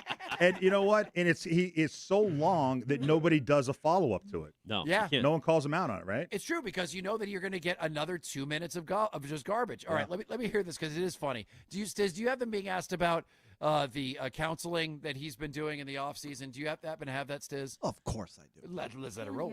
ESPN. You said this offseason that you were seeking counseling. Mhm. I wanted to follow up on that and see what did you learn from that counseling, and how did you balance that personal commitment with getting ready for this season? Well, I think we always look at improvement. As we talk about getting ready for the next season, we always look at improvement and ways that we can improve individually and stop it real how quick, we can stop. improve as a team. Hey. About to kick in. Sorry, I didn't mean to. We're always looking for improvement. Like you and Jen, always looking for improvement in the offseason. What do you? He didn't say that. All right, keep going. Sorry. How we can improve as a team, and it's really critical that we continue to do that on and off the field. I believe in that. I believe in everything that we can do to help this football team, to help our coaches, to help myself and everybody else included, and how we this journey that we're going to go on is going to be completely different than the one we went on last year, and that's all of our jobs is to prepare for it now. So really focused on our improvement individually and as a team, and that's something that we can do today. Halfway done. It's so good. Talk about them and their ability to play together as a unit. There's so many combination blocks that they're involved in, and we Combination have to be better. And again, 5-0 linemen have to be able to sustain the line. God. I just walked into that meeting room and said, how do we improve? How do we improve our combination blocks? It's not asking you to block That's not everybody what one-on-one. it's not counseling. So I think we all have areas that we can improve on, and that includes the coaches. Yep. I wish And that's what I love about counseling. That clears that up. I got to say, why I got this vision of like in the movie Airplane, it'd be like it's like if they flash to everybody in the audience, they're like, falling asleep, or they're like killing themselves, or like they're self, mutilating themselves, dude. God. Oh my God, Mike! How great would it be if if one of the reporters in the middle of one of those 2-minute rants about nothing just went, "You're not answering my question," dude, they'd be my hero if they did. Oh my gosh! Honestly, it's you're impressive. right. You're right. Like I don't remember him last year doing this much, but it seems ever since he started taking questions, like this is the draft and everyone has it. It's just the most amazing. Look this way now. Look this way. But Here's what a does that tell shiny you? thing. Like, can a guy that doesn't feel confident, or I don't know, or if a guy felt like he still needed to navigate that, would he answer it like that, or is that a guy that's like, dude? This isn't even an issue. I'm still the badass here. I'm going to answer it by not answering it like in the filibuster for 3 minutes, put you to sleep. Yeah, it's kind of badass. It's a little disrespect, like in a way, because he doesn't even like pause or allow it to be awkward. He jumps in right away and then takes the baton and he just starts running down with a different answer. Yeah. I think the longer the answer, the more in his head it turns into a FFU, FFU. Oh, of course. F you for asking me the question. F you. He got off the stage, went behind the curtain. Stretch was there, and they probably had a good laugh. About that, Yep. I got him. I got him. Combination blocks. At some point, he's asked about how therapy's going. Right. He ends it with combination block talk. Even Belichick's got to be, damn, that's good. Wow. That was good. It's like taking notes on Vrabel. Absolutely. All right, 617-779-7937. Top tier Terp.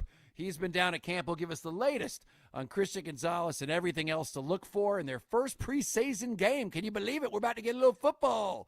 We get to see what Tommy Two Chains is doing out on the field tomorrow. We'll get to all that right after this. 2 minutes. We'll be right back.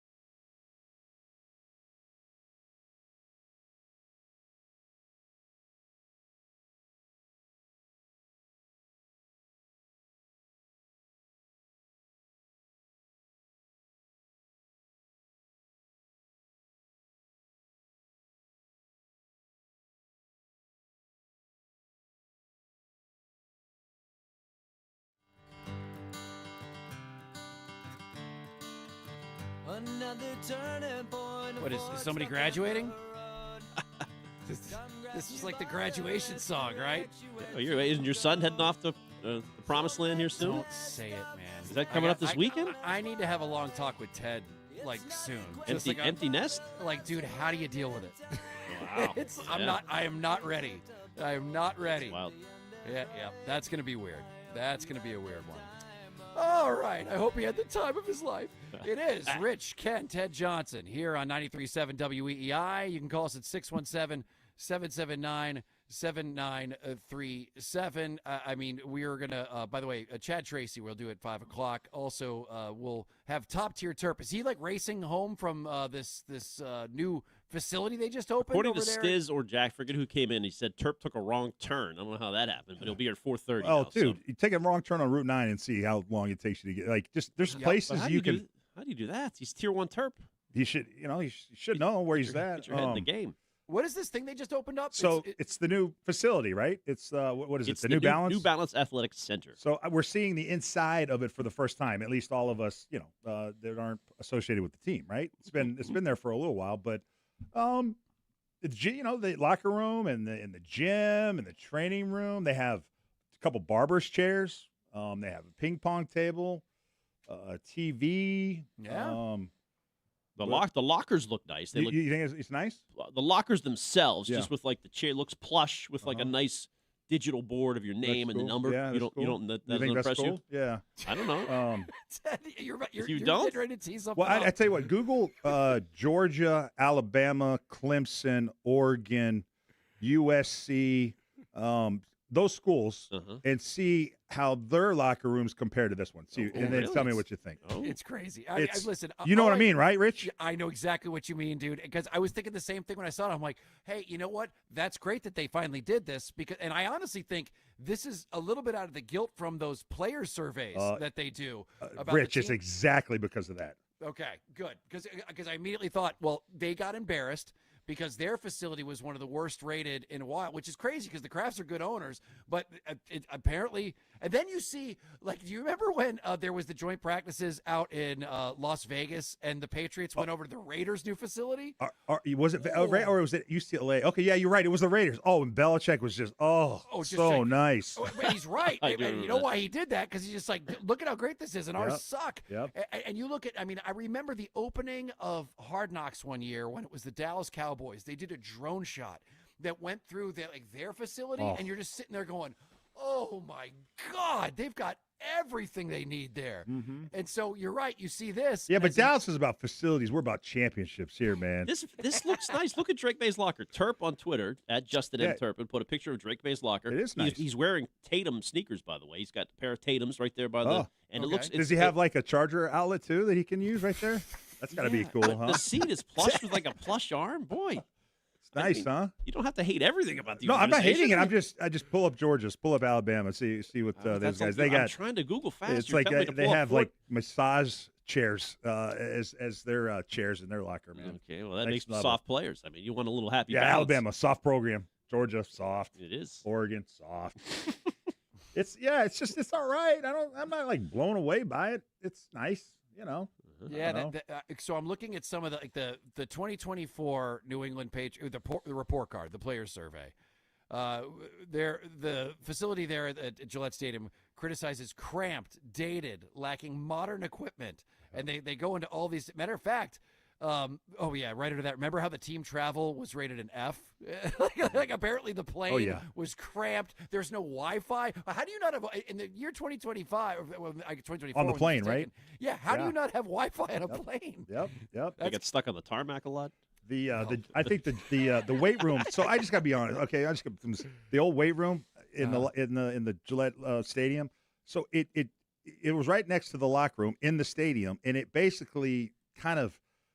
So the stadium turns, right? It's not it's not symmetrical. It's not straight lines. It turns, and so you'd be benching, and you'd look up, and the tile in the ceiling would be turning, and it would throw you off. You know how you like to line up your sight line when you bench, like to the tiles, and it throws you off. Like it's like, dude, we can't even get the weight room right.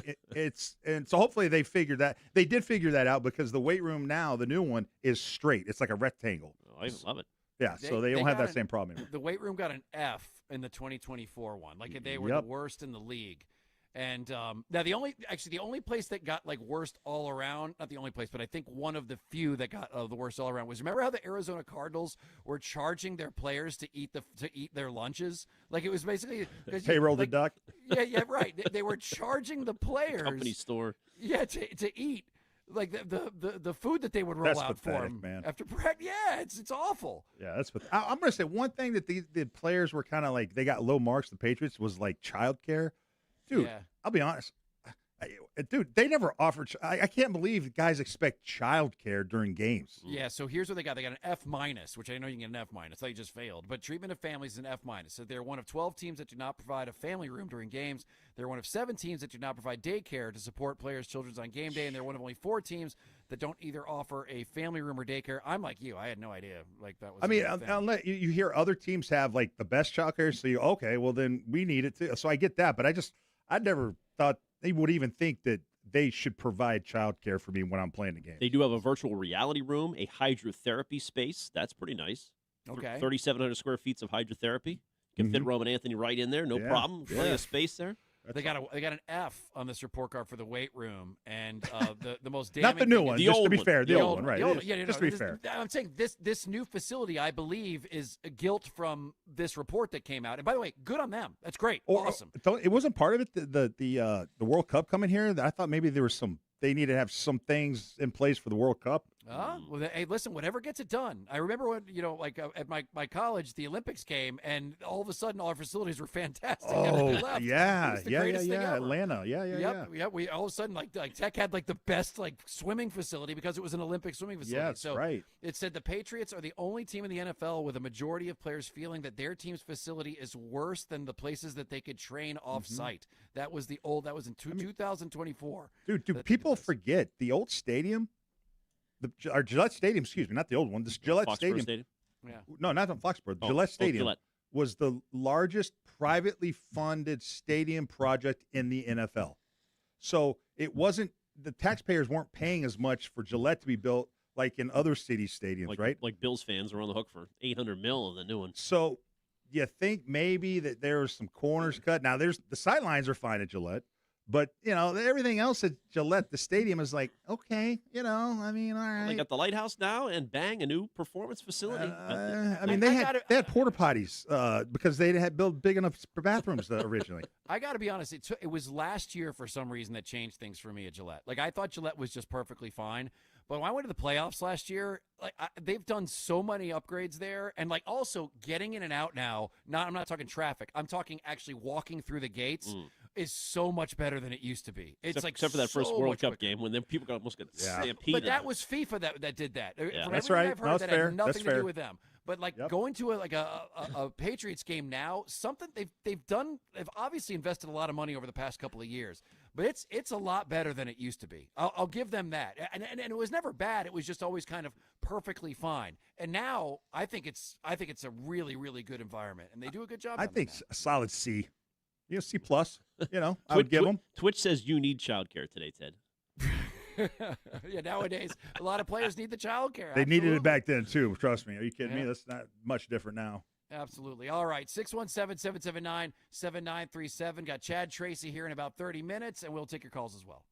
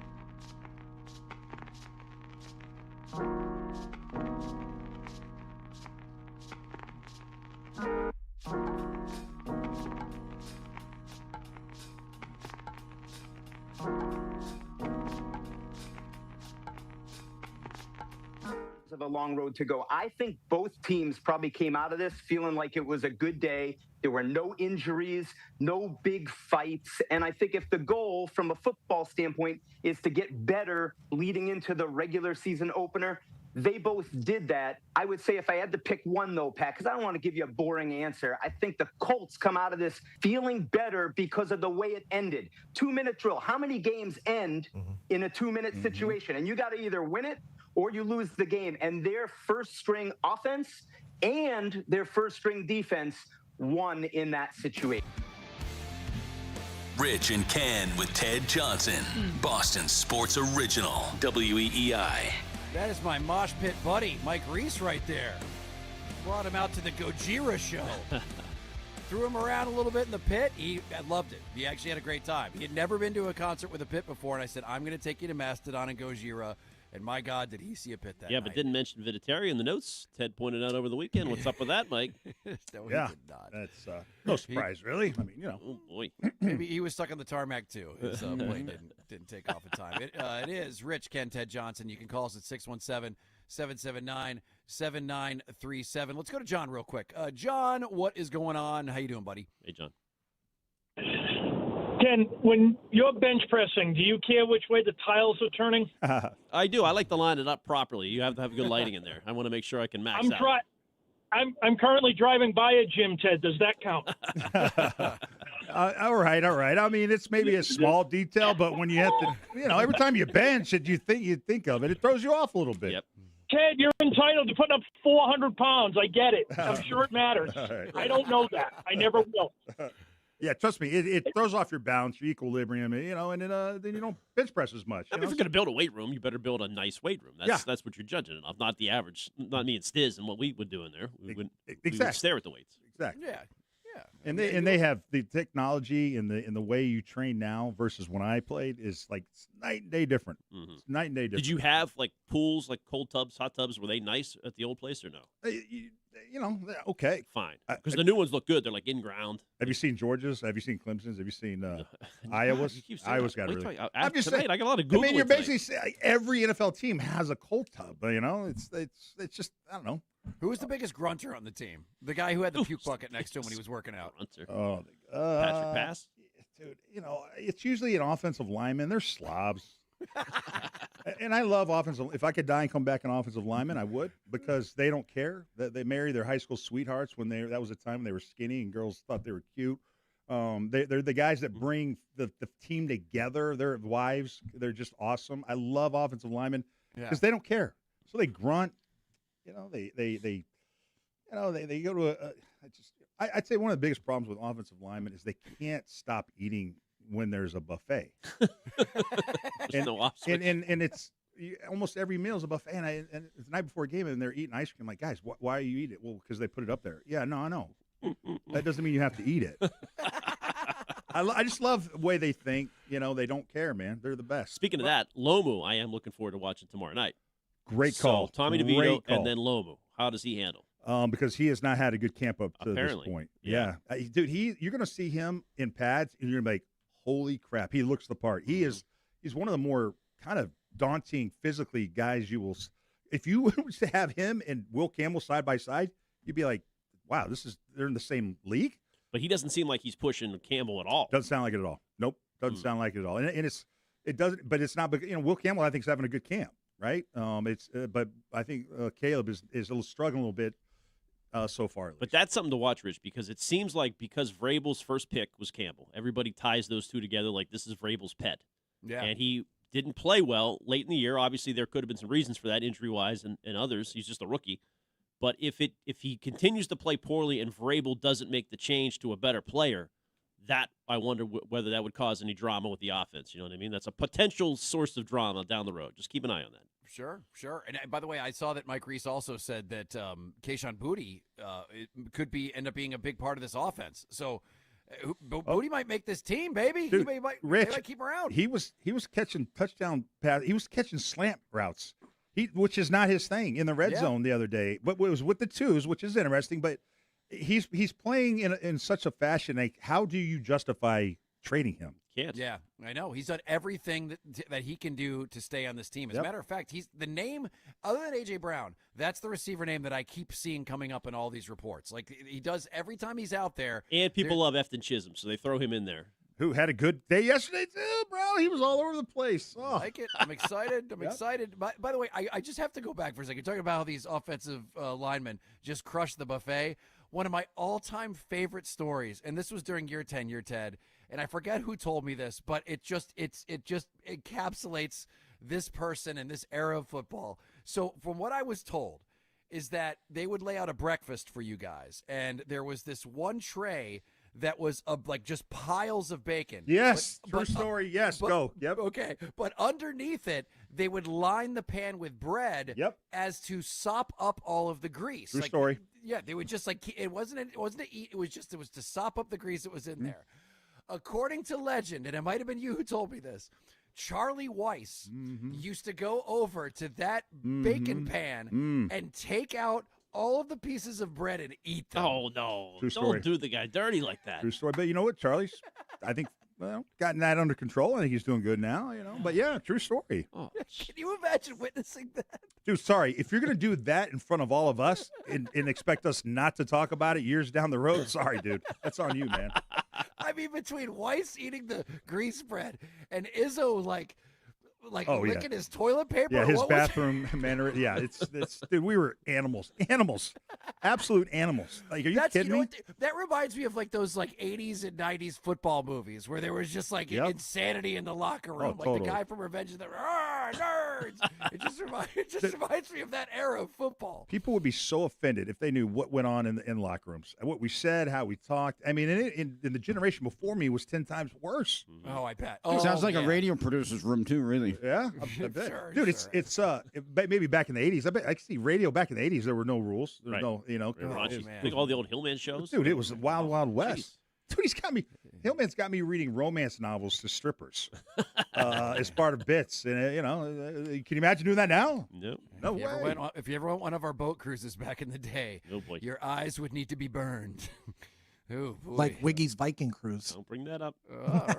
All right. Well, we have Top Tier Terp in studio. Finally able to make it. Where'd I know you that- go, Terp? Yeah, sorry waiting about on that, a guys. dime, bro. Sorry about No, that. it's all Took good. a wrong turn. Good It to was- have you here. Stretch was showing the facility. It was beautiful in there.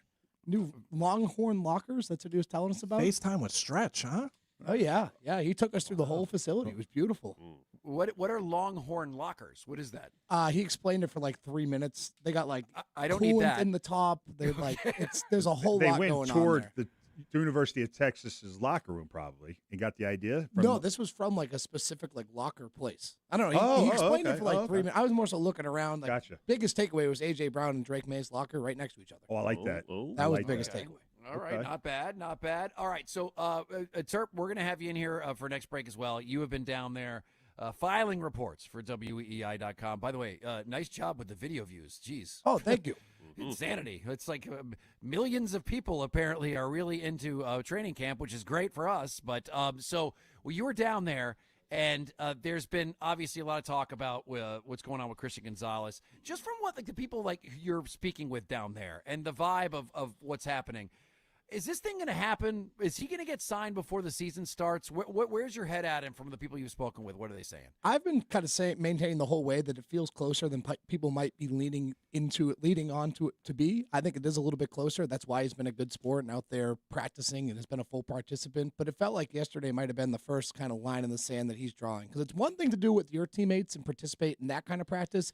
It's another to do it against another team. And I think those guys aren't necessarily looking out for your wants or your needs Exactly as much right, as Bo. your own Good instincts. teammates. Yep. So I think for him, you have to protect the asset, and that's why I don't think you see him out there. And I also think he's not really going to see stiff competition out there against the Colts. Alec Pierce wasn't out Nobody there. on that roster is better than A.J. Brown. No, he's got. That's the best player that he's going to see in preseason, really throughout the entire Good point. preseason slate. So that is iron sharpens iron in that sense. Like if Alec Pierce was out there, I don't really view him that high. Certainly not to the caliber of A.J. Brown. So there's really no risk. There's no reward of him being out there. Good point.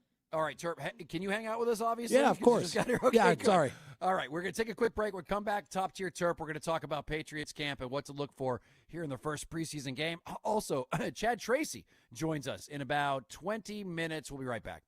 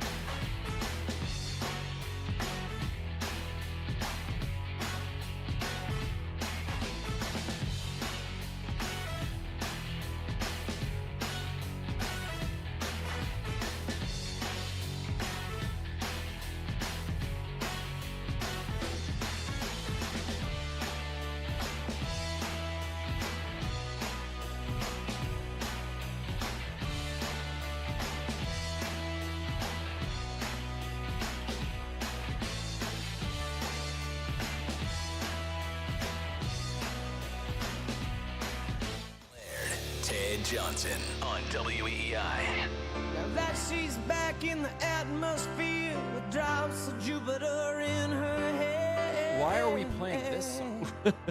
It's an homage to Joe Thornton of the Barstool. Jerry. I mean, Jerry. Tom. Whatever. Jerry. Yeah, whatever. Why are we, what does Drops of Jupiter have to do with anything? Oh, this article he wrote about me last year, titled what is it? Ted Johnson makes his bid for the Belichick Hater Hall of Fame by giving Bill 10% of credit for the Patriots' success. And in this article, he makes reference to Train, which is the band that sings Drops of Jupiter. Says, by far, he's been critical of the man who built the empire. Having him come on a show and not badmouth Belichick would be like going to see Train and having them not do Drops of Jupiter. Johnson's just playing the hits people come to hear. It's hey Joe, keep going. Jerry, Ted. Oh, Jerry, whatever. Be nice to Jerry. And then and then further, sorry, harbor old beefs all you want, Ted Johnson.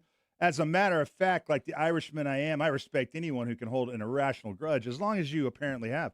And then he puts my tweet in there where I respond to Glenn Ordway, where I say Glenn Ordway, or not Glenn, Gary Ordway. No, Glenn Ordway.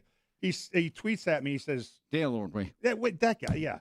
He says, this is absolutely ludicrous. Good luck with the takes like this. Laughable. So it just this is a great article. You would like Jerry if you met him. I think that he's busting your balls. Oh, is that it? I've never met him. I wouldn't. I actually think you would like him. You know what's funny? I've never met the guy first, Rich. And you know what? In media usually doesn't go after media, but this guy clearly he's not media because he's Barstool. But come on, he's got some weird takes on Twitter. He does, but he's also he probably love you, and I mean that in all sincerity. He loves the Patriots. He really. I can tell this article. He was oozing affection. Anybody have Jerry's number? Let's get him on. Because I honestly think if you guys met, he'd probably just kind of laugh about it, and I think you guys would understand. Yeah, well, if he was in front of me, yeah, of course you would. Hey, Ted, no, we're good, man. You and me, right? Yeah, of course you would, dude. I'm just telling you. I'm just telling you what he wrote. So yeah, I know. But listen, I as I said, the thing that you were the most right about was that UNC was going to implode, and before Bill Belichick even coached a game there, you said they should fire him, and everyone now, I guarantee you are the first person anywhere to say that. Well, you can Google that. It's pretty much on record. They'll always have that opening drive. Yep. Yep. They'll always have the opening drive, but I mean, you saw it because you knew Bill Belichick intimately. You worked with him for years. I say that anytime people criticize you, I'm like, you knew him more than anybody who's criticizing. So you would think that my opinion might be more, I don't know, accurate or viable. I don't know. It is. Listen, it absolutely is. It is. I just sometimes you're the only one that's said that he's a good guy. Jerry Thornton's a good dude. Okay. He's a good dude. Okay. I'll defend him. And I'm telling you that because I know that if you met him and if he met you, you guys would totally get along, and he would love nothing more than to hear stories about when you played with the Patriots. Okay. I guarantee it. Okay. He's a big fan. I'll take your word for it, Bob. Okay. All right. And if he, as I said, maybe he can call in. Maybe he'll call in. All right. 617-779-7937. All right. So Terp is here. Top tier Terp. Yes. He was out there over checking out the Gillette Stadium, the opening of their new facility there. That whether they were embarrassed or not into making it from the 2024 players report. Very possible. It's very possible, but it doesn't matter. It looks like a wrong has been righted. It looks like it's a good spot. But more than anything, what did you make out of this season when it comes to the wide receivers? I know we were talking about Kayshon Boutte before you came on, potentially being a big part of this offense. I think Mike Reese said that.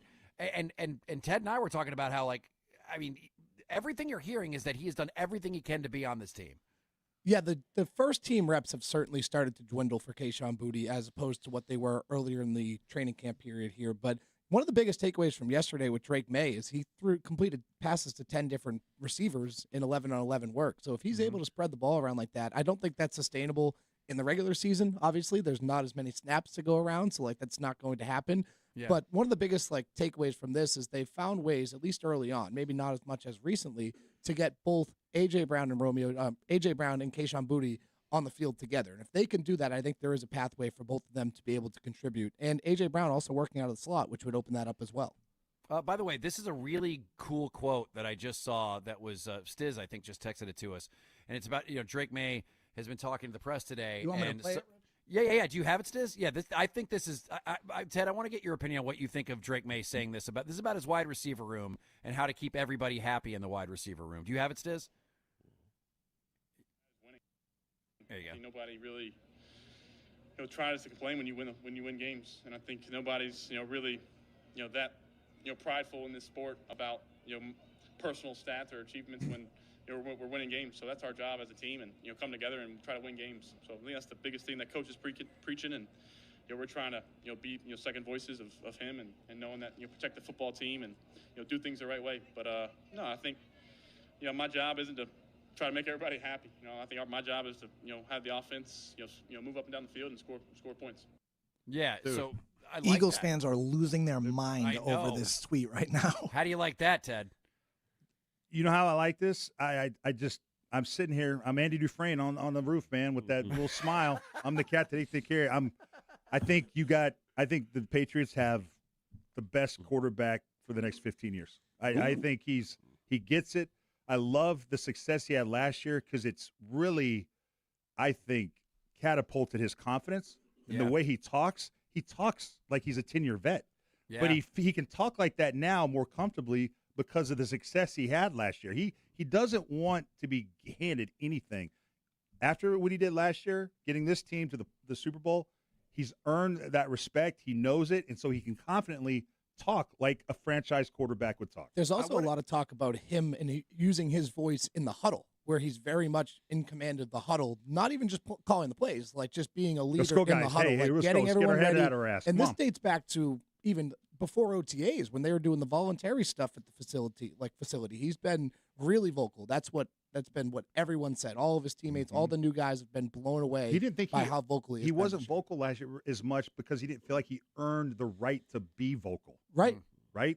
I totally agree. Hold those guys accountable. But He's it's different when you're learning. Older guys are looking at him and go, "What have you done, kid?" So now I was running up for MVP. So shut up and listen to what I had to say. Guys will. Whatever, he's earned the respect. He doesn't have to work for it. What he did last year proved that he is one of the best in the game right now.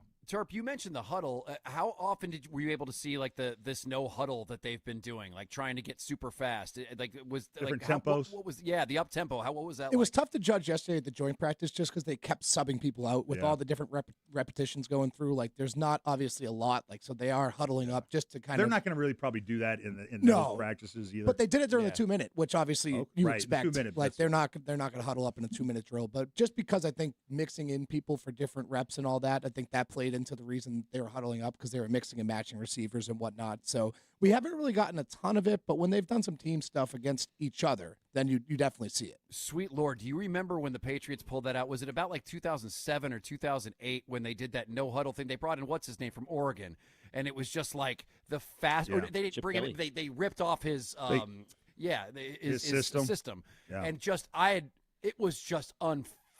What they were able to do to teams with that no huddle offense. And if they can even get anywhere close to that and be effective, first of all, that takes a really, really smart offense to be able to pull that off. Does. It does. Yep. Keep going. I'm sorry. They average probably 10 plays a game more that season than any other season because of how up-tempo they went. And it wears down defenses, but what they do that, Rich, so that defenses can't sub in, and they basically know what the defense is going to be in, and so then they attack that personnel group because they can't sub in because they're going up tempo. Can you kind of put in perspective how difficult that is to be on an offense that's trying to pull that off?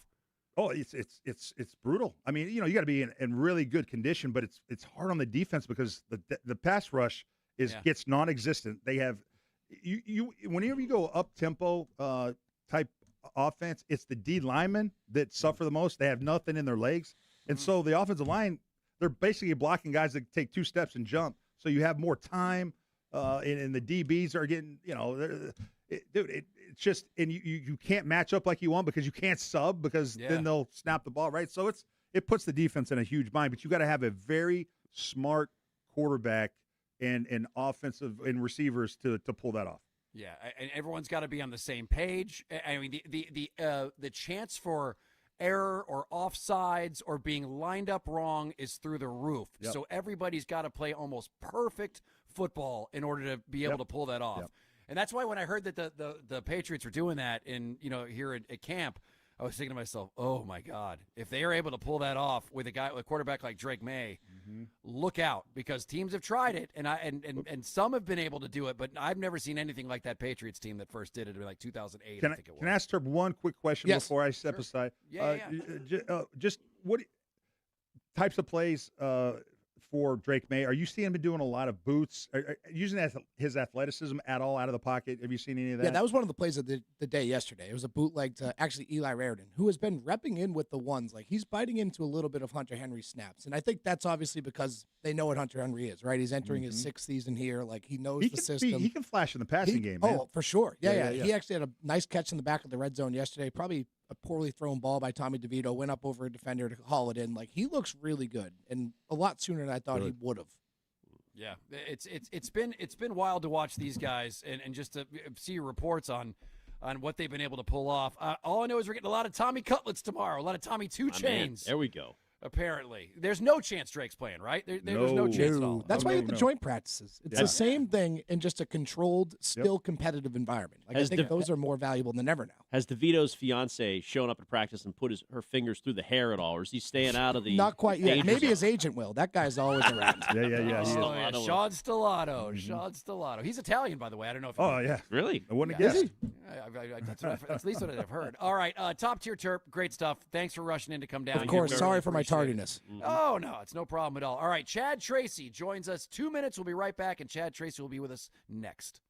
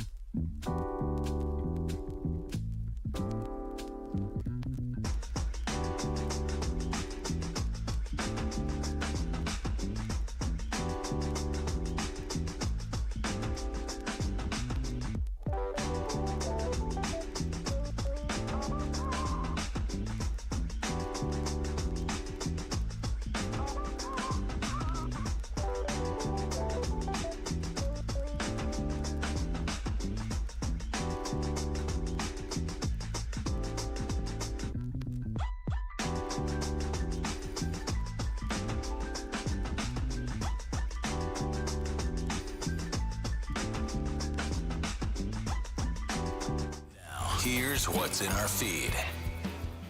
And the feed brought to you by Awaken 180 Weight Loss. Red Sox losers of 4 in a row.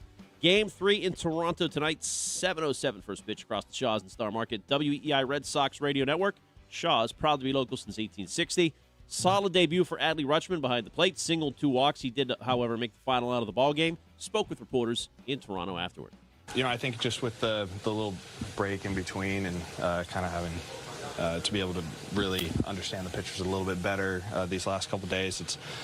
They've made the transition pretty easy, and guys have been awesome just working with me and catching me up to speed, and really nice to get out there and play today.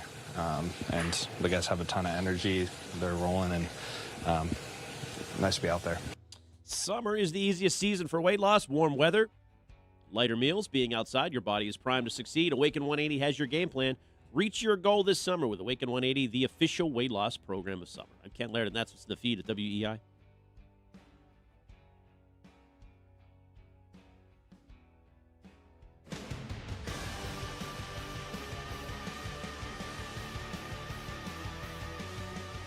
Oh, it is 93.7 WEEI. Rich Shirtleib, Ken Laird, three-time Super Bowl champion Ted Johnson. And joining us right now, your interim manager of the Boston Red Sox, Mr. Chad Tracy. And he's brought to you by Shaw's and Star Market, the official supermarket of the Red Sox radio network, by Arbella, here for baseball fans, here for good, and by John Sewer and Drain Cleaning, the name to know when your drains don't flow. Chad, obviously this is a weird slump that the team seems to be going through. What has bothered you the most during these 4 losses from what you've seen? Afternoon, guys. I wouldn't say anything bothers me other than just the losses themselves. That's all. Obviously we're playing very well and we're going through a little spell right here. And different things have popped up that are not the exact brand of baseball we have been playing for the last 6 or 7 weeks. But you just got to fight through it. It's part of it. You got to fight through it and find a way out on the other side. Chad, I heard Jim Rice on Ness in the postgame last night evaluating some of the swings, and he described it as sort of overswinging, a lot of uppercuts. I know it's a small sample size, but just over this 4-game stretch where the clutch hitting has not gone away, do you see any of that? What Jim is observing, sort of almost a trying too hard approach? It's usually the case when you go through a stretch like we are, and if the crazy thing is we've had a chance to win all these games, but you're struggling to push runs across the way we were before, and you see some of the runners in the scoring position numbers. Human nature is these guys care so much, they want to get it done, that sometimes you try a little harder. And when we get back to the place where we get a big hit or two and everybody takes a deep breath, it'll work itself out. But yeah, it's probably not wrong in some respects, that observation. Can I ask you something, just backtracking a couple nights? How did none of the players know that there was only 1 out in the 7th Monday night? And it wasn't just you guys, it was Toronto as well. Yeah. When you were on the field, how did nobody know what the amount of outs were? I think it was a culmination of a handful of things. The play prior to the one that you're talking about was a weird play too. It was a line drive hit to Vladdy's backhand that was barely picked out of the dirt, and Wong had stopped thinking, did he catch it? And I'm doubled off, and then he ended up throwing to second anyways. So between that play there, which we should still know the outs, there's no excuse, but I think for both teams, it was just one of those moments where something happens that kind of messes with your brain. You're like, did he catch that? Was that a double play? Why did Wong stop? And that play, and then combined with the next one, you saw everybody react when the ball was caught, and some of the defense started walking off the field, and our guys were running, and there was a lot of confusion as to what was going on there.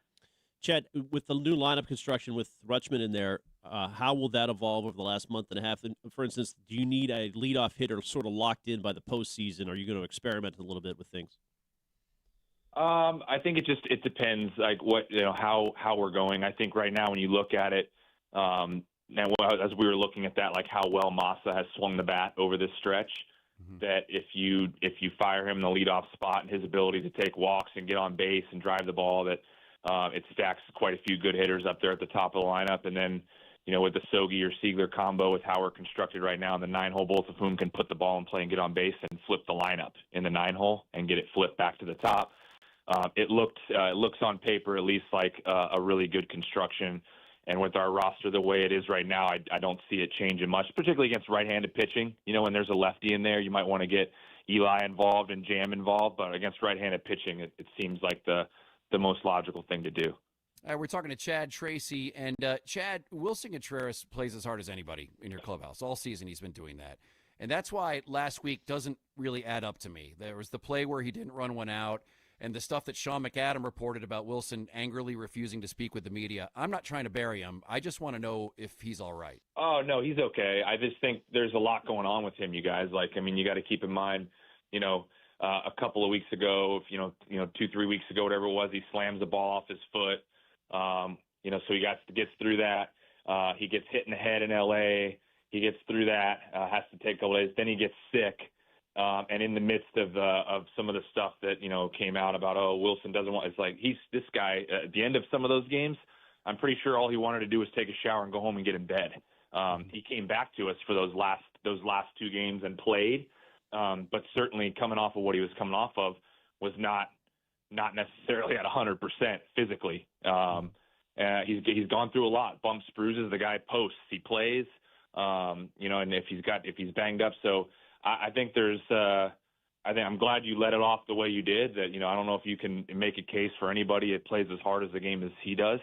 And I even mentioned in the media that, he's banged up in a lot of different areas where he had given myself and Flo a heads up prior to that game that, hey, like, I may not have the normal, where he gets into complete overdrive rounding first base on a routine hit, or he's like, I may need to back off that a little bit, at least for right now. Like, so we know, and then the boos rain down. I'm sure, as hard as he plays, that, that's something when you look at and say, they don't have all the information. So I don't blame anybody. I get why people are asking, but he's grinding through and has gone through a lot over the last handful of weeks. Okay, so I'm sorry. So he told you before the game that he might not have it. We know before the game if there's, if he's in a spot where he's grinding through some stuff, especially in that case where he had been sick, he's banged up, that he had let us know, like, hey, just so you know, like, if you don't see my normal, I'm busting down the line. He's like, I'm just trying to play it smart, So those are things that these are, again, cases of things that our awareness in the locker room, and not everybody needs to know all that stuff, but our awareness in the locker room of things going on is much higher than other people have. That's why we don't blame anybody for reactions. But, like, no, I think right now our main goal is to get Wilson feeling good and get him swinging the bat the way he's capable. And when he does and he goes on one of those benders, we can go again. Hey, Chad, a trend that was kind of revealed itself before the winning streak to start the season was kind of just leaving guys on base stranded, and it seems to be kind of, rearing its ugly head again in this 4-game stretch. What are you seeing with guys' approach at the plate that maybe explains that happening again? Actually, to be honest with you, like, the approach part overall, like, just holistically is pretty good. Like, what we did last night against Dylan Cease was really good. We swung at strikes, we took balls, we drove him deep in the count, we hit 2 home runs, we hit a sac fly for another run. When you get 3 runs off of maybe the AL Cy Young candidate, potential Cy Young leader, and you get him out of the game by the 5th inning, like, that's a job well done. We didn't do as well against the bullpen, obviously. So just overall approach, like, we're getting a ton. Like, there's 2 ways of looking at it. They're 3 for whatever their last 34 with runners in scoring position. I'm like, well, we got 34 at bats with runners in scoring position. So, like, there's obviously the first part's going well, and the second part of it is when we get them out there. If we turn that into a 7 or 8 for 34, it might have equated to a couple more wins. So. We have to keep getting the runners on. We have to keep our approach and what got us here, which we started making better swing decisions. That's continued. We have to keep doing that, and it's just a matter of 1 or 2 big hits that turn some of these close games into 3 or 4 run leads. Hey, Chad, how optimistic are you that Curtis Meade could be healthy and contribute for you guys down the stretch? That's a good question. Hard to say right now. I mean, he's still in, like, some type of cast brace on his hand, so I think that's going to be easier to answer once he gets that off or gets follow-up imaging. And once that occurs and you kind of see where's the healing at, and can he come out of the cast? Does he have to put it back on? Like, that'll be easier to answer once that happens.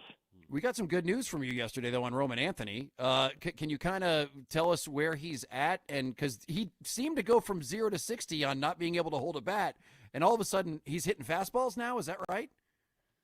Yeah, he's been doing. He's graduated from. He was basically doing tee and flips to start, just to get moving. He graduated from that to the hack attack machine for velocity. and foam balls, right? And then now he's hitting off of the traject machine, which is basically as live as you can get without actually facing a pitcher. So he's made really good progress. He's going to be doing that, obviously his full routine leading up to hitting live at bats off a traject machine for right now.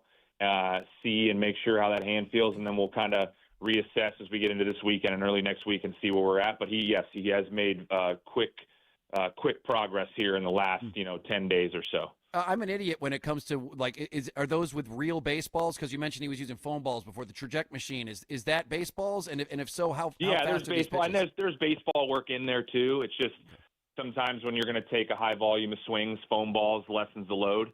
But he's been hitting real baseballs as well, a combination of all those things. And if you're going to hit off a traject machine, if you guys don't know what it is, it's basically a live. It's a video screen with a live pitcher. That ball's coming out of their 95. So a lot of times there's like baseball foam type balls, and that's mainly for because you're hitting off live. That if you foul one off your shin or your ankle, that's why you use foam balls in that machine, because now you're facing a slider and stuff like that. We don't want to create another injury. So that's why I usually use foam balls in that machine.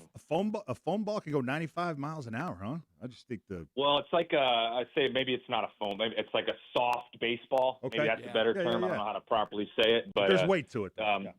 If you happen to come around one and hit it off your foot, it's going to hurt a lot less than if you hit a real baseball. All right, fair enough. Hey, Chad, with about 43 games left in this season, what do you think? What are some areas that you can improve on? Is there anything that keep you up at night? Like, what do you want to see maybe in these last 43 games that you haven't seen?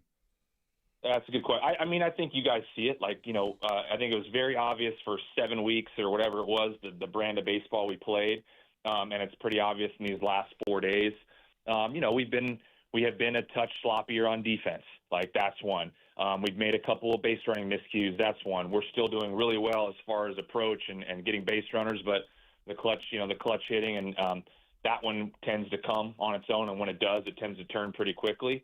But there has been in this course of these 4 games little things that we do so very well and have all year, which is we're a very good defensive team, we're a good base running team, and when you're not quite hitting the way you want to, it's important that those things are clean, because you can still win close ball games if those things are clean. So I'd like to see us get back on the horse of that. I think we will. And as a group, we'll grind through it. But those are a couple areas.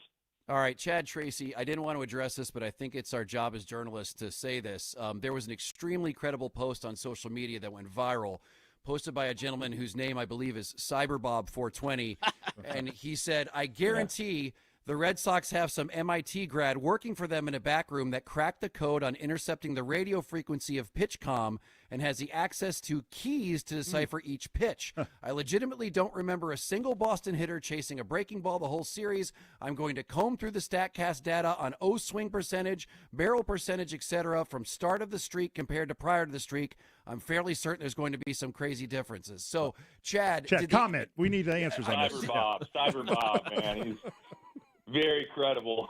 How about now, Cyber Bob? I guess we're still doing it right now, right, in this 4-game stretch? Well, the theory is that the MIT guy got left at the border and wasn't able to go into Canada, so he didn't get to pull off his stuff. Yeah, there's always an extra theory when the theory no longer works out. No, I think it's pretty obvious. I just talked about, you asked me the question, what could we improve? I said one of the things we've done really well is make really, it was a point of emphasis with our group about swing decisions. And, a lot of it was, hey, we don't have to swing. There are certain counts, even if it's a strike, we don't have to swing, like choose the right one. That's why that turned. And that's, the reason, you don't see, well, because we have really good contact oriented hitters that understand the zone. And when we're doing well, we're not swinging at balls. So, that's where I'll leave that. That's Cyber Bob. I think Cyber Bob is missing there. Awesome. Well, it's got to be so great that at a point your team is hitting so well that people are trying to figure out theories that involve somebody like hacking into NORAD and like it's somehow cracking some sort of code like an MIT guy. That's got to feel nice. Yeah, I think I will say there was some people that saw it. It gave us a laugh. Like, my goodness, like. And I think probably just because of the drastic turn, it had been so different before, and now it was the way it was, so people just automatically try to figure all that out. It's like, no, just we had some players that weren't right, and they're right now, and they're doing the right thing. So yeah, I give Cyber Bob a lot of credit for his theory, though, I guess. I don't. Sounds good, Chad. All right. Well, listen, we hope things turn around and go back in the other direction. Obviously, this team seems to have it in them, and we appreciate you coming on with us, Chad, as always. All right, guys. Thank you. All right. Thanks, Chad. Chad is brought to you by Shaw's and Star Market, the official supermarket of the Red Sox Radio Network, by Arbella, here for baseball fans, here for good, and by John Sewer and Drain Cleaning, the name to know when your drains don't flow. We'll take your call, 617-779-7937. We'll be right back.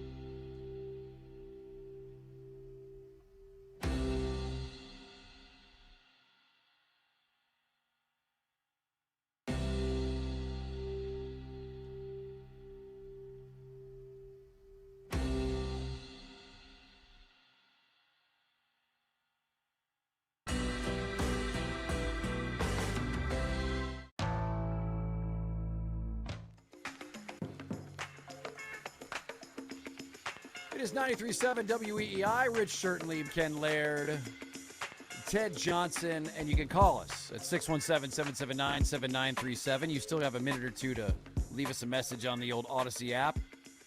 Press the microphone button. We launch them take grenades. I thought that Chad Tracy gave us a lot. I think that he is there's a lot to unpack there. Let me just first start with the Wilson Contreras thing, because I do find it very, very interesting that in that game that he got booed, that I guess before it started, according to Chad Tracy, if you didn't hear it, Chad Tracy was told by Wilson Contreras, hey, I'm not feeling 100%. You know, there's going to be maybe a play or two where I'm just not going to be able to go full throttle. This is once again coming off him getting a fastball to the head and then being sick for a while.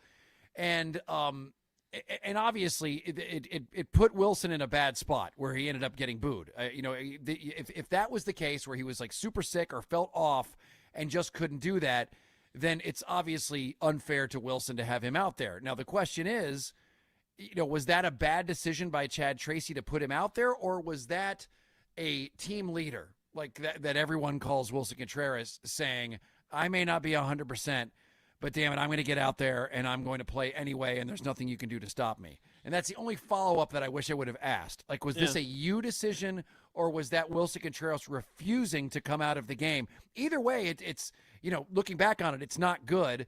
But, I mean, when you're a player who gets injured and is trying to get back, sometimes the best way to do it is to get back into the game. But, I mean, and you may not be 100%, but hopefully you can get by. But that was pretty bad. He was as we saw, that was in a pretty bad spot during that game, enough so that the crowd noticed and he got booed. Yeah, and he still looks off. Like, he's not, dogging it necessarily, but yesterday he grabbed the hamstring a little bit early in the game, then he stayed in. Yeah. He's had a drama-filled season. He's obviously so important to the team. And when you're in the middle of a 4-game skid and now a pennant race where you're 3 back of the Yankees, you don't want him to sit out for a while because you need him. I mean, this offense is fragile in terms of they need every legitimate bat that they have, and he's probably their most key one. So I understand it, but I think now two things can be true. Wilson could have talked his way in over the weekend, fine. I don't really blame Tracy for that. But now that you reassess the situation, it's probably time to sit him for a couple games and just take the bat out of his hands, right? Man, it feels like it. There's a couple guys I feel you got to sit. And you mentioned Aroldis Chapman as well. I mean, if you look at his velocity over the past several games, how many times, Ken, have we said, he got away with it last night, but Aroldis almost blew that game. Totally, we've been kind of towing that line for – it feels like 3 weeks, maybe even a little more than that, where he's gotten in there and he's gotten the job done, but he's let a couple guys on base, and you kind of knew it was coming. And I just think that we're at a place now where it might be best to give him a rest. But the only thing that sucks is that a lot of these pitchers need a rest. Like Tolley, who was amazing the other night. Whitlock, yep, as well. These are all people that you got to get ready for the postseason, and Tolley's never pitched this much in a season. So you're in a weird place right now, like kind of all around. You don't even really know, whether or not this team can keep up the magic that they've been having for the past month and a half, or whether they're more like the one that's just leaving dudes on base like we've seen for the last 4 games. The thing is, they're pretty comfortable. Like the elimination line, they're 5 games up on Detroit for missing the playoffs. They have a 93% chance to make the playoffs. If they go 500 the rest of the way, they're going to win 86 games or so. So you don't really need to be awesome. You just need the split series. So I hope they pick their spots, and it is a great test for Tracy. He's in the spotlight now. I mean, he's going to earn this full-time tag if he gets it. And the other thing too, and I mentioned this earlier, they are on Operation Warp Speed with Roman Anthony. And something has changed. They went from him not holding a bat to, how fast did we go from, okay, he's holding a bat, to he's doing dry swings, he's doing wet swings, he's doing wet sloppy swings, and now he's hitting fastballs. Foam fastballs. So, okay, no, I think that it was a mix. When I'm pretty sure I heard it right, is that he said there were some baseballs and some foam balls. Like he's doing a mix of the two. And maybe in Florida. In Florida, yes. But maybe the foam balls are the ones that are the 95-mile-per-hour ones and the regular ones are lower. Either way. But, but think about it. Like, he couldn't even – apparently, just the holding of a bat, much less the holding it and swinging it without hitting anything, was so painful that, he wasn't able to do it. They were doing, every third day swings. And now, all of a sudden, he's got this robot pitching to him at 95 miles an hour. They are doing everything they can to get this dude back by the playoffs. And what would he need? Do you think maybe 3 weeks? At least 2, probably 3, could be 4. Let's be honest, it's going to take a while. They are going to rush him back because you know what? They need him. They really, really need him. You need to have one reliable guy. They went 3 games in a row without one single dong. Now, you made up for it last night getting 2, but I think that it was Bradfo who said it best. The postseason is all about home runs. Yep. It's all about power hitting. And, as good as these guys have been, like Abreu and Caleb Durbin, are you banking on them to remain that guy and consistently be that guy in the postseason? Well, that's why Curtis Mead, I asked him about Mead because he has 17 home runs. Obviously, he broke a wrist, so it's going to be tough for him to come back. He's going to get a cast off, and then he's got to build the arm back up. But that is a big loss. If you had Curtis Mead playing second in the heart of the lineup plus Rutschman, that's a much different looking team. But I don't know if they're going to get him back. I like what I saw from Rutschman last night. I know they didn't win, but I got on base 3 times. He seems like a smart dude. Ted said it best. He looks the part too, and it's going to be nice to have his defense behind home plate. He's obviously known for that, and he's got that look of a leader. He absolutely does. The Veritek of the Red Sox now. That's what everyone's calling him. All right, we will launch some take grenades. Your calls, your messages that you've been leaving us, and also. We'll pick up the phone and talk to you too. 617-779-7937. We'll be right back.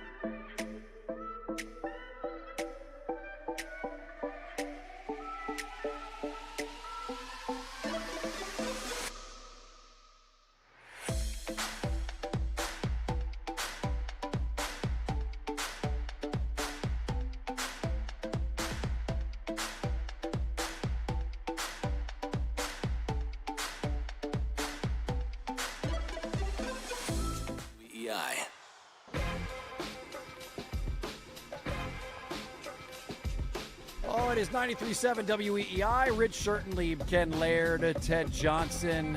And this drive home was brought to you by Town Fair Tire. Nobody beats Town Fair Tire. Nobody. And, you know what? I'm about to get into this story here in just a second. First of all, we're in the Catch Us Law Studios. No fee unless you win. We're going to launch take grenades in just a few, but I just have to mention this real quick. Have you guys seen this Enes Kanter story by any chance? It's What's ridiculous. happening right now? Ridiculous. Okay, so Enes Kanter, if you were a Celtics fan, you obviously remember Enes Kanter. He was a superstar while he was here.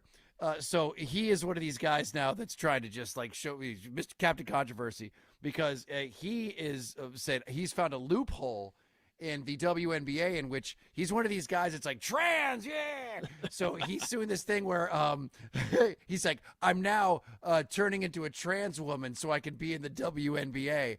And like, there's a video of him because he's trying to get in. He's going to sign up with this loophole. And to that I say, oh, please let it happen and watch him get his ass kicked. Enes Kanter sucks. Enes Kanter sucks as a basketball player. He He's started not 7 games good. with the Celtics. He had a good run there. Yeah, he was great. Yeah, he set the world on fire. Enes Kanter is not a good basketball player anymore. Please let him go in there and watch him get his ass kicked by those WNBA players. It would be the funniest thing in the world. Him trying to go in there, I'll teach them a lesson. I'm a man, but I'm a trans, and then them just murder him on the court.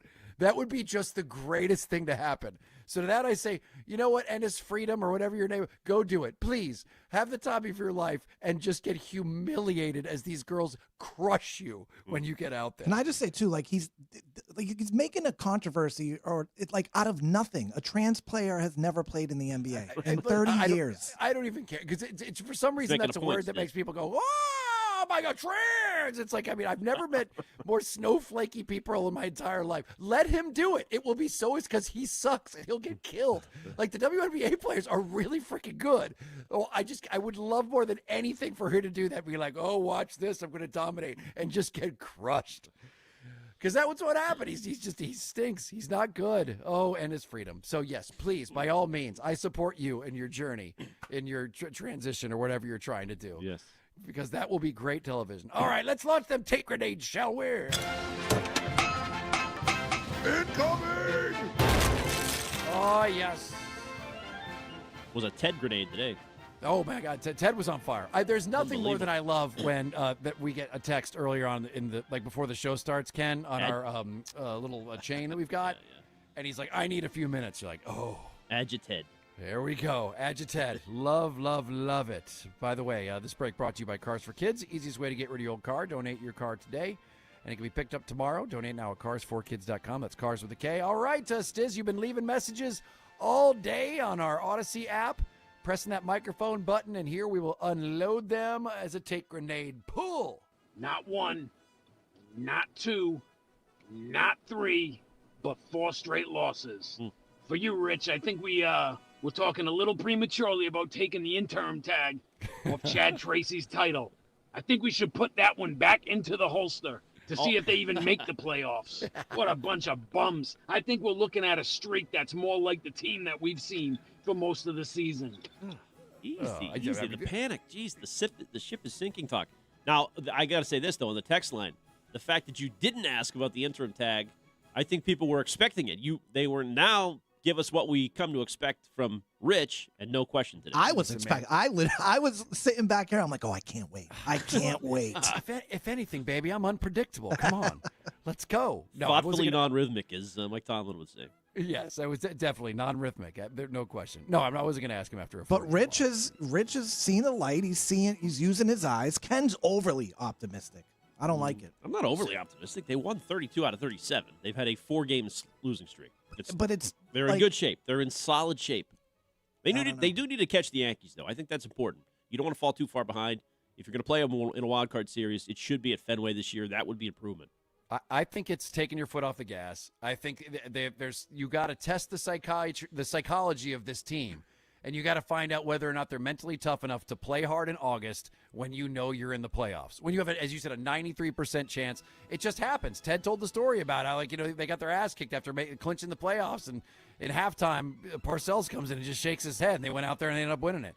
You need somebody like Chad Tracy to go in there, shake your head, and just go, dude, What are you doing? Because it sure does look like they're pressing at the plate. It does, but they're making dumb mistakes. Like that's the part I don't like. Like exactly, yeah. It's like these mental lapses, and I think that happens when you take your foot off the gas. It's such a mental game out there, and I mean, boy, not knowing that there were 2 outs is a huge part of that, or 1 out, and thinking there were 2 outs. What you did was you looked at the scoreboard. You didn't use your brain, and so I think that's what's going on. And you know what? It's a great test for Chad Tracy. I still, in a million years, will not back off from thinking you need to take the interim tag off. I mean, the dude earned it. And you yourself said it, Ken. Things turn quickly in baseball. So a 7-game league can go to 5, come 3, 2, 1. Especially this team. This team is whiplash. I mean, really? Do you really? And nobody can predict what's going to happen the last 43, right? No. They could seriously. I wouldn't say it would be shocking if they go like 10-30. It could happen. They could go 30-10. Yeah, no, I agree. Oh, but then we got the what's the name of the machine that what's his name's hitting off of right now? Hack-a-jack. Hack-a-jack. The hack-attack machine. I had to ask him. I love when I don't get like criticized for not knowing what these terms are. Oh. It's like, yeah, we got the hack-attack machine. I'm like, dude, I don't know what a hack-attack Honestly, machine he's making it up at this point. Nobody knows what's going on at Fort Myers. He's probably trying to just F with us to see like how much we're pretending we know like what he's talking about. He's playing hacky sack? What? I guess so. But Roman Anthony hitting 95-mile-per-hour fastballs. I like it. All right, let's let it roll. Pull. Hey, this is Joel from Connecticut. Just giving my 2 cents about Christian Gonzalez and the contract. So, yeah, does he deserve a new contract? He sure does. Does he deserve to make more than whatever he's making this year, like 4, 8, whatever million it is? I don't disagree. I think he does. But Christian Gonzalez, shut the hell up. Go out there, do your damn job, and play a full season, actually, a full season without getting hurt, and then go earn that big boy contract. I tell you, that caller, I think the Crafts have this right where they want it. I think Robert Kraft was a stroke of genius to get out there and say what he did before camp started. Now, this Karen Guregian article, if she's hinting that his side, the Gonzalez side, wants $43 million a year, Smith and Jigma money, and as we get closer to the regular season and fans start getting nervous that Gonzalez is going to miss games, they're going to go over to Kraft's side. Advantage Robert Kraft. What's the likelihood you think he's a Patriot next year? At this point, high. Slow. No, low, high. 20%.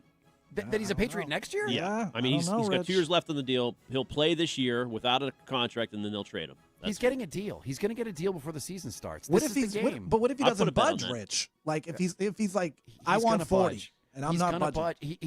He's going to settle for setting the market for a corner. He's not going to get and his agent knows exactly what he's doing. He's shooting for the moon because that's what you're supposed to do, and these things tend to work themselves out right before the season starts. And all I know is one thing I'm really upset about is that why are you guys rooting for the owner? Like it's like always root for the guy making less money. I know it's millions, but I'd take the millionaire over the billion.